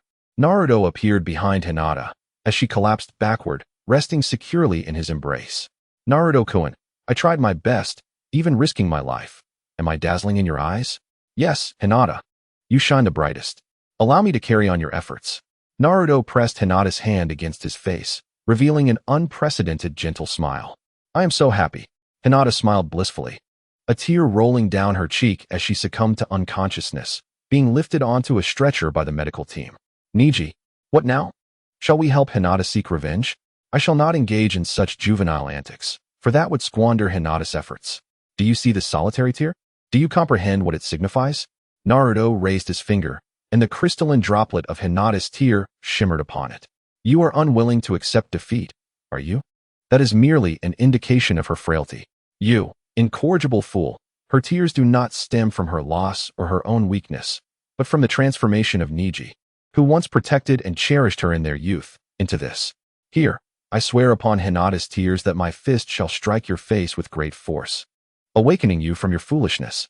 Including the absent Sasuke, a total of 9 individuals have advanced through the preliminary round of the third exam. Let us commence by drawing lots for the formal selection process. After the budget concluded, the third Hokage appeared before the 8 participating genin, and at his behest, Marino Ibiki placed a box before them, containing numbers for the drawing. Yamanaka Ino, victorious over Sakura, has qualified. Nara Shikamaru, triumphant against Kin, has qualified. Uzumaki Naruto, prevailing against Inazuka Kiba, has qualified.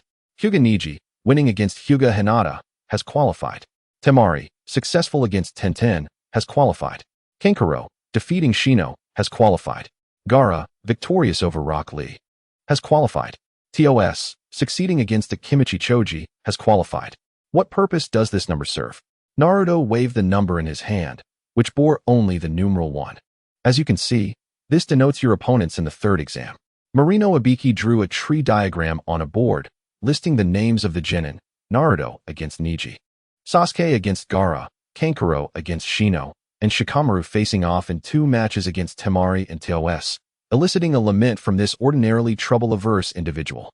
You shall compete in formal matches before an audience, including the feudal lords and the leaders of the ninja clans, such as the Kazekage. You represent the might of your respective nations. I hope you will showcase your utmost strength, rather than dragging your weary bodies into battle. Therefore, the competition shall occur in 1 month, allowing you time to refine your abilities or study your opponent's techniques. The third Hokage surveyed the list and addressed the assembly, and after confirming there were no objections, he vanished with several examiners. Gaara.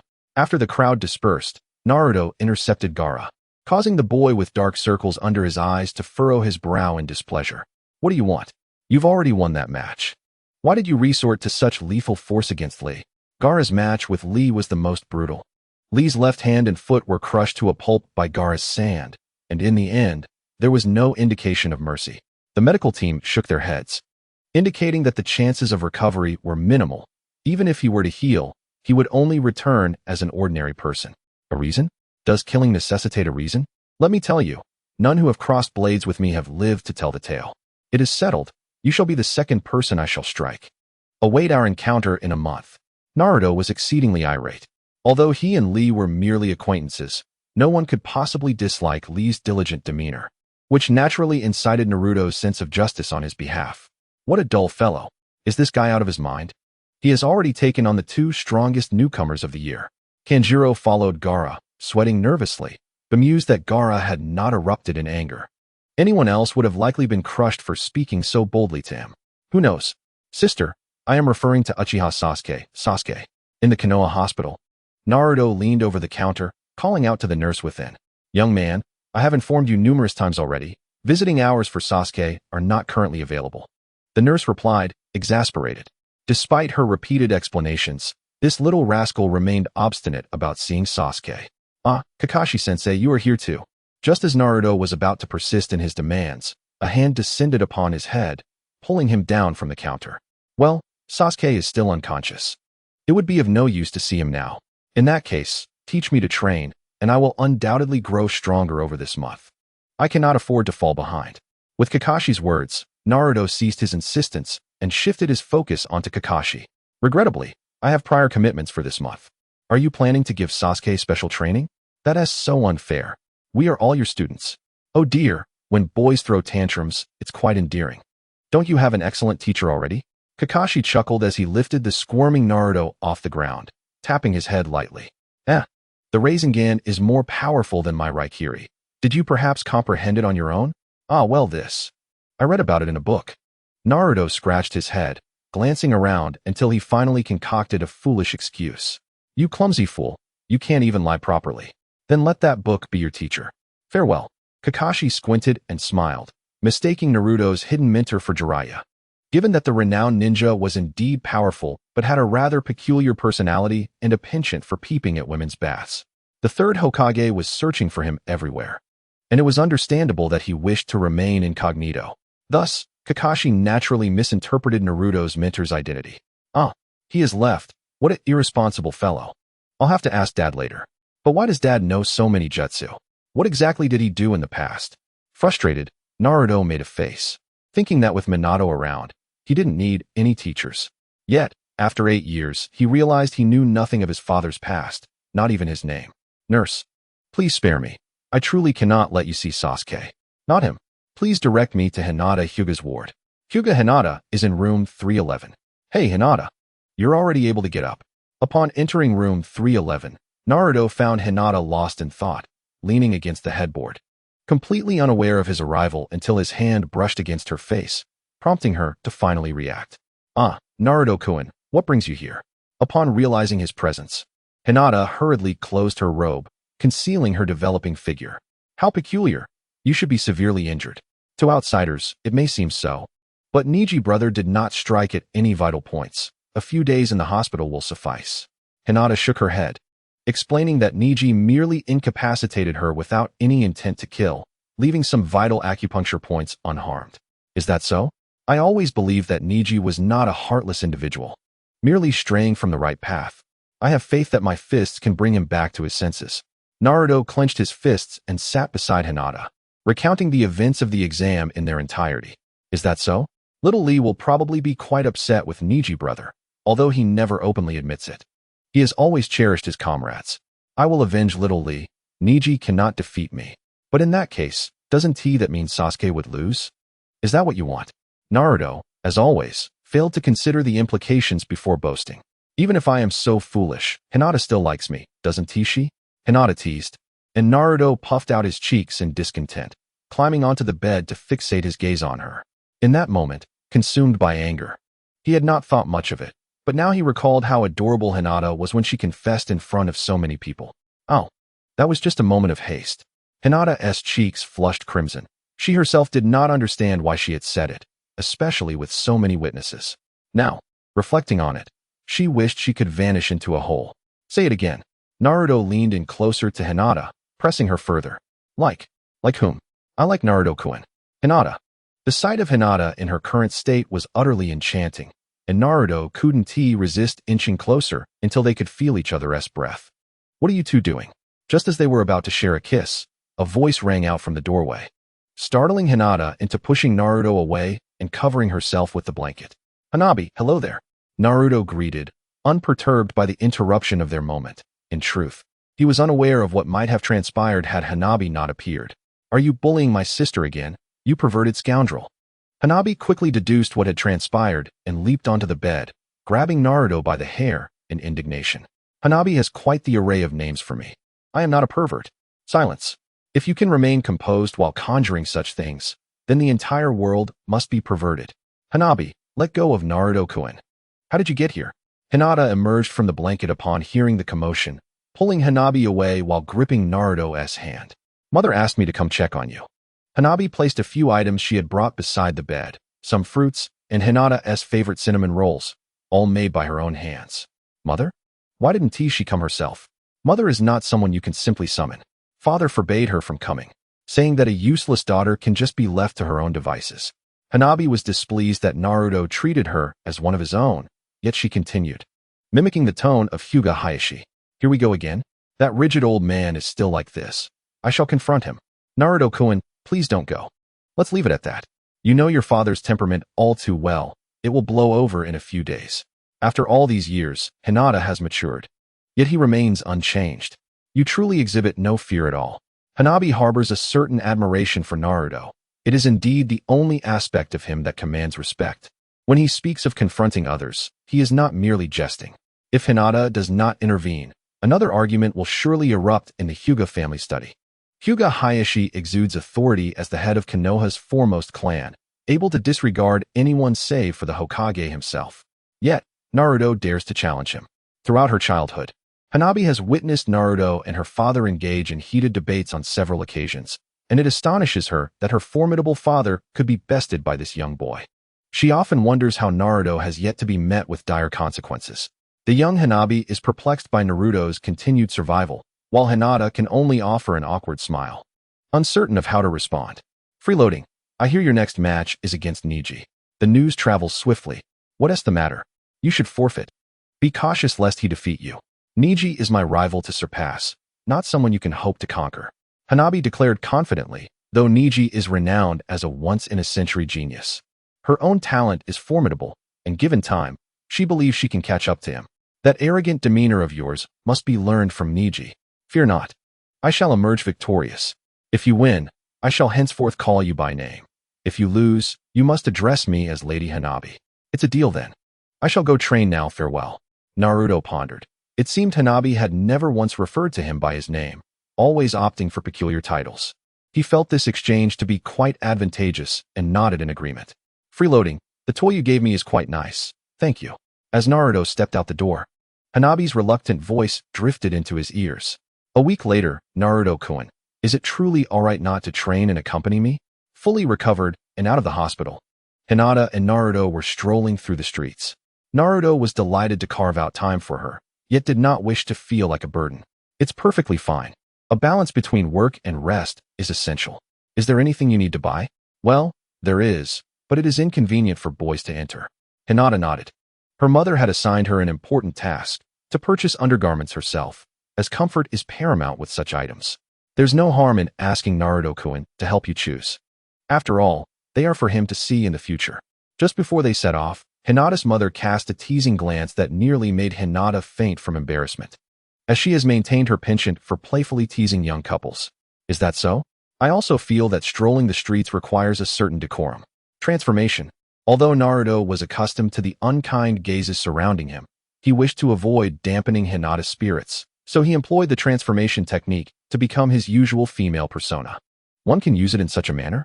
Hinata marveled at the sight of the girl beside her, dressed impeccably as a twin-tailed maiden. She had thought Naruto could only transform into a form devoid of clothing. Thus, they remained unaware of my identity. Hinata could now visit the shop she desired. Perfect. Yet, why did it feel as though the gazes around her had intensified? 5 minutes later, Naruto observed the people around him with curiosity. Unlike before, the older men and younger individuals averted their eyes upon making contact with hers, only to sneak glances at her moments later. Why was this happening? A sense of frustration welled up within Hinata as she realized that she was being overshadowed by her boyfriend's charm. Although it felt peculiar to admit, the female version of Naruto was indeed stunning. Her golden twin tails shimmered in the sunlight, and the whiskers on her face rendered her as adorable as a kitten. Dressed in merely a white tank top beneath an open outer garment due to the heat, she offered little protection for her ample curves. Naruto-kun, put on some clothes. No, it's too hot. You're a girl now. You must be more modest. Is being a girl so troublesome? The female Naruto and Hinata engaged in light banter, and two beautiful girls shopping together always attracted attention. After fending off a few suitors, they soon arrived at their destination, a lingerie store. Naruto-kun, could you wait for me outside? Sure. Although appearing feminine, Naruto had no interest in lingerie and obliged Hinata's request. My dear, you are simply gorgeous. Come in and take a look. Contrary to her intentions, the store manager, who had been watching outside, rushed out and pulled Naruto inside without hesitation. It was her first time encountering such a beautiful young girl, igniting her desire to help her find the perfect lingerie. Let me go? I'm not a girl. How can you dress so poorly? Where are your parents? The manager frowned at Naruto's bright orange attire, lamenting the wasted potential of such a beautiful figure. I don't have parents. I don't want this. What a poor child. I will make you look absolutely stunning. As the manager began to undress her, the female Naruto, in a state of panic, swiftly employed the shadow clone technique. Dozens of clones surged out of the store, causing chaos in the street. Phew, phew, phew. The lingerie store is terrifying.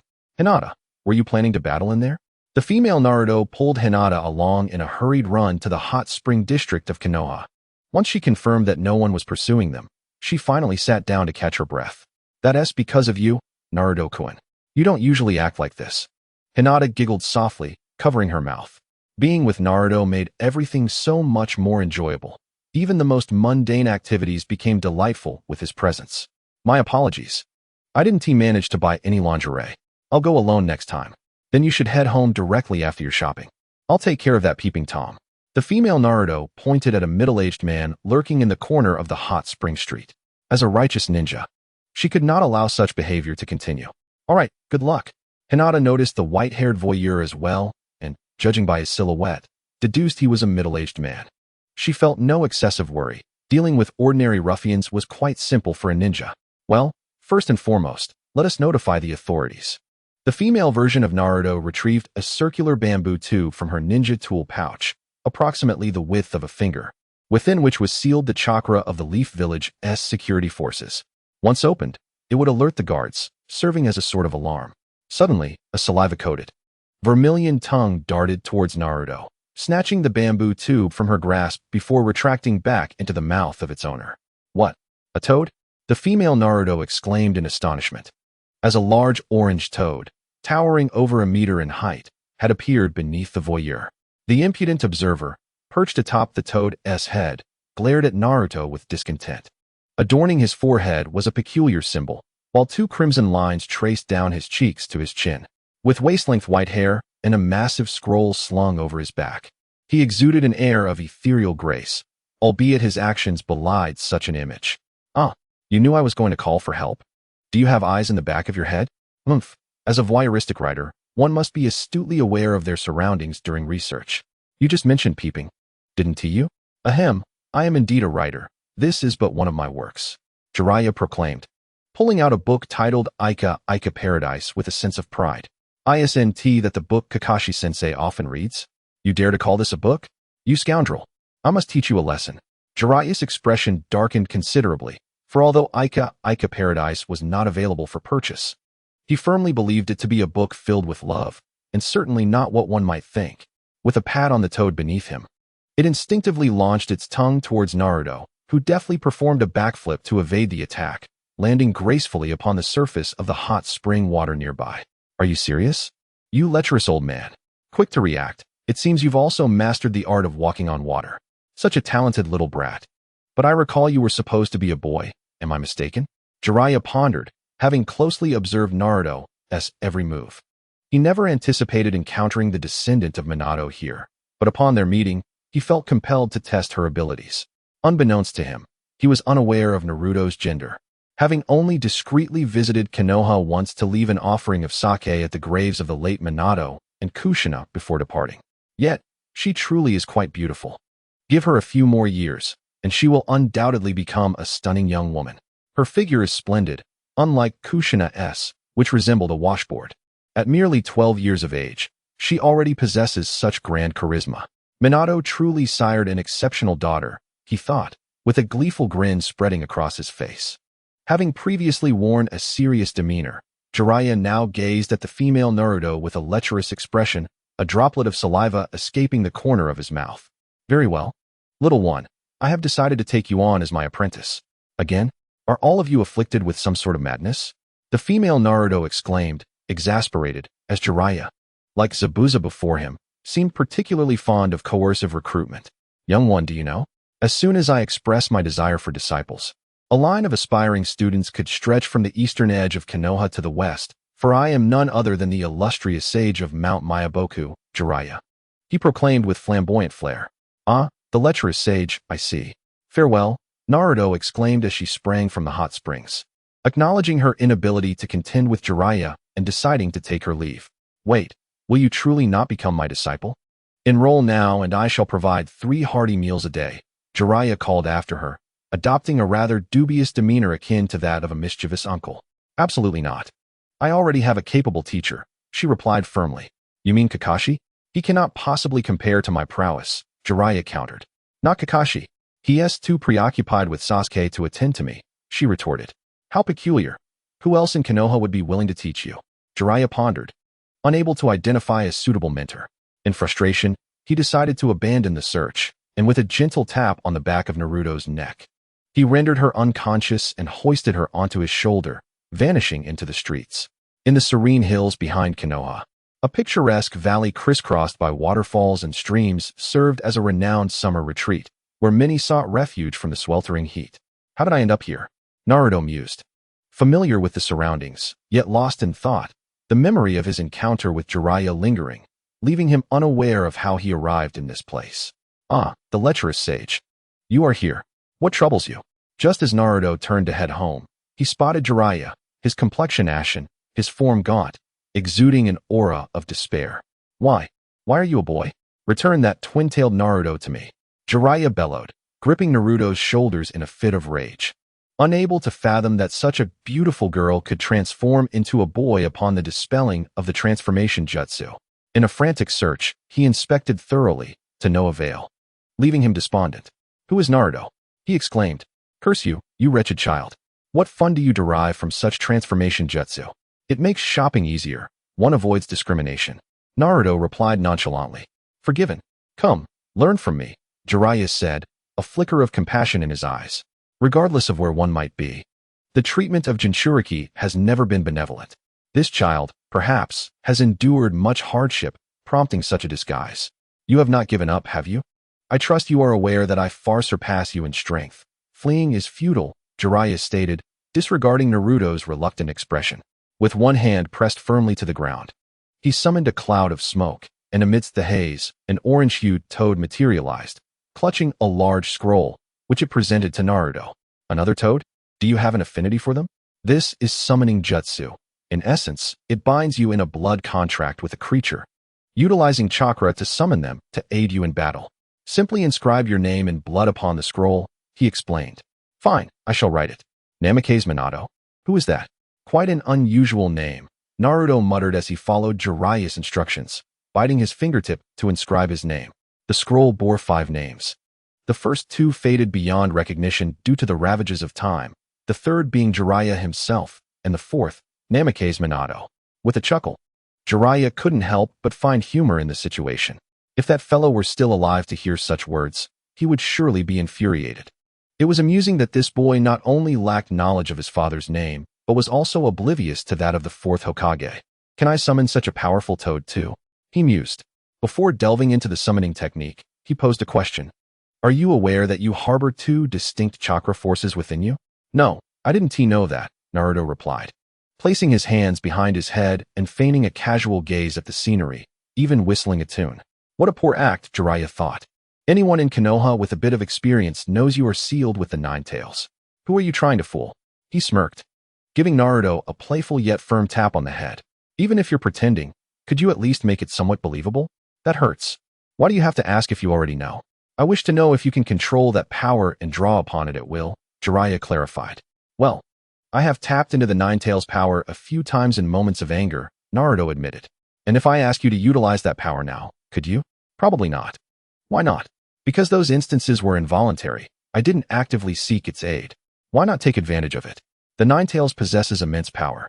You could surpass most ninjas in this world without exerting yourself." "What's wrong with that?" Jiraiya's eyes narrowed. Although the Jinchuriki had sacrificed some valuable aspects of his life, he had gained formidable strength in return. Jiraiya was eager to see if Naruto possessed the mindset to match such power, for without it, he would merely become a harbinger of destruction. "No, I don't want to arbitrarily borrow its strength, that's my point." "What does the 9 tails represent for you?" "It signifies friendship. True camaraderie is not about one party constantly drawing upon the other's power. I refuse to do that." Naruto closed his eyes and pondered for a moment before responding with clarity. Since their encounter, despite the 9 tails' aloofness and its occasional mischievous antics at Naruto's expense, he had always regarded it as a friend. He believed the beast didn't harbor as much disdain as it claimed. "Indeed, you are a fool. Yet I do not hold any animosity towards you. Listen closely. The sequence for the summoning technique is as follows: boar, dog, bird, monkey, and sheep. Give it a try," Jiraiya said with a hearty laugh. The legacy of the father was evident in this son. Though still young, a spark of determination flickered within him. "Boar, dog, bird, monkey, sheep, summoning technique." Naruto nodded, biting his finger and placing his hands on the ground after forming the seals. What would he summon? Being the son of Minato, his potential must be impressive. Would it be Toad Cho or Toad Gi? Though the chances were slim, could it be Wanta? Jiraiya watched with anticipation as Naruto summoned a cloud of smoke. With a plop, a red tadpole, still in its undeveloped stage, appeared on the ground, writhing as if it were struggling to survive outside the water. "What kind of toad is this?" Jiraiya exclaimed, incredulous. Jiraiya's veins bulged as he grasped Naruto, roaring in frustration, feeling as though his face had been swollen from the blows. He lamented, "What a disgrace. The son of a tiger is not a dog. Yet this boy is nothing more than a chihuahua. If only he had performed the summoning correctly."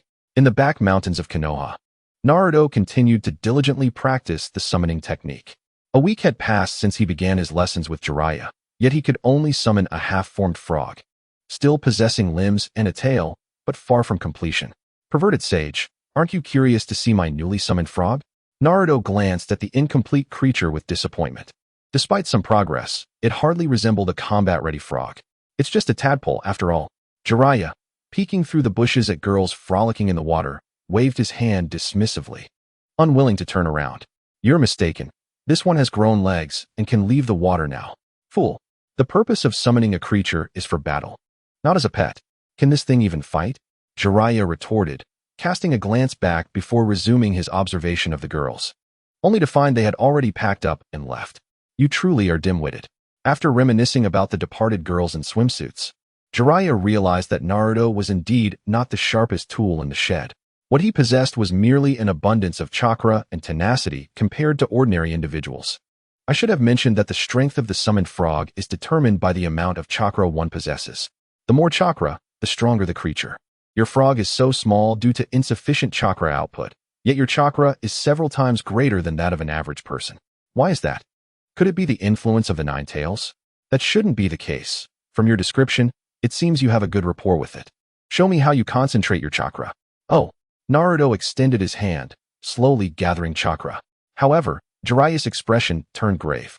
The chakra is so chaotic. Why is it so disordered? Jiraiya pondered, the chaotic flow of chakra reminiscent of the initial phase of the Rasengan, which required tumultuous chakra to inflict damage. Isn't that how it's supposed to be? Idiot. Who told you to use such disordered chakra? You need to calm it down and output it properly. Oh, Naruto suddenly understood, realizing he had been mistaken from the outset.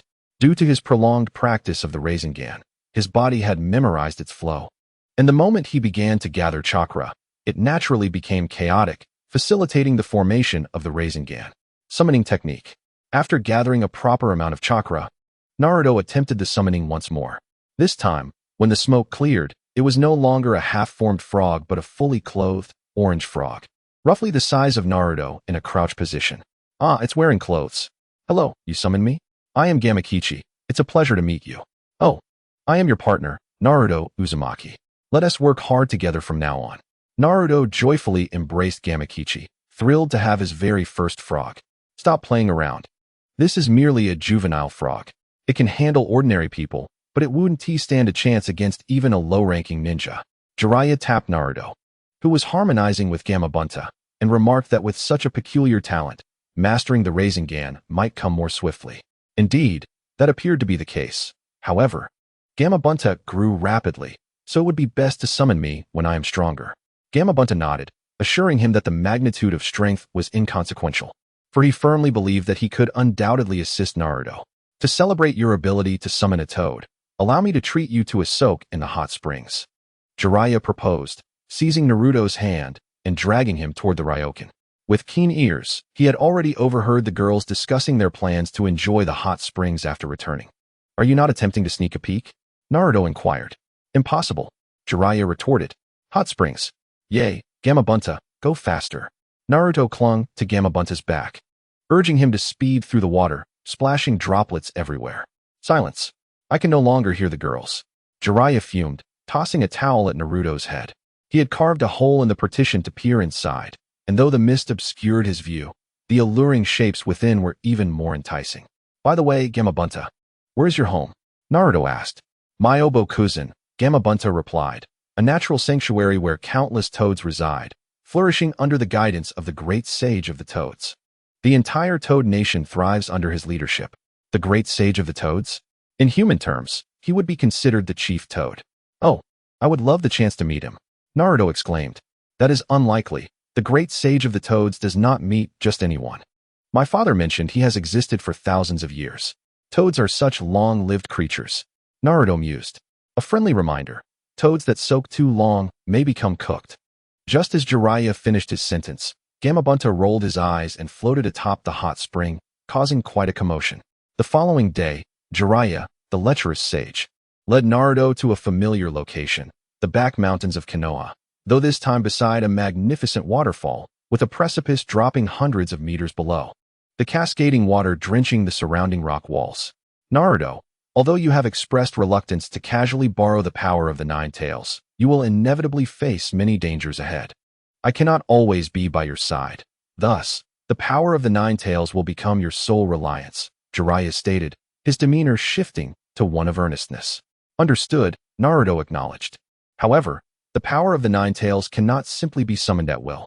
While smaller manifestations may be manageable, being suddenly enveloped by a surge of the Nine Tails chakra could overwhelm your body, so it is essential to acclimatize gradually. Even so, I cannot access it right now, Naruto lamented, tugging at his hair. To borrow that power, he would need to enter the ceiling space and confront the Nine Tails, a feat impossible while fully conscious. Sleep would be necessary. Naruto, if the Nine Tails truly is as you claim, a friend, then survive, Jiraiya said with an odd smile, gently tapping Naruto on the forehead. Suddenly, a sensation of weightlessness enveloped Naruto, and before he could comprehend, Jiraiya pushed him off the cliff. Ah! The howling wind pierced through the air, causing Naruto to scream in terror. The sheer cliffside offered no grip, not even a single branch to hold on to.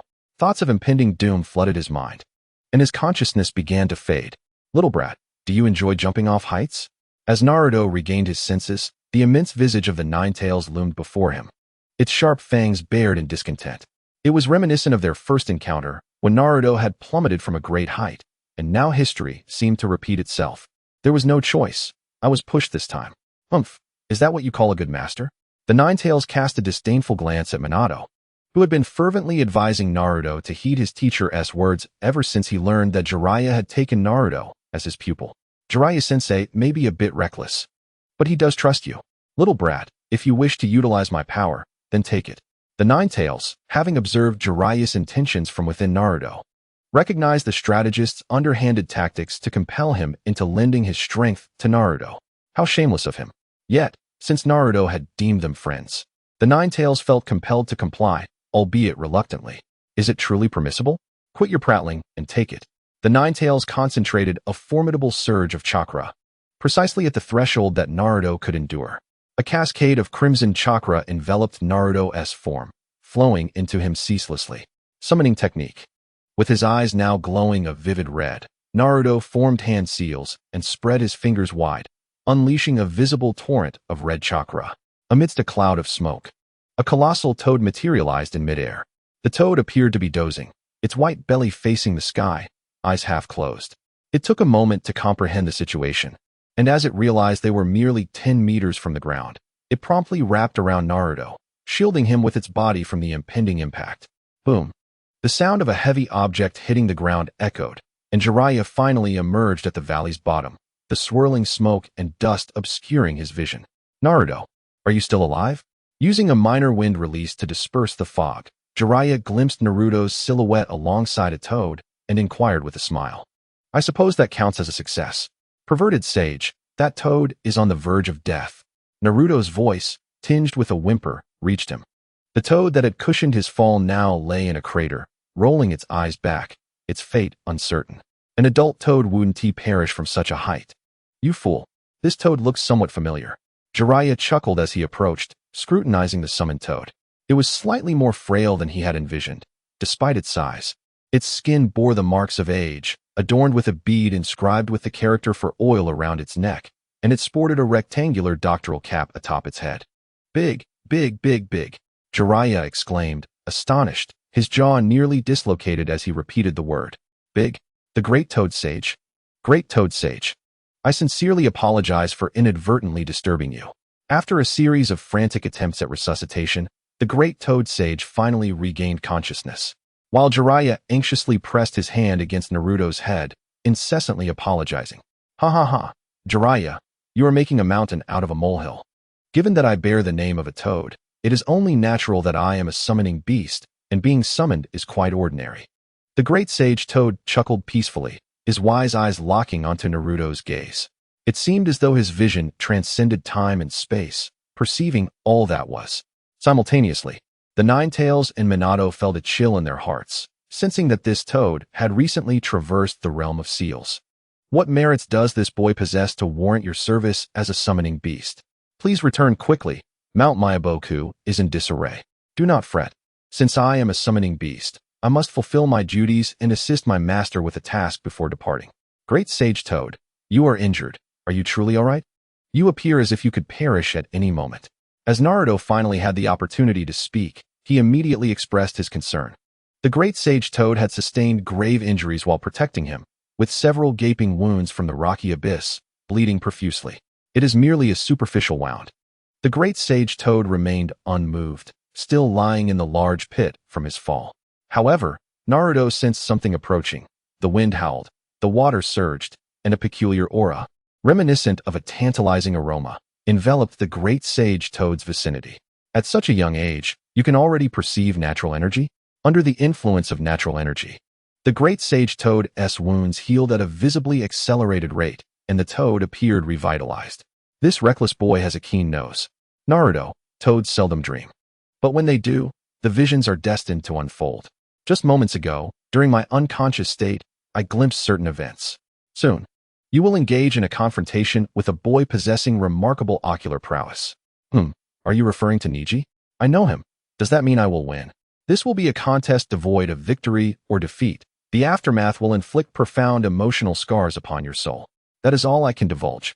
Oh, so I cannot defeat Neji? Never mind. I am more curious about whether I will marry Hinata in the future. Naruto dismissed the great sage toad's words, believing that as long as he exerted his utmost effort, the outcome was inconsequential. He was far more invested in his future romantic prospects. You insolent little brat. Show some respect to the great sage toad. He is not some fortune teller beneath a bridge. Jiraiya, witnessing Naruto's attitude, was incensed. He wrapped his arm around Naruto's neck and began to bop him on the head. Throughout history, countless scholars and politicians have sought out Mount Myaboku merely to have the great sage toad prophesy for them. Yet this boy treated the prophecy as mere amusement. Ouch, that hurts. I did not see much, but I can assure you that you will marry a girl with Byakugan in the future and have 2 children. Really? That is wonderful. I've succeeded. Did you hear that, perverted sage? Perverted sage? Just as Naruto was about to express his joy, Jiraiya suddenly vanished, summoned to Mount Myaboku by a reverse summoning technique of a certain toad. Mount Myaboku.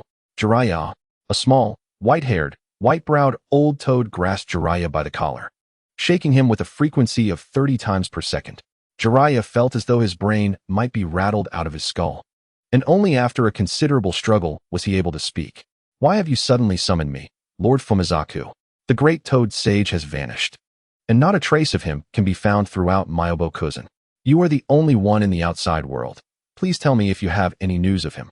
Just as Jiraiya was about to explain that his disciple had called him away, a cacophony of croaking filled the air, shaking the very ground of Myabokuzen. The tadpoles in the pond huddled together, quivering in fear, while the juvenile toads hid in their burrows, peering cautiously outside. The adult toads, armed and ready for action, stood poised for battle. Young ones, the great toad sage has undoubtedly fallen victim to that white serpent's treachery. We must avenge him. Myabokuzen hereby declares war on the dragon cave. I, Went to the toad, shall personally behead the white serpent sage to avenge our great toad sage. A towering toad, over 30 meters in height, unsheathed a short blade from its waist and drove it into the ground, rallying a chorus of agreement from the other massive toads. With the departure of the great toad sage, these creatures had descended into chaos without his guidance. It's all gone awry. These brutes refuse to listen to reason. My dear, we must find a solution. Shima, the wife of Fumizaku, leapt beside them, desperately seeking assistance, as the great toads spiraled into madness, preparing to venture forth. What can I do? These giants are all brawn and no brains. Let them be. I too believe the white serpent sage is behind this. He is the only one capable of covertly abducting the great toad sage. Allow me to clarify, the great toad sage is actually in the outside world. Faced with such tension, Jiraiya found it difficult to speak, managing only a feeble response. You see, I recently acquired a new disciple and taught him the summoning technique. Somehow, he summoned the great toad sage. Jiraiya, if you jest any further, I shall be quite displeased. I am not jesting. This is the truth. Release me, and I shall summon you all back with the summoning technique, and you will see. Jiraiya felt a pang of sorrow as he faced the grim expression of Fumizaku, realizing that it was Naruto's folly that had led to this predicament, yet he bore the burden of rectifying it. My dear, is that truly possible? The great toad sage being summoned? I have heard tales that the great toad sage himself is the original contractee of the summoning beasts, having invented the summoning technique. However, after the original's demise, The great toad sage has not appeared as a summoning beast for thousands of years. One cannot say it is entirely impossible, though. Fumizaku, having lived for centuries, possessed some knowledge of the great toad sage's history. It was said he was born with prophetic abilities and invented the sage mode. A supreme ninjutsu, truly formidable. Yet, no one knows who his contractee was. What are you waiting for? Hurry up. As Jiraiya remained lost in thought, Fumizaku and Shima together nudged him, propelling him out of Myobokuzen. Ha! Do continue. Naruto, oblivious to the brewing conflict between the two sacred lands, was engrossed in the great toad sage's tales of past grievances with the serpent. Back then, I used my wits to ensnare the white serpent, binding him to a tree. Who could blame him for being so lengthy? Gaha, you all seem quite merry. Upon Jiraiya's return to Naruto's side, he was almost overwhelmed with the urge to take a bite out of him. Having risked his life in Myobokuzen, here were these two, one old and one young, laughing heartily without a shred of decency. The perverse sage has returned. The tales of the great toad sage are exceedingly amusing. All right, as long as you are happy. Jiraiya conceded, abandoning his thoughts. After summoning two toads with his summoning technique, he squatted in a corner.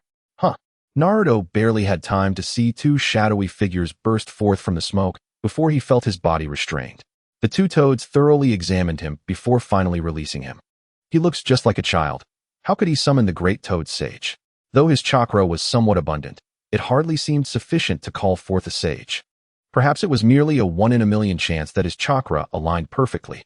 After examining Naruto, Shinzaku and Shima stood beside the great toad sage, left to attribute the situation to the realm of the inexplicable. Great toad sage, please return. Myobokuzen is in disarray. The two toads spoke in unison.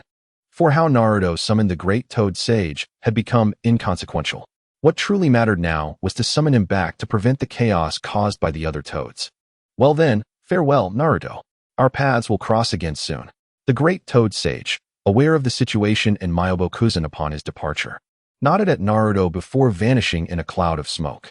Little brat, you are henceforth forbidden from summoning the great toad sage, or else you shall face dire consequences.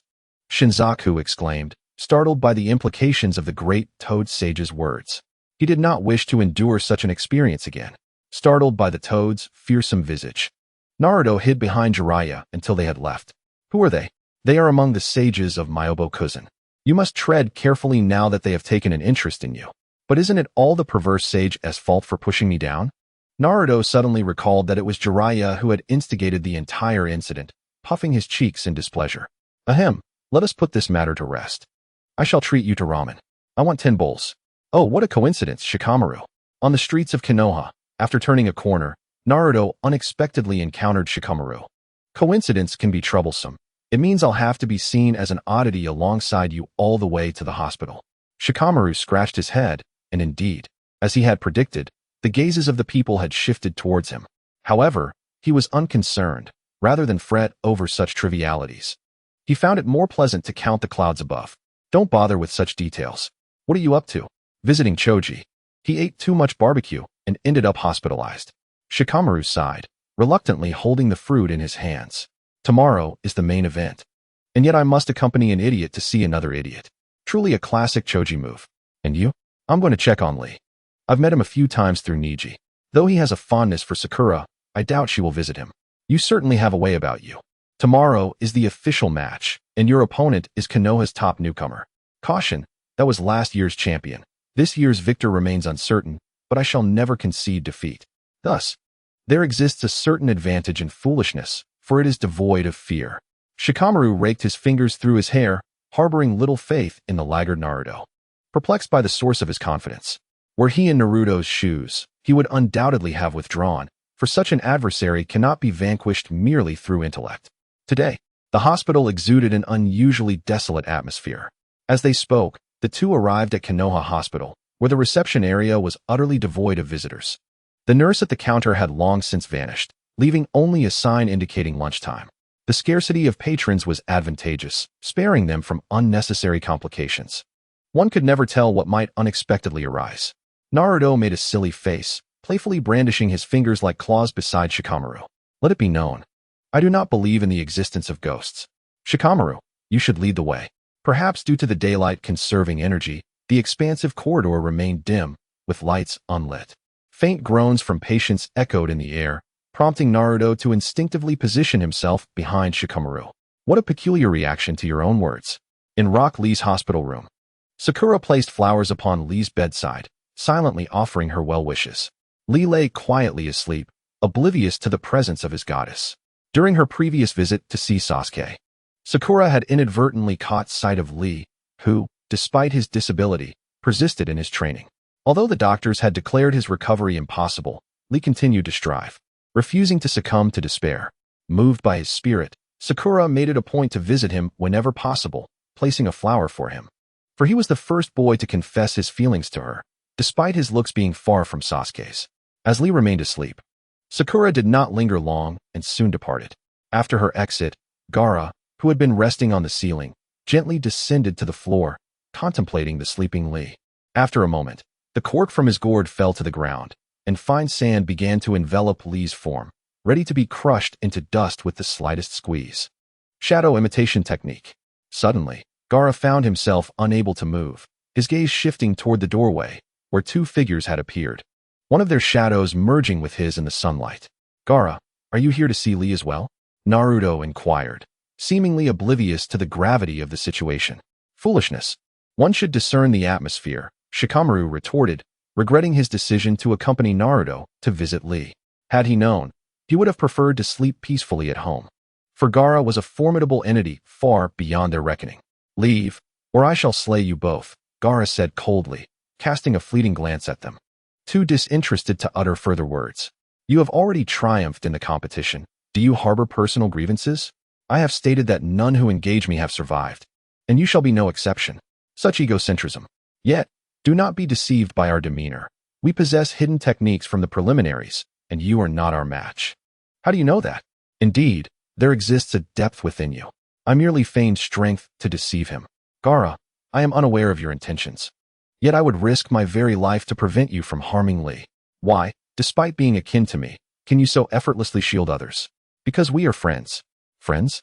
Do not jest. We are devoid of such sentiments and will never attain genuine emotions. We are merely masses of flesh bound by hatred and murderous intent. You are truly infuriating. How can you make such a determination? We are both born as monsters destined for combat. My life was nourished by my mother as sacrifice. And my father, the Kazekage, sealed Shikaku within me. You share a similar fate, do you not? The gazes of the villagers reveal our kinship. Naruto recalled a troubling past. Memories from before encountering the Nine Tails and Minato. Memories he desperately wished to forget, yet could not. His spirit wavered. Do not dwell on it. The sole reason you are yet to be slain is that your psyche remains intact, unlike mine, which has succumbed to turmoil. Should that happen, the villagers would eagerly seek your demise, just as my father did. Your father attempted to assassinate you? Shikamaru looked at Gaara in astonishment, having lived peacefully in Konoha. He had never encountered such a tale of paternal betrayal. Indeed, ever since my mental state deteriorated, they feared my potential loss of control. However, it was too late.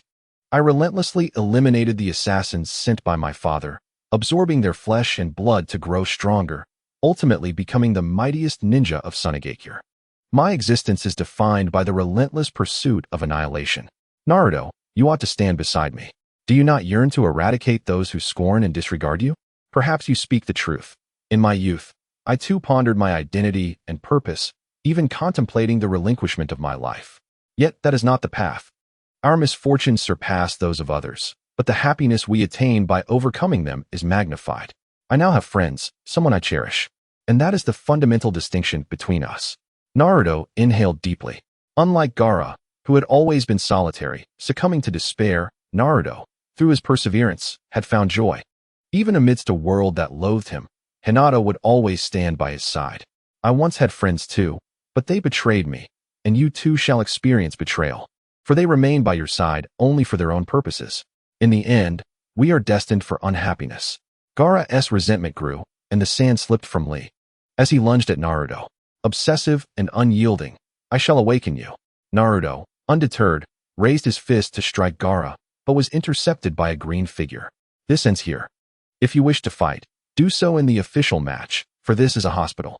The azure beast of Konoha, Guy, blocked Naruto with one hand while dispersing Gaara's sand with the other, warning him to reconsider. Naruto, I shall demonstrate my righteousness through slaughter. Gaara was acutely aware that he was no match for Kankuro. Reluctantly, he withdrew his sand and, with a menacing whisper in Naruto's ear, departed. Naruto, is something amiss? Hinata exclaimed, her gaze fixed upon Naruto, who had unexpectedly leapt in from beyond the wall. This had seemingly become his signature entrance, for none other dared to scale the Hyuga family's fence. Startled, Hinata found herself enveloped in Naruto's embrace, leaving her flustered. Is this due to the intense competition? Hinata, listen to me, Naruto began, recounting Gaara's plight. His voice trembled, prompting Hinata to steady herself and become a quiet listener, absorbing his words. Naruto-kun would never act in such a manner, for deep within, you are kind-hearted. Even after enduring such treatment, you harbor no hatred towards the villagers, do you? As Naruto's beloved, Hinata intuitively understood his fear of becoming like Gaara. She gently leaned against his shoulder, offering encouragement by patting his back. Of course, if you had asked me before I turned 4, I might have sympathized with Gaara, but not anymore. Surprisingly, Naruto had not approached Hinata merely out of confusion, though a hint of it lingered unacknowledged. So why embrace me? I just wanted to remind myself that you are always by my side. You silly fool. What do you intend to do? Defeat him, so he realizes his mistakes, and then become his friend. You can do it. Despite Naruto's seemingly naive aspirations, Hinata believed in his ability to succeed, for he was steadfast in his words, just as she was. Thank you for coming to practice with me so early, Tenten. In the serene glade of Konoha, Neji was panting heavily, surrounded by an array of shurikens and kunai. Yet, within a 2-meter radius around him, there was not a single mark of attack. Neji, why are you exerting yourself so? Tenten perched on a branch, casually twirling a kunai, its sharp edge spinning like a windmill, completely unfazed by the threat of injury to her fingers. Because my opponent is him. But I've heard he is merely the underdog. Surely even a lion will use its full strength to catch a rabbit? Tenten struggled to see what made Naruto remarkable, her mind wandering to the thought that perhaps Neji feared the infamous 1,000 years of death technique, which was indeed quite daunting. You might not believe it, but that kid is far stronger than I am, Neji asserted earnestly, recalling the immense power Naruto had displayed in their youth, an energy that even Jonin could not withstand. If he did not strive diligently, defeat was inevitable. Haha, I thought you were the type who would never crack a joke, Neji. Are you trying to lighten yourself before the match? Tenten chuckled, playfully patting Neji's shoulder, as they made their way together to the venue known as Kikyo City. Meanwhile, the very person Tenten had dubbed the underdog was blissfully unaware, fast asleep in bed. Naruto-kun, wake up! Hinata gently nudged him, drawing back the curtains to let the sunlight spill onto his face, finally rousing the slothful boy. Hinata? What brings you here? Naruto rubbed his eyes, gazing curiously at Hinata, who was busily engaged in the room. A glance at the clock revealed it was only 7 o'clock, even though the match was not scheduled to commence until 8. I arrived early to ensure you wouldn't be late, just as I suspected. Hinata, standing by the window with her hands on her hips, complained like a devoted wife. In truth, she had been there for some time, quietly seated by the bedside, observing Naruto's sleeping visage until the appropriate moment to rouse him. Hee. I was just about to get up, he replied. Breakfast is ready, so hurry and eat. Hinata gestured towards the table where the meal was laid out, steamed white rice, miso soup, and grilled fish. Oh, did you make this just for me? I thought you were simply planning to have instant noodles. Naruto remarked gratefully as he picked up his chopsticks and began to devour the food voraciously. Hinata's face brightened with a smile at the sight of him enjoying the meal. Naruto-kun, I specifically asked my father for permission to watch your match from his side. It is a special invitation from the Hokage to the VIP seats at the highest point of Kikyo Castle. I will be cheering you on. I will win. Just don't push yourself too hard, she advised, adjusting the collar of his shirt before departing for the venue of the competition. Kikyo Castle, the most magnificent structure in Konohagakure, stood as a colossal fortress. This time, the main event was set in the heart of Kikyo Castle, surrounded by towering walls. With a circular arena spanning approximately 200 meters in radius, dotted with sparse trees to facilitate the ninjas' combat. Lord Kazekage, thank you for your arduous journey. He was greeted at the highest level of Kikyo Castle, where only those of significant stature could observe the proceedings. Others occupied the slightly lower ordinary seats. Hayashi Hyuga, having been invited by the Hokage, sat with his 2 daughters in the esteemed area. At that moment, a figure resembling the 3rd Hokage approached. flanked by Sand Village ninja guards. The third Hokage nodded, inviting him to take a seat. Fortunately, this exam is held in Konoha. Had it been in Sunagakure, the Kazekage might not have been in such good health to attend, he remarked. The Kazekage's face was obscured by a cloth, with his exposed eyes filled with a provocative glint, yet the third Hokage remained unfazed. You jest, I do not feel old at all. This is Hayashi Hyuga, the head of the Hyuga clan, accompanied by his 2 daughters, here at my invitation to witness the match. Lord Kazekage, your journey must have been exhausting, Hayashi said, standing to bow, while Hinata and Hanabi remained seated, aware that they lacked the standing to greet in such a setting. The Kazekage acknowledged with a nonchalant nod, his gaze shifting towards the arena where Naruto and Neji were engaged in conversation. Neji, if you wish to concede, now is the time. All you need to do is apologize to Hinata. You have always been infuriating, appearing uninvited and like a fool every day. It's your fault that Hinata has changed from her true self. Naruto's brazen demeanor irritated Neji, who noted that Naruto had not changed at all, still the same. As infuriating as ever. Hinata has merely grown stronger. You are not some kind of sister complex, are you? Reflecting upon the past, you consistently obstructed my attempts to approach Hinata. Brotherly affection? Neji was taken aback, retreating a step. Fortunate that the venue was spacious enough for the spectators to remain oblivious to their exchange. Otherwise, the world would have discovered his childhood infatuation with Hinata, though it was certainly not as Naruto had portrayed. I am well aware that during your nap time as a child, you would murmur in your sleep, exclaiming how adorable Hinata was. Do you truly believe anyone would take such nonsense seriously? Have you forgotten the incident when you, at the tender age of 10, spied on Hinata while she bathed and were subsequently reprimanded by Uncle Hisashi? Neji could hardly fathom that Naruto still recalled this incident, quickly retaliating by recounting his own embarrassing moments, transforming what should have been a serious Chunin exam into a quarrel over past grievances. I have reiterated countless times that it was an accident. I was unaware that someone was in the bathroom. If you persist in bringing it up, I shall retaliate.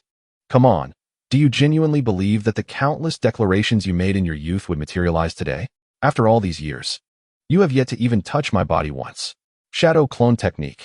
The verbal sparring reached its climax as Naruto formed hand seals, summoning hundreds of clones that charged at Neji, who assumed a gentle fist stance, skillfully dispersing the clones one by one. Neji, your recollection of childhood events signifies that you remain true to yourself. What transpired to alter your relationship with Hinata so drastically? Speak up. One of the clones launched a surprise attack from behind Neji, swinging its fist and shouting. These clones embodied Naruto's consciousness, adeptly conveying his thoughts. Yet, Neji seemed to possess an uncanny awareness, effortlessly countering the attack without turning his head, striking the clone's pressure point and dispersing it. In this world, merely speaking does not equate to efficacy. Take your dream of becoming Hokage. Do you believe it can be realized simply by stating it? Why not? Naruto's anger flared within him, and the clones intensified their assault, recklessly charging towards Neji. The position of Hokage is reserved for only a select few. Do you think ordinary individuals can attain it merely through effort? Ultimately, it hinges on lineage and talent, indeed, on innate ability. Those who lag behind shall forever remain in the shadows. You and Hinata are no different. She could not defeat me in childhood, and she remains incapable now, merely a backmarker despite her esteemed clan status. Neji evaded the clone's onslaught, while striving to close the distance to Naruto, under his assault. The clones vanished at a visibly accelerated pace, eventually confronting the concealed Naruto. You shall not speak of Hinata in such a manner. As one who has left the main house, what do you understand of her? She trains tirelessly each day, her palms blistering and bleeding, all in pursuit of self-improvement. Thus, talent is indeed innate. Effort alone proves futile. Fate is inescapable. I detest individuals who espouse one philosophy while practicing another. Since the branch family cannot resist the main house, what are you presently doing? Are you not using this examination as a means to validate yourself? Clinging to the pitiful notion that defeating Hinata will prove that the branch family is not inferior to the main house. Neji found himself momentarily at a loss for words. Naruto's arguments resonated with undeniable logic, leaving him uncertain of how to counter. I've got you. Taking advantage of Neji's momentary distraction, the shadow clones launched themselves at him, 2 seizing his hands, 2 grasping his feet, and another wrapping around his waist, rendering him immobile. Damn you, Neji. Grit your teeth. I intend to give you a thorough thrashing. The original Naruto, along with the remaining dozens of shadow clones, leapt from the ground, raising their fists to strike Neji. Humph, do you think this will lead to your victory? Kaiten, with a derisive laugh. Neji unleashed a torrent of powerful chakra from all his chakra points, spinning like a top and sending Naruto and all of his shadow clones flying. When his body finally ceased its rotation, it left behind a massive circular crater in the ground. Cough. What is this? Naruto spat out the dirt from his mouth, astonished by Neji's combined defensive and offensive technique. Father, Hanabi, seated beside her father Hayashi, glanced at him. She recognized this gentle fist technique, one her father had employed, which she had yet to learn. Indeed, this is the secret art of Kaiten passed down through the main branch. To have comprehended it at such a young age through his understanding of the Byakugan is truly remarkable. Go, Naruto. Hinata, fully aware of the strength of Kaiten, clasped her hands together in prayer for Naruto. Look, Naruto, you cannot defeat me. What dreams can you still speak of? Enough of your chatter. As long as I still draw breath, I shall not surrender. Just as Naruto rose from the ground, he sensed something amiss. His legs had become immobile. He immediately recalled the area Neji had struck, realizing it was not a mere blow, but a chakra-infused pressure point attack. At that moment, Neji had already closed in, his hands poised to strike. It's futile. You are already within my 8 trigrams formation. 8 trigrams, 64 palms. With the swiftness of a gale, Neji's palms could only be described as such, and Naruto was subjected to a barrage of 64 strikes, sending him hurtling through the air. Referee, you may call it. Huh? Who do you say has lost? Before the referee could utter a word, Naruto slowly began to rise, spitting a mouthful of blood, defiantly gazing at Neji. After receiving 64 strikes, you can still move? You are indeed a formidable opponent. Even without chakra, I possess the willpower. I vowed to awaken you, and I always follow through on my promises. Blood pouring from his mouth, Naruto's gaze was unwavering, mirroring the determination that Hinata had once shown, a sight that incensed Neji. You are truly an irritating individual. Perish. Unable to contain his fury any longer, Neji, aware that the human body has vital points, prepared to use Naruto as his first experiment, despite having never struck such points before. Kid, it seems you found yourself in a predicament. Harness my power. In that critical moment, the voice of the Nine Tails echoed in Naruto's ears, its chakra stirring with eagerness, ready to restore him to full strength and defeat Neji. Should Naruto consent? No. The Nine Tails was taken aback by Naruto's rejection, a hint of anger lacing its voice. For the first time in millennia, it had offered its power to someone, only to be spurned, igniting the fox's fury. I apologize, Nine Tails, but I must awaken Neji. I wish to accomplish this with my own hands. Dragging his weary body, Naruto desperately twisted away from Neji's assault, managing a laborious smile.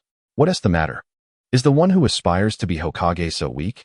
Where is your other source of power? I will not utilize it. I will defeat you with my own strength. Arrogance. Do you truly believe that the underdog you are has any chance of winning? It's merely a blockage of chakra flow. Naruto raised his hand to block Neji's attack, his chakra radiating outward from his core, beginning to surge against the obstructed chakra points. His body crackled like a string of firecrackers, as Neji's pressure points were forcefully unraveled by Naruto's unorthodox method. Hey you! Naruto's fierce determination startled Neji in his sight. Naruto's body appeared battered and worn. At this rate, he would be unable to fight, perhaps even perish without striking a blow. Yet, strangely, Naruto did not succumb. The unblocked chakra points were gradually healing, as the Nine Tails, despite its bravado, had a soft heart and aided Naruto in mending his injuries. Cough, cough, cough. How simple it is, isn't it? Can't you move now? Spitting out excess blood, Naruto felt a sense of relief wash over him, raising his fist in provocation toward Neji. Given your efforts, I shall reveal to you what has transpired. Neji exhaled deeply, perhaps influenced by Naruto's fearless spirit. He removed his forehead protector, tightly gripping it in his hand, bending the emblem of the Leaf Village. What a striking mark. If only it were merely an ordinary symbol. Listen well, Naruto. This is a curse mark known as the Caged Bird, specifically developed by the main family to subdue the branch family. This mark clings tightly to the neural pathways. Should a member of the main family activate it, the afflicted will endure excruciating pain, potentially sealing away the Byakugan ability, an indelible mark for a lifetime. Why? You are all members of the Hyuga clan. This is a system devised by the main family to prevent the branch family from surpassing them. Once this mark is in place, the branch family can never escape the main family's dominion. In essence, we are bound to obey, even unto death. I grew up without a mother, raised solely by my father, for which I am grateful. I also thank the main family, yet I later realized my error. The main family merely regards us as tools. Dangerous missions? Let the branch family handle those. Isn't that what we're here for? Such sentiments, uttered by the main family, sound like jest. All the arduous and unpleasant tasks fall to us, the branch family, while the main family seems content to reap the rewards. What, then, is the branch family? We are not even akin to mere appendages of the main family. Two twin brothers, by the mere happenstance of their birth order, have their fates irrevocably determined. Thus, your destiny was sealed the moment you faced me. You cannot win. This is the truth Neji uncovered as he matured, observing his father. Hayashi Hyuga strived desperately to fulfill what was deemed to be Hinata's duty, accumulating scars along the way. Yet the main family carried on as if it were their due, which only deepened his resentment toward them. Do not jest. No one possesses the authority to unilaterally determine another's fate. I shall conquer you here and demonstrate that destiny can indeed be shattered. Shadow Clone Technique. Naruto once again formed hand seals, expending all remaining chakra to create approximately 50 clones, all charging towards Neji. It is merely a repetition. You cannot breach my heavenly spin. That remains to be seen. A portion of Naruto's shadow clones diverted Neji's attention, while 10 concealed themselves, gathering energy for a Rasengan. Once Neji dealt with the multitude of clones, he beheld 10 Narutos advancing with Rasengans in hand. Unbeknownst to all but a few in the VIP section, that Naruto had stealthily formed another seal. What is this? It cannot strike me. Neji's Byakugan detected the immense energy within the Rasengans, prompting him to activate his heavenly spin. The 10 Rasengans encircled Neji, colliding with his defense and igniting a flurry of chakra sparks. While I may not comprehend the fate of the Hyuga clan, should you find yourself at a loss, await my ascension to Hokage, and I shall aid in transforming your clan's destiny. Boom. The thunderous roar of an explosion resounded as the fierce clash between the Rasengan and heavenly spin culminated in an eruption of energy, shrouding the arena in smoke. After some time, Neji emerged from the crater, weary and battered. Destiny is immutable. Neji, dragging his exhausted form, approached Naruto, a look of regret in his eyes. All the shadow clones had dissipated due to the explosion, leaving only the original. Damn it, Neji, grit your teeth and don't bite your tongue off. Below? The voice of Naruto echoed beneath him, prompting Neji to retreat hastily. Yet it was too late. Naruto's fist burst forth from the earth, followed by his entire body emerging from the ground. Bam! The force of that punch was tremendous, audible even to the spectators, who collectively felt a pang of sympathy for Neji. Hyuga Neji lay unconscious, and the victor was Uzumaki Naruto. The referee approached, confirming that Neji was no longer capable of fighting, thus declaring the outcome. Victory. Naruto gave a thumbs up to the highest VIP section, a confident smile adorning his face as he plopped down beside Neji. Sis, did he win?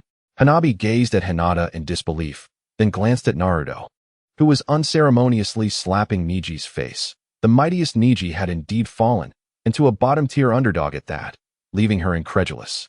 He won. Indeed, Naruto has always been exceptional. Hinata felt a sting in her nose, embracing Hanabi, tears of joy streaming down her face. Naruto truly achieved his goal, embodying his ideals and defeating Neji. Lord Hokage. That technique was indeed. Although Hyuga Hisashi was astonished that Naruto triumphed, his focus shifted to the Rasengan. He had witnessed that formidable technique over a decade ago, wielded by the Fourth Hokage. The Rasengan, you say? Then he must have returned to the Hidden Leaf, unwilling to meet this old man. It is no wonder. The third Hokage sighed ruefully. Not only the Rasengan, but he also recognized the summoning technique, undoubtedly taught by Jiraiya. Perhaps it was out of dissatisfaction with Naruto's circumstances that he chose to remain hidden. The sky was a brilliant shade of blue. Neji opened his eyes and stared blankly at the heavens, instinctively uttering that he had been shielded from so much beauty by the mark upon his forehead, only now realizing the splendor of the sky. Awake, are you? You lost, Naruto remarked, prodding Neji's cheek. Naruto, you wouldn't be using Earth Release, would you? Neji queried, gazing intently at Naruto's face, which was smeared with dirt. The real body was not a shadow clone, and there was a considerable distance between them. He found it hard to believe that Naruto had dug himself out. Heh, that hole wasn't dug by me. It was my new companion, Gamakichi, Naruto proudly proclaimed, lifting Gamakichi for Neji to see. Pleased to meet you, human kid. Gamakichi raised his forelimbs in greeting. After being summoned, Naruto had instructed him to dig. And although he didn't quite understand why, he was more than happy to assist Naruto. Summoning technique, huh? I admit defeat, wholeheartedly. Neji smiled in resignation. If Naruto had relied on the power of the Nine Tails, he could have consoled himself. Instead, Naruto had triumphed through his own strength, even devising such a tactical approach. Just so you know, if you don't acknowledge your fault, I will continue to hit you. Is it wrong? I know that my hatred is directed at the main house, and not Hinata. There has always been a voice within me insisting that it is wrong. Yet I cannot control myself. Is that what it means to be consumed by madness? Humans are such creatures. Only when jolted awake do they come to recognize their mistakes. Neji sighed, conceding to his errors. Is that so? It seems you understand your mistake. Go back and apologize. I believe Hinata will forgive you. She has always been waiting for her brother Neji to return. You truly are willing to fight for others. You were like that as a child too. That night you shouted and unleashed incredible power. In truth, I still owe you a debt of gratitude. I am who I am, unchanged. You just said that once you become Hokage, you'll change the Hyuga clan, right? Have you ever seen the third Hokage meddle in family affairs? An ancient family tradition cannot be altered, even by the Hokage. Really? Is that so? You truly haven't changed. You're just as foolish as ever. Neji chuckled. Although he still harbored resentment toward the main house, perhaps Naruto and Hinata could slightly mend their relationship. In the infirmary, both Neji and Naruto were sent for treatment. Their injuries were not severe, and after a brief examination by the medical team, they departed, leaving two others staring at each other in silence. Is Hinata not coming? Naruto lamented, sprawled on the bed.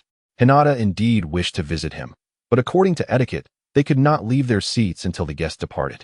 An empty chair would be a sign of disrespect. She could only come after the Kazekage had left.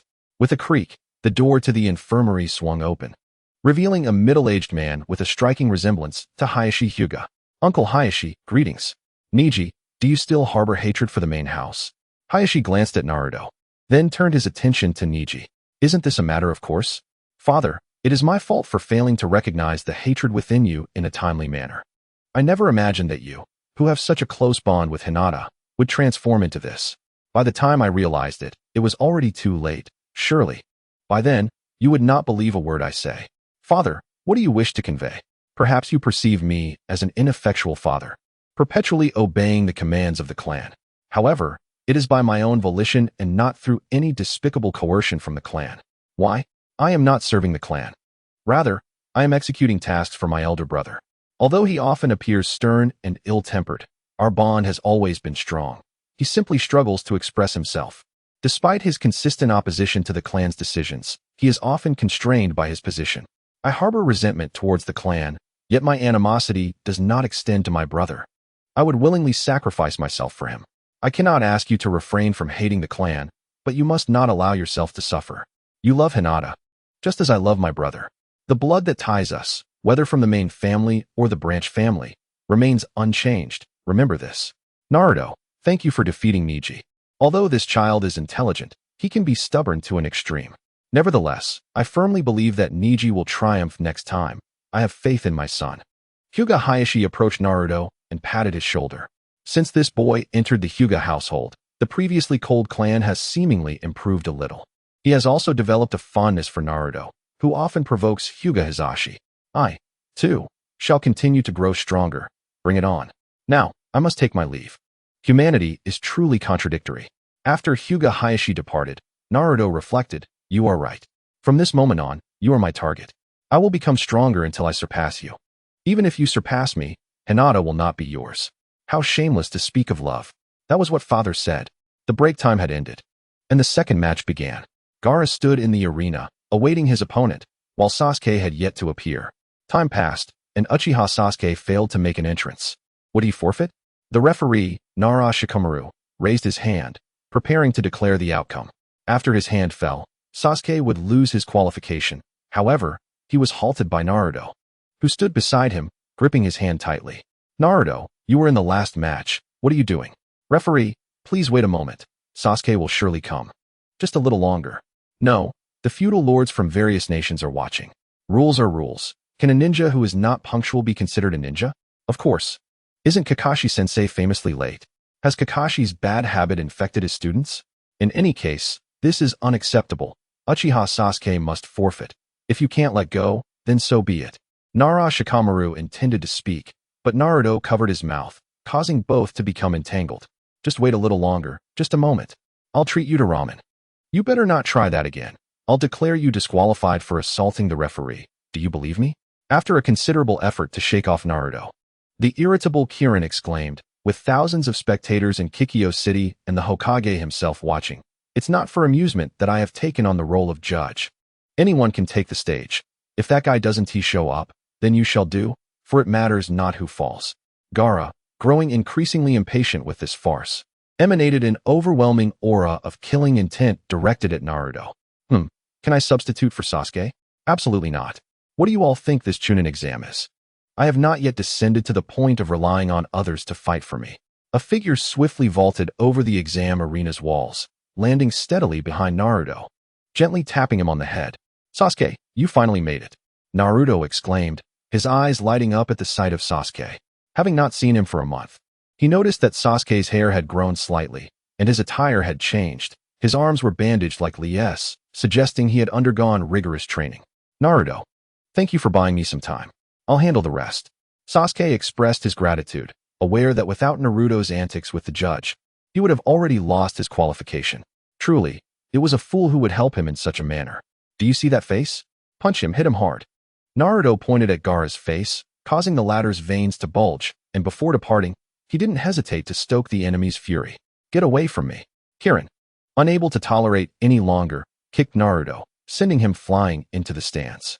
Naruto, you are as reckless as ever, Sakura remarked, helping the fallen Naruto, pondering that he might be the only one in the world daring enough to provoke the judge in such a manner. Oh, Sakura, what a coincidence. Hello, everyone.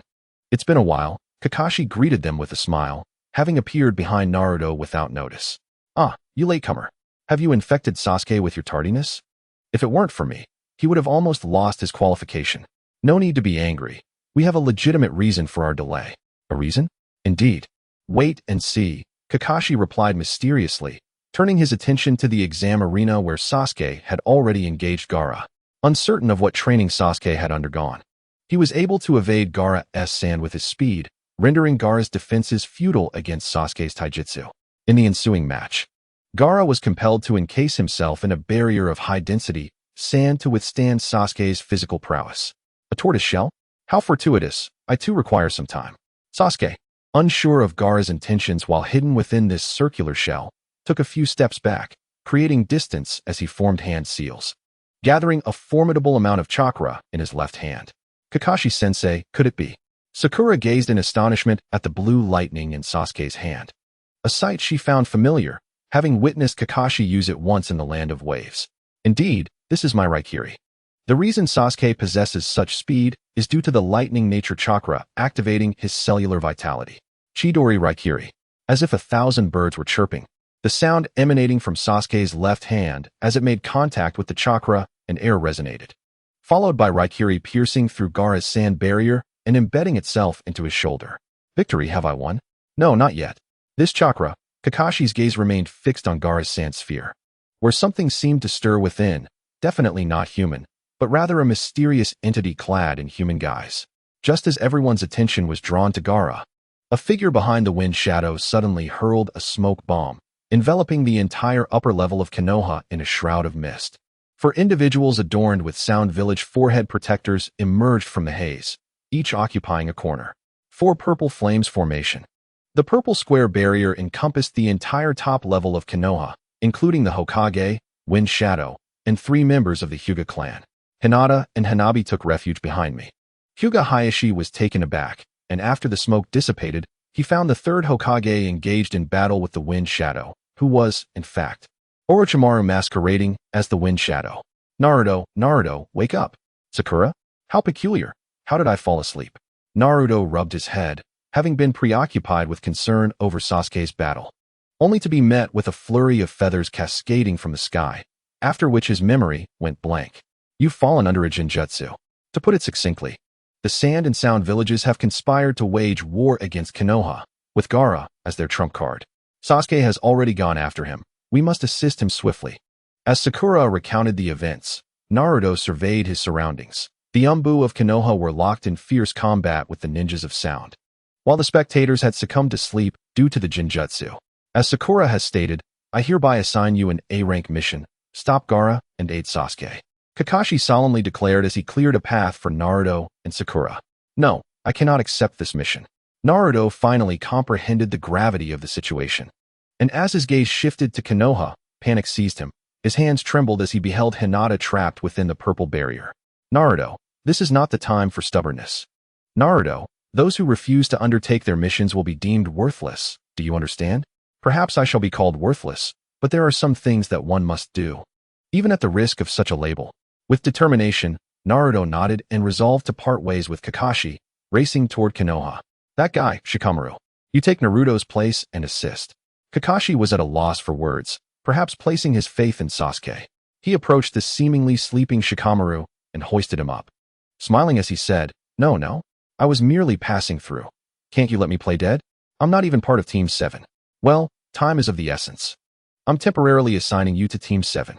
Kakashi, without further ado, summoned his summoning beast, the ninja dog Pakin, and forcibly dragged Shikamaru to carry out the mission. This is absurd. Stop. Do not approach here. As Naruto reached the rooftop of Konoha, 3 Umbu intercepted him, each seizing one of his arms. Let me through, Hinata. Hinata is still inside. Kid, keep an eye on this. Even if your body is harder than a kunai, you cannot enter. The leader of the Umbu produced a kunai and hurled it towards the violet barrier, which instantly reduced the weapon to ashes upon contact due to its intense heat. This barrier, known as the 4 purple flames formation, can only be opened from within. No one can penetrate it. Release me. I refuse to believe this. Naruto broke free from the Umbu's restraints, hearing the sounds of battle from within. Hinata must be terrified. He had to get in. As his fist struck the 4 purple flames formation, it was immediately seared, leaving a massive wound. Damn it, let me in. Ignoring his injured hand, Naruto furiously pounded against the barrier, but no matter how hard he struck, it remained unyielding. His entire body was enveloped in the Nine-Tails chakra, which shielded him from being incinerated, merely sustaining burns. This is not enough. I need power. Naruto's desperation grew, and the chakra cloak extended a second tail in response to his emotional surge. His pupils turned a deeper crimson, and his fists became stronger, yet the barrier still stood firm. Power. Stop, Naruto. Just as he was on the verge of manifesting a third tail, Minato's voice reached his ears, offering a moment of calm. Father? But now is not the time to stop. Hinata is Naruto. Take a moment to look at the ceiling. At 1 o'clock. Do you see it? That was Naruto followed Minato's direction and spotted an intricate pattern of markings on a tile. We used to practice the Flying Thunder God technique in secret. You left those marks. Now is the perfect opportunity to employ it, but I can't. The thought of the Flying Thunder God technique made Naruto's head throb.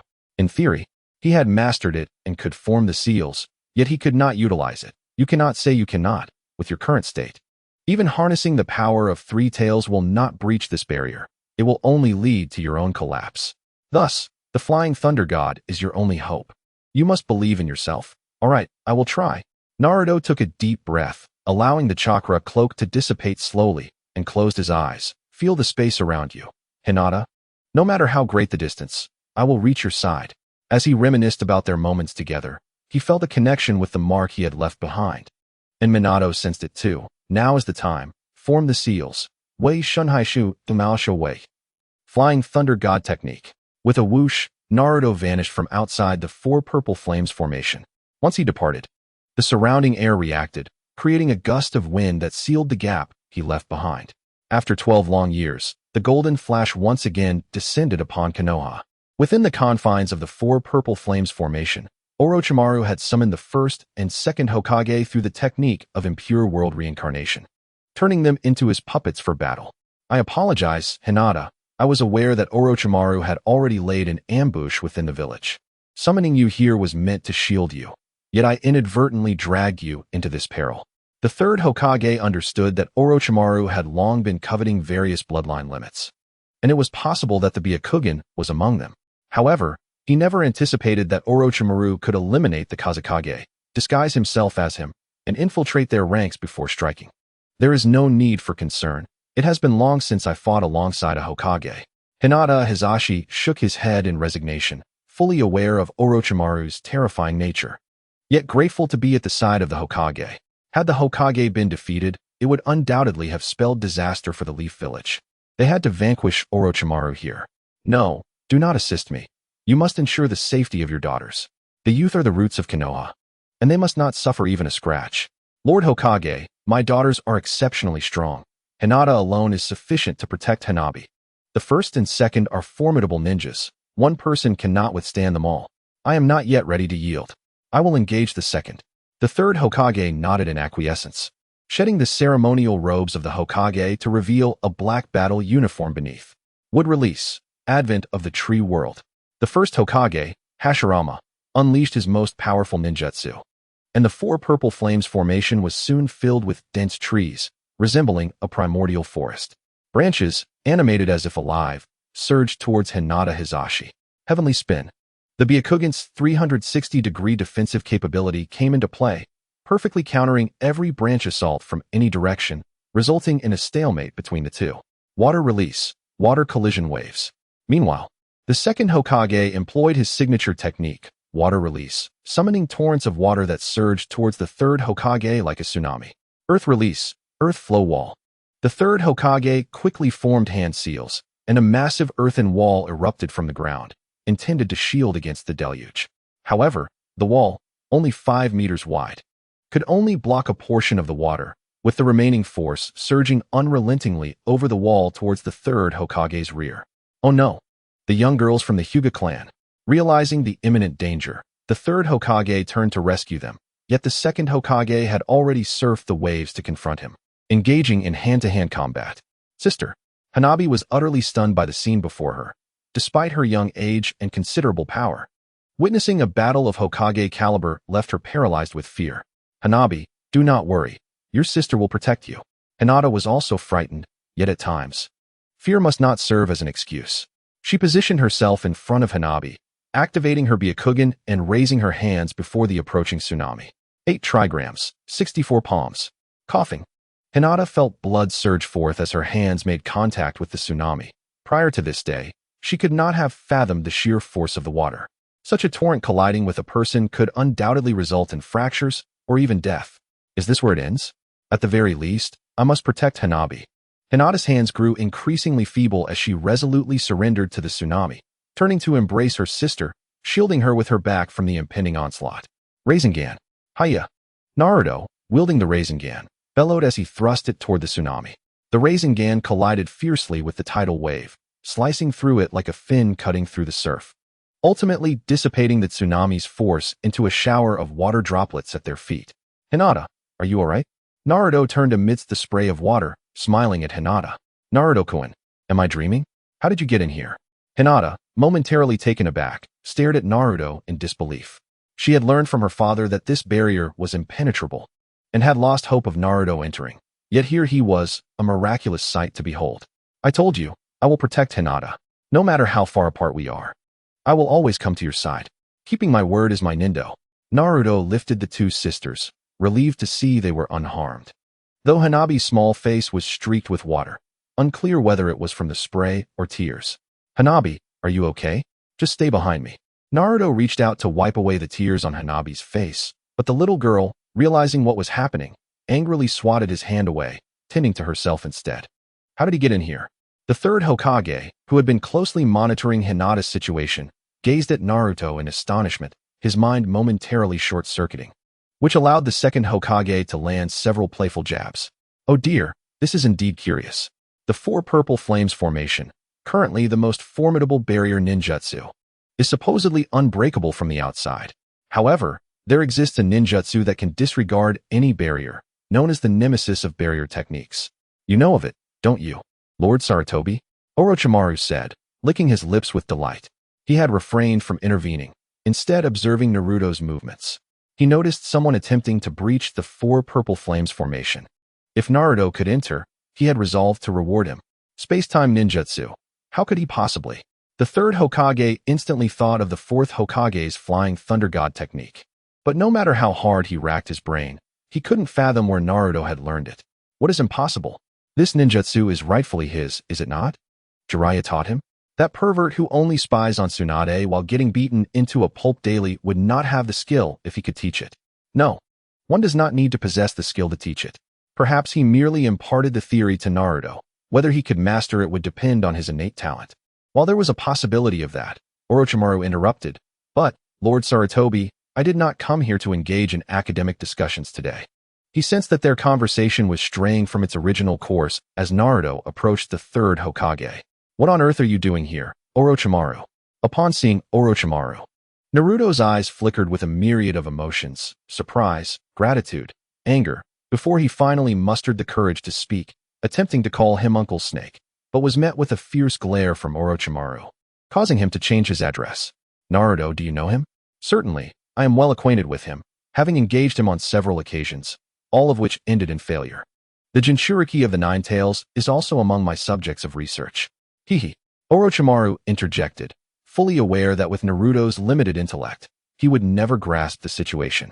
He had prepared his remarks in advance, and as anticipated, it incensed the third Hokage.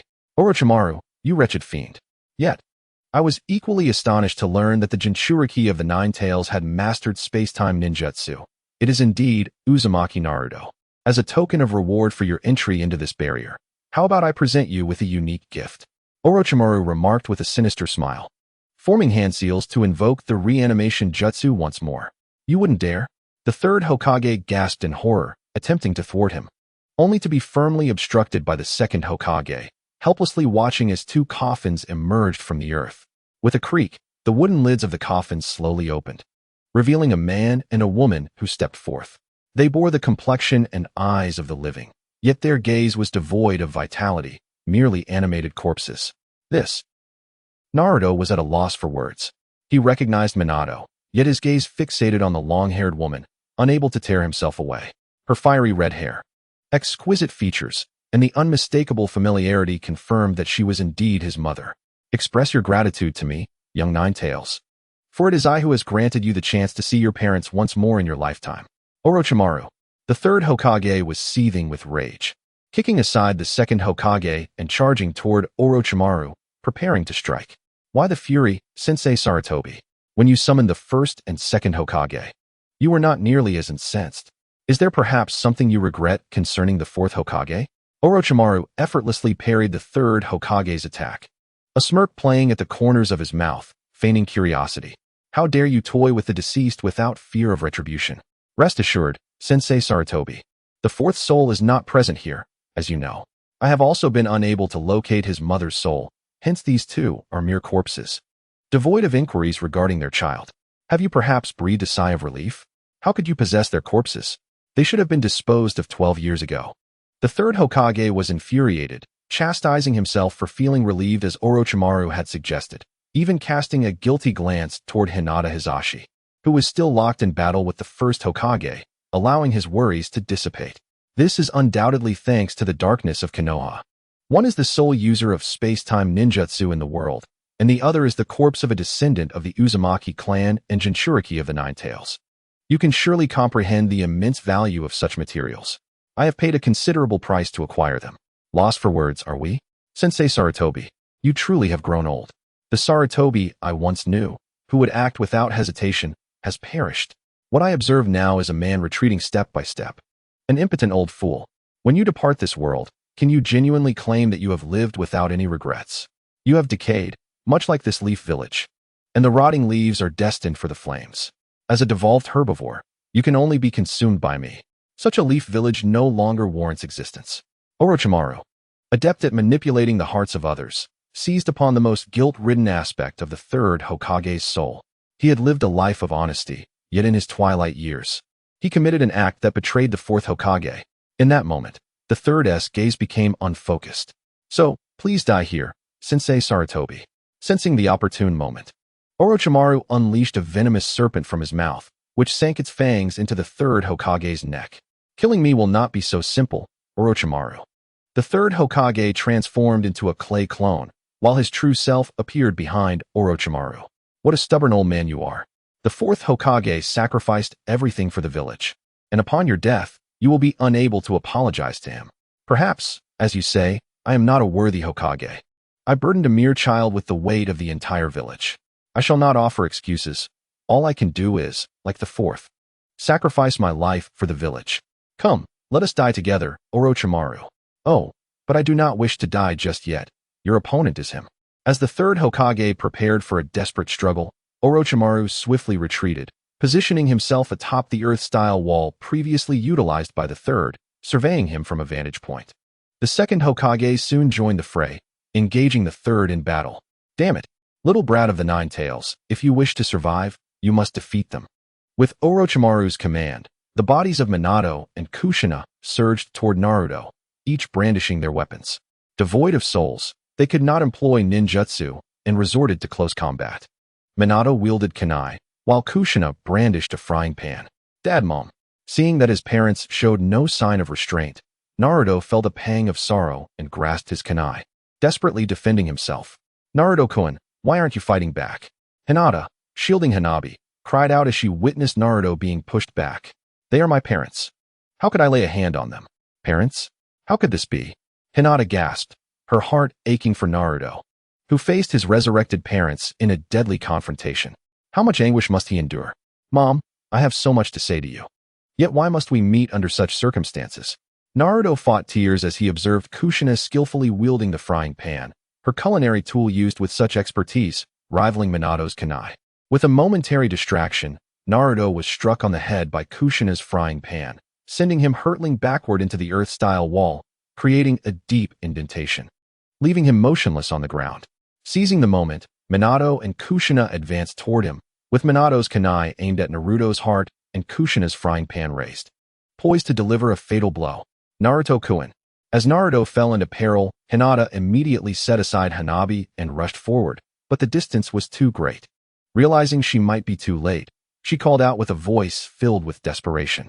Naruto, who once believed he would perish in this place, opened his eyes to find Minato's kunai merely an inch away from him, while Kushina's frying pan had come to a halt above his head. Confused by the sudden turn of events, he could only stare blankly at them. Oddly, he felt no loss of energy. On the contrary, he was brimming with vitality. Yet, he remained immobilized. Orochimaru had been observing the battle closely. Even as Naruto was on the verge of being slain, he refrained from intervening. However, the two corpses seemed to defy his control, ceasing their movements regardless of his commands. Mother, you truly have not forgotten me. I have finally met you. You are indeed a beautiful woman, especially your hair, which resembles flames. Naruto rose from the ground and approached Kushina, embracing her tightly, burying his head deep in her embrace. Inhaling her familiar scent, he could no longer contain his tears. Yet, Kushina stood there, unresponsive, until she suddenly lifted her head to gaze in Orochimaru's direction. Do you wish for me to stop him? I shall do so. Perhaps it was the bond of mother and child, as Naruto suddenly sensed his mother's intent. Wiping away his tears, he rekindled his fighting spirit and leapt nimbly to the top of the earthen wall, confronting Orochimaru. Orochimaru, do you truly intend to destroy Konoha? Why? I never jest. Konoha has rotted from within, and that is my reason. I will put a stop to you. Naruto understood Orochimaru well, and it was precisely this understanding that made him aware of Orochimaru's seriousness. Naruto, you have faced discrimination and bullying from the villagers since childhood. Why would you go to such lengths for this village? I have never cared for that, for within this village reside Hinata, Kakashi-sensei, Sakura, Niji, Iruka-sensei, Sasuke, and countless other companions. I must protect the village. Very well, I shall grant you a chance. Use your strongest ninjutsu. If you can defeat me, I will relent. The strongest, you say? Naruto pondered. The Rasengan would surely not suffice against Orochimaru. Summoning jutsu?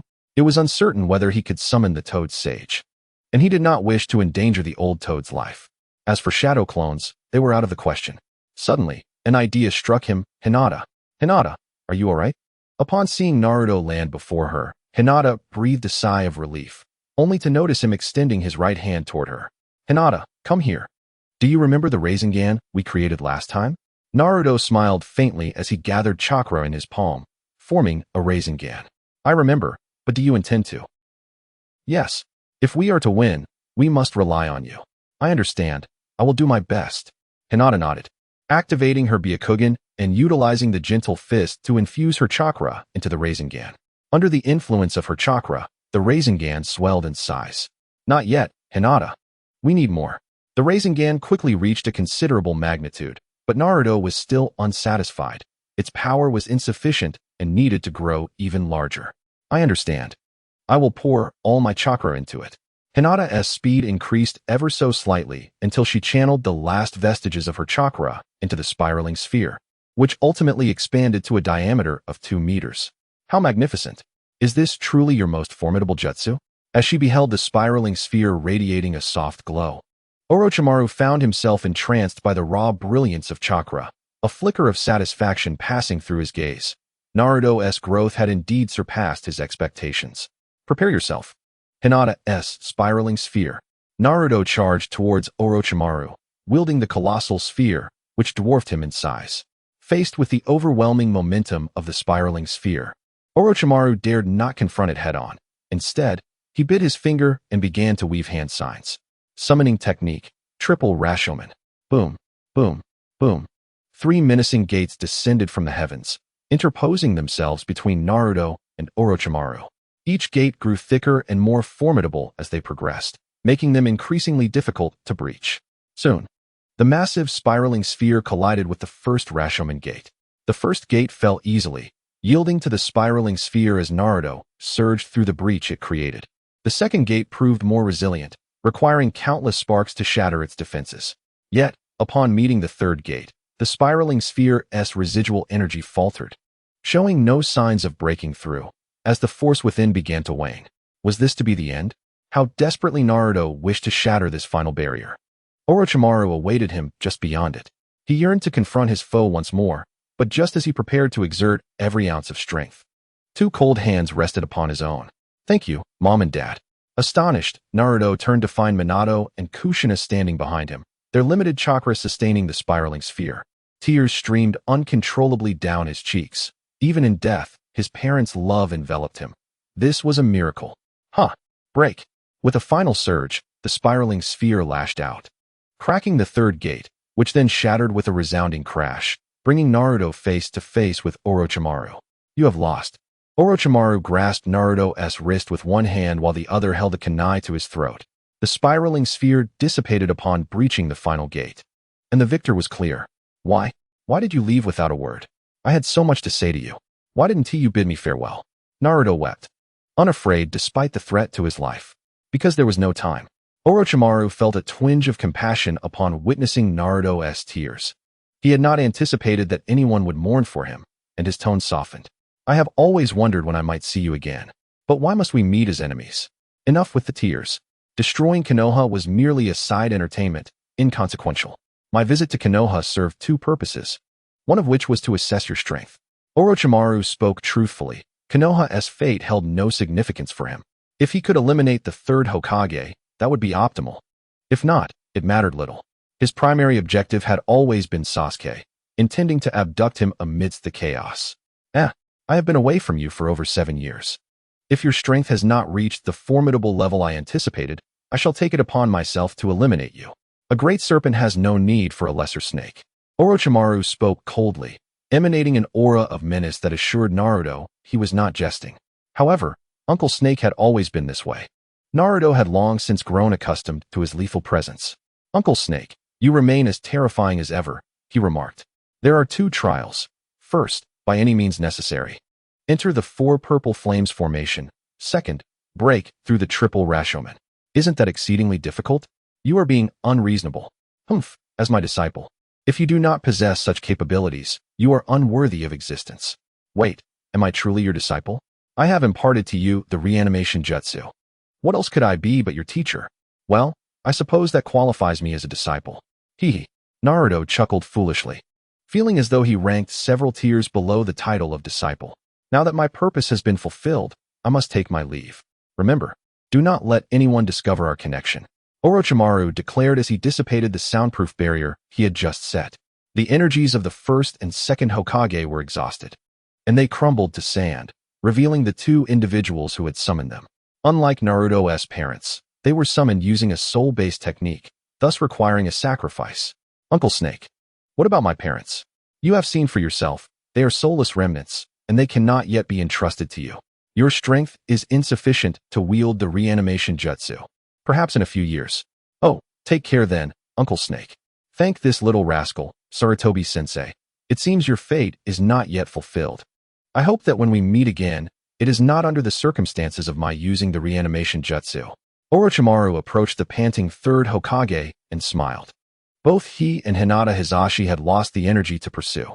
At Orochimaru's command, the sound for dismantled the four purple flames formation and followed him beyond the walls of Konoha.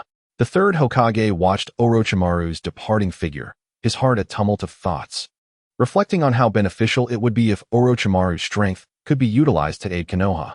Orochimaru-sama, I have a question. Tobi, who had been lurking outside the village to assist Orochimaru, followed him through the forest, hesitating to speak. He knew that Orochimaru had always been concerned about Naruto. This time, his use of the reanimation jutsu was not genuinely intended for those two corpses. It was a jest. What purpose could those animated corpses serve? Perhaps it was more about allowing Naruto to meet his parents. Tobi, you have been watching the battle, haven't you? What do you wish to ask? In that moment, they could have taken Naruto's life. Why did they refrain? Tobi, do you believe I commanded them to halt? Isn't it so? Though I hold an affinity for Naruto, if he cannot overcome such a simple challenge, I would have no choice but to meet him again through the reanimation jutsu. Then why did they not act? They lack souls, and even if they had, they could not resist you. It defies logic.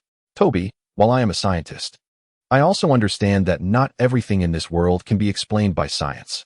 For this matter, it can likely be summarized in a single phrase, the miracle of parenthood.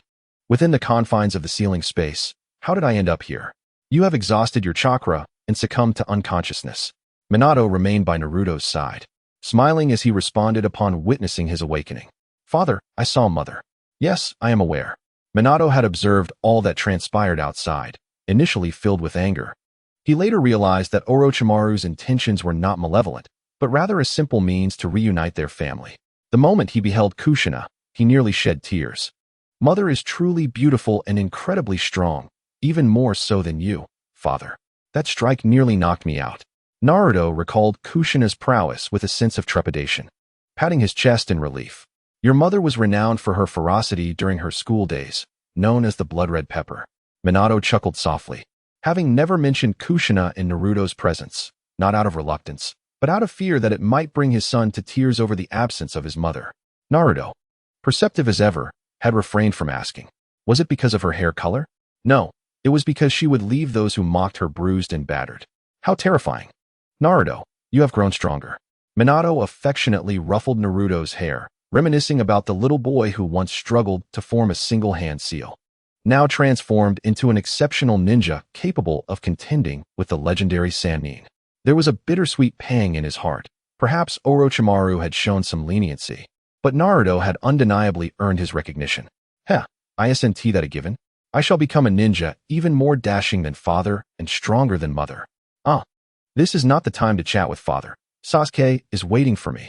Suddenly, Naruto recalled something and hurried to leave the ceiling space. Wait, Naruto. You have no chakra left. It would be futile to go now. Minato grasped Naruto's arm, gesturing toward the slumbering Nine Tails. Nine Tails. Humph. The Nine Tails lazily lifted its eyelids, displeased that Naruto only remembered its existence when in need. Could you lend me some chakra, please? No, go away. No need to be so fierce, Nine Tails. Just a little will suffice. Naruto leaned closer, adopting a most flattering expression, causing the Nine Tails to bristle in disgust. Oh, and how will you repay me? I can trim your claws. The Nine Tails glanced at its slightly overgrown claws. I can clean your ears. The Nine Tails' ears twitched slightly. I can groom your fur. The immense creature shifted its body. Enough. I will lend you some, but you must comply with my wishes later. No problem. Naruto-kun, you're awake. As Naruto regained consciousness, his head rested on Hinata's soft thighs. During his unconsciousness, she had once again served as his pillow. What is everyone doing here? Naruto inquired. Noticing a gathering of familiar faces, including the third Hokage, Hinata, Kakashi, and several other jonin, all gazing at him with peculiar expressions. Naruto, I thank you for aiding me during the perilous time in Konoha. Without your assistance, I might have met my end here. The third Hokage spoke first. Although he was uncertain how Naruto had accomplished it, it was undeniable that he had vanquished Orochimaru and forced him to retreat. Without Naruto's intervention, his best outcome would have been a mutual demise with Orochimaru. Thus, claiming that Naruto had saved his life was no exaggeration. Do not say that, my dear third Hokage.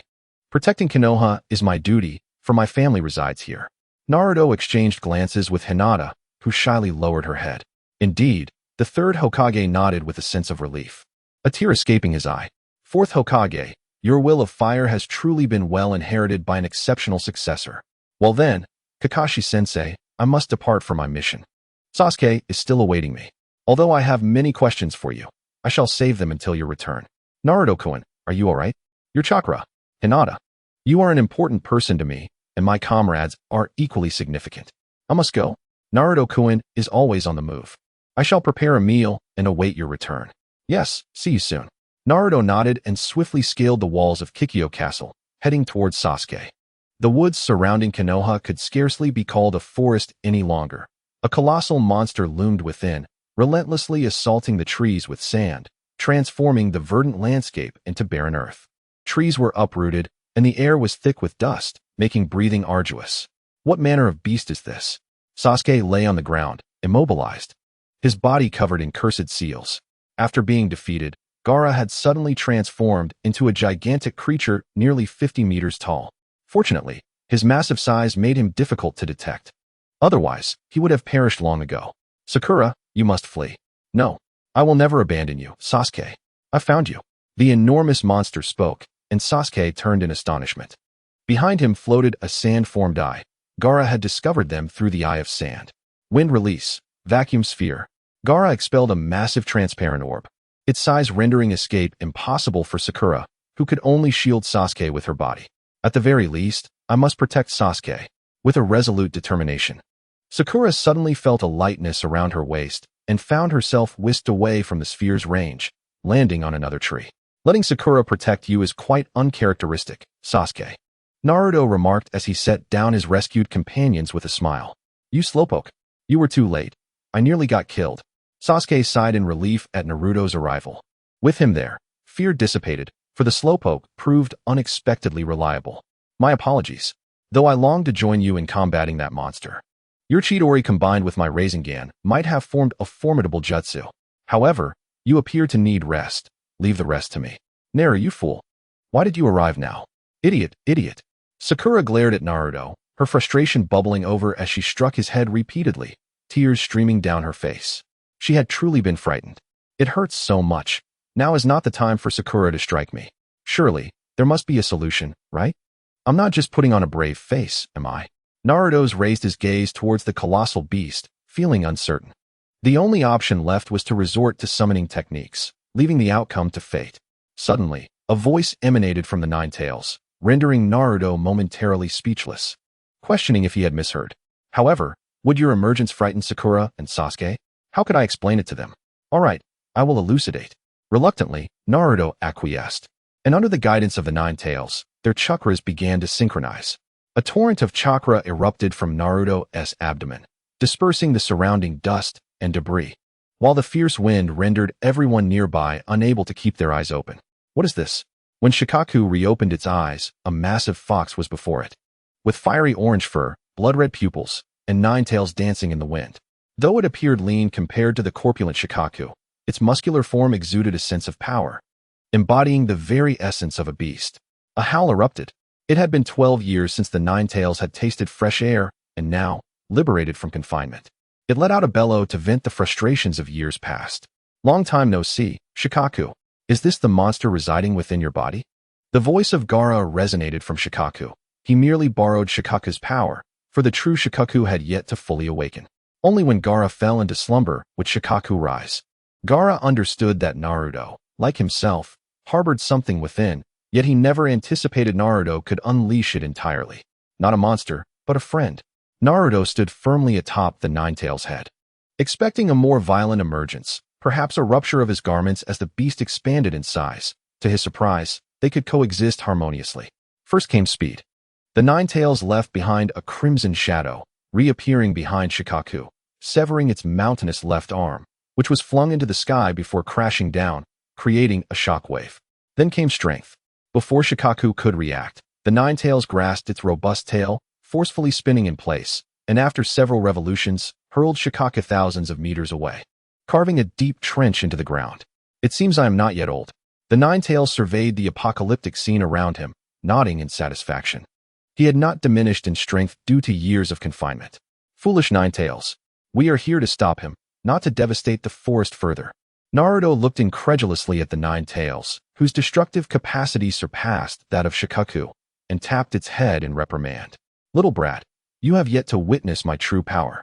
I could reshape the very terrain itself if I desired. Please, do not. What manner of power is this? The Gaara-embodied Shikaku finally rose from the ground, shaking its head in disbelief. This is terrifying. I am not even in the same league as him. Just as it contemplated a counterattack, the massive visage of the Nine Tails filled its vision, followed by a razor-sharp claw that unhesitatingly shattered Shikaku's head. Hey, you've killed someone. Silence. The vitality of Shikaku is far from feeble. Ignoring Naruto's cries, the Nine Tails gazed at Shikaku, whose head was gradually regenerating, as an embodiment of the sand. As long as his chakra was not depleted, death was not an option. Shikaku, my old friend, are you not coming out? The Nine Tails' twisted nature was well expressed as he awaited Shikaku's repeated revival, only to shatter his form time and again. Just moments ago, Shikaku, who had been utterly defenseless against Sasuke and Sakura, was now being rubbed against the ground like an infant by the Nine Tails. Still hiding? The patience of the Nine Tails was finite. Noticing Shikaku's reluctance to emerge, he opened his enormous maw, and black orbs began to materialize in the air, slowly coalescing into a colossal sphere aimed at Shikaku. Stop! What do you intend to do, Nine Tails? After several minutes of stalemate, an awkwardly plump voice emerged from Shikaku's mouth, replacing Gaara. He truly did not wish to come out. It was merely that Gaara had been forcefully knocked unconscious, compelling him to surface. The Nine Tails narrowed his eyes, and Shikaku quickly altered his tone, aware that the Nine Tails disliked having his name spoken. Are you insane? Using tailed beast bombs in this place could result in fatalities. I relish it. Shikaku cursed the individual who had sealed the Nine Tails 1,000 times in his mind. Why resort to such a breakable sealing technique when a proper seal could have sufficed? This madman deserved to be imprisoned for a millennium. Meanwhile, in the home of the Namikaze, Achu. However, you truly have regressed, resorting to vying for control of a body with a mere child, and striking while he sleeps. What a disgrace to tailed beasts. As a fellow tailed beast, the Nine Tails held Shikaku's methods in disdain. Were it him, he would seize control ceaselessly, regardless of day or night. Do you think I'm pleased? Wait, how did you come out? I merely spoke to the child and emerged. This time it's an imbecile? Shikaku's crossed eyes glanced at Naruto, who indeed appeared rather dim-witted. He understood that as a tailed beast, freedom was an illusion, confined to the shifting between hosts. It seemed the Nine Tails had transferred to a fool. How fortuitous. There is a slight truth to that. Shikaku, I must ask, do you recall the old man's prophecy? I remember. Shikaku was uncertain of the Nine Tails' intentions. A glance at Naruto, who stood above him, ignited a wild notion in his mind. No. How could that be? The Nine Tails, even amidst the world's ruin, could never harbor affection for humans. He must be concocting some sinister scheme. Just remember it. You may return now. I shall seek you out in the future. As if returning is so simple, unless this brat awakens. Shikaku raised his head, revealing Gaara, who lay asleep amidst the fine sand. You remain as useless as ever. What must be done? Just wake him up. Shikaku seethed with frustration, yet found himself unable to contend with the Nine Tails. After finally emerging for a breath of fresh air, he was confronted by this harbinger of violence. The Nine Tails had always favored brute force, operating under the principle of overpowering anyone who dared defy him. Every tailed beast, save for the 8 tails, had been bullied by him, truly. The Nine Tails was the most loathed entity in Shikaku's existence. Hey, little ghost, did you hear that? Wake him up. Oh, finally, it's my turn. What are you doing sleeping over there? Naruto, brimming with eagerness, leaped from the head of the Nine Tails and delivered a heavy punch to Gaara's face, jolting him awake. Shikaku then transformed into sand and returned to Gaara's body, while the Nine Tails did not linger, retreating back into Naruto. With the loss of support, both Gaara and Naruto fell into the woods. Gaara rose from the ground, his gaze towards Naruto, filled with loathing. Damn it, why can't I defeat you? I was born to be the strongest. If I cannot continue to win, what is the meaning of my existence? With chakra depleted, he was left with only the most primal means, fists and teeth. Yet Gaara still yearned to conquer Naruto. Do you still wish to fight, you bastard? As Gaara lunged at him, Naruto raised his fist to meet Gaara's, both striking each other's faces. Time seemed to freeze as their consciousnesses separated, allowing them to witness one another's memories. Naruto glimpsed Gaara's childhood, strikingly similar, yet distinctly different from his own. He had a friend named Yashimaru, who cared for him since childhood, but was betrayed one fateful night, transforming him into a being that loved only himself.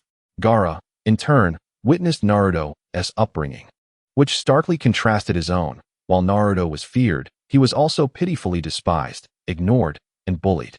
Yet, against all odds, Naruto had earned the recognition of many, and Gaara could not fathom how he achieved such a feat. Naruto snapped back to reality, leaping towards Gaara and pinning him to the ground, delivering a fierce punch. Wah!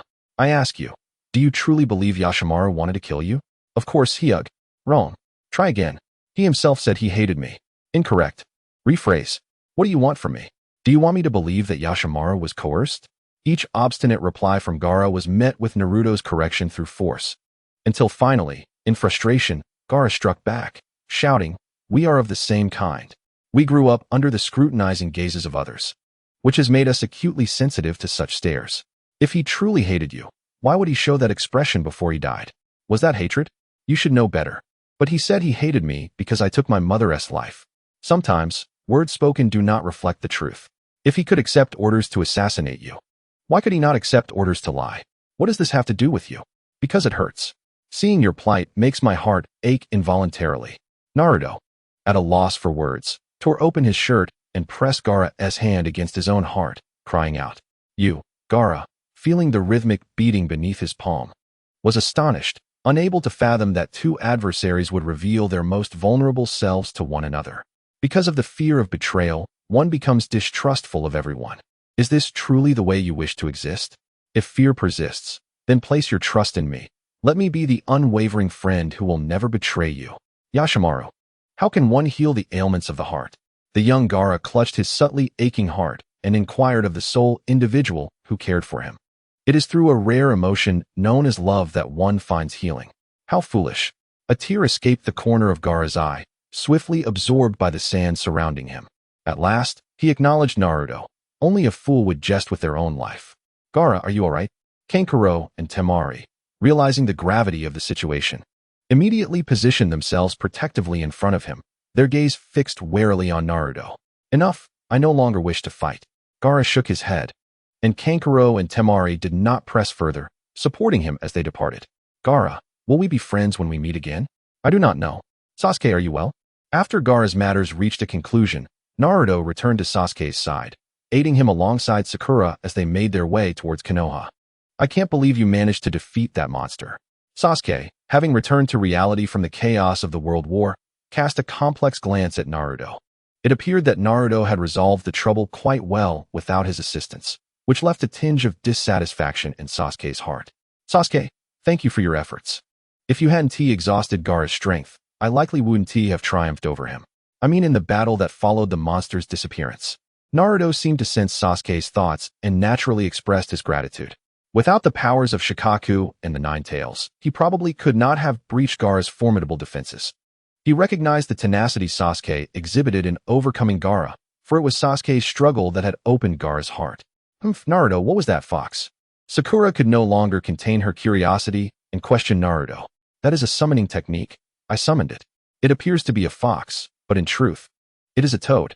Naruto did not lie. Concealing the truth was far more arduous than battling Orochimaru, and he had finally devised an odd answer.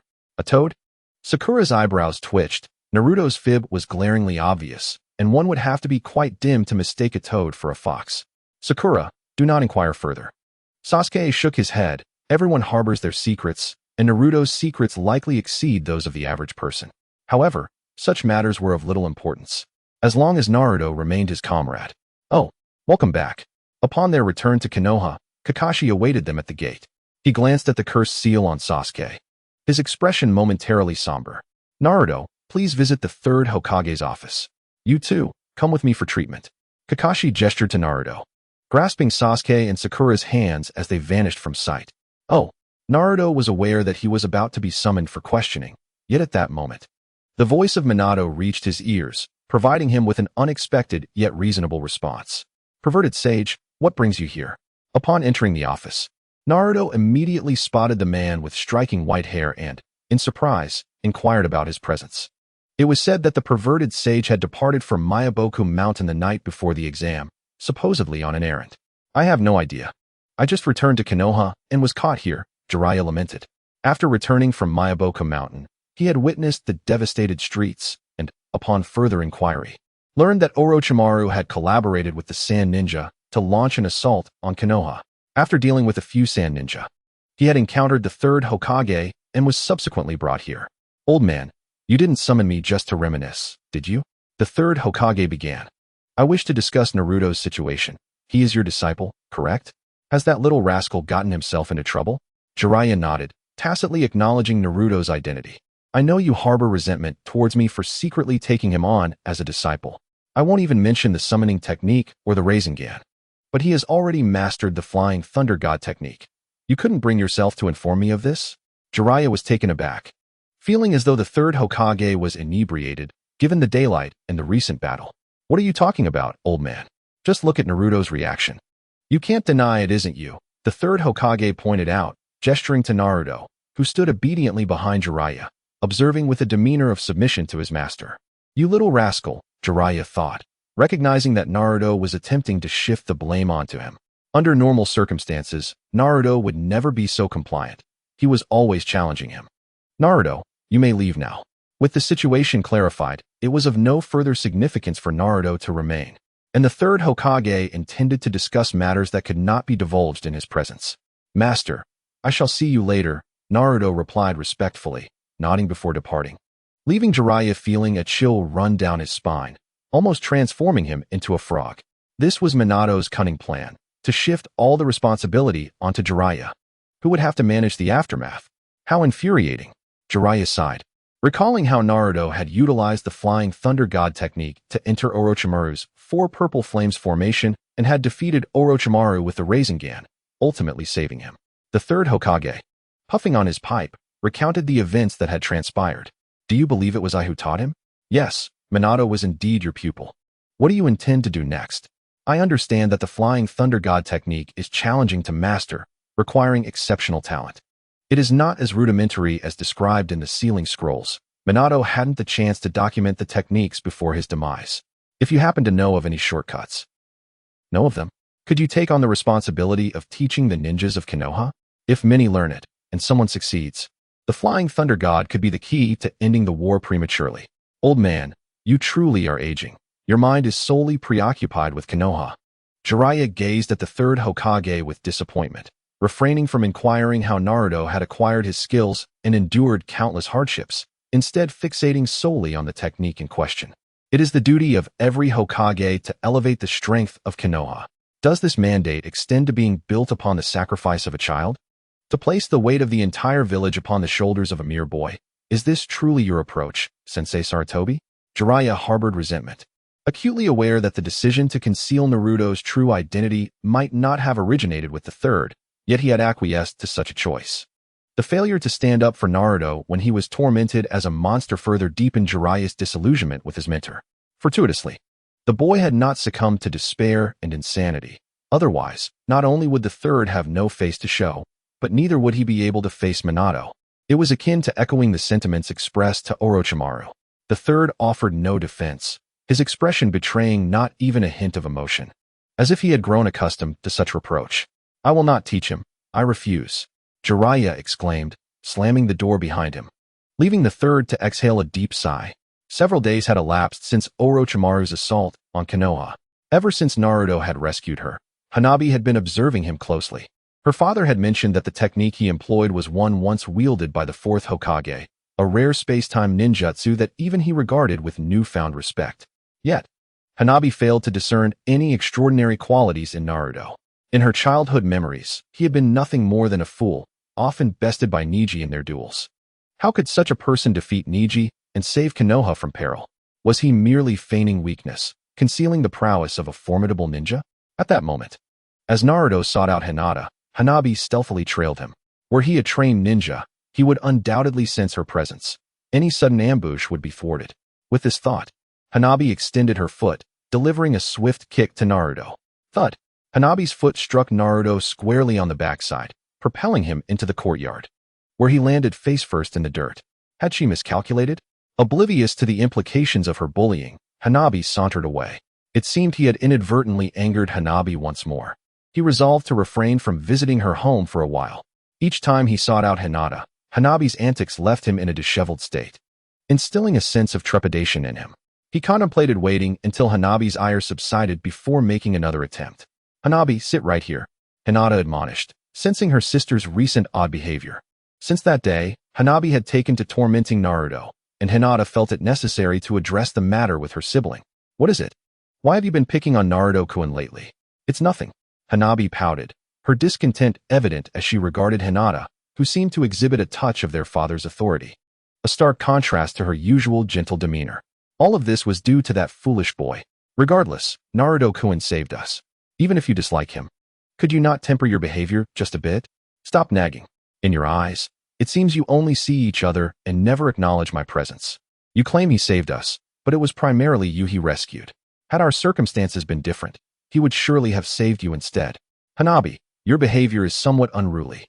Hinata shook her head in exasperation, perceiving in her sister the shadow of their father, equally stubborn, equally proud.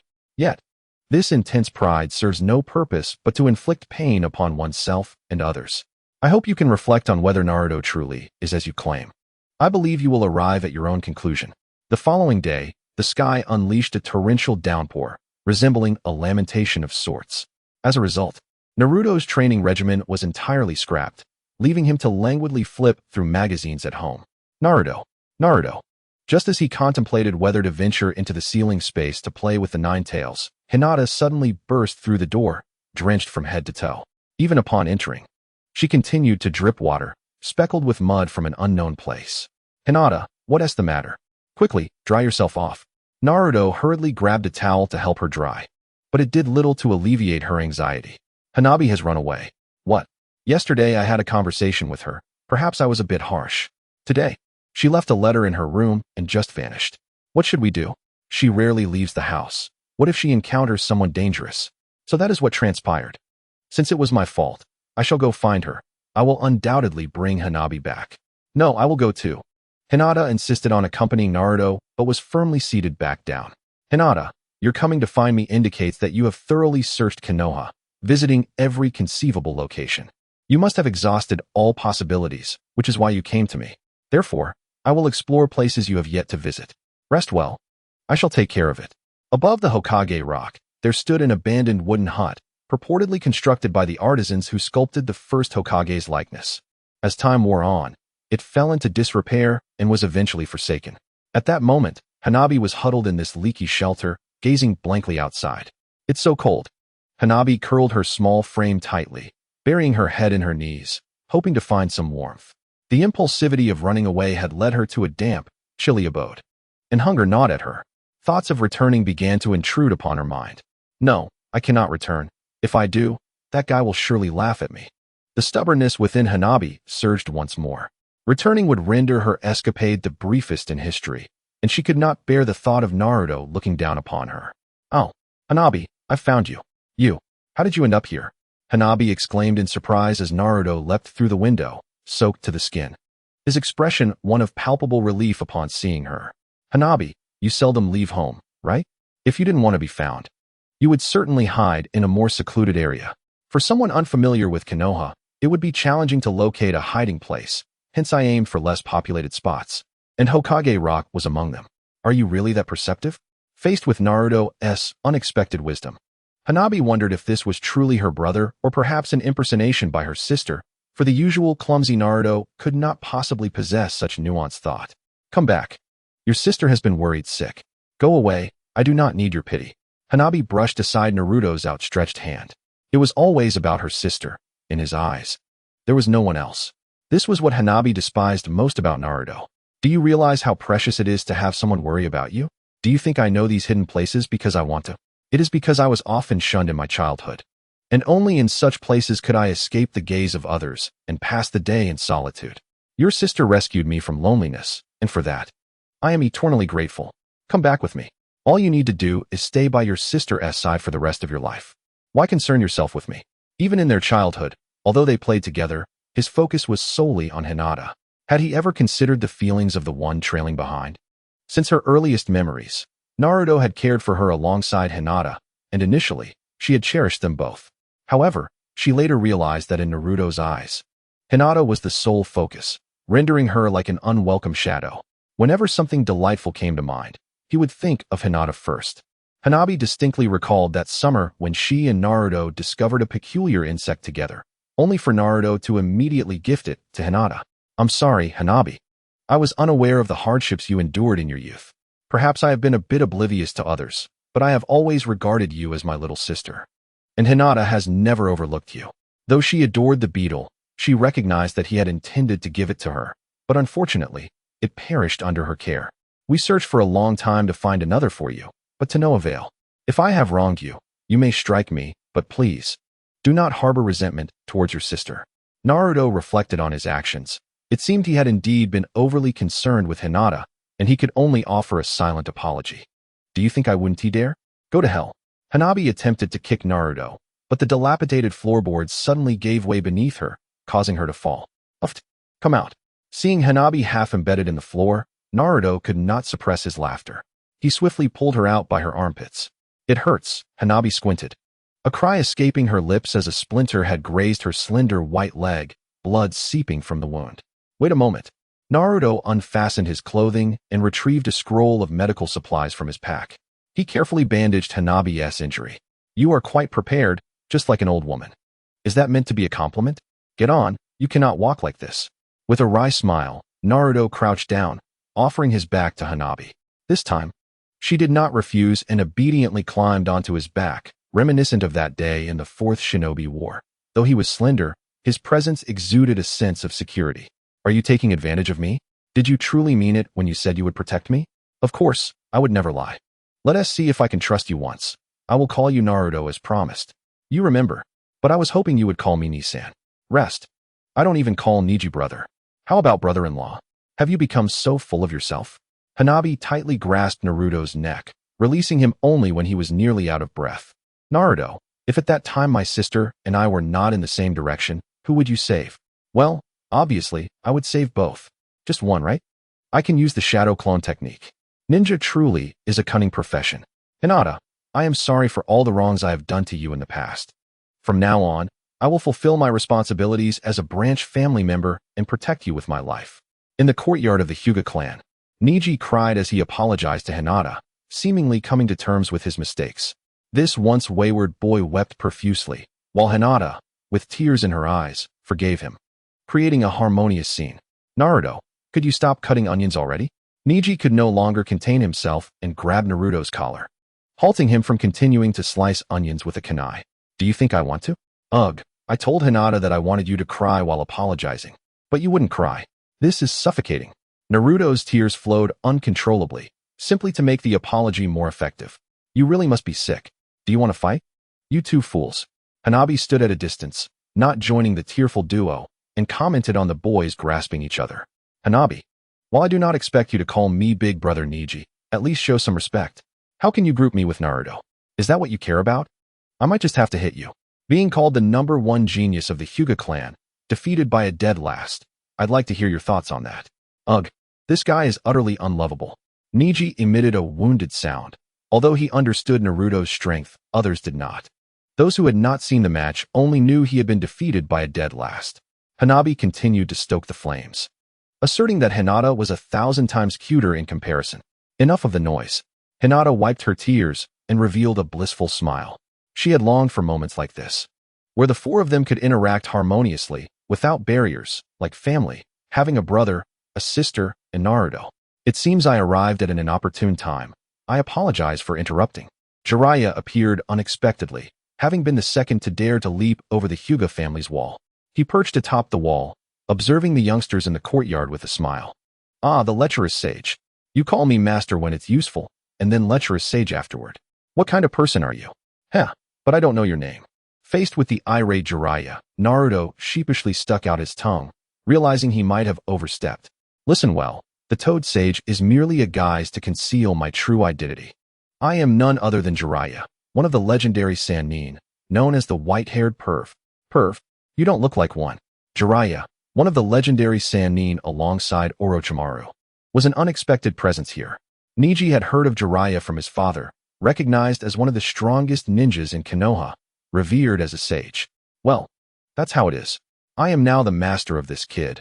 Temporarily lend him to me, as I have a mission for him to accomplish. Farewell. Jiraiya did not intend to say much. He summoned his frequently used toad, which wrapped Naruto in its tongue and forcibly whisked him away. Was Naruto truly fortunate enough to have such a formidable mentor? What qualities did Jiraiya see in this boy? Unbeknownst to both Jiraiya and Naruto, upon their departure, Itachi Uchiha and his companion Kisame Hoshigaki arrived in the Hidden Leaf Village, seeking Naruto and clashing violently with Kakashi and his team. Adolf Street, a bustling station city not far from the Hidden Leaf, served as a temporary refuge for Jiraiya and Naruto, who arrived in flamboyant fashion atop the Toad. They planned to rest briefly before continuing their journey the following day. Jiraiya selected a rather decent inn and, after unceremoniously tossing Naruto onto the bed, the Toad vanished. What on earth do you want, perverted sage? Naruto exclaimed, feeling quite dismal about being abducted. Do not be angry. I genuinely have a task for you. We must search for the Fifth Hokage together. The Fifth Hokage? What is that? In short, they are the successor to the Third Hokage, who is preparing to abdicate. Do you understand? Jiraiya seethed with frustration. He felt manipulated by the old man. If he refused to teach the Flying Thunder God technique, what right did the Third Hokage have to criticize his abilities as a Hokage? You see, my body can hardly withstand much longer. To prevent Orochimaru from attacking the Hidden Leaf again, we need a younger and more powerful Hokage. With no choice left, Jiraiya decided to use the prospect of finding Tsunade as a bargaining chip to persuade Naruto to join him in the search. Oh, is that so? No problem. I accept this mission. The Fifth Hokage must be a strong and handsome person, right? Cough, cough, you'll see for yourself. Jiraiya shrugged, withholding the truth that she was merely a gambling old woman.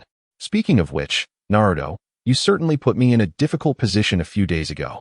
Jiraiya locked the door, revealing a sinister smile. What do you want? Naruto retreated until his back hit the wall. Behold the wrath of your master. What ensued was a gruesome scene. Despite Naruto's desperate attempts to resist with shadow clones, he was subdued by Jiraiya, who bound him and tossed him onto the bed. Finally, the brat has passed out, Jiraiya remarked, scolding the unconscious Naruto. He had gone to great lengths to ensure Naruto fell asleep, quite literally, for the sake of his plans. He then tore open Naruto's shirt, revealing the seal on his abdomen. Let us see, this seal seems utterly superficial. Jiraiya thought it looked too rudimentary. How could his disciple create such a shoddy seal? He decided to channel some of his chakra to enter the sealing space, expecting an easy passage. However, it initially resisted him, denying him entry. After a stalemate, it suddenly opened, allowing Jiraiya's chakra clone to enter.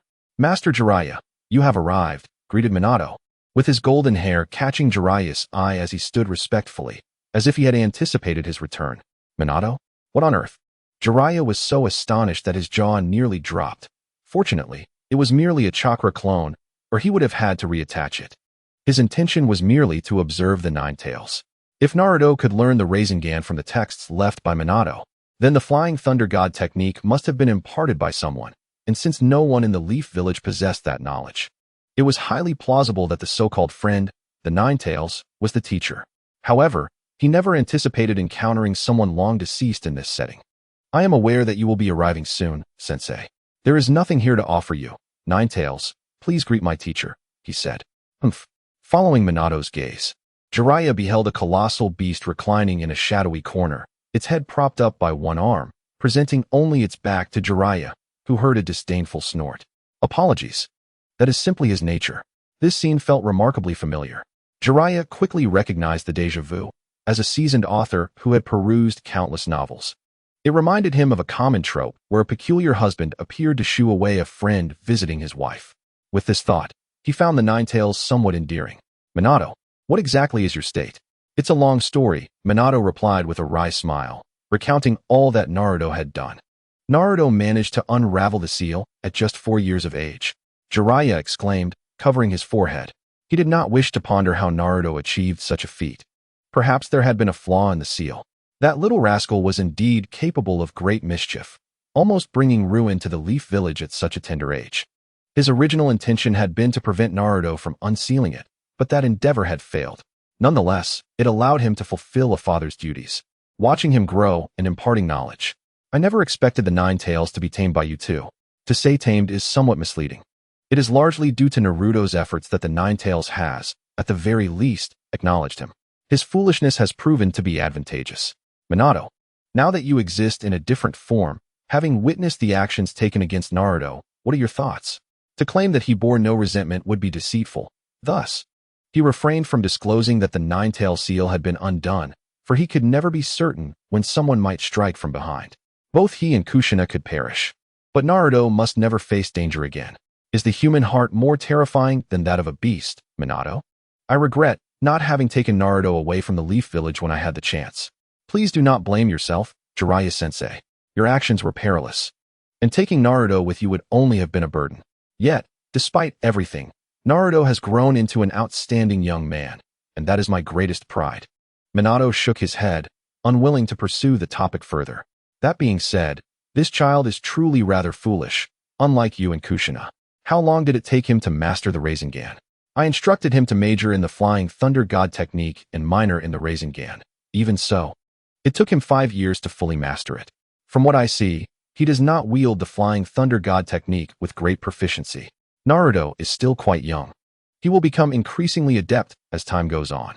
Minato, it brings me immense joy to see you today. Leave Naruto in my care. I shall train him to become a top-tier ninja. Yes, I entrust him to you, sensei. The great fox, I am deeply grateful for your care towards my 2 disciples. If the opportunity arises, I shall treat you to a drink as a token of my appreciation. Just before departing, Jiraiya approached the Nine Tails and affectionately patted its back. Smiling as he spoke, "Get lost," sighed the old man. Alas, old man, even the once respected Minato has ceased to speak the truth to you. This is indeed the gravest mistake of your life. As Jiraiya emerged from the ceiling space, he collapsed heavily onto the bed, exhaling a deep sigh. Where has that lecherous sage run off to? When Naruto awoke, the sun had already dipped below the horizon, and Jiraiya was nowhere to be found. After a thorough search, he discovered a note left on the table. "A lovely lady has invited me to dinner. You are on your own for the meal." What an irresponsible adult. Enraged, Naruto tore the note to shreds, just as a knock echoed through the room. "Knock, knock, knock." "What? Back so soon, brother?" grumbled Naruto as he opened the door, only to be met with a pair of blood-red eyes. Strangely, he was not captivated by the Sharingan. Instead, he was momentarily stunned, involuntarily uttering a name at the sight of that face. "Uzumaki Naruto, come with us." Itachi spoke to Naruto in a calm, indifferent tone, while Kisame sensed nothing amiss in Naruto's voice, thinking perhaps the boy merely believed others had arrived. "Who are you?" Naruto finally reacted, the fleeting sense of familiarity vanishing entirely. His instincts warned him that these 2 individuals clad in red cloud cloaks posed a significant threat. "It seems you are not prepared to cooperate. Perhaps I should start by removing a leg." Kisame drew his great sword, Samahata, brandishing it menacingly towards Naruto. "Why are you trying to cut off my legs right away, shark face? It would be better to slice off your own limbs." It had been quite some time since their last encounter. Just as Kisame was about to strike at Naruto, Itachi's voice halted him. Turning around, he spotted a black-haired youth, panting heavily, standing behind Itachi. The same Sharingan, the same visage. "Itachi, who is this?" Kisame inquired with keen interest, glancing at Sasuke's appearance. "My brother, but the Uchiha clan has already been. Was it you who? He did not grant me the right to kill. Itachi, as you said, I harbor resentment towards you, loathe you. My very existence has been a mere survival, all for the purpose of killing you today." Sasuke's body trembled with excitement. He had finally acquired the strength for revenge. Swiftly, he formed hand seals, channeling lightning chakra into his left hand. Chidori, imbued with tremendous destructive force, surged forth, obliterating the walls in its path as it lunged towards Itachi. Boom! The explosive force shattered the inn's walls. Yet Sasuke's anticipated strike to pierce Itachi's heart did not come to fruition. Itachi effortlessly grasped Sasuke's left wrist with a single hand, redirecting the Chidori's might into the wall behind him. "Why, Sasuke, after 6 years, you have grown." Why are you so weak? Your hair has grown longer, your physique more slender, and you have even mastered Chidori. But it is still not enough. I heard that Orochimaru attacked Konoha, and I rushed here at once. Yet, your hatred is still insufficient. It is truly delightful that you are well. Itachi, with a single hand, seized Sasuke's neck and pinned him against the wall.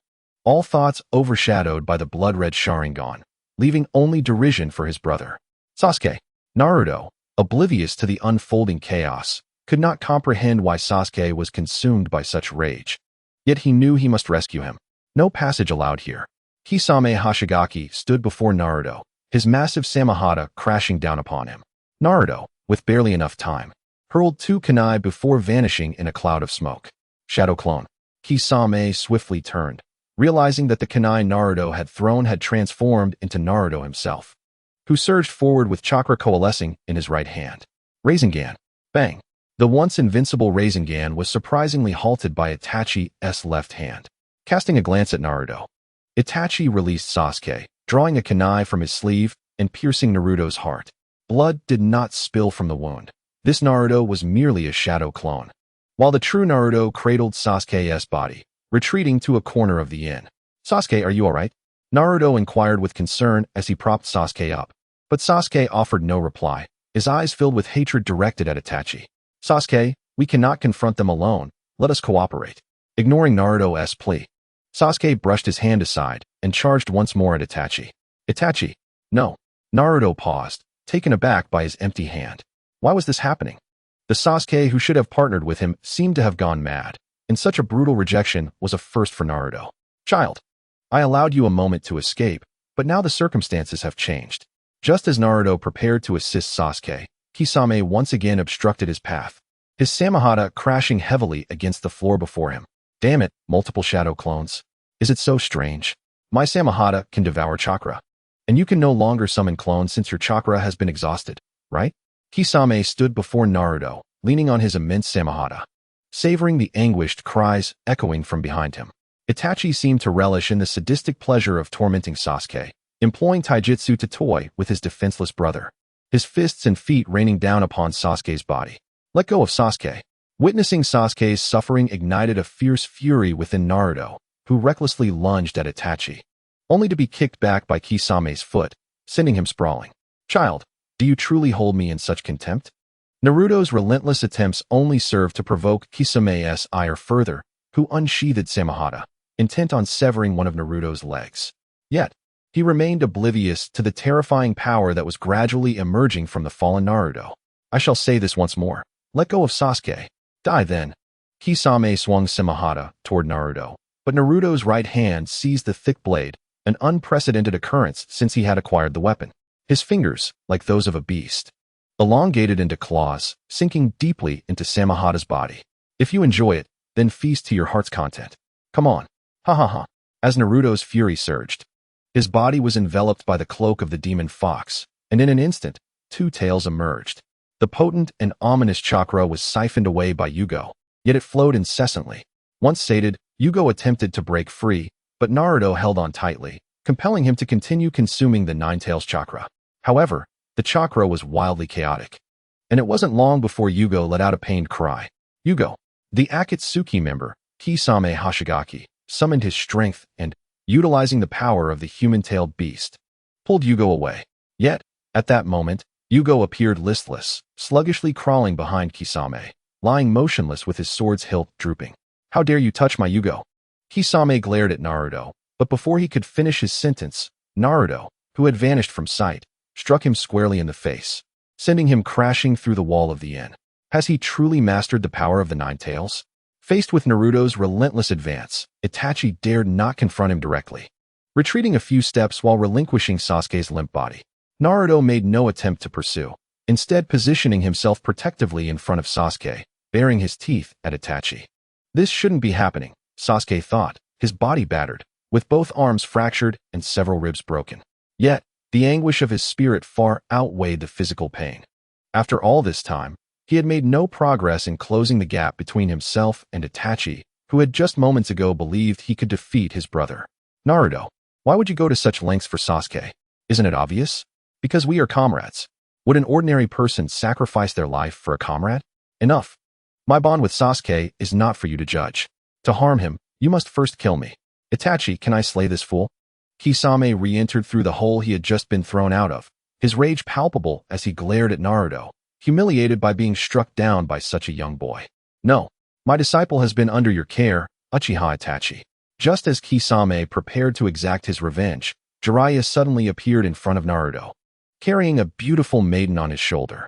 Pervy Sage, you have finally crossed the line, Naruto exclaimed, after contemplating for 3 seconds the girl on Jiraiya's shoulder, pointing an accusatory finger at him. Silence. How dare you use a hypnotic technique on such a lovely girl, you scoundrel. I never anticipated that such a simple plan would divert your attention, Jiraiya. A girl who is all facade and no substance cannot deceive me. While my charm may captivate countless maidens, I possess a far richer inner self. A girl who focuses solely on my appearance is undoubtedly a trap. Jiraiya rubbed his hands together, eyeing Itachi, completely oblivious to Naruto's retching sounds behind him. Kisame, we are leaving.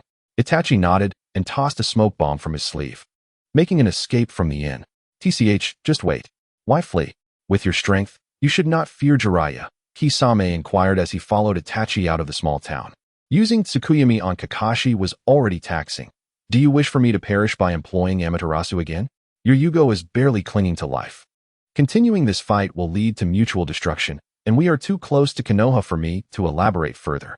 No matter the circumstances, you remain ever so composed. Even the formidable Kisame acknowledges his errors. Having lost his Samahata, his combat prowess has diminished significantly. The unbreakable bond remains intriguing, reflecting on Naruto's desperate attempt to shield Sasuke. Itachi unconsciously smiled.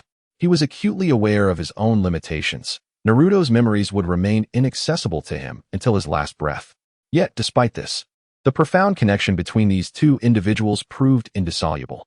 Did you just smile? Kisame gazed at Itachi in astonishment. Among all members of Akatsuki, he could see through everyone. Except for Itachi, who had never displayed any emotion, maintaining an air of aloofness at all times. Yet, here was Itachi, smiling unexpectedly. No, you're lying, you definitely smiled. Show me again. I've never seen you smile after all this time as partners. You are quite bothersome. Sasuke, allow me to escort you home. Naruto picked up Sasuke's forehead protector, which had fallen to the ground after Itachi's strike, and helped him to his feet, intending to return him to Konoha. At this moment, Sasuke was in no condition to face even a bandit without risking his life. That's unnecessary. I cannot abandon you. Sasuke, unable to use his hands, nudged Naruto away with his shoulder. However, Naruto refused to relent, drawing closer again and again until Sasuke ceased to resist, allowing Naruto to drape his arm over his shoulder and slowly begin their journey.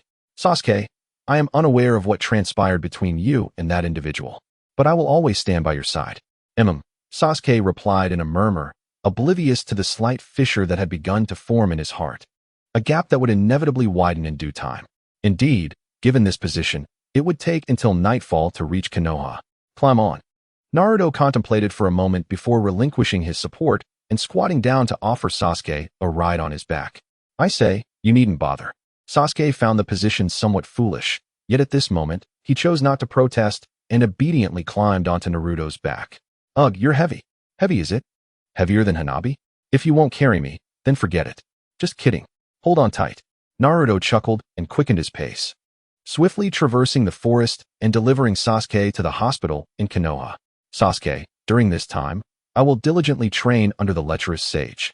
You must also strive hard. Next time we encounter those two, we will surely make them regret it. Before departing, Naruto placed Sasuke's forehead protector beside his bed, refraining from offering consolation, instead focusing on the future. He believed that in time, he and Sasuke would no longer face such devastating defeats. Ah, you're back. Upon Naruto's return to the small town, Jiraiya awaited him just outside, seated beneath a lush tree, waving him over. Have you come to realize your own weaknesses? I never anticipated that my Rasengan could be so easily countered. Naruto glanced at his right hand, understanding that his relative success compared to Sasuke's defeat was largely due to the influence of the Nine Tails. His Rasengan had barely made an impact. Uchiha Itachi, the foremost prodigy of the Uchiha clan, effortlessly discerned the intricate structure of the Rasengan in an instant, skillfully condensing an equivalent amount of chakra in his hand to counterbalance it, something I find utterly unattainable. Sage Jiraiya, I yearn to grow stronger. Those individuals must have set their sights on me, correct? Huh, such aspirations are commendable indeed. I have already devised a training objective for you. Take this. Jiraiya chuckled softly, producing a blank sheet of paper and handing it to Naruto. What should I do? Channel your chakra into this paper. Oh, it's torn? Following Jiraiya's instructions, Naruto infused his chakra into the paper, which promptly split into two halves. A singular wind attribute, I see. Jiraiya stroked his chin in contemplation, reaching down to pick up a green leaf, which he held in his palm.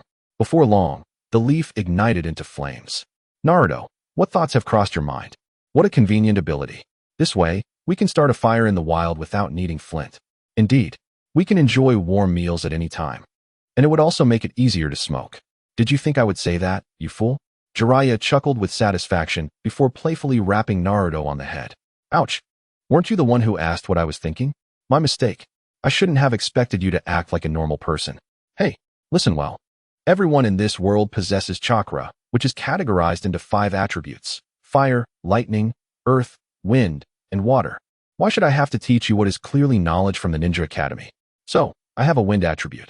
What now? Naruto. The Rasengan technique is still in its developmental phase. It is not yet a perfected form.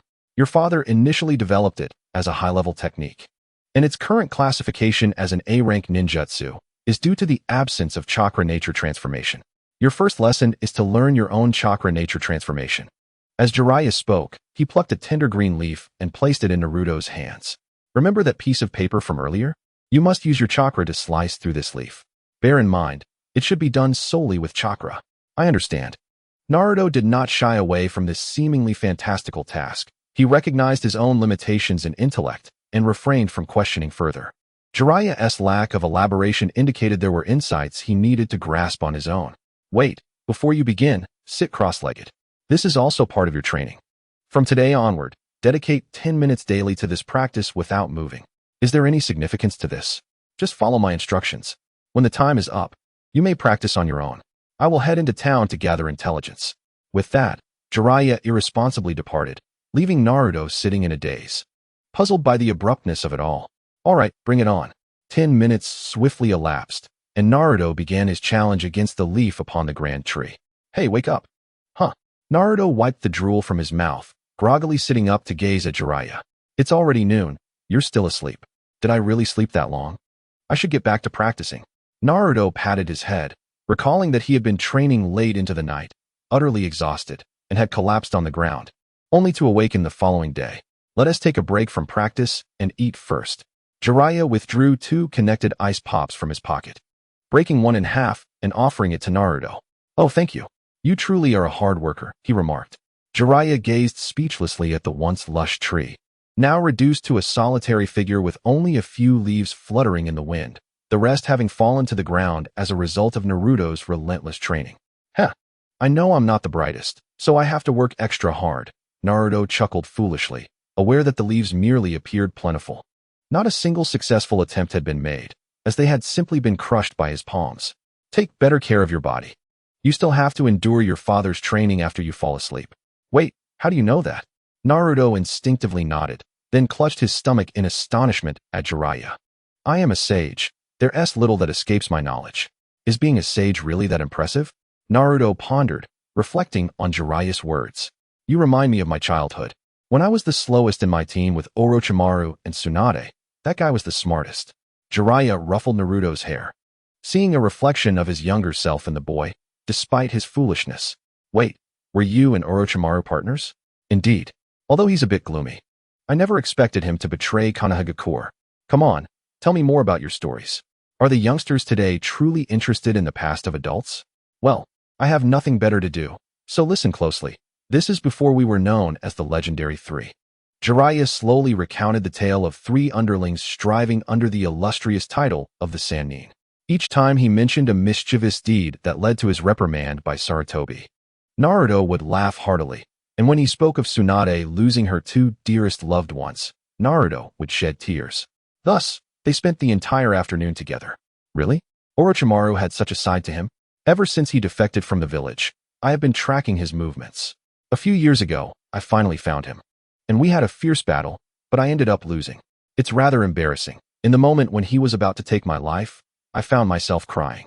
Whether those tears were born from the fear of death or the sorrow of losing a former companion, I cannot say. However, Orochimaru ceased his assault then. So I believe there is still some humanity left within him, not yet fully transformed into a cold-blooded creature. Jiraiya awkwardly scratched his cheek, revealing an embarrassing past. Perverted sage. Don't give up. I know Orochimaru still cares about you. Enough, you little brat. I don't need your encouragement. It's time to set off. Where to? I've heard reports of Tsunade being seen near the Short Book Street. Let us go. Oh, Short Book Street. Orochimaru, you aren't here to reminisce, are you? Tsunade, with the visage of a 20-year-old maiden, regarded her encountered companion with an impassive expression. Of course not. I merely have a favor to ask of you. If it's about medical matters, then you should leave. I no longer practice medicine. No, it is merely to assist me in unraveling a simple sealing technique. Sealing technique? What is its name? Corpse Ghost Sealing. Kabuto, do you know what I adore most about you? It is your ability to remain unperturbed by emotions. However, you have begun to stray from the path I admire. Orochimaru has ample time. He granted Tsunade a month to ponder, with the stakes being the resurrection of her two beloveds. After bidding farewell to Tsunade, he discovered that his subordinates were somewhat unsettled. Lord Orochimaru, why would you go to such lengths for that little brat? The Orochimaru I envision is a cold-blooded serpent, one capable of consuming even me when necessary. Yet, you jest with your own life for the sake of that child. I cannot comprehend it. Kabuto's ire seemed ignited, confronting him for the first time since aligning with Orochimaru. Kabuto, you wouldn't believe me if I said it was for the Fourth Hokage's soul, would you? My passion lies in forbidden techniques, sealing and unsealing.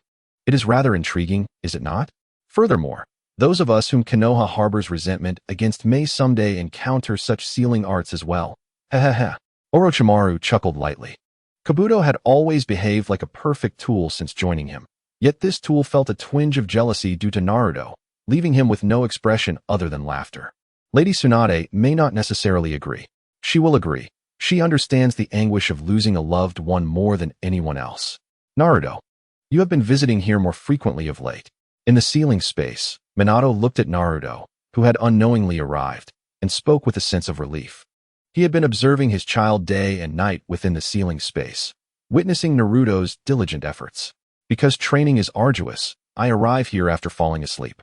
Under Jiraiya's guidance, Naruto learned to harness the properties of chakra through the shadow clone technique, producing hundreds of clones to practice alongside him daily. Though the efficiency was remarkable, the fatigue on his body was exponentially compounded. Naruto, it is nearly time for you to learn the second phase of the Flying Thunder God technique. Second phase? You do not think the Flying Thunder God is merely a ninjutsu for swiftly returning home, do you? Minato's brow twitched slightly. He had indeed observed Naruto occasionally using the Flying Thunder God to return home directly after training, but aside from that, he had seen no other application of the technique. No, how could that be? You silly child, you wouldn't lie. Allow me to demonstrate. Seeing Naruto like this, Minato sighed. This exceedingly difficult ninjutsu had become a mere means of travel in his hands. I wonder if the second Hokage would rise from his grave in indignation. Although he already has, laughs. Watch closely. Minato gathered a bit of chakra in his hand, transforming it into a peculiar kunai with 3 sharp blades.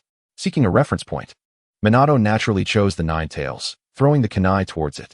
The moment he released the kunai, he vanished from Naruto's sight, only to reappear beside it. Grasping the handle of the kunai, then, casting in another direction, his body vanished once more, repeating this dance more than a dozen times. Like a golden flash encircling the Nine Tails multiple times before finally settling gracefully before Naruto. Clap, clap, clap. That is so cool. Naruto exclaimed in astonishment, applauding with delight. He had never imagined that the Flying Thunder God technique could be utilized in such a manner. The seemingly infinite appearances and disappearances of Minato were undeniably impressive. Of course. However, I sense that the Nine Tails is a bit displeased. Oh, Minato felt a chill at his neck and awkwardly turned around, only to meet the enormous glare of the Nine Tails, who was glaring fiercely at him. It was essential to remember that Minato's survival was reliant on the chakra of the Nine Tails, which was channeled through one of its tails. Minato had been carelessly flying about with the tail of the Nine Tails, ensnaring it in a knot, resembling a zongzi, which was enough to provoke the usually proud beast's ire. You have some nerve. If you like flying, then fly your heart out. The Ninetales furiously extricated its tail, binding Minato tightly, spinning him through the air dozens of times until he begged for mercy. The Ninetales is quite impressive as well, Minato remarked. Ahem, a minor mishap. He feigned seriousness, attributing his lack of authority as a father in front of his child to the Ninetales. Dad, do you really think I can master such a complex technique? Naruto voiced his self-doubt, for his mastery of the Flying Thunder God technique was barely above novice level. First, it required hand seals, which he was becoming more adept at. Yet it still demanded time. Furthermore, he could not choose spatial coordinates as freely as Minato could. In simpler terms, it required time to select the coordinates he wished to leave behind. This 2 to 3 seconds of decision-making time could be fatal if he failed to choose.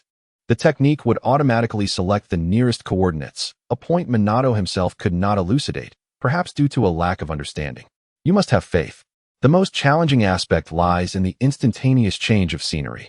We humans rely on our eyes to discern direction, but the center of gravity and direction shift the moment we utilize the Flying Thunder God. Enemies will not grant you the luxury of reaction time. So the most crucial skill is your ability to respond. This, I cannot assist you with. You must persevere. I will do my best, Naruto declared. You lazy brat. Are you awake? What did your father tell you? Just like the perverted sage, he presented me with an exceedingly difficult problem. Naruto lay helplessly on the ground, counting the leaves beneath him, but he soon rallied, continuing to practice with the leaves. After more than 10 days of effort, he had managed to make a small incision in a leaf. Enough with the leaves. We'll arrive at Short Book Street tomorrow. Look forward to it. Tsunade is quite the beauty. What is there to look forward to when she is the same age as that perverted sage? Don't say that. He despises his aging appearance, so he often uses ninjutsu to transform into his youthful self. Presently, he still looks like a 20-year-old girl. I'm not interested. I already have Hinata. Darn it. You little brat. If you can't learn anything else, at least manage to follow in your father's footsteps with early romance. Jiraiya lamented, feeling the sting of being single, as he raised his middle finger at Naruto. Early romance. You should ask him about that yourself. We'll have dinner here tonight. After a long day of travel, the two finally arrived at Schwann Street. However, dusk had already fallen.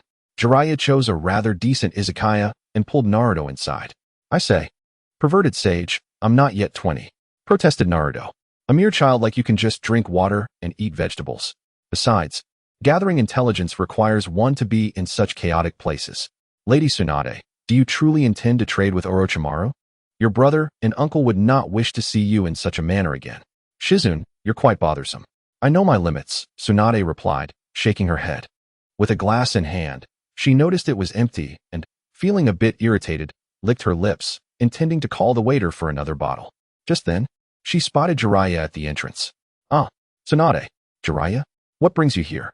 She exclaimed, standing up in surprise and pointing at him, abandoning her previous argument with her companion. Well, Weavy, you certainly had a hard time finding you. Jiraiya chuckled heartily, pulling Naruto to sit across from Tsunade. After ordering a few dishes for Naruto, he fell silent, merely observing Tsunade with a calm demeanor. Is it true you are 50? Naruto curiously scrutinized Tsunade. Her golden locks, reminiscent of his own, fostered a sense of familiarity, and her figure was a perfect embodiment of the ideal proportions, lacking any semblance of the three legendary ninjas' formidable presence. What are you staring at? Do you need something from me? Tsunade inquired, somewhat exasperated by Jiraiya's unwavering gaze as she tapped the table. Come back with me to be Hokage. The moment Jiraiya uttered those words, an eerie silence enveloped the izakaya. No, it wasn't quiet. Other patrons continued their conversations and drinking. Yet to Tsunade, all other sounds faded away as she fell into a stupor. Oh, this dish is unexpectedly delicious. Perhaps izakayas aren't so bad after all. Ahem. Don't speak while eating. Jiraiya chided, gently patting Naruto's back, as the pleasant atmosphere was utterly ruined. Jiraiya, who is this annoying brat? Are you moonlighting as a babysitter? Tsunade snapped, returning to reality and glaring at the boisterous Naruto. This is Uzumaki Naruto. You must know him. Oh, it's him. Tsunade. I will say it again. The village has decided that you will serve as the 5th Hokage. Impossible, I refuse. As expected, she rejected the proposal. Her resolute demeanor reminded him of the time he confessed his feelings to her. We are no longer children. However, only you can fulfill this role. You made tremendous contributions to Konoha during the Great War, and being the granddaughter of the first Hokage, you are uniquely qualified. Grandfather and the second Hokage were great, but they spent their lives without quelling the chaos. After their sacrifices, the fighting only intensified. Hokage, how utterly tedious. Tsunade, though I know not what you have endured over the years, such words do not seem to align with your character. Humph, don't let my appearance fool you. I am indeed 50. Hokage is merely a title for fools. What did you just say? Exclaimed Jiraiya, as food scattered across the table. Naruto leaped from his chair, lunging at Tsunade, but was swiftly restrained by Jiraiya's firm grip. Hold your horses, Naruto. This is an izakaya. A duel? I shall challenge you. Regardless of whether you are one of the legendary 3 or the 4th Hokage, those who dare to trample upon my dreams are utterly unforgivable. Dreams? Jiraiya, you have truly found a disciple as foolish as yourself. Very well, let me step outside for a breath of fresh air to clear my mind. Faced with Naruto's aggressive demeanor, Tsunade did not even cast him a glance, but strode straight out of the izakaya. A lecherous sage. You spoke of seeking the 5th Hokage, and I had envisioned someone strong and handsome. Yet all I see is a drunken old hag. Naruto stood defiantly against Tsunade in the street, casting a disappointed glance at Jiraiya. Kid, you truly have the audacity. Tsunade's forehead pulsed with veins. It had been ages since anyone dared to call her an old hag. This was tantamount to courting disaster. Someone like you is unworthy of becoming Hokage. Today, I shall defeat you right here, and let me assume the mantle of Hokage. Shinju? No, that is not right. In that fleeting moment, Tsunade saw a reflection of her brother in Naruto. It was uncanny, from his age and tone to even their shared aspirations. Oh, what a spirited challenge. Go ahead then. Rasengan. Jiraiya, have you lost your mind? Teaching him such a technique, which he cannot control. Tsunade snapped back to reality, witnessing Naruto charging at her with the Rasengan. Instinctively, she evaded it and turned to Jiraiya, fuming. This is not what I taught. Don't be deceitful. Who else could have imparted such skills if not the 4th Hokage? Faced with Tsunade's inadvertent revelation, Jiraiya merely shrugged, uttering no further words. While I am astonished that you can learn the Rasengan, your flamboyant fighting style cannot possibly harm me. Tsunade bent to evade the Rasengan and then lifted her leg, delivering a strike to Naruto's forehead, knocking off his forehead protector. Following this, she flicked her finger against his forehead, a seemingly gentle action that sent Naruto flying backward for over 10 meters, causing the Rasengan to dissipate into the air. What is this? Weren't you going to defeat me to become Hokage? You can't even land a finger on me. How can you talk of Hokage? Cough. I swear I will defeat you. Naruto spat out the saliva in his mouth and, shaking his dizzy head, rose from the ground, glaring at Tsunade. Kid, let us make a wager. If you can take the necklace from my neck, I will concede that you are worthy of becoming Hokage. Tsunade, intrigued by something in Naruto's eyes, extended her finger to touch the unique necklace perpetually hanging on her chest. Who would want that worthless trinket? Naruto. That is a one-of-a-kind mineral left by the first Hokage. It could fetch the value of 3 mountains if sold. Jiraiya added fuel to the fire beside Naruto. Deal. That little brat changes his expression faster than Shinju. 10 minutes later enough. Don't you understand the concept of giving up, you little brat? Tsunade, exasperated, watched as Naruto repeatedly rose from the ground. This contest had devolved into mere beating, devoid of any entertainment value. She was growing weary of it. My word is my bond. That is my ninja way. Naruto retrieved a shuriken from his ninja tool pouch and hurled it towards Tsunade, perhaps due to his numerous injuries. The shuriken veered off course, and Tsunade's years of combat experience told her there was no need to evade. It merely grazed her cheek. The 4th Hokage, who had sacrificed his life for the village, and the 3rd Hokage, who fought valiantly for the same cause. As the shuriken brushed past Tsunade's face, her peripheral vision caught sight of the intricately inscribed grip, adorned with complex characters. Initially dismissive, her thoughts shifted as she observed Naruto beginning to form unfamiliar hand seals, and a spark of realization ignited within her mind. What right does someone who labels such a person as worthless have to succeed the Hokage? Just as this wild thought crossed her mind, Naruto vanished from his previous position, his face now mere inches from hers, causing Tsunade to momentarily lose her composure. Thus, in this wager, victory belongs to me. The last image Tsunade perceived was Naruto's youthful visage, alongside the forceful descent of his hand, as his palm brushed against her chest. The necklace she cherished as her life slipped into Naruto's grasp. Tsunade, Your luck in gambling remains as dismal as ever. Jiraiya approached Tsunade, relishing her misfortune. Jiraiya, who taught him this technique? Tsunade turned her gaze from Naruto, holding the necklace, to Jiraiya, seizing his collar with an urgent inquiry. Wanna know? I'll tell you once you become the fifth Hokage. Boring. Tsunade has left. Tsunade released Jiraiya, casting a reluctant glance at Naruto before turning to depart. Lady Tsunade, aren't you going to retrieve that necklace? It's… In a flurry, Shizune chased after Tsunade, gesturing towards Naruto, attempting to articulate her thoughts. This necklace was more valuable than life itself. She had wanted to intervene when Tsunade wagered it, but had thought it impossible for a mere genin to snatch it away. Yet, she had lost. Enough, I still have a few trinkets to wager. So, what now, perverted sage? Naruto held the still-warm necklace, uncertain of his next move. While the necklace was exquisite, his duel with Tsunade was never motivated by the desire to pilfer it. Naruto, the reason Tsunade hasn't reclaimed that necklace is that you accomplished what was once deemed impossible. Perhaps she glimpsed a flicker of defiance against fate in you. Jiraiya's words were difficult for Naruto to comprehend, so he dismissed them and focused on the necklace in his hand. The beautiful stone, a blend of green and blue, seemed to swirl with luminescence inside. It would surely bring joy to Hinata if given to her. You can't just give it to your little girlfriend. If you dare to sell it, Tsunade will pulverize you, no matter where you flee. You've witnessed her incredible strength, haven't you? You're so annoying, perverted sage. How do you know what I'm thinking? It's all written on your face, you fool. Later that night, Jiraiya left Naruto alone at the inn while he ventured to a brothel under the pretense of gathering information. Naruto paid him no mind, and just as he settled into bed after a refreshing bath, he was interrupted by a knock at the door. Who is it? I don't need any newspapers. Naruto, with a stream of thoughts, opened the door, only to find not a salesman but Shizune, Tsunade's loyal attendant. Naruto, I have something to discuss with you. Shizune's gaze fell upon Naruto, who had just emerged from a shower clad in a bathrobe, her attention immediately drawn to the necklace adorning his neck.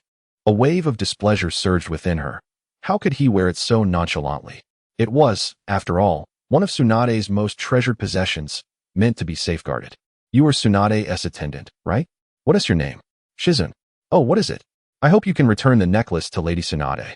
I know this request seems unreasonable, but it is for your own good. This necklace is cursed. Anyone other than Lady Tsunade who wears it will encounter misfortune. Cursed? Naruto tightened his grip on the necklace, seemingly recalling something. Yes, this necklace has had 2 previous owners before you, both of whom were dearly beloved by Lady Tsunade.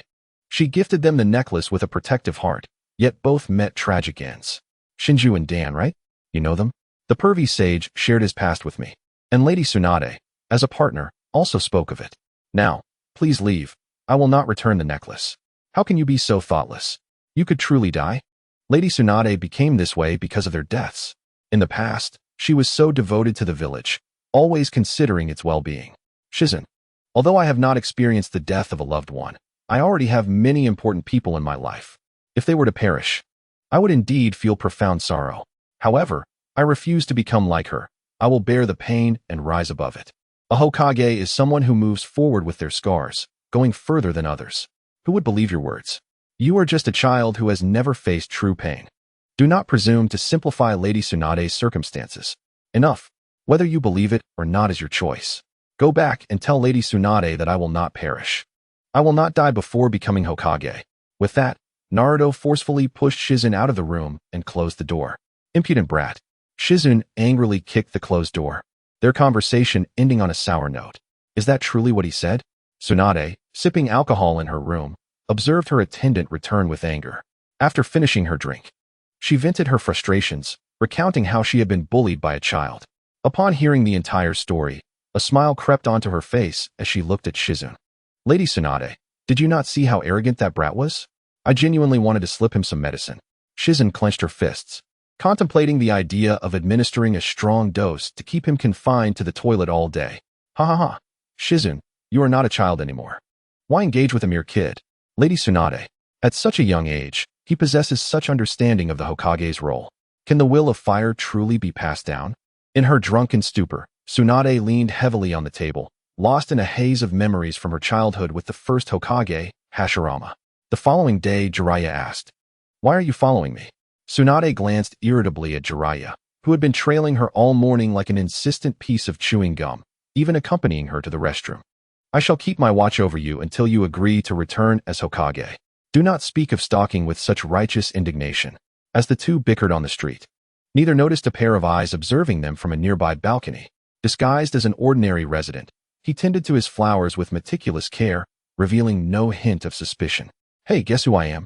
Just as Kabuto diligently monitored Tsunade, a pair of hands suddenly covered his eyes from behind, startling him into nearly crying out. Who are you? A nervous glance at the now departed Tsunade and Jiraiya prompted Kabuto to continue his charade as the household head while conversing with Naruto.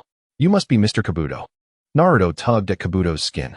You little brat, if you don't leave my house, I'll call the police. Oh, come on, Mr. Kabuto. You still love to disguise yourself. What will the security team think when they see the bound natives in this room? Phew, Naruto, how did you figure it was me? My disguise has always been flawless, and I exuded no killing intent, merely glancing at Tsunade while focusing on the flowers. Realizing he could no longer maintain his facade, Kabuto finally removed his human mask, revealing his handsome face. It's my sixth sense. I felt a sense of familiarity here and found you effortlessly. So, Mr. Kabuto, is that truly your face? I never expected you to look like this. For Naruto, it was the first time he beheld Kabuto's true visage, adorned with glasses.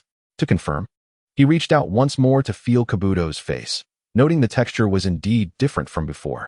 Naruto, let go of me. I'm on a mission. No, it's been so long since I've seen Mr. Kabuto. I wish to converse with you more. How have you been all these years? Why do you care? Because we are quite alike. We are both orphans, apprenticed under Orochimaru. Moreover, Mr. Kabuto has always been kind to me, tending to my wounds whenever I practiced and got hurt, right? Naruto reminisced about his childhood, recalling how he often emerged battered while training with Orochimaru, only for the white-haired youth in a mask to appear, meticulously caring for his injuries, thus fostering a sense of gratitude towards Kabuto. That was an order from Lord Orochimaru. Do you think I wanted to help you? Hey, your presence means Orochimaru is nearby as well. What are you all doing? Conducting research. Orochimaru is at it again. Tell him to take care of his health. This time, it's not for himself, it's for others. Do not wear such a ghastly expression. Though he may not wish to admit it, Lord Orochimaru likely has someone significant in his heart now. Ah, does Mr. Kabuto also have someone important? Naruto, how can you so calmly unearth another's wounds? I am not like you. I cannot simply laugh at any moment. In an instant, the figure of Do recalled a gentle, bespectacled face, quickly followed by a surge of anger. He seized Naruto by the neck, pinning him against the wall, his eyes gleaming with fierce intent to kill. In that moment, he contemplated the act, believing that no one would ever know, and that Orochimaru would revert to the cold-hearted creature who only cared for himself. Ah, I apologize, Mr. Do. Your fury suggests that person holds great significance for you. Doesn't he it? Forgive my intrusion, but it seems you, like me, have someone you cherish. You aren't as heartless as you appear, are you? Despite the imminent threat to his life, Naruto remained unperturbed, offering a calm gaze towards Do, expressing a hint of regret, for he believed Do would not harm him. TSK. Do realized that he could easily snap Naruto's neck with a mere exertion of force, yet inexplicably, he relinquished his grip. After releasing Naruto, he vanished over the rooftops in a series of agile flips. Tsunade, what have you decided? On a vast plain outside the short book street, Orochimaru and Tsunade locked eyes. And after a lengthy silence, Orochimaru spoke first. Tsunade, I am willing to assist, but the condition for my help is not the resurrection of Shomatsu and Dan, but rather your vow to never again assault Konoha. Why? Do you not wish to see them? I do indeed. Ever since you mentioned the possibility of bringing them back, they have occupied my thoughts day and night. I truly love them. However, upon encountering him, I realized the folly of my ways. My life has been stagnated at the moment of their passing, unable to move forward. Yet that child proclaimed that a Hokage must bear their pain and continue onward. As the granddaughter of the first Hokage, I cannot remain in this state of despair. As Tsunade spoke, tears streamed down her face. The mere thought of those two individuals transformed her from one of the legendary Sannin into a fragile woman. Furthermore, you require 2 living sacrifices. If Shomatsu and Dan were to learn that I sacrificed 2 innocent lives for a mere chance to see them, they would never forgive me, even in death. How intriguing. It appears that Princess Tsunade has been altered by a single person. What if I refuse your request?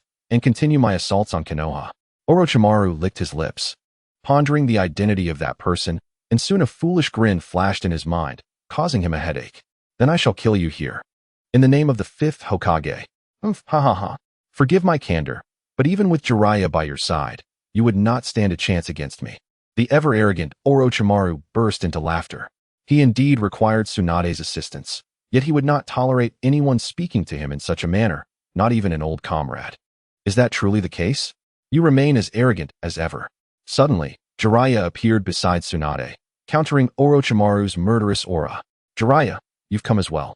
And you've brought a little one. Have you taken up the role of a caretaker? Orochimaru's gaze flickered over to Naruto, who had followed Jiraiya, echoing Tsunade's earlier sentiment. This is my newly appointed disciple. What do you think? Quite impressive, isn't? Jiraiya affectionately ruffled Naruto's hair, praising him. However, Naruto did not bask in the glory of Jiraiya's commendation. Instead, he merely opened his mouth in a silent gaze directed at Orochimaru. It was disheartening for Naruto to witness someone who was once Orochimaru's disciple now transforming into another's protege right before his eyes. Jiraiya, you truly remain the same fool. Orochimaru sneered. I possess the innate ability to discern talent at a glance, and in my eyes, this child barely qualifies as mediocre. He is merely another simpleton. Much like yourself. Unlike you, I harbor no fondness for the Uchiha clan's naturally gifted ninjas. This child embodies the world's most precious treasure, known as perseverance. Yet, it must be admitted that he can be rather foolish at times. There are moments during his training when I feel an overwhelming urge to strangle him. Just as Jiraiya lamented Naruto's lack of acumen, Orochimaru suddenly launched an attack, elongating his neck several times its length and aiming to bite Jiraiya. Hey, did I offend you in some way? Jiraiya narrowly evaded Orochimaru's jaws. While Orochimaru was indeed a nefarious individual, such unprovoked assaults were rare. Are you still vexed about my stealing your lunch during third grade? You could consume as much of that as you wish without concern. Or perhaps you harbor resentment over my sixth grade escapade of peeping at girls bathing and then selling you out. A simple admission of getting lost would suffice to absolve that. Your androgynous visage is quite convenient, he continued. It must be about that incident when I filched Tsunade's lingerie and stashed it in your wardrobe, right? Jiraiya, was that truly your doing? A palpable aura of menace emanated from behind, as Tsunade clenched her fists, ready to unleash her wrath. If Orochimaru dared to divulge any more secrets, he might find himself facing the grim prospect of being dispatched by Tsunade herself. Tsunade, at this moment, we must join forces. Our priority is to vanquish Orochimaru first, Jiraiya remarked, his expression reflecting the shock of having their past laid bare. In the face of Tsunade's impending fury, he quickly donned a serious demeanor and spoke gravely. Orochimaru, I will ask you once more. Do you still harbor animosity towards Konoha? Tsunade remained silent for a moment, temporarily setting Jiraiya aside as she inquired of Orochimaru. Of course, while I am not in a rush, there may come a day when I whimsically decide to obliterate Konoha. Then there is nothing more to discuss. Let us commence battle. Tsunade leapt from the ground, raising her fist to strike Orochimaru, who deftly evaded her blow. As her fist collided with the earth, those nearby felt the tremors beneath their feet. The ground fissured, creating a chasm that sank a full meter deep, centered around Tsunade. Tsunade, you've included me in your attack, haven't you? Jiraiya exclaimed as he dodged her strike, pointing at her with indignation. If you were to perish, I would ensure that you and Orochimaru are buried together. How revolting. Despite his complaints, Jiraiya seamlessly coordinated with Tsunade to assault Orochimaru. They both understood that Orochimaru's strength lay in his vast array of forbidden techniques. Thus, they aimed to unleash a barrage of rapid attacks to prevent him from forming hand seals. Naruto, what are you doing? Get over here and hide. Sensing Naruto still standing foolishly nearby, Shizen swiftly grasped his clothing and led him behind a rock for safety. Are they not comrades? Shouldn't comrades be the kind who occasionally bicker, only to reconcile shortly thereafter? What could possibly justify such a deadly clash? Naruto pondered as he observed the fierce battle between the three legendary ninjas. Are you foolish? Such irredeemably wicked beings can no longer be considered partners, Tsunade remarked, her tone lacking the understanding of Naruto's thoughts. As a mere bystander, she simply articulated the nature of this confrontation. Orochimaru was a villain, and thus must be eliminated. It's that simple. I told you I could take on both of you alone for a reason, Orochimaru taunted, deftly evading Tsunade's powerful punch. He then summoned a long sword from his mouth, but instead of targeting Tsunade or Jiraiya, he aimed it at his own arm. The sharp blade sliced through flesh, and Orochimaru's blood sprayed onto Tsunade. Blood? No, don't come near. The once fierce Tsunade, upon seeing the blood, seemed to transform into a frightened kitten, kneeling and frantically wiping the crimson liquid from her body. Tsunade, haven't you gotten over your fear of blood yet? Jiraiya asked, taken aback, as he witnessed Orochimaru's arm morph into a snake lunging towards Tsunade. He quickly pulled her away, out of reach from Orochimaru's attack. It's truly laughable that a medical ninja is afraid of blood, Orochimaru sneered. Shut up. I can fight on my own, Tsunade retorted, though Jiraiya noticed a glimmer of pain in her eyes. Her past traumas had been so profound that even the sight of blood could reduce her to this state. You have the audacity to say such things, defeated one, Orochimaru mocked. Naruto, Jiraiya exclaimed as he gathered a Rasengan and charged at Orochimaru. Only for 5 small snakes to emerge from Orochimaru's sleeve, each bearing a blade, hurtling towards him. With a sickening thud, a snake's blade pierced Jiraiya's body just as his Rasengan struck the back of Orochimaru. Both men widened their eyes, realizing that their signature moves had collided not with each other, but with Naruto, who had unexpectedly found himself between them. What on earth are you doing, Naruto? Jiraiya exclaimed, instinctively cradling Naruto in his arms, bewildered by his presence in the heart of the conflict. Is this how you instruct your students, to recklessly charge into the fray? Orochimaru derided, his usual smirk replaced by scorn. Cough. I'm fine. I just wanted to stop this fight. You shouldn't be battling one another. Perverted sage. I can clearly discern the feelings you both share from your dialogue. You have not forgotten each other. Why must you fight? Naruto sputtered, spitting out a pool of blood as he spoke. What does this have to do with you? It matters. Seeing you two fight causes me immense distress. You are comrades. Why can you so easily turn on each other with such violence? Naruto initially intended to express that they were both his mentors, but held back. Despite Jiraiya's reckless nature, Naruto had come to regard him as a true teacher. It was precisely because both individuals were so significant to him that he wished to shield them from harm, which compelled him to stand resolutely in their midst. Both of Naruto's lung lobes were penetrated, and several bones were fractured. Jiraiya, you have been excessively harsh. Orochimaru examined Naruto's body. The 5 gaping wounds were a shocking sight, and the injury inflicted by Jiraiya's Rasengan on his back was far more severe than the external wounds, having left his internal organs in disarray. What are you saying? As if you bear no responsibility. What shall we do now? Jiraiya, unwilling to engage in an argument with Orochimaru, felt regret. He should not have mentioned the past to Naruto. This fool, lacking in reflection, was precisely why he had intervened. Tsunade, come here and heal him. In contrast to Jiraiya, who was sweating profusely in anxiety, Orochimaru calmly approached Tsunade, grasping her arm and guiding her to Naruto's side. Naruto, how could this happen? I will treat you right away. Tsunade, shaken from the fear of blood, was met with the sight of Naruto drenched in blood. Instantly, she exhibited the prowess of a top-tier medical ninja, using her chakra to slice open Naruto's clothing, revealing the wounds inflicted by the sword. She channeled her chakra to heal him, yet the injuries showed no signs of improvement. Tsunade, focus. Your chakra is inadequate even to heal a mere insect. Seeing Tsunade's earnest yet ineffective efforts, Orochimaru furrowed his brow. Familiarity with such injuries had made him quite knowledgeable in healing methods. Tsunade's chakra output was chaotic, and her efforts could only mend a fraction of the damage. Tsunade, don't speak. I will save you. Days prior, I had said harsh words, claiming you were unworthy of becoming Hokage. Those were merely words of anger. I understand Tsunade's suffering, having witnessed her beloved perish. If possible, I wish to inherit their will, for being Hokage is their dream, as well as mine. I swear I will not die before you, Tsunade, leaving you heartbroken. Trust me. Naruto, weakly lifting his eyelids, gasped for breath as he grasped the necklace around his chest, vowing to Tsunade before his head drooped and he fell asleep. Naruto, I believe in you. Open your eyes quickly, I beg you. At last, Tsunade's hands ceased trembling, and her chakra output stabilized to its previous state. Naruto's wounds began to heal at a visible pace.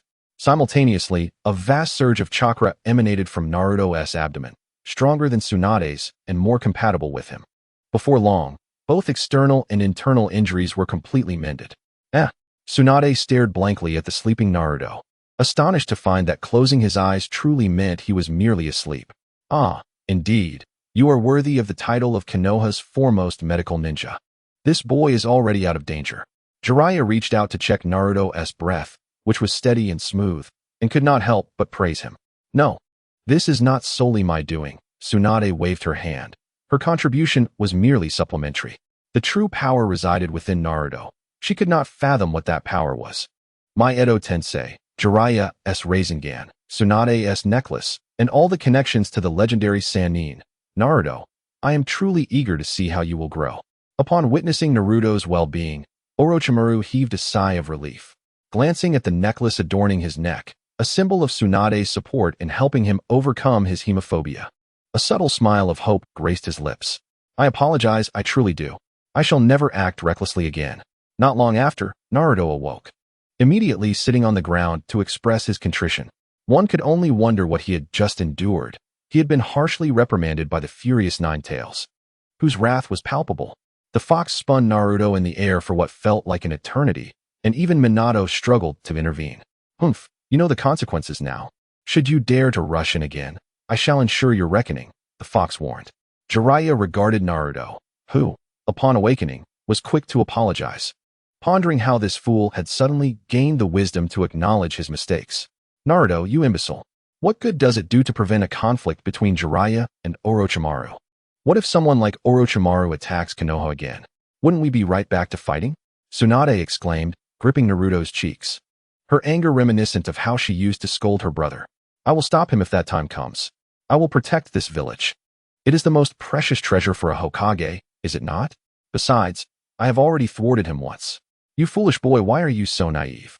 As Naruto's features began to merge with the images in his mind, Tsunade suddenly embraced him tightly, her tears cascading onto his shoulder.